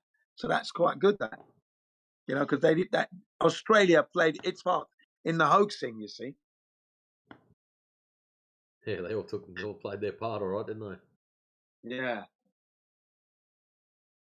So now I'm Yeah, there's a curious. woman called I think her name is Una Reynolds. That's her name. And she saw a Coca-Cola bottle on the surface, on the lunar surface, while she was watching the moon landings. And that's when she realized it was a hoax. And then she's living in Australia, right where you're talking about. Okay. And she phoned up her mates, right, in the neighborhood and said, "Did you see it on TV? Did you see the bottle?" And they never did see the bottle, right? They didn't see it. They missed it. So they said, "We're going to watch it back in the news when they replay it." I go, "Yeah." But they never replayed it, did they? But she saw a Coca-Cola bottle appear in the image in the film footage whilst it was live, by the way. So there you go, as it was being done. And that's when she realized they were hoaxing it. And she thought that many people would have seen it and it would have caused a ruckus on the airways. Okay, but it didn't seem to do that. Yeah. But she actually saw a Coca-Cola bottle. Her name's Una Reynolds. Oh, how far is that? That'll tell me how far I missed out by. Clear I measurement. wonder if Clear she's your still bastard. alive. Una Right, Reynolds. I there's wonder the if she's still dish. alive. Measure to that house there because I can see that. Distance to here. So how far was I out? 963.14 metres. That's how far I was out from seeing the dish. So almost just under 0.6 of a mile. Yeah. So Just out of under half a a mile. measured distance, I'll go back to the lookout now. Up here, zoom in. So yes, you were just under half a mile. So out of so I could see and I can identify 34.91 kilometres, and I missed out by 900 metres of seeing the dish. Bastard. Yeah, there you go. Now I've got to go for another drive. Wow, that's crazy. But at least I've got some identifier markers now. So that means I can slowly pan across and go through the images and find other things that we can identify, mine sites, radio landmarks. towers, things like that. And we can slowly break this down. But that's awesome. I'm it's sort quite a of nice disappointed expanse, now. isn't it? Yeah, it's quite a nice expanse you got there, really. You know? Yeah. Yeah. Nice bit of it. Yeah, it's almost uninterrupted, isn't it? Really. Yeah, like I said, I'm sort of disappointed now. It's like, oh man. Yeah. So that Okay, means you've got to that. go out and do it again. Yeah. Yeah. But anyway, when, So when you're next, doing it for your benefit as well, you know, well, I'm doing it benefiting for you. everyone, so we can all understand how much we can and can't see Yeah. using, like, because we get a lot of people that claim about refraction and all this shit, and you've Yep. heard it all before. We all have. Yeah. So Yeah. what this is about, it's about breaking it down, and so people can see and understand what is actually happening. So when they turn around and say blah blah blah, refraction is allowing us to see this far, and it's like, hang on a minute, we can cut through that using IR. Why is it we now see clearer and further using Yeah. IR, which Yeah. removes the refraction factor? So if we Yeah. remove that out of the equation, all of a sudden they can't use it because we've just picked it up and out the window. Yeah. Yep. Yep. Yep. Yeah. You've eliminated it, so that's it. It's been eliminated. Well, it doesn't eliminate it completely, Not but completely it to the cuts zero, the but shit out of it. yeah, it does cut it out. It does cut out a fair amount, which means you can see even further. See what I mean? You know what? You know they lose every time. Even IR is killing them. Well, it's not about winning and losing. It's just information. That's all it is. Well, you know what I mean with these zealots, though. You know, it's like they're, Oh, for they're them into guys, getting yes, one. it's Yeah, about the that's what I'm win. talking about. Yeah, But a lot of people it's just information. yeah, If it's yeah. good information, it's sound, repeatable, verifiable, then that is excellent. When it's just yeah. It's dribble, confirmation. then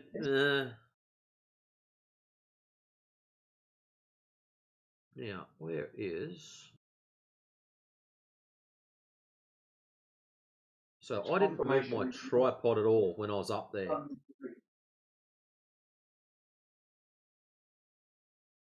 No, that's the Yeah. blurry one. That'll be the clean one. Yeah, we're talking about confirmed information here. You know, that's what we're talking Yeah. about. And that goes a So long way. That's therapy. You understand? That's therapy when you're looking for the truth. You get me? That is real therapy. Having to look at, do the measurements, make observations, check it, and then if you're using infrared, well, that's it. It's all over, ladies and gentlemen. All over. It's fun in the car.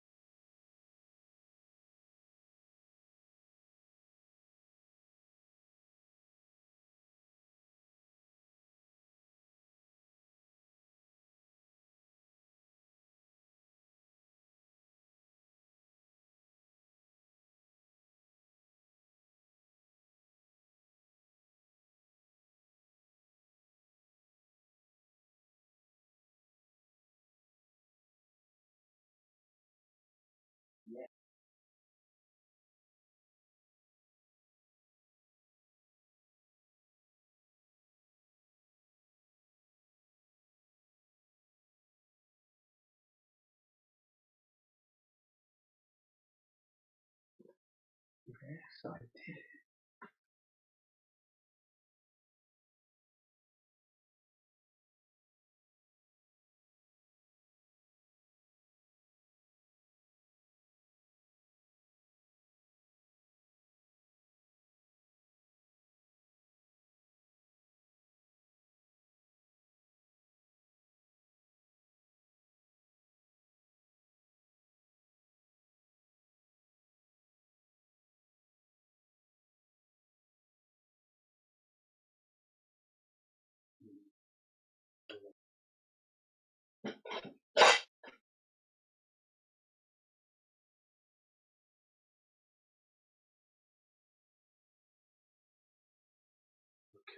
take this upstairs.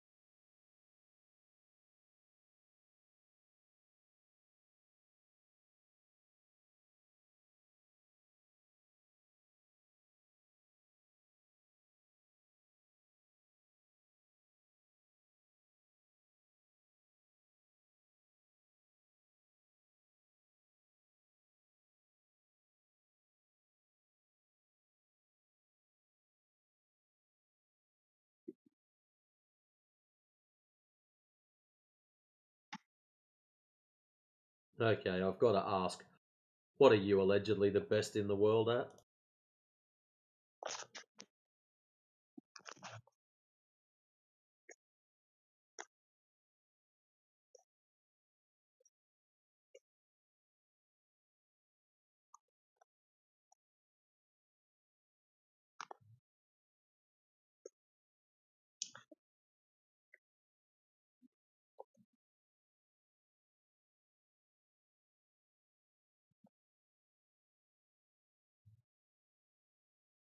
You know, your mic does work. You can just talk.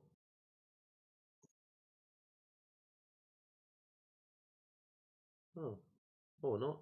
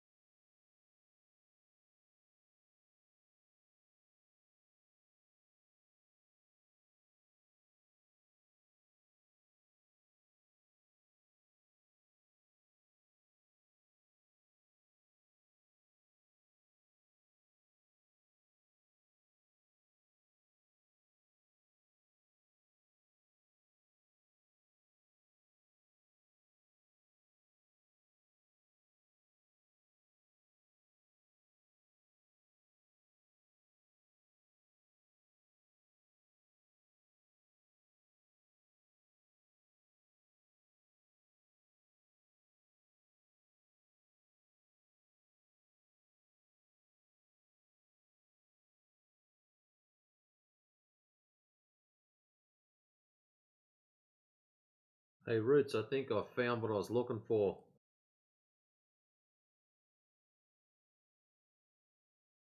Fuck, I wasn't expecting it to be that far out.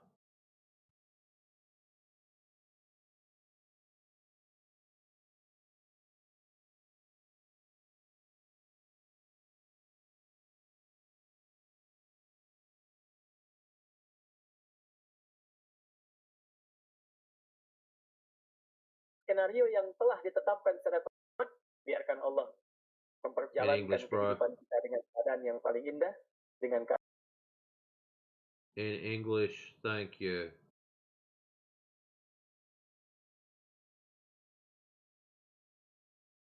Most excellent. Please don't do it again. Sorry. You guys only speak English here. I wasn't aware of that. Sorry. Well, you are now, so it's all good. So this voice chat is about flat Earth. It says 24/7 flat Earth. That is correct. I have one question for you. Oh, okay. You can ask it. We're not going to bite you. Okay, so my question is simply this, right? How does the shape of the world contribute to your life? How does the shape of the world, or lack thereof, contribute to my life? Yeah, how does it contribute? Whether the Earth is flat, the Earth is round. In what way does it contribute? It contributes. One word. What? No, I jumped in, brother. Dr. Go. Palpatine, please proceed. No, I was going to say, go, Killian, if you've got one word that you want to. Yeah, one word, construction.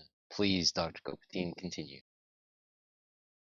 For me, it's a matter of understanding how much lies and bullshit you've been fed over your lifetime.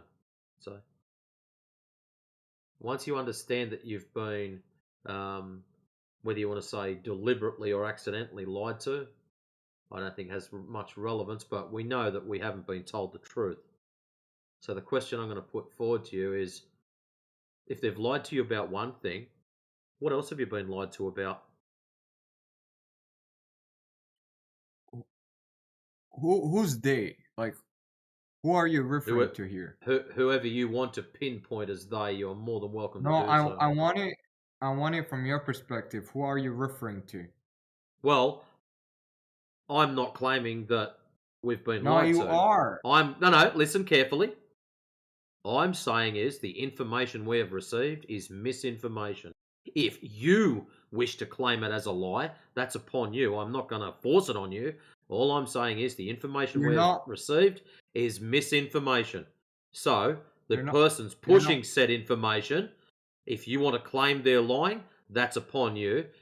From my perspective, I'm just saying they were passed on information that they learned. They never went out and looked for the truth. For example, my second class teacher. She never went out and looked for the truth, so she will just pass on information that she learned, who probably learned it off her parents or their parents, and so on and so forth. That's who they is, Okay, but in you're my not perspective. answering my question. You're not answering my You question. wanted a they. I gave you one. How many more theys do you like? My third class teacher, my fourth class teacher, my year 6 teacher, all the clowns in high school that consider themselves teachers. Well, that's just the education side of it. Who else would you like as a they? Yeah, but they're just intermediary, as you said. They were just passing It's through just information. misinformation being passed on. If you personally, you, not me, consider it to be a lie, then that's upon you. I consider it to be misinformation passed on. So they have no relevance in this.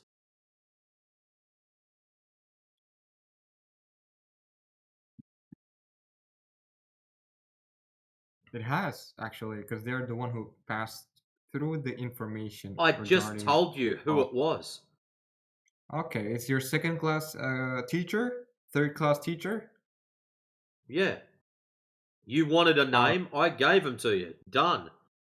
So, what has that got to do with how knowing that the earth is flat has changed my life? I now have a very decent understanding of the bullshit that gets put out there. So, when clowns come in here gibbering on about certain subject matter, I just shake my head. I don't even listen to some of it. Because the shape of the ground comes down to a measurement. Some people will talk philosophy, some people will cry that it's science, but at the end of the day, it is just a straight up measurement. Measured drop over distance. If you don't think it'll change your life, that's great. Nobody's holding a gun to your head, bro. That's not how it works. This is you coming to your own realization, not us snapping our fingers and turning you into a flat earther. That is not the goal here at all. You have to go out and test these things and check these things for yourself. When you do understand and work out that it is measured as flat, hopefully you do, that's great.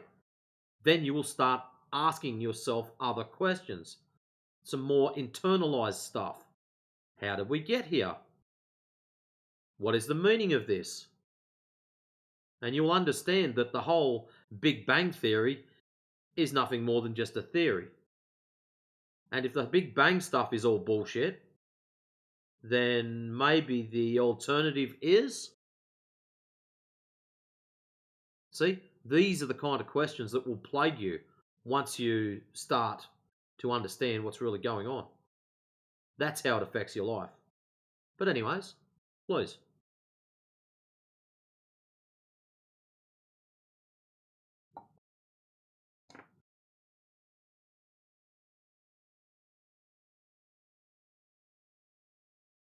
Do flat earthers believe in God?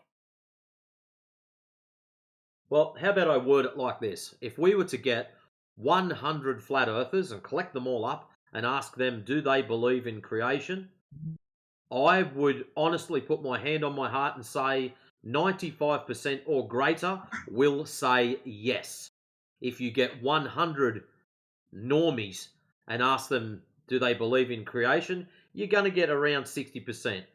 If you get 100 anti-flat earthers, Doctor, I want to ask you. you get one. Doctor, I want to ask you. So, hold on. Yep, whoa, that's... Yep, the other guy was talking. That's great.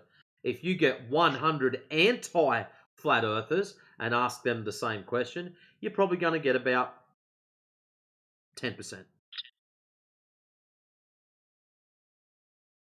So that's your three different groups. Flat earthers, anti-flat earthers, and just normies.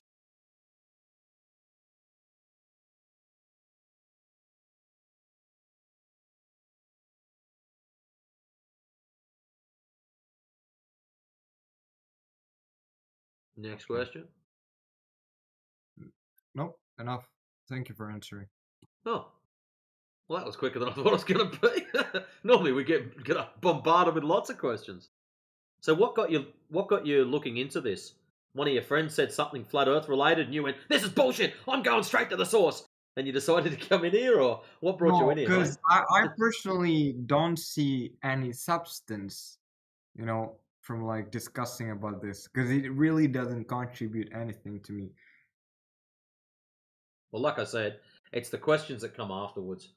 That's where it really starts to plague you. I suppose that's a decent wording of it.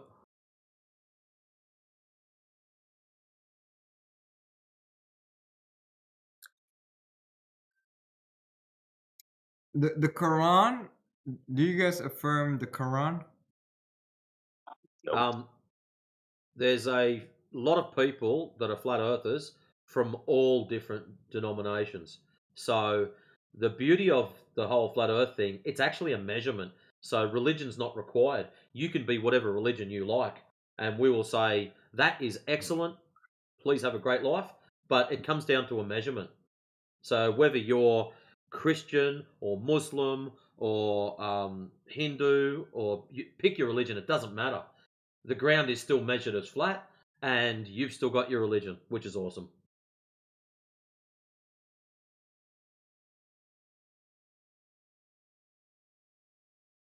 I am interested to know though, what if we confirm the affirm the Quran? What does that mean to us or to you?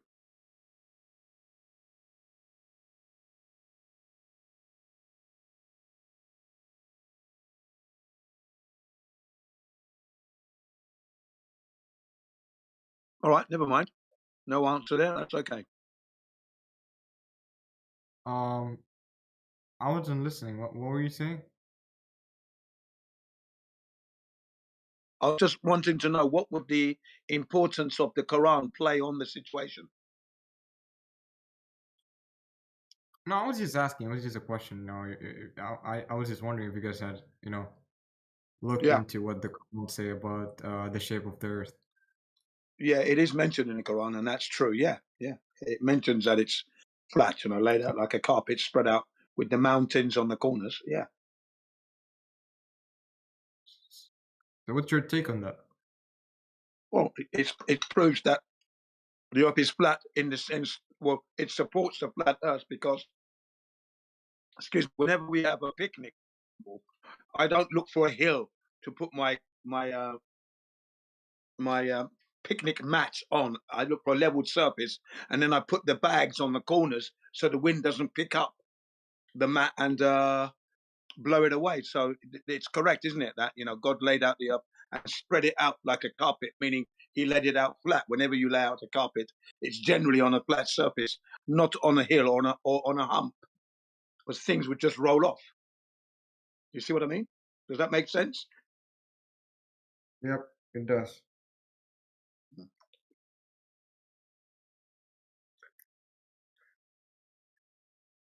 To be really honest, to be frankly go on. speaking, this discussion is mad boring.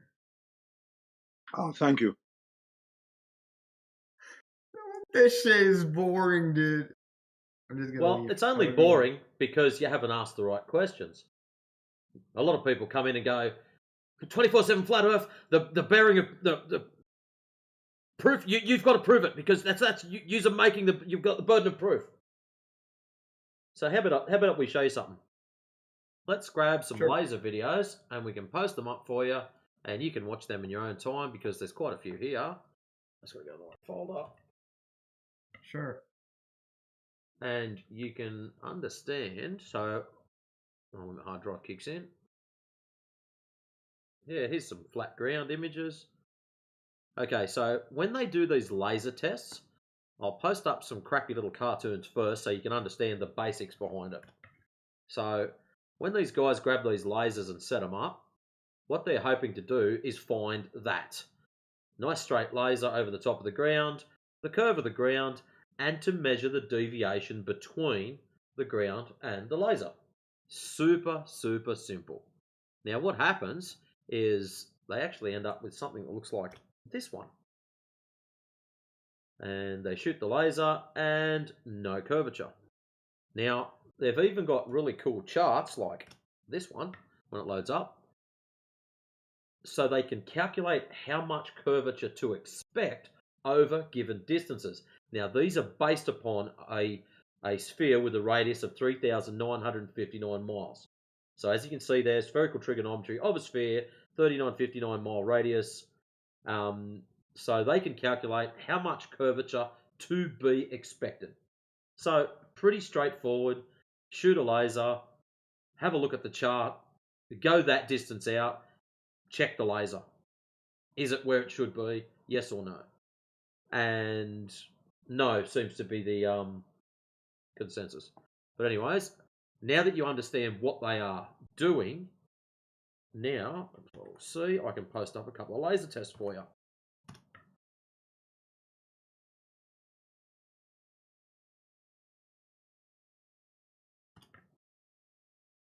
So there's a couple of laser tests. The very last one has a PDF that goes with it, and it's loading up now.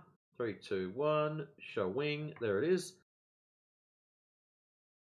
So you can have a look at these crazy guys running out there in all sorts of shithouse weather and shooting lasers across large spanses, checking for curvature. Pretty cool stuff, eh? Alright, I will watch those videos. There's plenty Yeah, of them there. yeah. I was going to say, Matrix, and the beauty of these laser beam tests is that you can't help but be moved to see the light flying right across the land the way they aim. It's just moving, you know, that the earth was made so level. It's just amazing, that's all. It really is. So just so you know, and I'll give you a heads up already, if you go, and we get a lot of people, we post up the laser tests, and the first thing they do is how to debunk flat earth laser test is the first thing they'll go looking up. And 99.99% of the time, we get these clowns come in and they'll just go, refraction! And they don't even know what it is. They just come and say it because some moron on a YouTube video, probably Professor Dave or some other numpty with an IQ lower than a floor rug, will come out and say refraction, like it's some kind of get out of jail free card. What I do in my spare time, Jolly, is I take photos in infrared, and the purpose of this is so I can basically just grab your little refraction claims and just throw them out the window. I don't even listen to it anymore. I have no necessity to, because I know what lighting does when I'm using standard camera versus one that's got an IR cut on it. So, yeah, if you go and watch a few videos, watch these, and you'll go, wow, that's pretty cool. You'll understand that this is not some kind of religious ideal or anything like that. It just comes down to measurements. So when people refute it with certain arguments, we already know what they're going to say. We can smell it, I suppose. We're already looking at breaking down the arguments. So, yeah, good luck with you, mate. Please enjoy watching them. Some of them are really cool. Some of them are boring, like technical data and stuff. And you just sit there scratching your head going, this is as boring as batshit. And they are. Some of them are, truly. But those first couple of images, what I put up, they're expecting to see curvature. That's what they're actually out there looking for. Except it's not coming back. So we should be asking why. What is going wrong? Did they do the test wrong? You know, does someone not know how to turn a laser on properly? The hard bit is, fair enough the first time you stuffed up. But when we have hundreds of tests showing that there's no curvature, they can't all be wrong. So at some stage, you've sort of got to go, you know what? Is it just by pure coincidence that all these different distance tests just so happen to match the curvature of the Baltard at the specific temperatures, days, times, weather conditions, and it's just a freak chance? I think not. No one can be that lucky. Seriously. I wish. I'd buy a lotto ticket. But anyways, bro, I'm pretty sure you're going to have other questions at some other stage. So, yeah, take your time. Have a look through all them. Enjoy them. If you come back, the boys will probably give you a link to our main server where there's lots and lots of videos and information. Actually, I might do it now. Alright. Stuff it. Alright, sure. Thank you. I'll do it the easy way. Where is it? That one there. Yeah, Matrix, I was going to ask you, your camera, does it have an infrared as a standard, or did you have that specially configured? The camera itself is a Canon EOS R10, and it's had the filter off the sensor removed. So it's what they call a full spectrum conversion. So they take this filter off the sensor, which is standard. They remove that completely, and I've had it left off. And what you do then is you apply filters to your lens and of specific wavelengths. So what I'm using, I've got two different ones. I've got a 780 cut, and I've got a 720 cut. So that means that 780 nanometers and below, the light bands are cut out. It doesn't accept them through the filter. Okay. Nice Canon as well. Yeah, I've got an older model. It's got a couple of downsides, but my old one is a 20D. Had that for years, But this new one, it's excellent for what I'm using it for. But there's just a couple of little niggles. I wish I'd have read about them in the first place. Like you can't get the big battery pack for the R10. Like with the older Right. cannons, you could get the big battery pack where you could screw it on the bottom that held 2 Yeah. batteries. This is there's the R10, the R100, the R50 that you can't buy the pack for. And I was pretty dirty with Right. that. Yeah. But anyways, take the good with the bad. It's just a matter of buying more batteries and slapping them in. But it's just the Yeah. inconvenience. That's all. Yeah, anyways. because you've got to charge them all up as well and have them ready to go. Yeah. Oh, I it's know. not a big deal. It's just annoying. Yeah, but you hold still on, got to do it. Yeah, message here. I just run the Canon G-Shot, so I'm from the Canon G-Shot generation of cameras, so a little bit All older right, than yep. yours. Yeah. So G- there I you got go, the Jolly. G9. I've just sent you a link to our home server. If you go over there, just start at the top of the information channel, read that. There's some pretty cranky mods over there that don't like people breaking the rules. So if you don't break the rules and you're only there checking out full information, you are going to have an awesome time. Scroll down and there's a section called additional information. Yeah. Alphabetized. Cruise on down, check those channels out, and there is tons and tons of information in there. You will spend hours. You probably get lost and confused because you just lose track of time.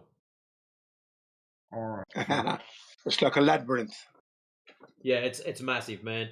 The guys have been babysitting that and adding data to it for years, well before me being around. So anyways, mate, if you're over there, welcome to 24/7 Flat Earth. Please enjoy searching through that database. It's pretty crazy. Other than that, if you've got any questions, please don't be scared to ask. And enjoy your flat Earth research and endeavoring. Yes, why Yeah. not? Thank you.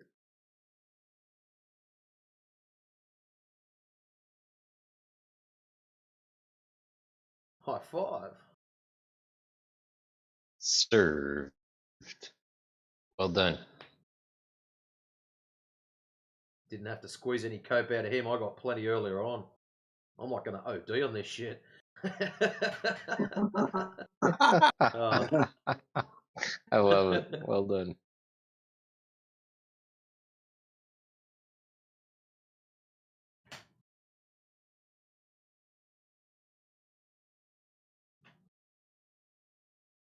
Yeah, I was looking at my little map.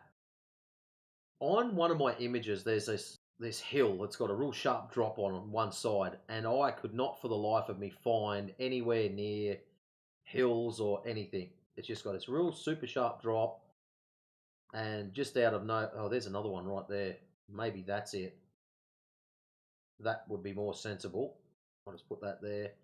That is 36 k's out. That would be a lot more sensible than 36 k's. Does that run over the top of? Yes, it still fits between those two positions. Most excellent. Alright, so that's 22 mile to what I'm thinking I'm looking at. Yeah, you got about 22 miles there. Yeah, that's what you said before. Nah, there's a hill in the background. Actually, how tall is that? That should have rings on it. It's not going to show me the numbers. Why not? Don't be difficult. Okay, there's a road just near that, but it won't show that. I won't be able to see it. It's too compressed. Maybe that's not high enough. I just want the numbers for the topography. That might be high enough. That's why it doesn't show them. So maybe I was right out further out.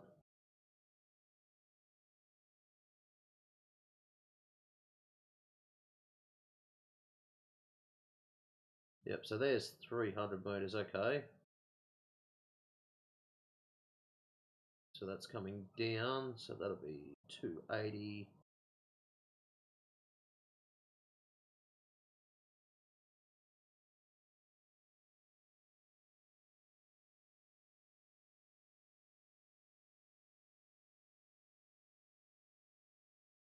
80, 300, maybe 320.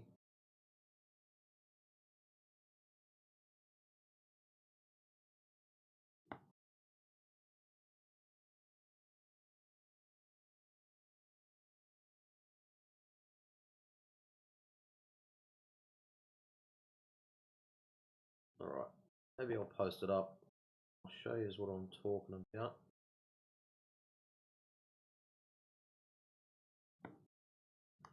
I've got to go and find one now.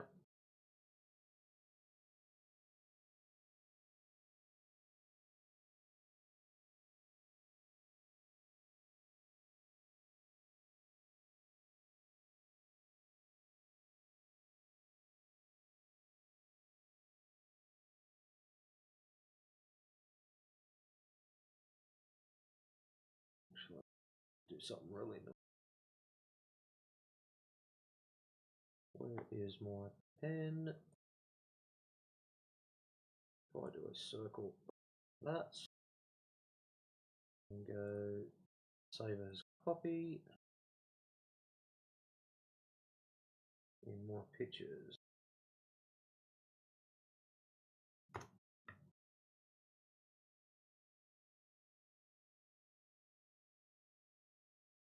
Right, you can see it in that one. Excellent. My pictures is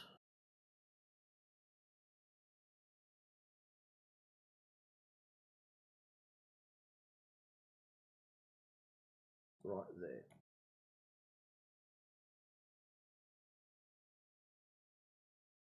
Alright, so I've just put a happy little blue circle around it. If you just want to download and have a look, if you have a look in the distance, there's a faded hill and it's got a sharp drop on the right hand side of it. So if you just click on the photo and zoom in, it doesn't show that crash out, but if you download it and zoom in, you'll be able to see what I mean. So that faded hill drop is what I'm looking for. So I have found something that looks like it's about 30 kilometers out, but the fact that I'm up on a hill that's double the height, I'm thinking the one I'm looking at is 80 kilometers, so it's clean over the top of that. And there's another set that's about 80 clicks out, which would make a lot more sense at a place called the Glen, and it's got some very hard drops. One side, there's a whole line. That's 72 k's out, there you go, 45 mile. And that to me would make a lot more sense.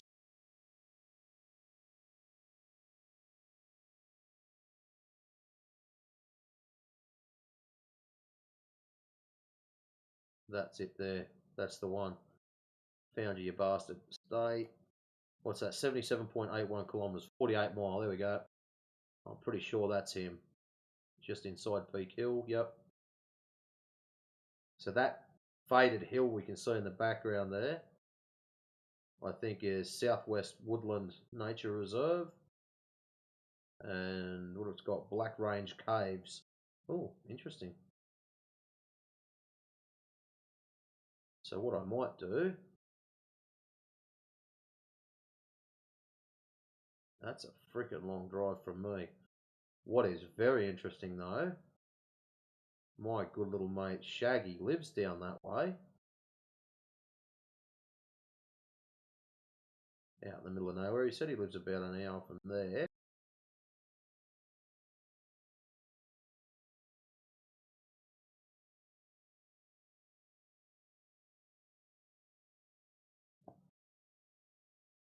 If I get him one day to pop a laser up at that hill,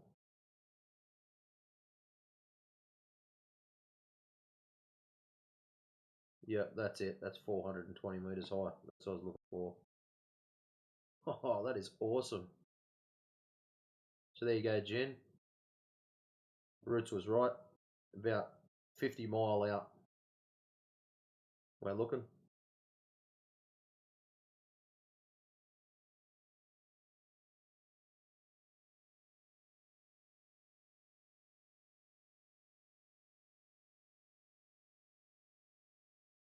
And I'll just grab a screenshot of that.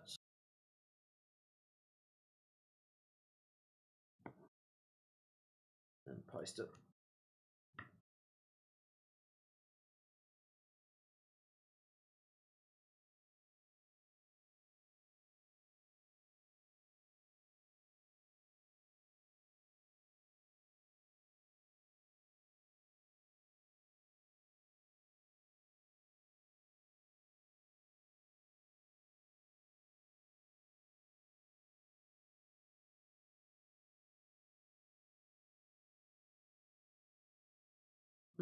Very cool.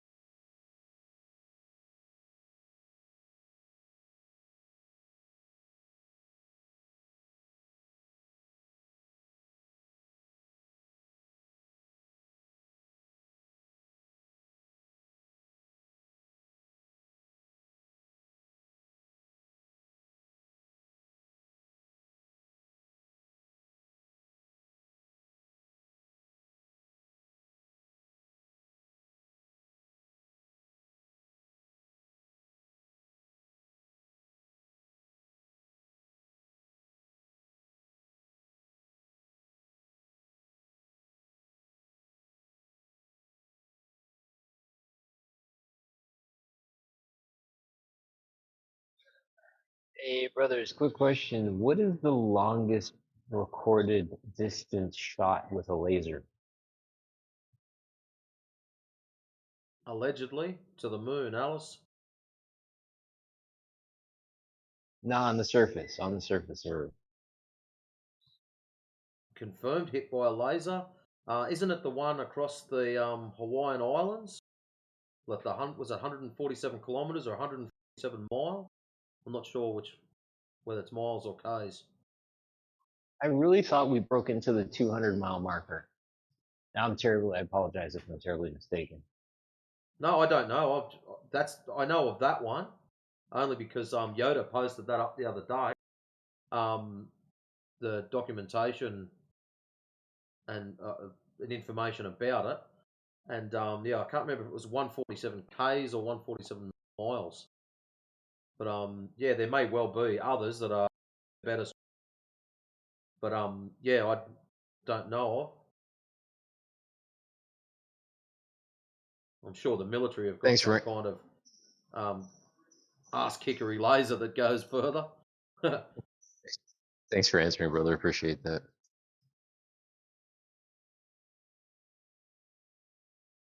Yeah, if someone's got something bigger, better, thicker, stronger, faster, I'm happy to look into it. But I don't know of any that go beyond that. We know the railgun shoots to at least 100 miles. That's speaking of military. I know that's ballistics, but I think their targeting system would. It'd Actually, have that's to another good supersede question. that. Yeah, Yeah, the that's targeting system would ultimately have it, to be right? beyond the capability of the projectile, Exactly. or they wouldn't be able to shoot the projectile. So Exactly. Unless, Yeah. I mean, I don't know what type of targeting system the railgun uses. I doubt that they would be using overhead satellite. Maybe they'd use overhead satellite. I don't know. But yeah, I agree. The targeting system would have to be some kind of laser-based system.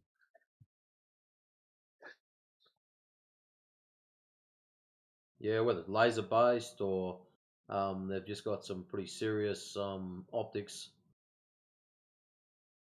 Who knows? I got no idea, man. But yeah, normally whatever your capabilities are, you don't sort of want to be going out there and going, hey, look, there's a blurry thing on the horizon. Let's just shoot it and find out. No, you don't really want to give yourself away. You want to get rid of whatever you're aiming at.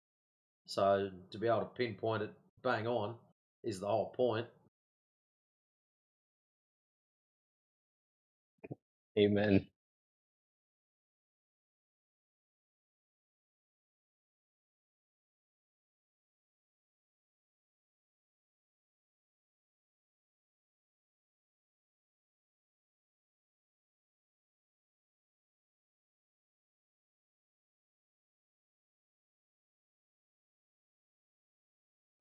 The other question is the receiving station, if you will, of the laser transition or the laser test. That receiver would have to be set up on a level station as well, or is that something that's just like handheld? You know what I'm saying? Like, obviously, the laser pings out its signal, shoots its laser from its aperture out, and that signal has to be received on the other side. I'm just wondering about that thing that receives the signal on the other side. You know, whether it be a mirror or something that receives the signal and say, yeah, ping, we got it. Is that station required to be set up on a level as well? In the test across the Hawaiian Islands, they shot it hit another observatory, I think it was, and they had a 4 meter wide optic that they hit. So it wasn't a small thing that they hit. Like you got to look at beam divergence and things like that, but they still lined it up, and they shot a tri-band laser at it. So it was he did read out what the frequencies was. One at about 1500, one at 1000, and I think it was 750 or 800. Can't remember what the bottom one was, but yeah, there was 3 bands, and they all hit bang on the target. So that's another reason why when they come in squark and refraction, and but it's refracted. Well, why the shit didn't it refract over that distance? Surely those 3 separate colors or wavelengths would have split by some ridiculous distance. Like that's 100 plus clicks, man. That's not just shooting across the backyard. Exactly. And I mean, a 4 meter wide receiver, that's like 12 feet. That ain't that much further to be a drop over distance to equate to a globe.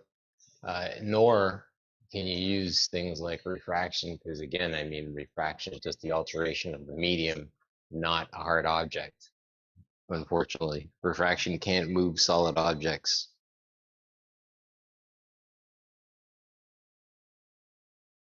There you go. I just posted up the 2 atmospheric turbulence, University of Dayton, and physics, University of Dayton.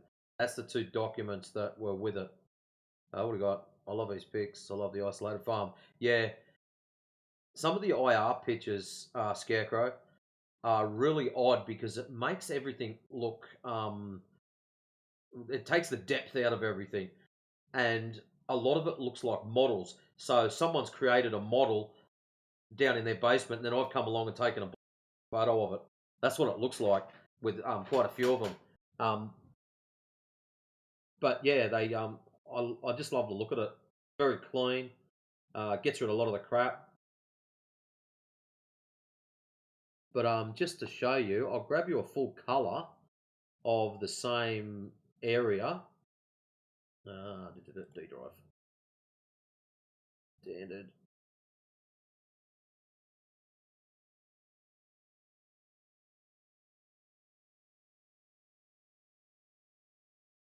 I posted a refractory GIF in the side chat. That's my new word, refractory. Refraction, refractory.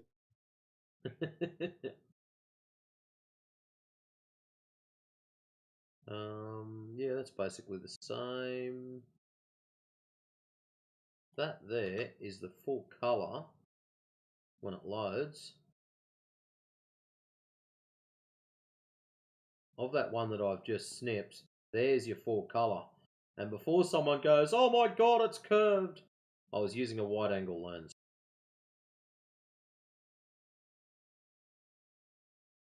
Of course it's going to be curved.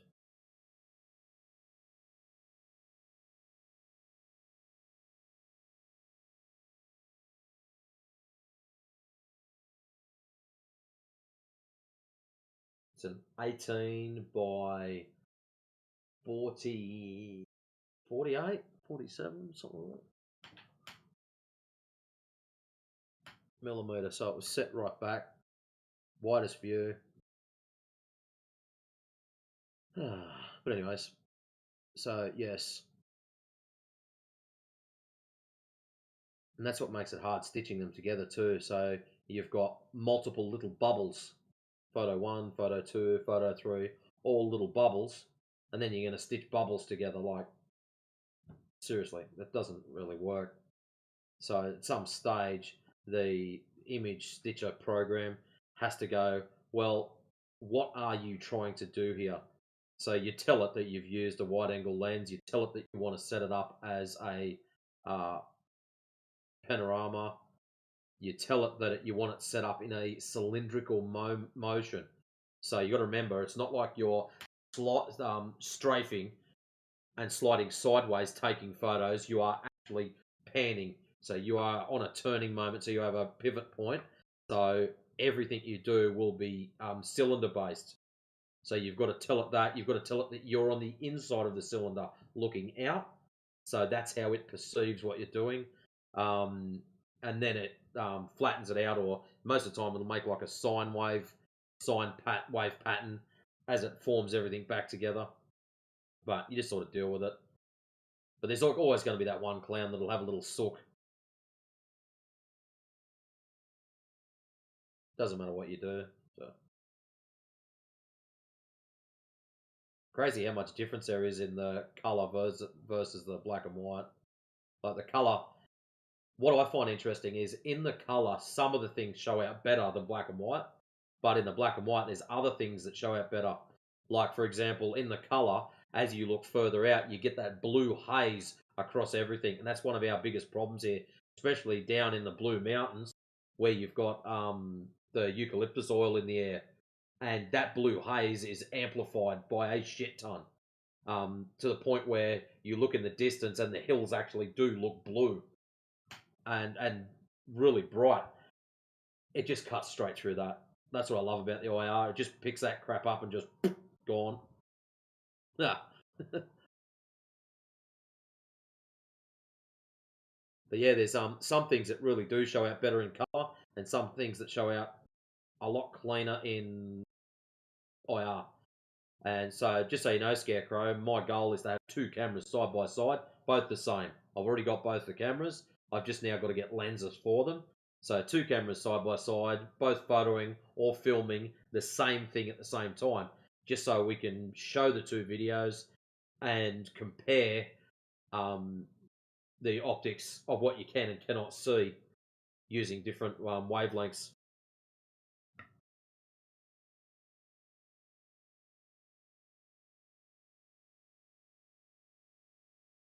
Mainly because I got sick of clown squawk and refraction. So I'm just going to burn that straight to the ground.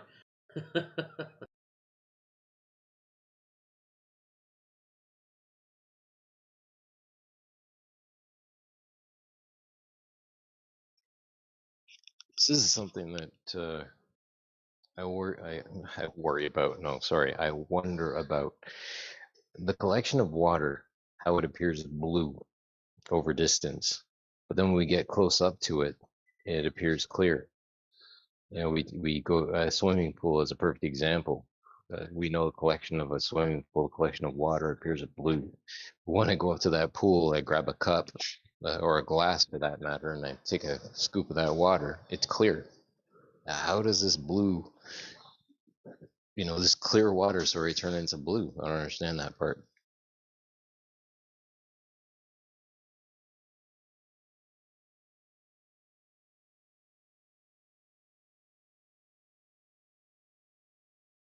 It'd be something to do with the medium versus the wavelength of light that's passing, and how our eyes perceive it. It'd be something simple like that. They've always said the sky is a reflection of the water, and the water is a reflection of the sky. And it's like, seriously, like, which one is a reflection of which one? Exactly. I think to myself, like, the explanation of why is the sky blue, the potentiality of it being made of water. That's just a thought. Just a thought.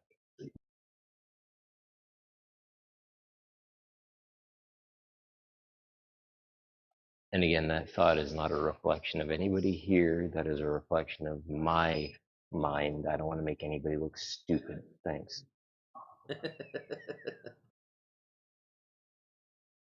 I have to be clear, right? I've been accused of making us look stupid with my honest observations and questions, and I don't want to make anybody out there that's listening think these guys are flat earthers stupid. Nah, B. That's just me. You can come talk to me anytime you want about my stupid questions.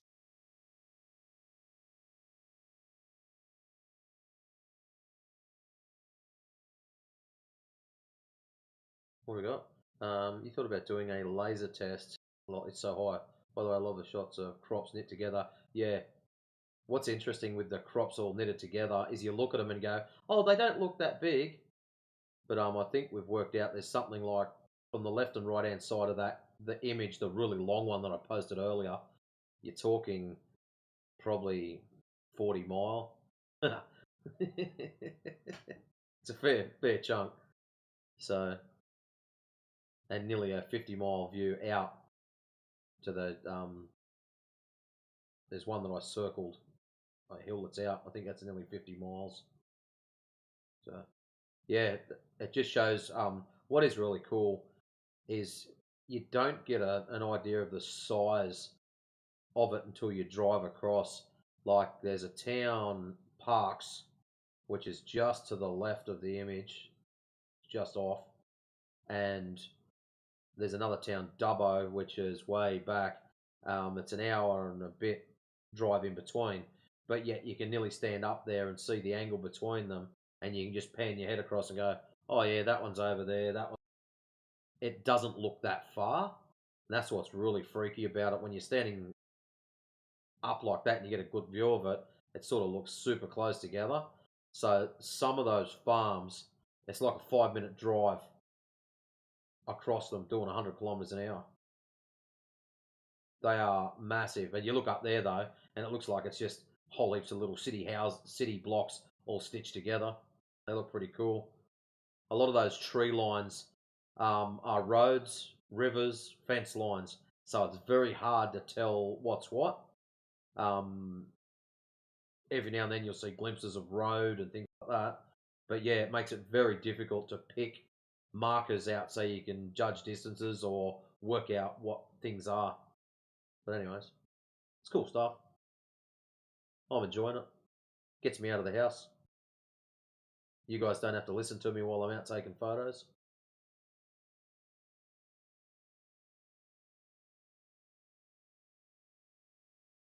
We like listening to you, Matrix. I mean, Dr. Copatine. He's the one that's going to make you all right.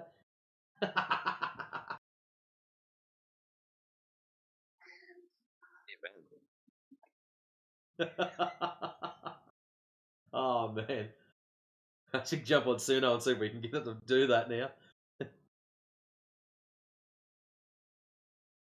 The camera's got GPS on it, but in all honesty, after I've just driven for an hour and a half up a hill, up some shitty dirt roads,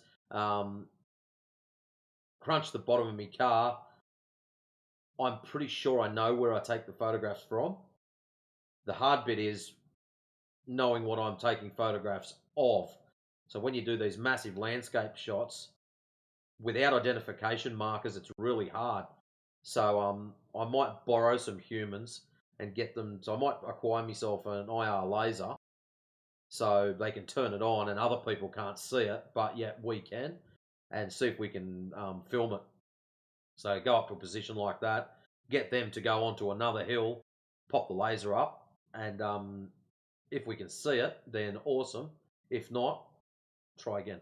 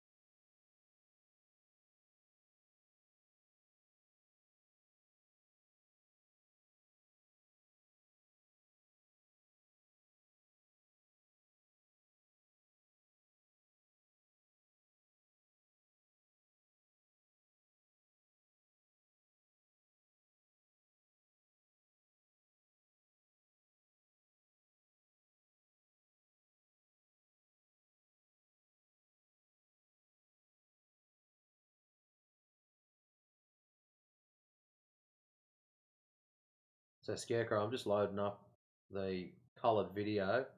With the 300mm lens, you can see how much it shakes. It is so hard to try to pan smoothly with that thing. Like near on impossible, actually. Because the camera's so light. I've got a shitty old tripod. And it's just not smooth at all. Very clunky. The slightest movement and it shakes and carries on. So that lens does not have image stabilization. That's one of the downsides of the camera that I've got. There's no IS on it. But I do have a new lens now that does have stabilization on it, so I might be able to go back and do a better shot. But all that is just a pan across. I did one from left to right with all the way zoomed out and changed the lens over. But what I didn't realize is when you unclick the lens when you're filming, it automatically shuts off. And I didn't notice. I'd panned all the way across with the big lens on from left to right, got over there and then panned back, and I got about a third of the way back, and I'm looking at the record light and it's not on. It's like, hang on a minute, what's going on here? Pressed record and just went, oh yeah, I'll just keep going.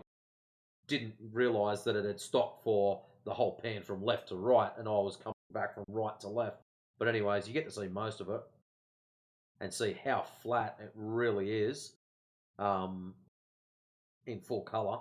So it's quite impressive. But some of the shots don't do it justice. You see a few of them. And it's like, oh yeah, that's pretty clean. But yeah, I probably should have wasted another hour or two up there just till I run out of bloody battery. That's what I should have done. Yeah, it's really clean. That's why I'm hanging to go back with a decent lens.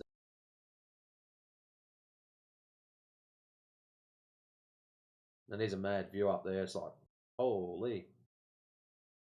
And you can see the difference too just by changing the lenses. So look at the still image that is just above that I posted at 59 past the hour, and you can see because of the lens it's got that curve across it. And then you go to the video and different lens, straight line. I didn't move the tripod, I didn't change the camera. So those two things stayed exactly as they were. The only thing that was changed, type of lens.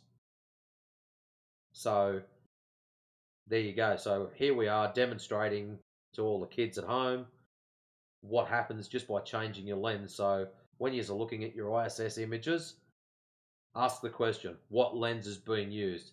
So naturally, when you want to get a wide shot, you will use a wide angle or an ultra wide angle, or a fisheye lens. The wider the angle, the more they are susceptible to producing curved horizons. So, pro tips for young players. But on the flip side,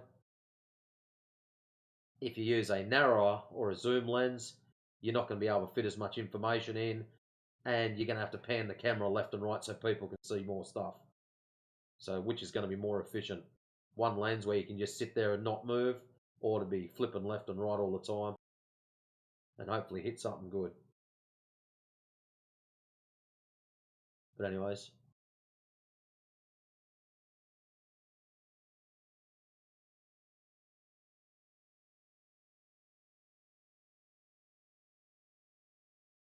so where's the other video? You'll have a laugh at when you listen to it.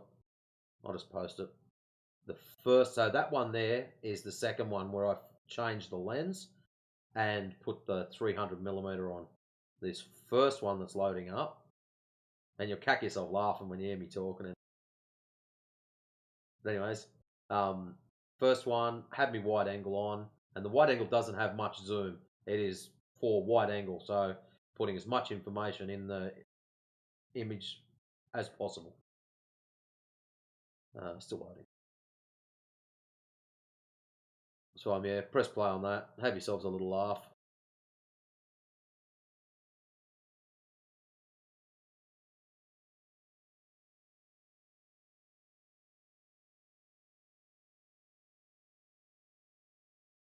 So you know how I sound normal all the time. Yeah. what was really freaky up there was how quiet it was. Like, I reckon it was equivalent of being locked in a anechoic chamber. Like, it's super quiet.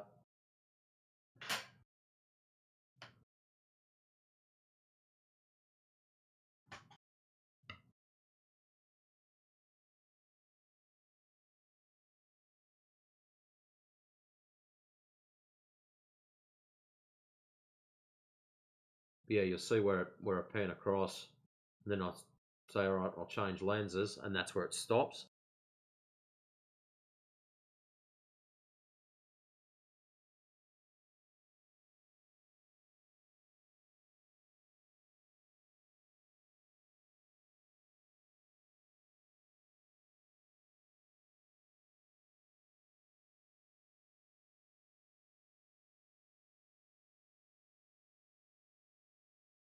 Oh, we have a visitor.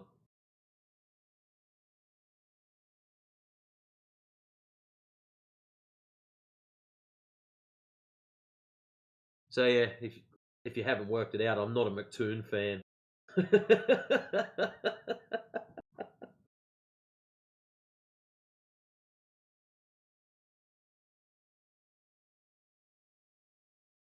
With these crisp horizons. Fucking clown.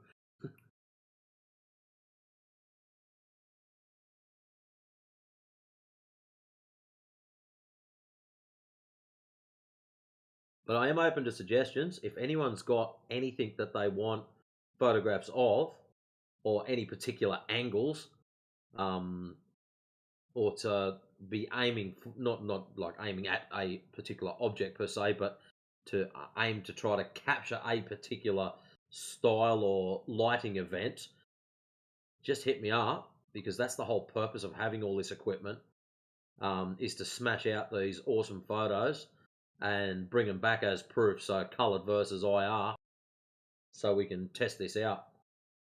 So being that I'm just on our way into winter time, we're not going to really see much more massive differences in bendy light mirages and that kind of thing. But coming when we hit full summer, so next round, I'll be all armed up with some pretty cool shit. What is this? Okay, go away.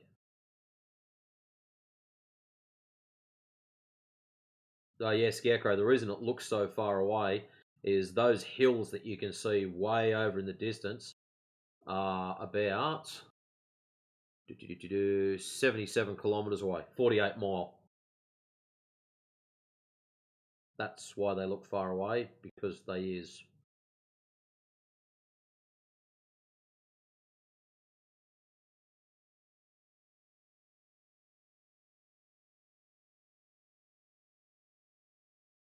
You know, you can click your microphone button and talk to me. Unless you're one of these troublemakers that I know and you're just going, nah.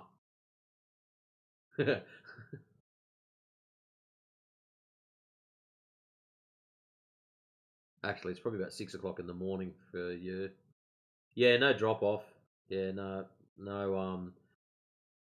edge to jump off or anything like that. Best you could probably do from that lookout is get yourself a pretty nasty roll up.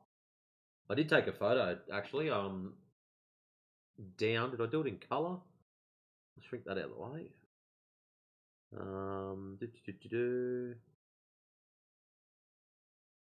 Is it that one? Yes, there you go. Awesome. That's looking straight down. So, have I got? And the next one. Awesome. They all lined up well.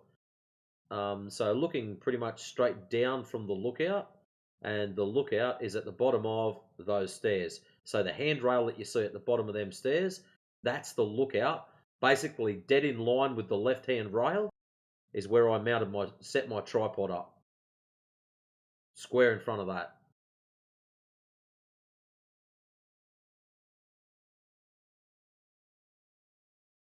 So from the lookout, that last photo there was just a handheld, leaning against the rail, looking down, so you could see the drop basically below me. And yeah, you can suss it out for yourself. So you can probably get a nasty graze sliding down that, or rolling down it, whichever you'd prefer to do. But yeah, no drop.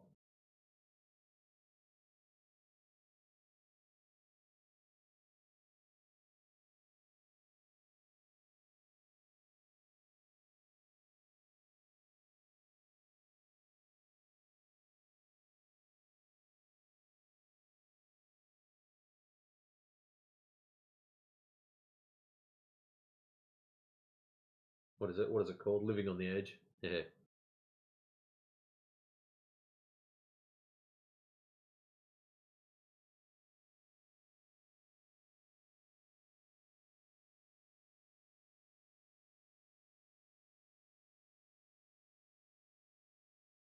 There was a site sign saying edge.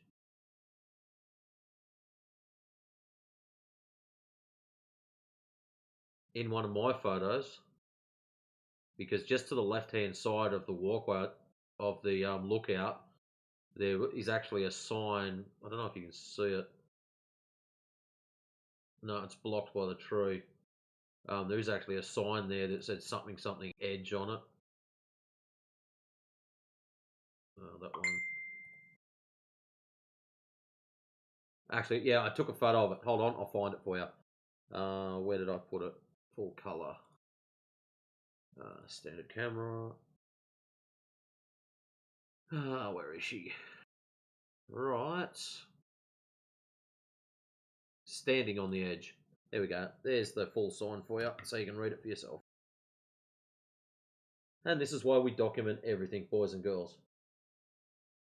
So when people ask random questions, we can provide not so random answers.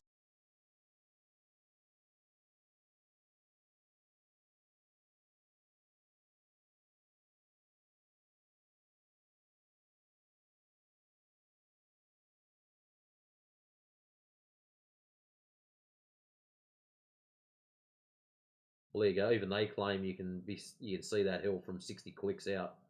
So that's a good thing. So me saying I can see that other one, which is 70. Where is it? 77 with a decent lens. That's not too bad. Pretty happy with that now.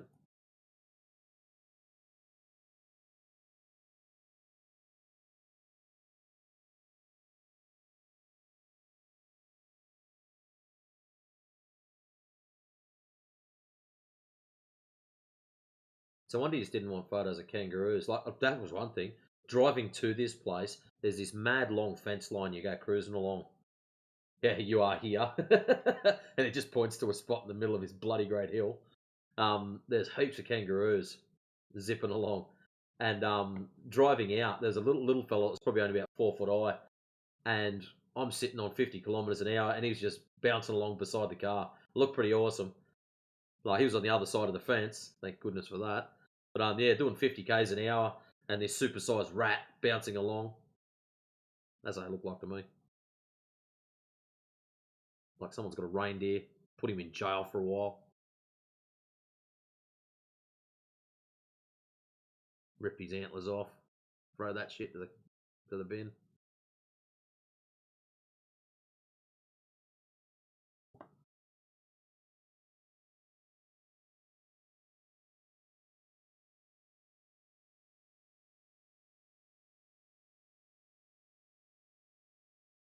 No, cool, man. I'll catch you next time.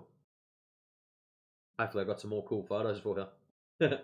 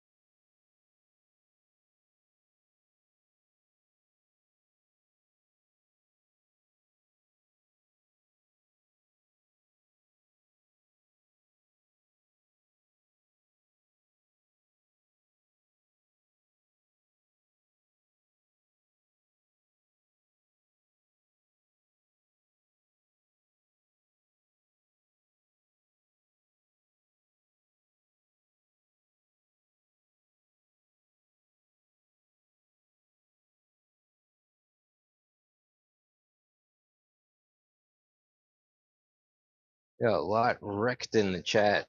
Welcome, welcome.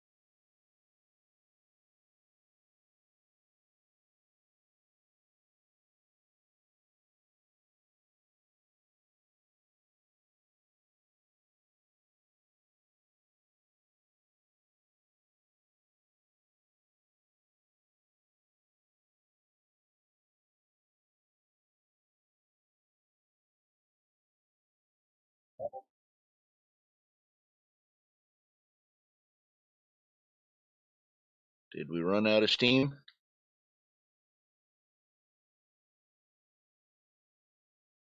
Oh no, I was just yapping away about me photos and that. Just waiting for another volunteer to spring the trap.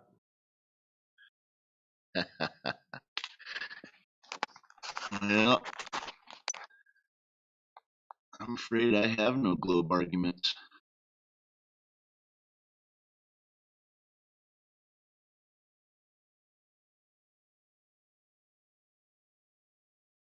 About the only argument I could put forward for the globe is they sell them down at the shops.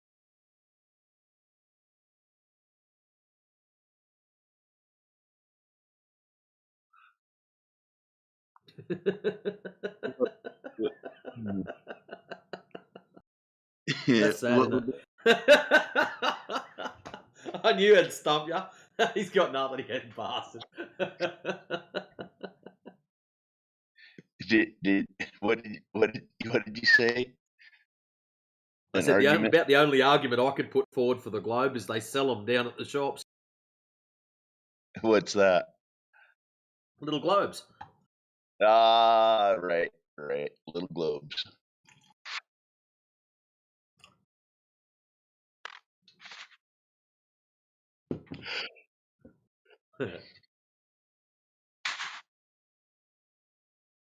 Side chat posted for you reference.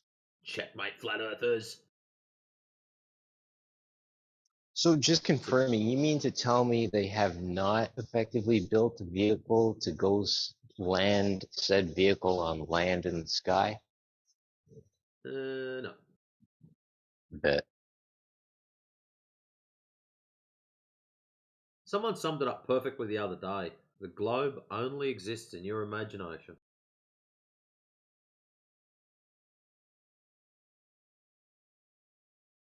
Ooh, a blocked message. Who's that from? Oh, Donald J. Copelot. What's he got? He's not even in here and he's posting shit up on our board. A gravity survey is a non-invasive geophysical technique that measures minute variations in the Earth's gravitational field caused by differences in subsurface rock and material densities. By mapping these subtle changes, geophysicists can identify underground geological structures, mineral deposits, oil and gas reserves. Okay, so where in that does it say curved hard? Doesn't. Yeah, Doctor, this is a clear indication of the idea renting, or sorry, the truth renting space in their heads. Amen.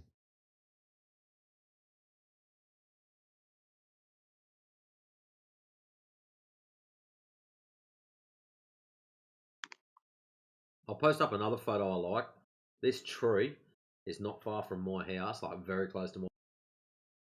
I can actually stand out in the front and take photos of it. That close. I like it because it's about, I don't know, 30 metres high, but to me it looks like a huge bud.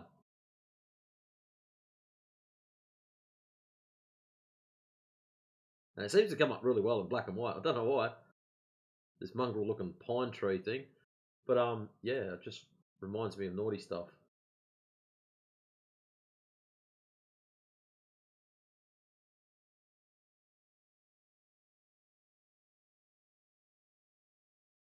Sorry, didn't mean to derail you there, Killian. He's probably looking at it going, you know what? It's right, it does look like that too. No, brother. No derailment required. We're just smashing these ideas together. The other thing I think about is when they say, or sorry, they believe it's a ball, and we're over here trying to share the direct evidence with them. It becomes a question of smashing a square peg into a round hole. And we're asking them, no. Forget the idea of the round hole for a moment. Just observe the square peg, and for all that it is.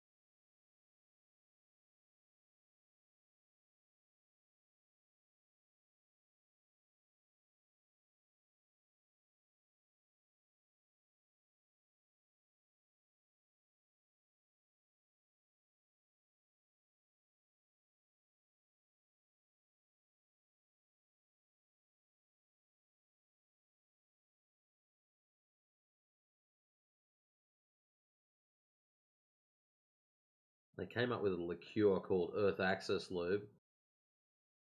Well, if it's German, it's highly probable this liqueur has got an alcohol content of about, I don't know, 60%.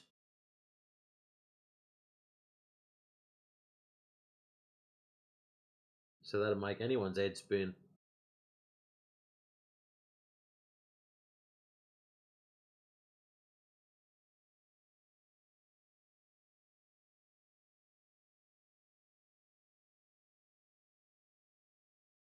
And now we're going to have a look up this Earth Access Lube. Go and see what it is. Probably tastes nasty.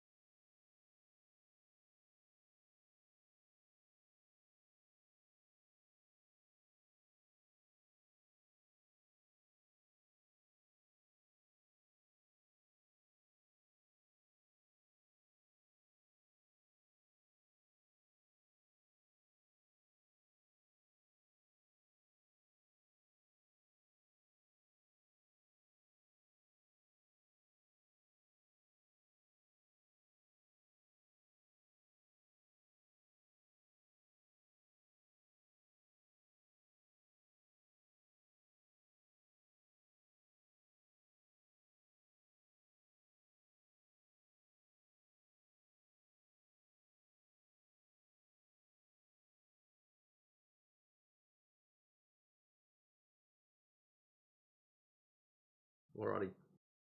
I've made enough noise for enough hours.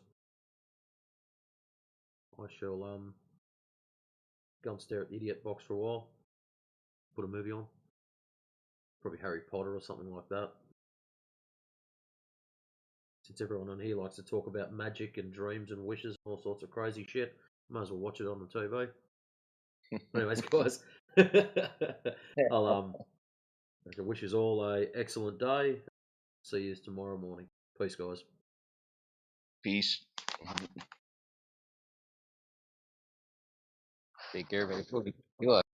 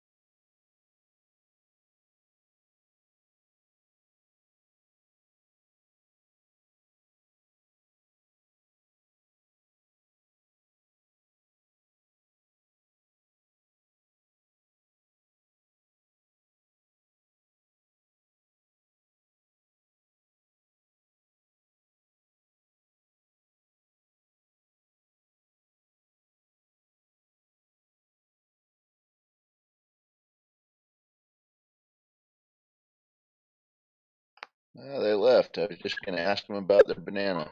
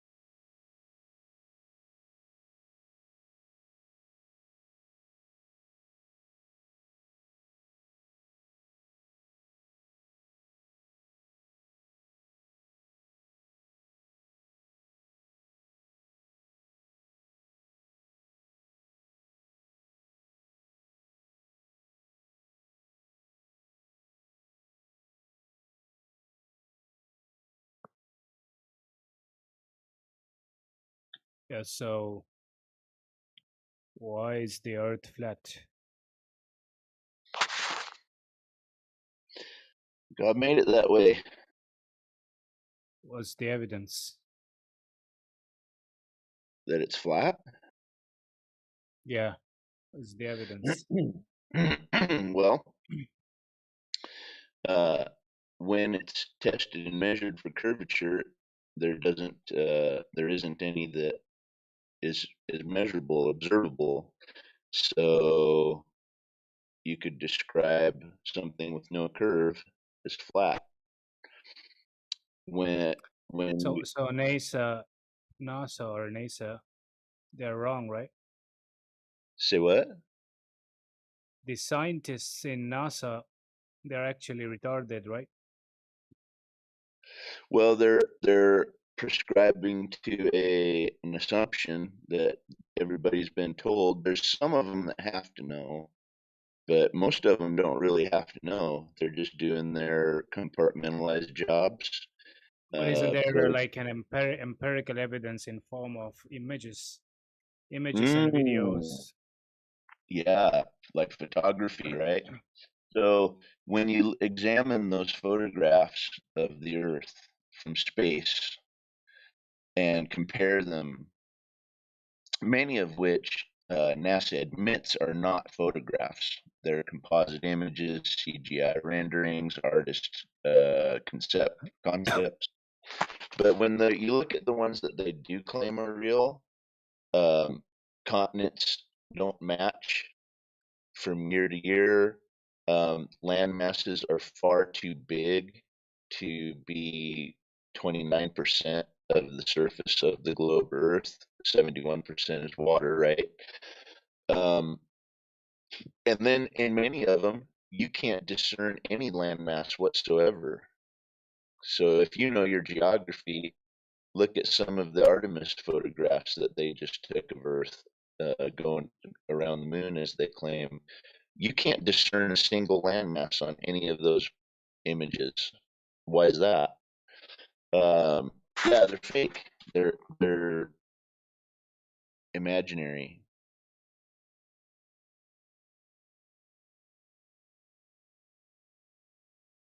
I would rather say it's like a Jewish propaganda to make the whole world believe that the earth is round.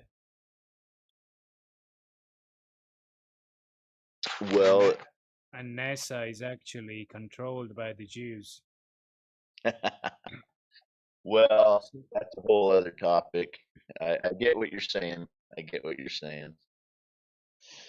I could But, just disbelieve in NASA and dismiss them, thinking that they're not reliable. So whatever the fuck they say is bullshit. and who's they? NASA. Yeah, I agree. Yeah, it is. It is BS. It is BS.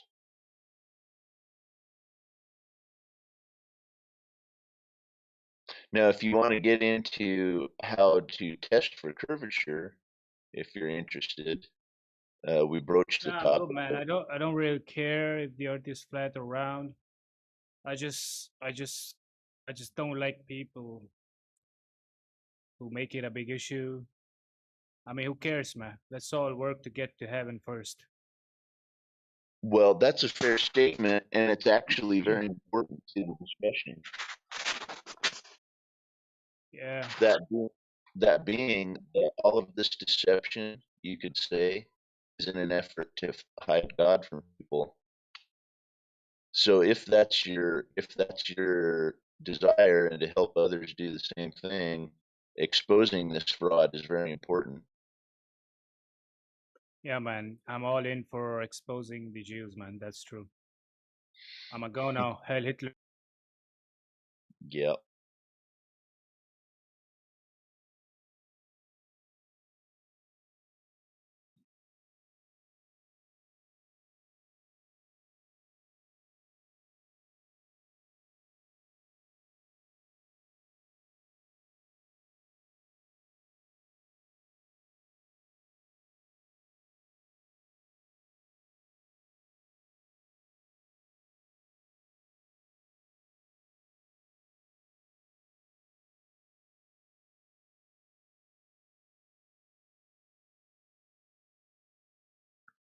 I just saw your comment, Yoder. Yeah. As empirical as images of Bigfoot. That's it.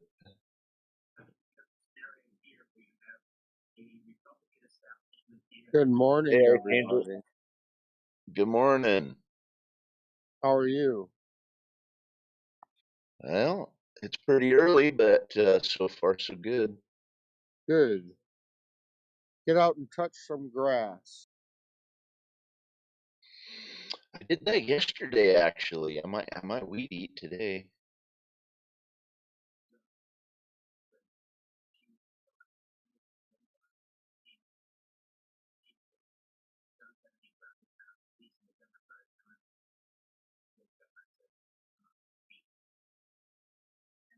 I'm in New York City. Oh boy, I the Big live in Apple. Florida. I'm just on vacation. You went to New York City for vacation? Yep, How is it?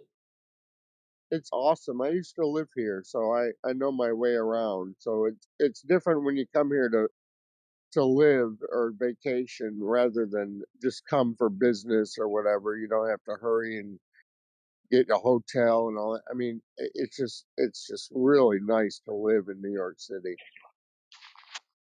Yikes! Sounds like stress to me. No, it's not. No, Not if you do it right. I can't stand the city. I've never been to New York. I heard it's a big one. Yeah.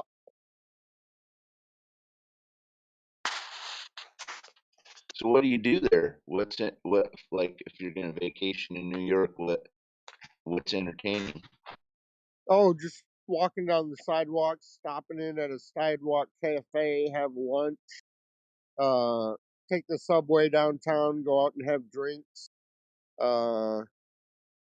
What else? Go to Central Park and watch people and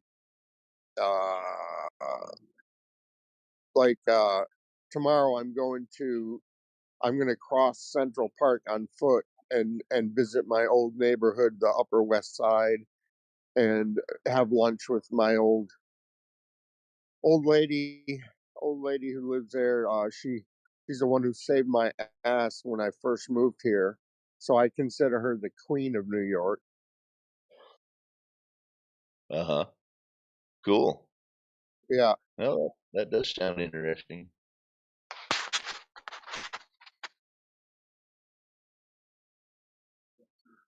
I doubt I'll ever see New York. Well, you may see it. You never know. I guess that's true. You never know. You might live 1,000 years. You don't know. You're gonna die at 80 or whatever the life expectancy is. Yeah, that's a good point. That's a good point. And if you live 1,000 years, you'll probably make it to New York City. Ah, boy, I don't know. That's debatable.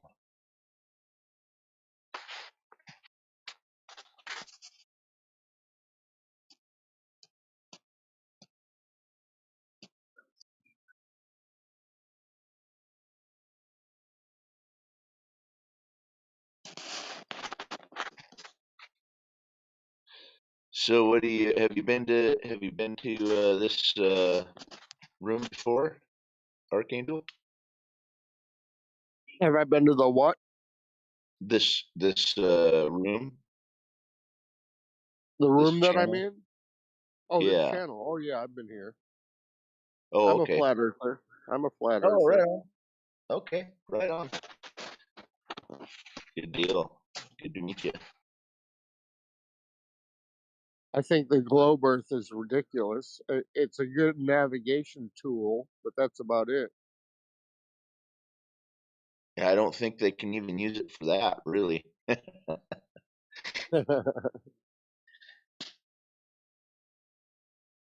Prior to the, well, I think it was 1714 Longitude Act, they tried putting maps on ball and everybody was getting lost.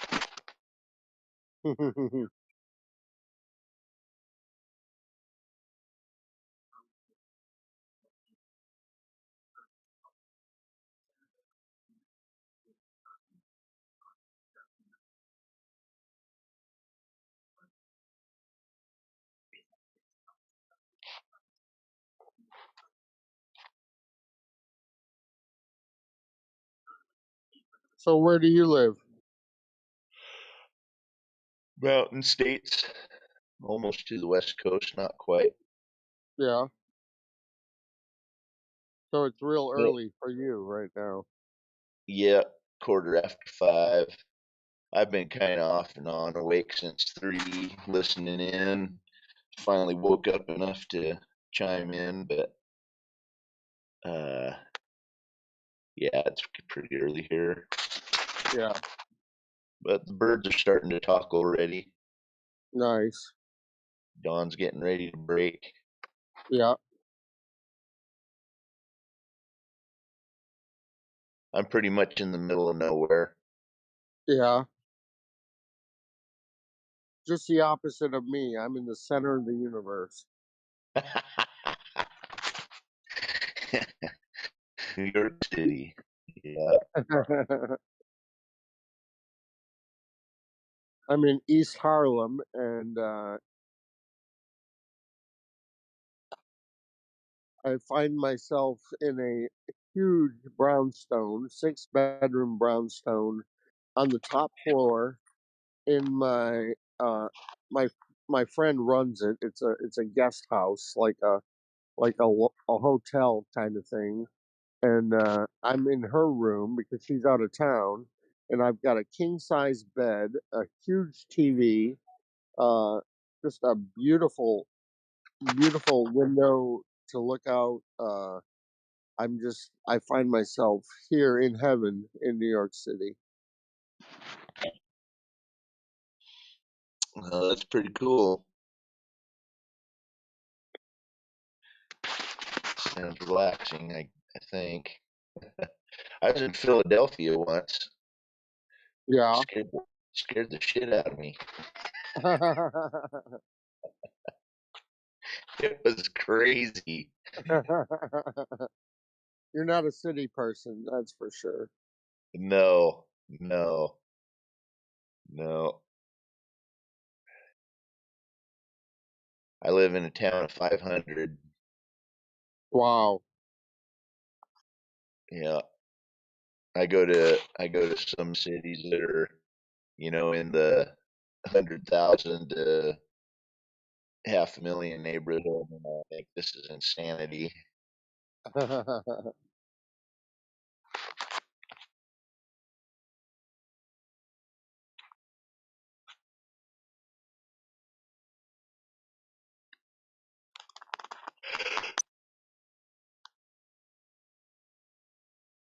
I can do pretty good going places where there's no people at all, though. Yeah. Well, I live in Florida, so I live in a town of about 20,000, and I live in a old resort, kind of a retired resort. It's got golf course all throughout the neighborhood, and it's kind of an aging resort that needs to be refurbished. And I am hoping that they're going to turn the golf course into like a central park, just a beautiful walkways and and yeah, like a groomed park. Um, that's my goal, is to convince the people of my town to improve the park areas, the retired golf course areas, because that could be a beautiful little town or neighborhood.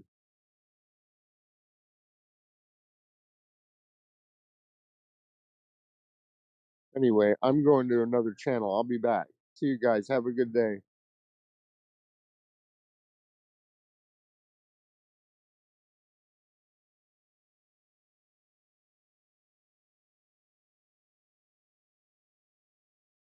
Hey, what's going on, guys?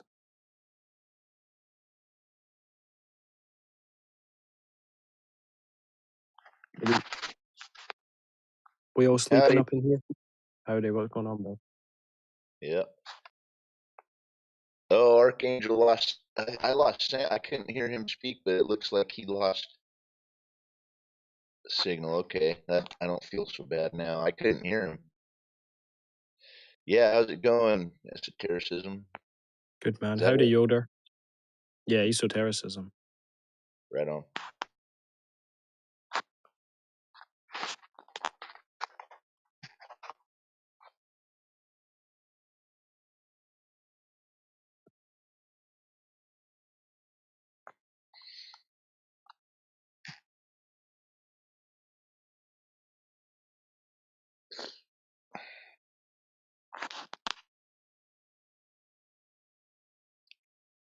Morning, Kathos. What's up, Kathos?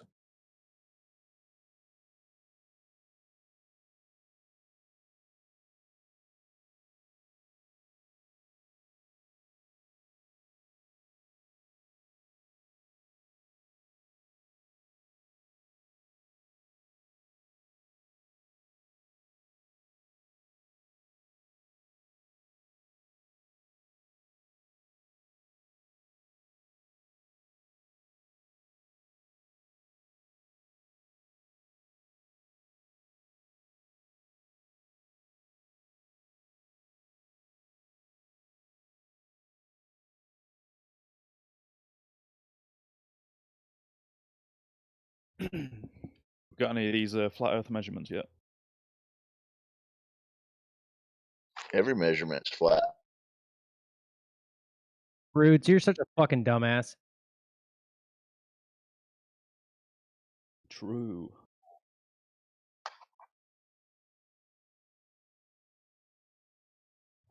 No, I wanted a measurement of the Earth, showing that it's flat. Well, lack of curvature. That leaves it flat, doesn't it? That would be true.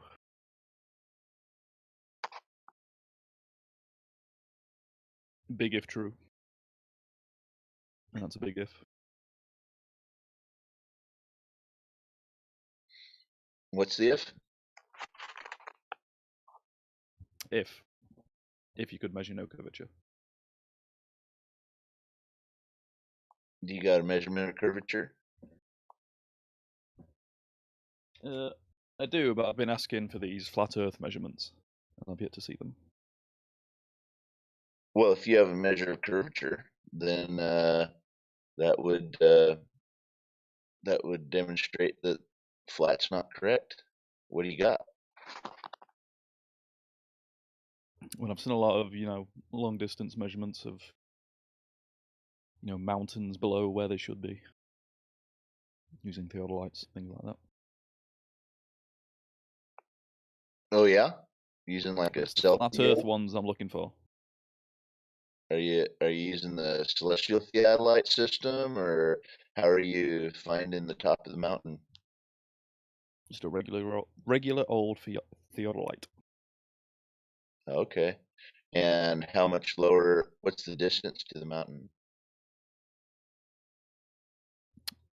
Well, the further away it is, the lower it is.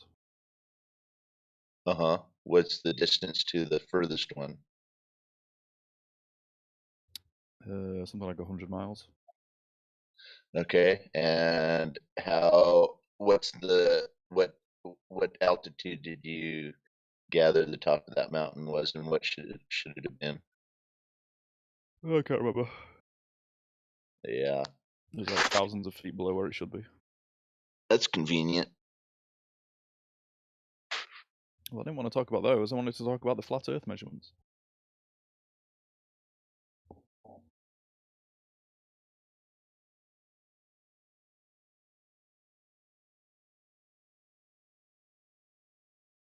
Okay, those just shared a buttload of them. Check those out.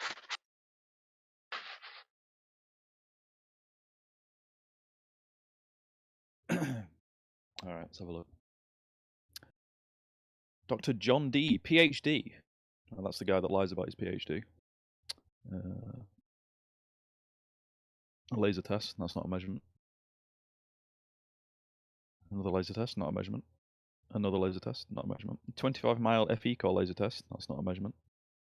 A laser test, laser test, laser test, laser test, laser test, laser test. Observation. How are those not measurements? Because nothing's being quantified. There's no curvature. There's no drop over distance. We haven't measured that.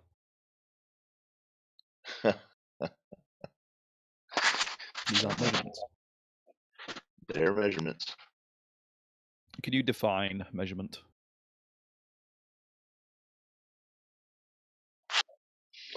Yeah, testing for prescribed. Nope. Wrong already.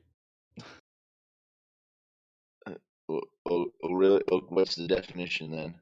A measurement is not a test.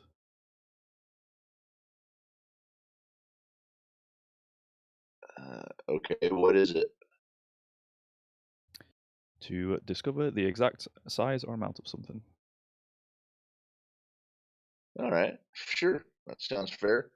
I was going to say test to for. Quantify something within a standard unit. There we go. That sounds good. And right in those laser tests, that's exactly what they're looking for. Okay. So when they did these measurements of flat Earth, what did they determine the size, amount, or degree of? They were measurements looking for curvature, drop over distance, and there weren't any. You don't measure looking for something. You measure the thing.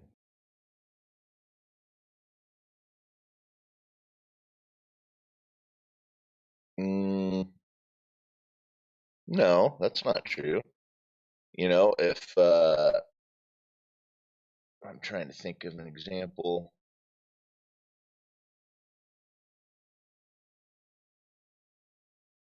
So you know when you like measure a table, you can measure the width of a table. You put your tape measure across it, it'll say like 2 feet or whatever. That's where it'll line up. You've measured the length of your table. Yeah, you're trying to find out what The length of the table is 2 feet. You know, I'm thinking of some of the holes I dig, and I'll run a tape measure down, find out how deep it is. Sure you test to find out, measure to find out what some look for something, a quality of whatever you're measuring. Yeah, you measure the depth of the hole. You don't measure to find out if there's a hole. You measure to find out if it's deep enough or too deep. Right.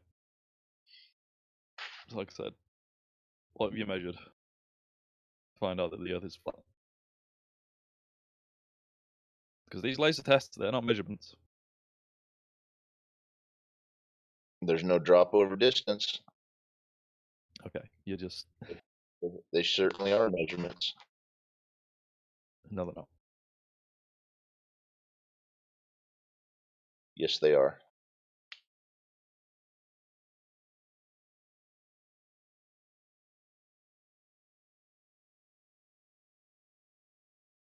Like I said, when you measure something, you determine its size to mount, its degree.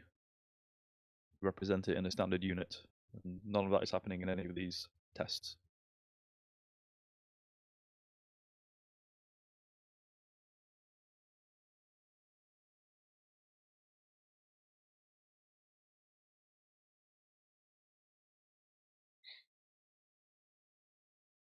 Off the ground on both ends. That is a measurement. What? Do you know what's They happening measure in these the kids? height Sorry, go ahead.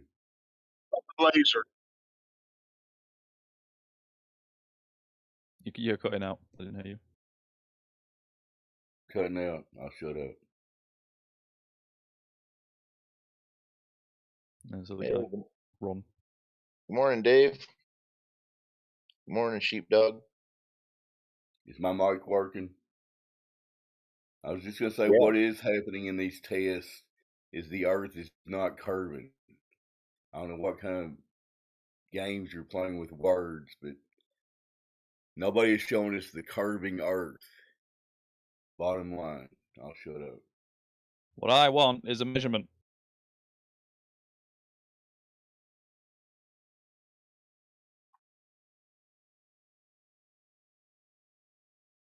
Yeah, Miss, just show us how you perceive curvature. How I perceive curvature.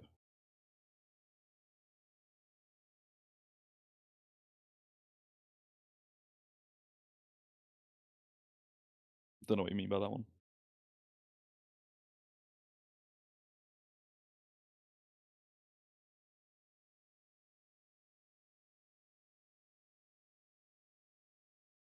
How do you not know what he means? If you're standing on a ball, things in distance should be lower than your line of sight. How do you perceive that without measuring it like we're doing? Go ahead. Well, you're not measuring it. But yeah, you find the your altitude, the altitude of something in the distance, the further away the better. Then you can measure an angle to it from horizontal. Then you can do That's some not what we're talking about. trigonometry to find out how high or low it is. Somebody else go ahead. And compare that to where it should be on flat Earth. Yeah, but you're contradicting yourself because your mountaintops being lower than they should be is the exact same type of observation, and you call that a measurement, and it's identical. No, it's not identical because I can quantify it. Yeah, right. You take an actual measurement with the other light with degrees.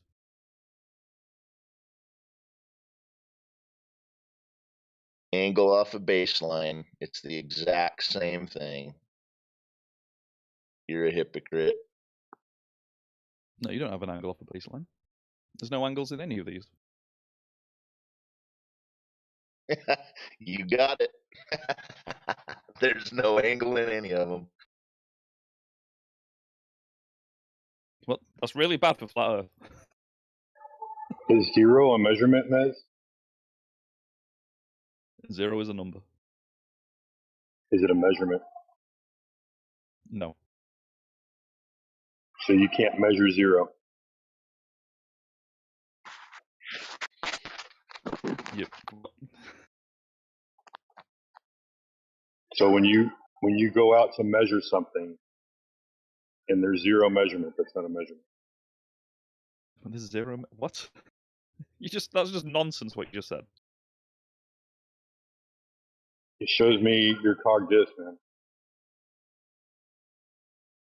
Sheepdog. Okay. He was claiming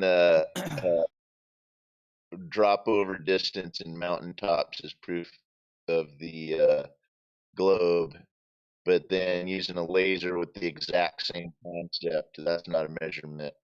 But his are measurements using the exact That's not the exact same concept. It is too. It's drop over distance. Nope. You're not measuring Oh, anything. really?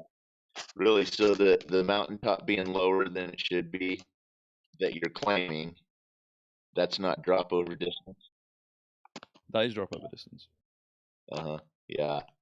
Exponential drop over distance. laser, Maybe not exponential, but so they look for drop over distance with the laser and don't find it, or find that there is none. That's the exact same thing that you're talking about. no. Because what I'm asking for is a measurement. Okay.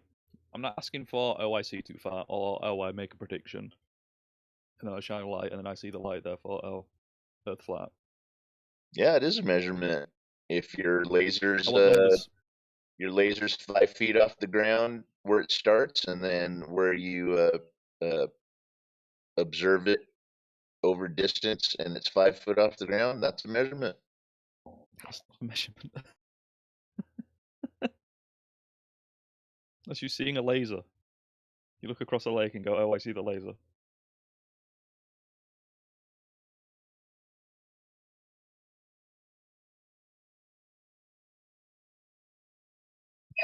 So what's the definition of 2 parallel lines?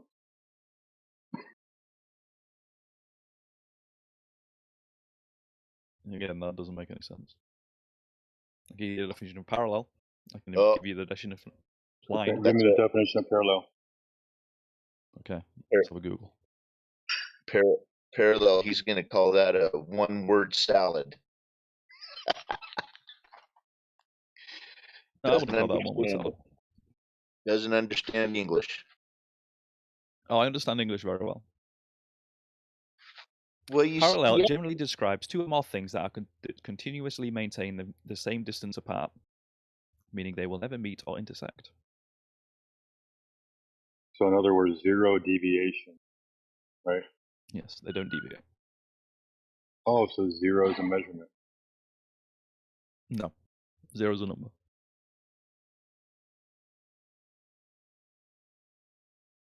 Well, if you can't measure deviation, the deviation is what?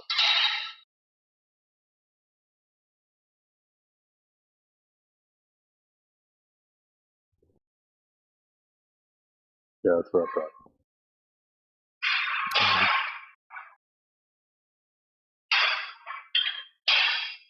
I can only put up with you for so long, bro. Like, there's so much dishonesty oozing from you.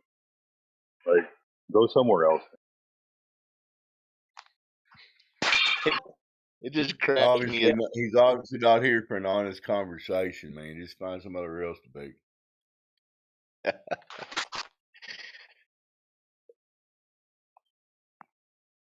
There's very few people that I'd rather sit in silence than engage with, and you're one of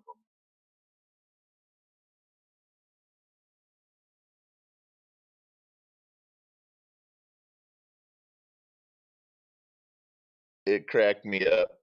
Drop over distance from a mountaintop, that's a measurement. But looking for drop over distance with a laser, that's not. I mean, you're looking for drop off of a baseline. It's identical.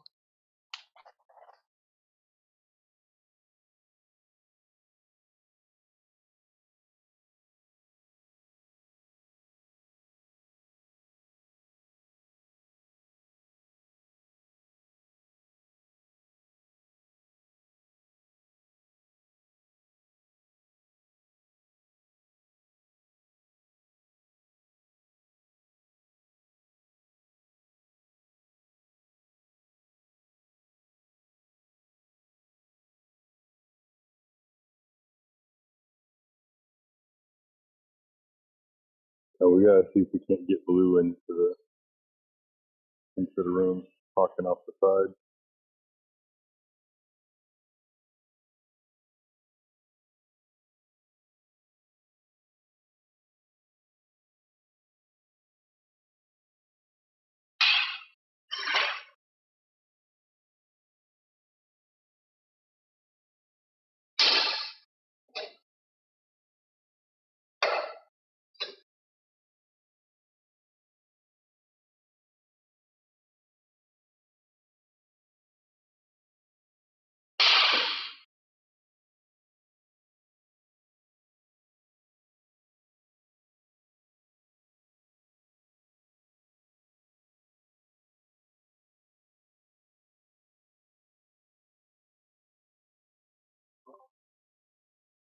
What was that noise? Somebody shattering glass? I barely caught it. Was that you, sheepdog? Yeah, I'm at the gym. Oh, it was weights. Okay. Sound like glass for a second. I'm getting old. And by the way, as far as we can tell, the Earth is not a spinning ball. Somebody proved me wrong besides whoever that last guy was talking. Playing semantics about measurements or whatever. Go ahead, guys. Dave, did you see in the chat? Where's the time? It's up a ways. Well, for me, it's 4:41. 41 past the last hour, about an hour ago. The lot trek shared the what's that called?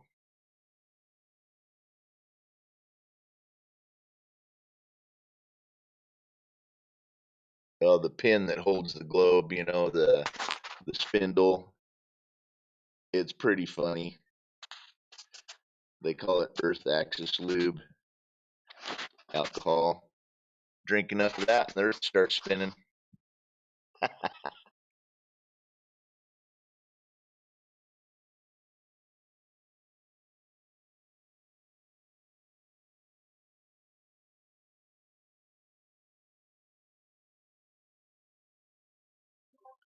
Yeah, sorry, I saw that. It's pretty funny. Be hard to keep the consistent spin that the Earth's constantly spinning, though. Yeah. You have to consistently stay drunk. Yeah, exactly. I got a kick out of that.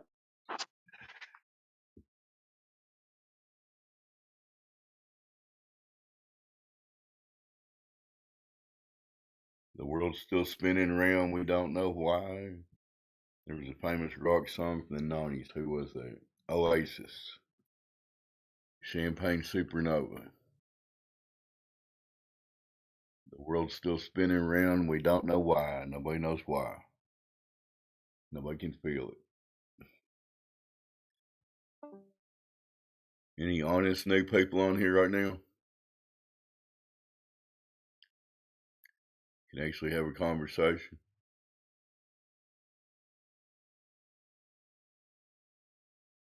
Back to you guys or silence.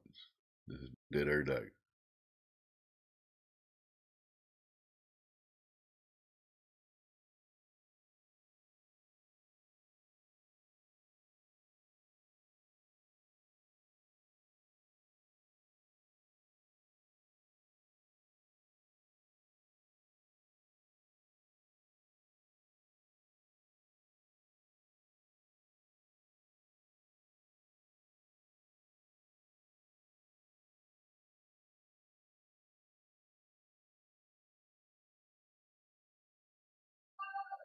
Nez, how did they calculate drop over something that was supposed to be higher than where they were?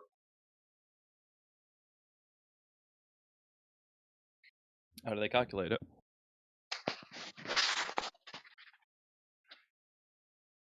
So you have your theodolite.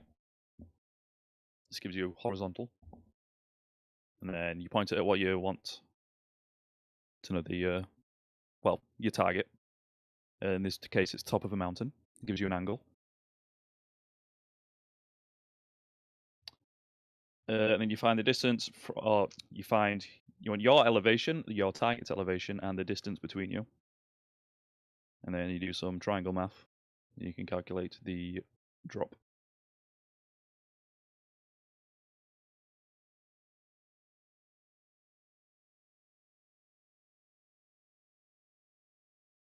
No. Show me all the math. I literally want to see all of it. Sure.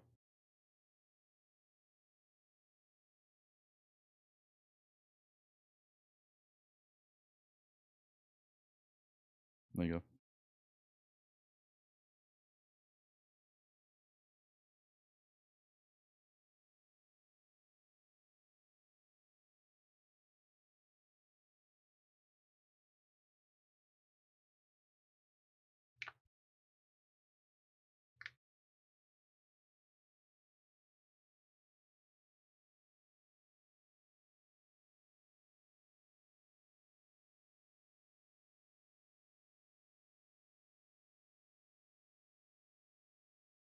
No, that's not math, man. That's a diagram. I want to see all the math.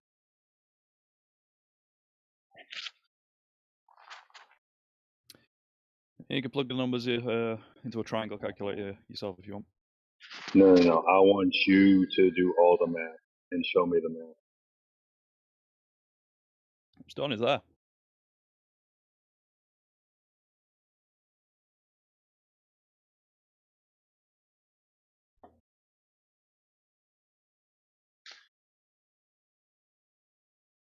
You remember when we did proofs back in middle school?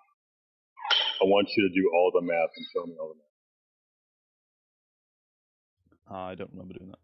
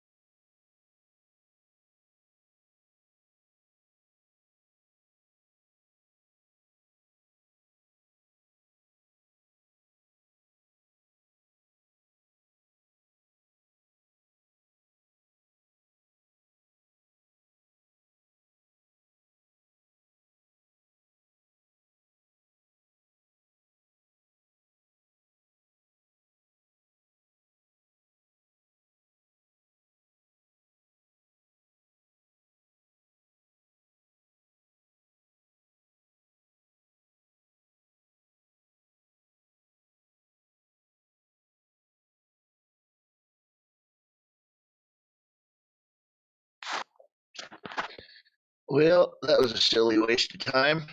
What's next on the spit?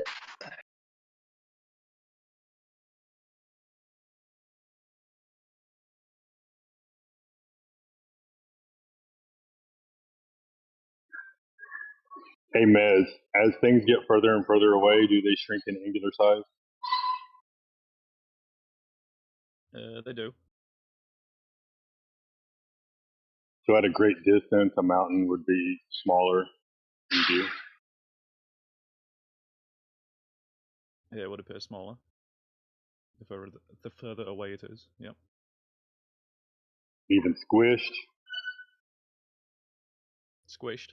Oh no, I wouldn't say squished. Then how would it reduce in angular size?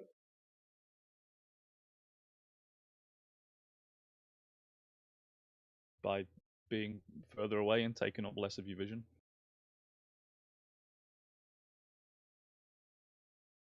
So it wouldn't be like reduce in size inwardly from all directions.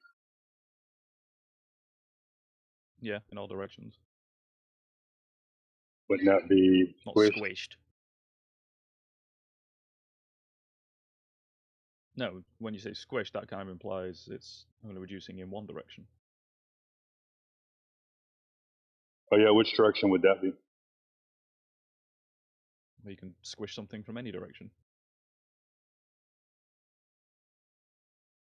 You squish it in from outward to inward? What? No, the mountain will not appear squished. Unless something else is going on.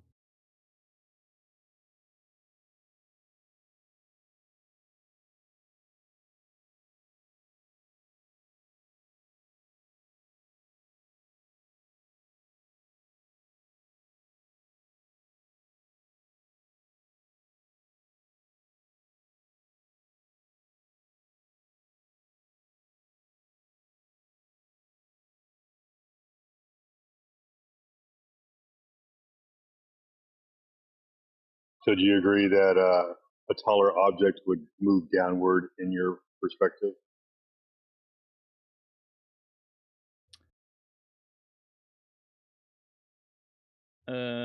Not entirely.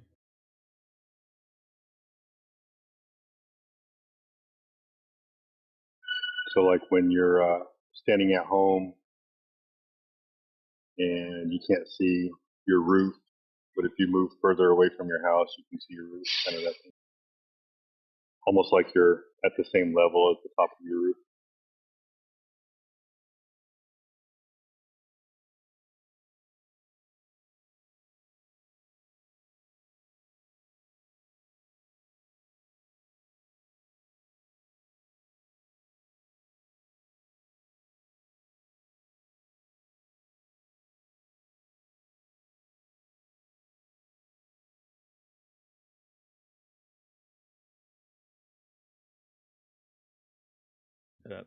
Sorry, say that again.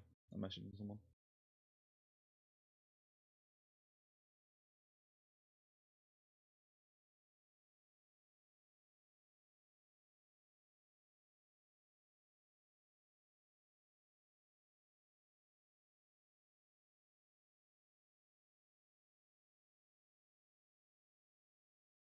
No, I'm not interested in repeating myself. Everybody else heard it. So. Oh dear. Well, the problem with your "this is caused by perspective" argument is that perspective doesn't mean things will cross horizontal.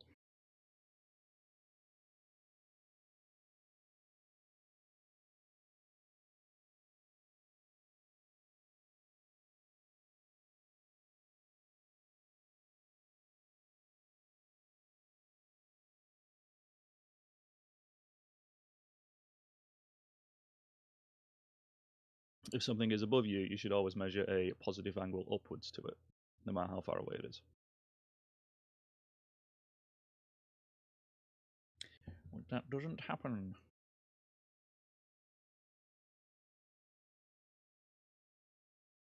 Could you repeat what you just said? if something is taller than you and the Earth is flat, you should always measure a positive angle upwards to it. Okay, from can you horizontal. provide evidence of that? Because that's just not true. That's just math. No, it isn't. How far away does something have to be for it to Have cross a you ever horizontal seen? line? Have you ever been somewhere and seen a mountain in the distance? It does not always Yes. appear taller than you. When something's Yeah, because twice the as Earth far, isn't it becomes flat. half. No, that is circular reasoning. No, you're doing circular reason. You're using the mountain in the distance to prove that things cross horizontal because you assume the Earth is flat. That's not what No, happens. you can demonstrate that. Okay, demonstrate it without referencing the thing in question.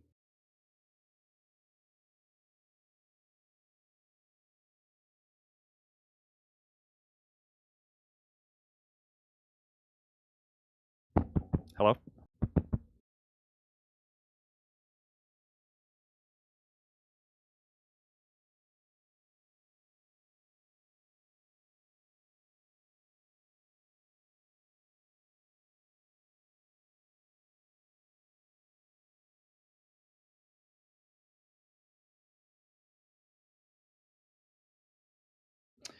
I don't often get very far with you guys.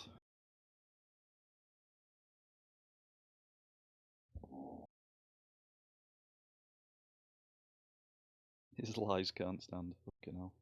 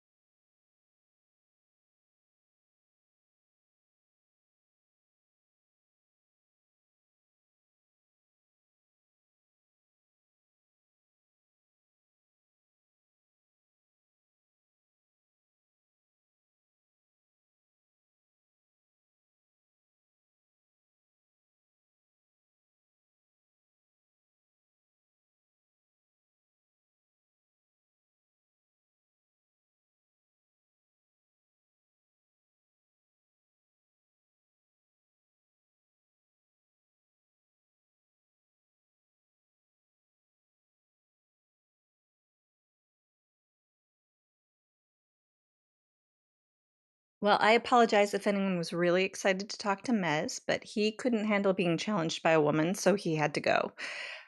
And he's deleted his comment that some of you may have seen. But I'm sure somebody else will wander in with as compelling an argument if we wait a few minutes. Yeah, that was just silly. His whole argument was crazy.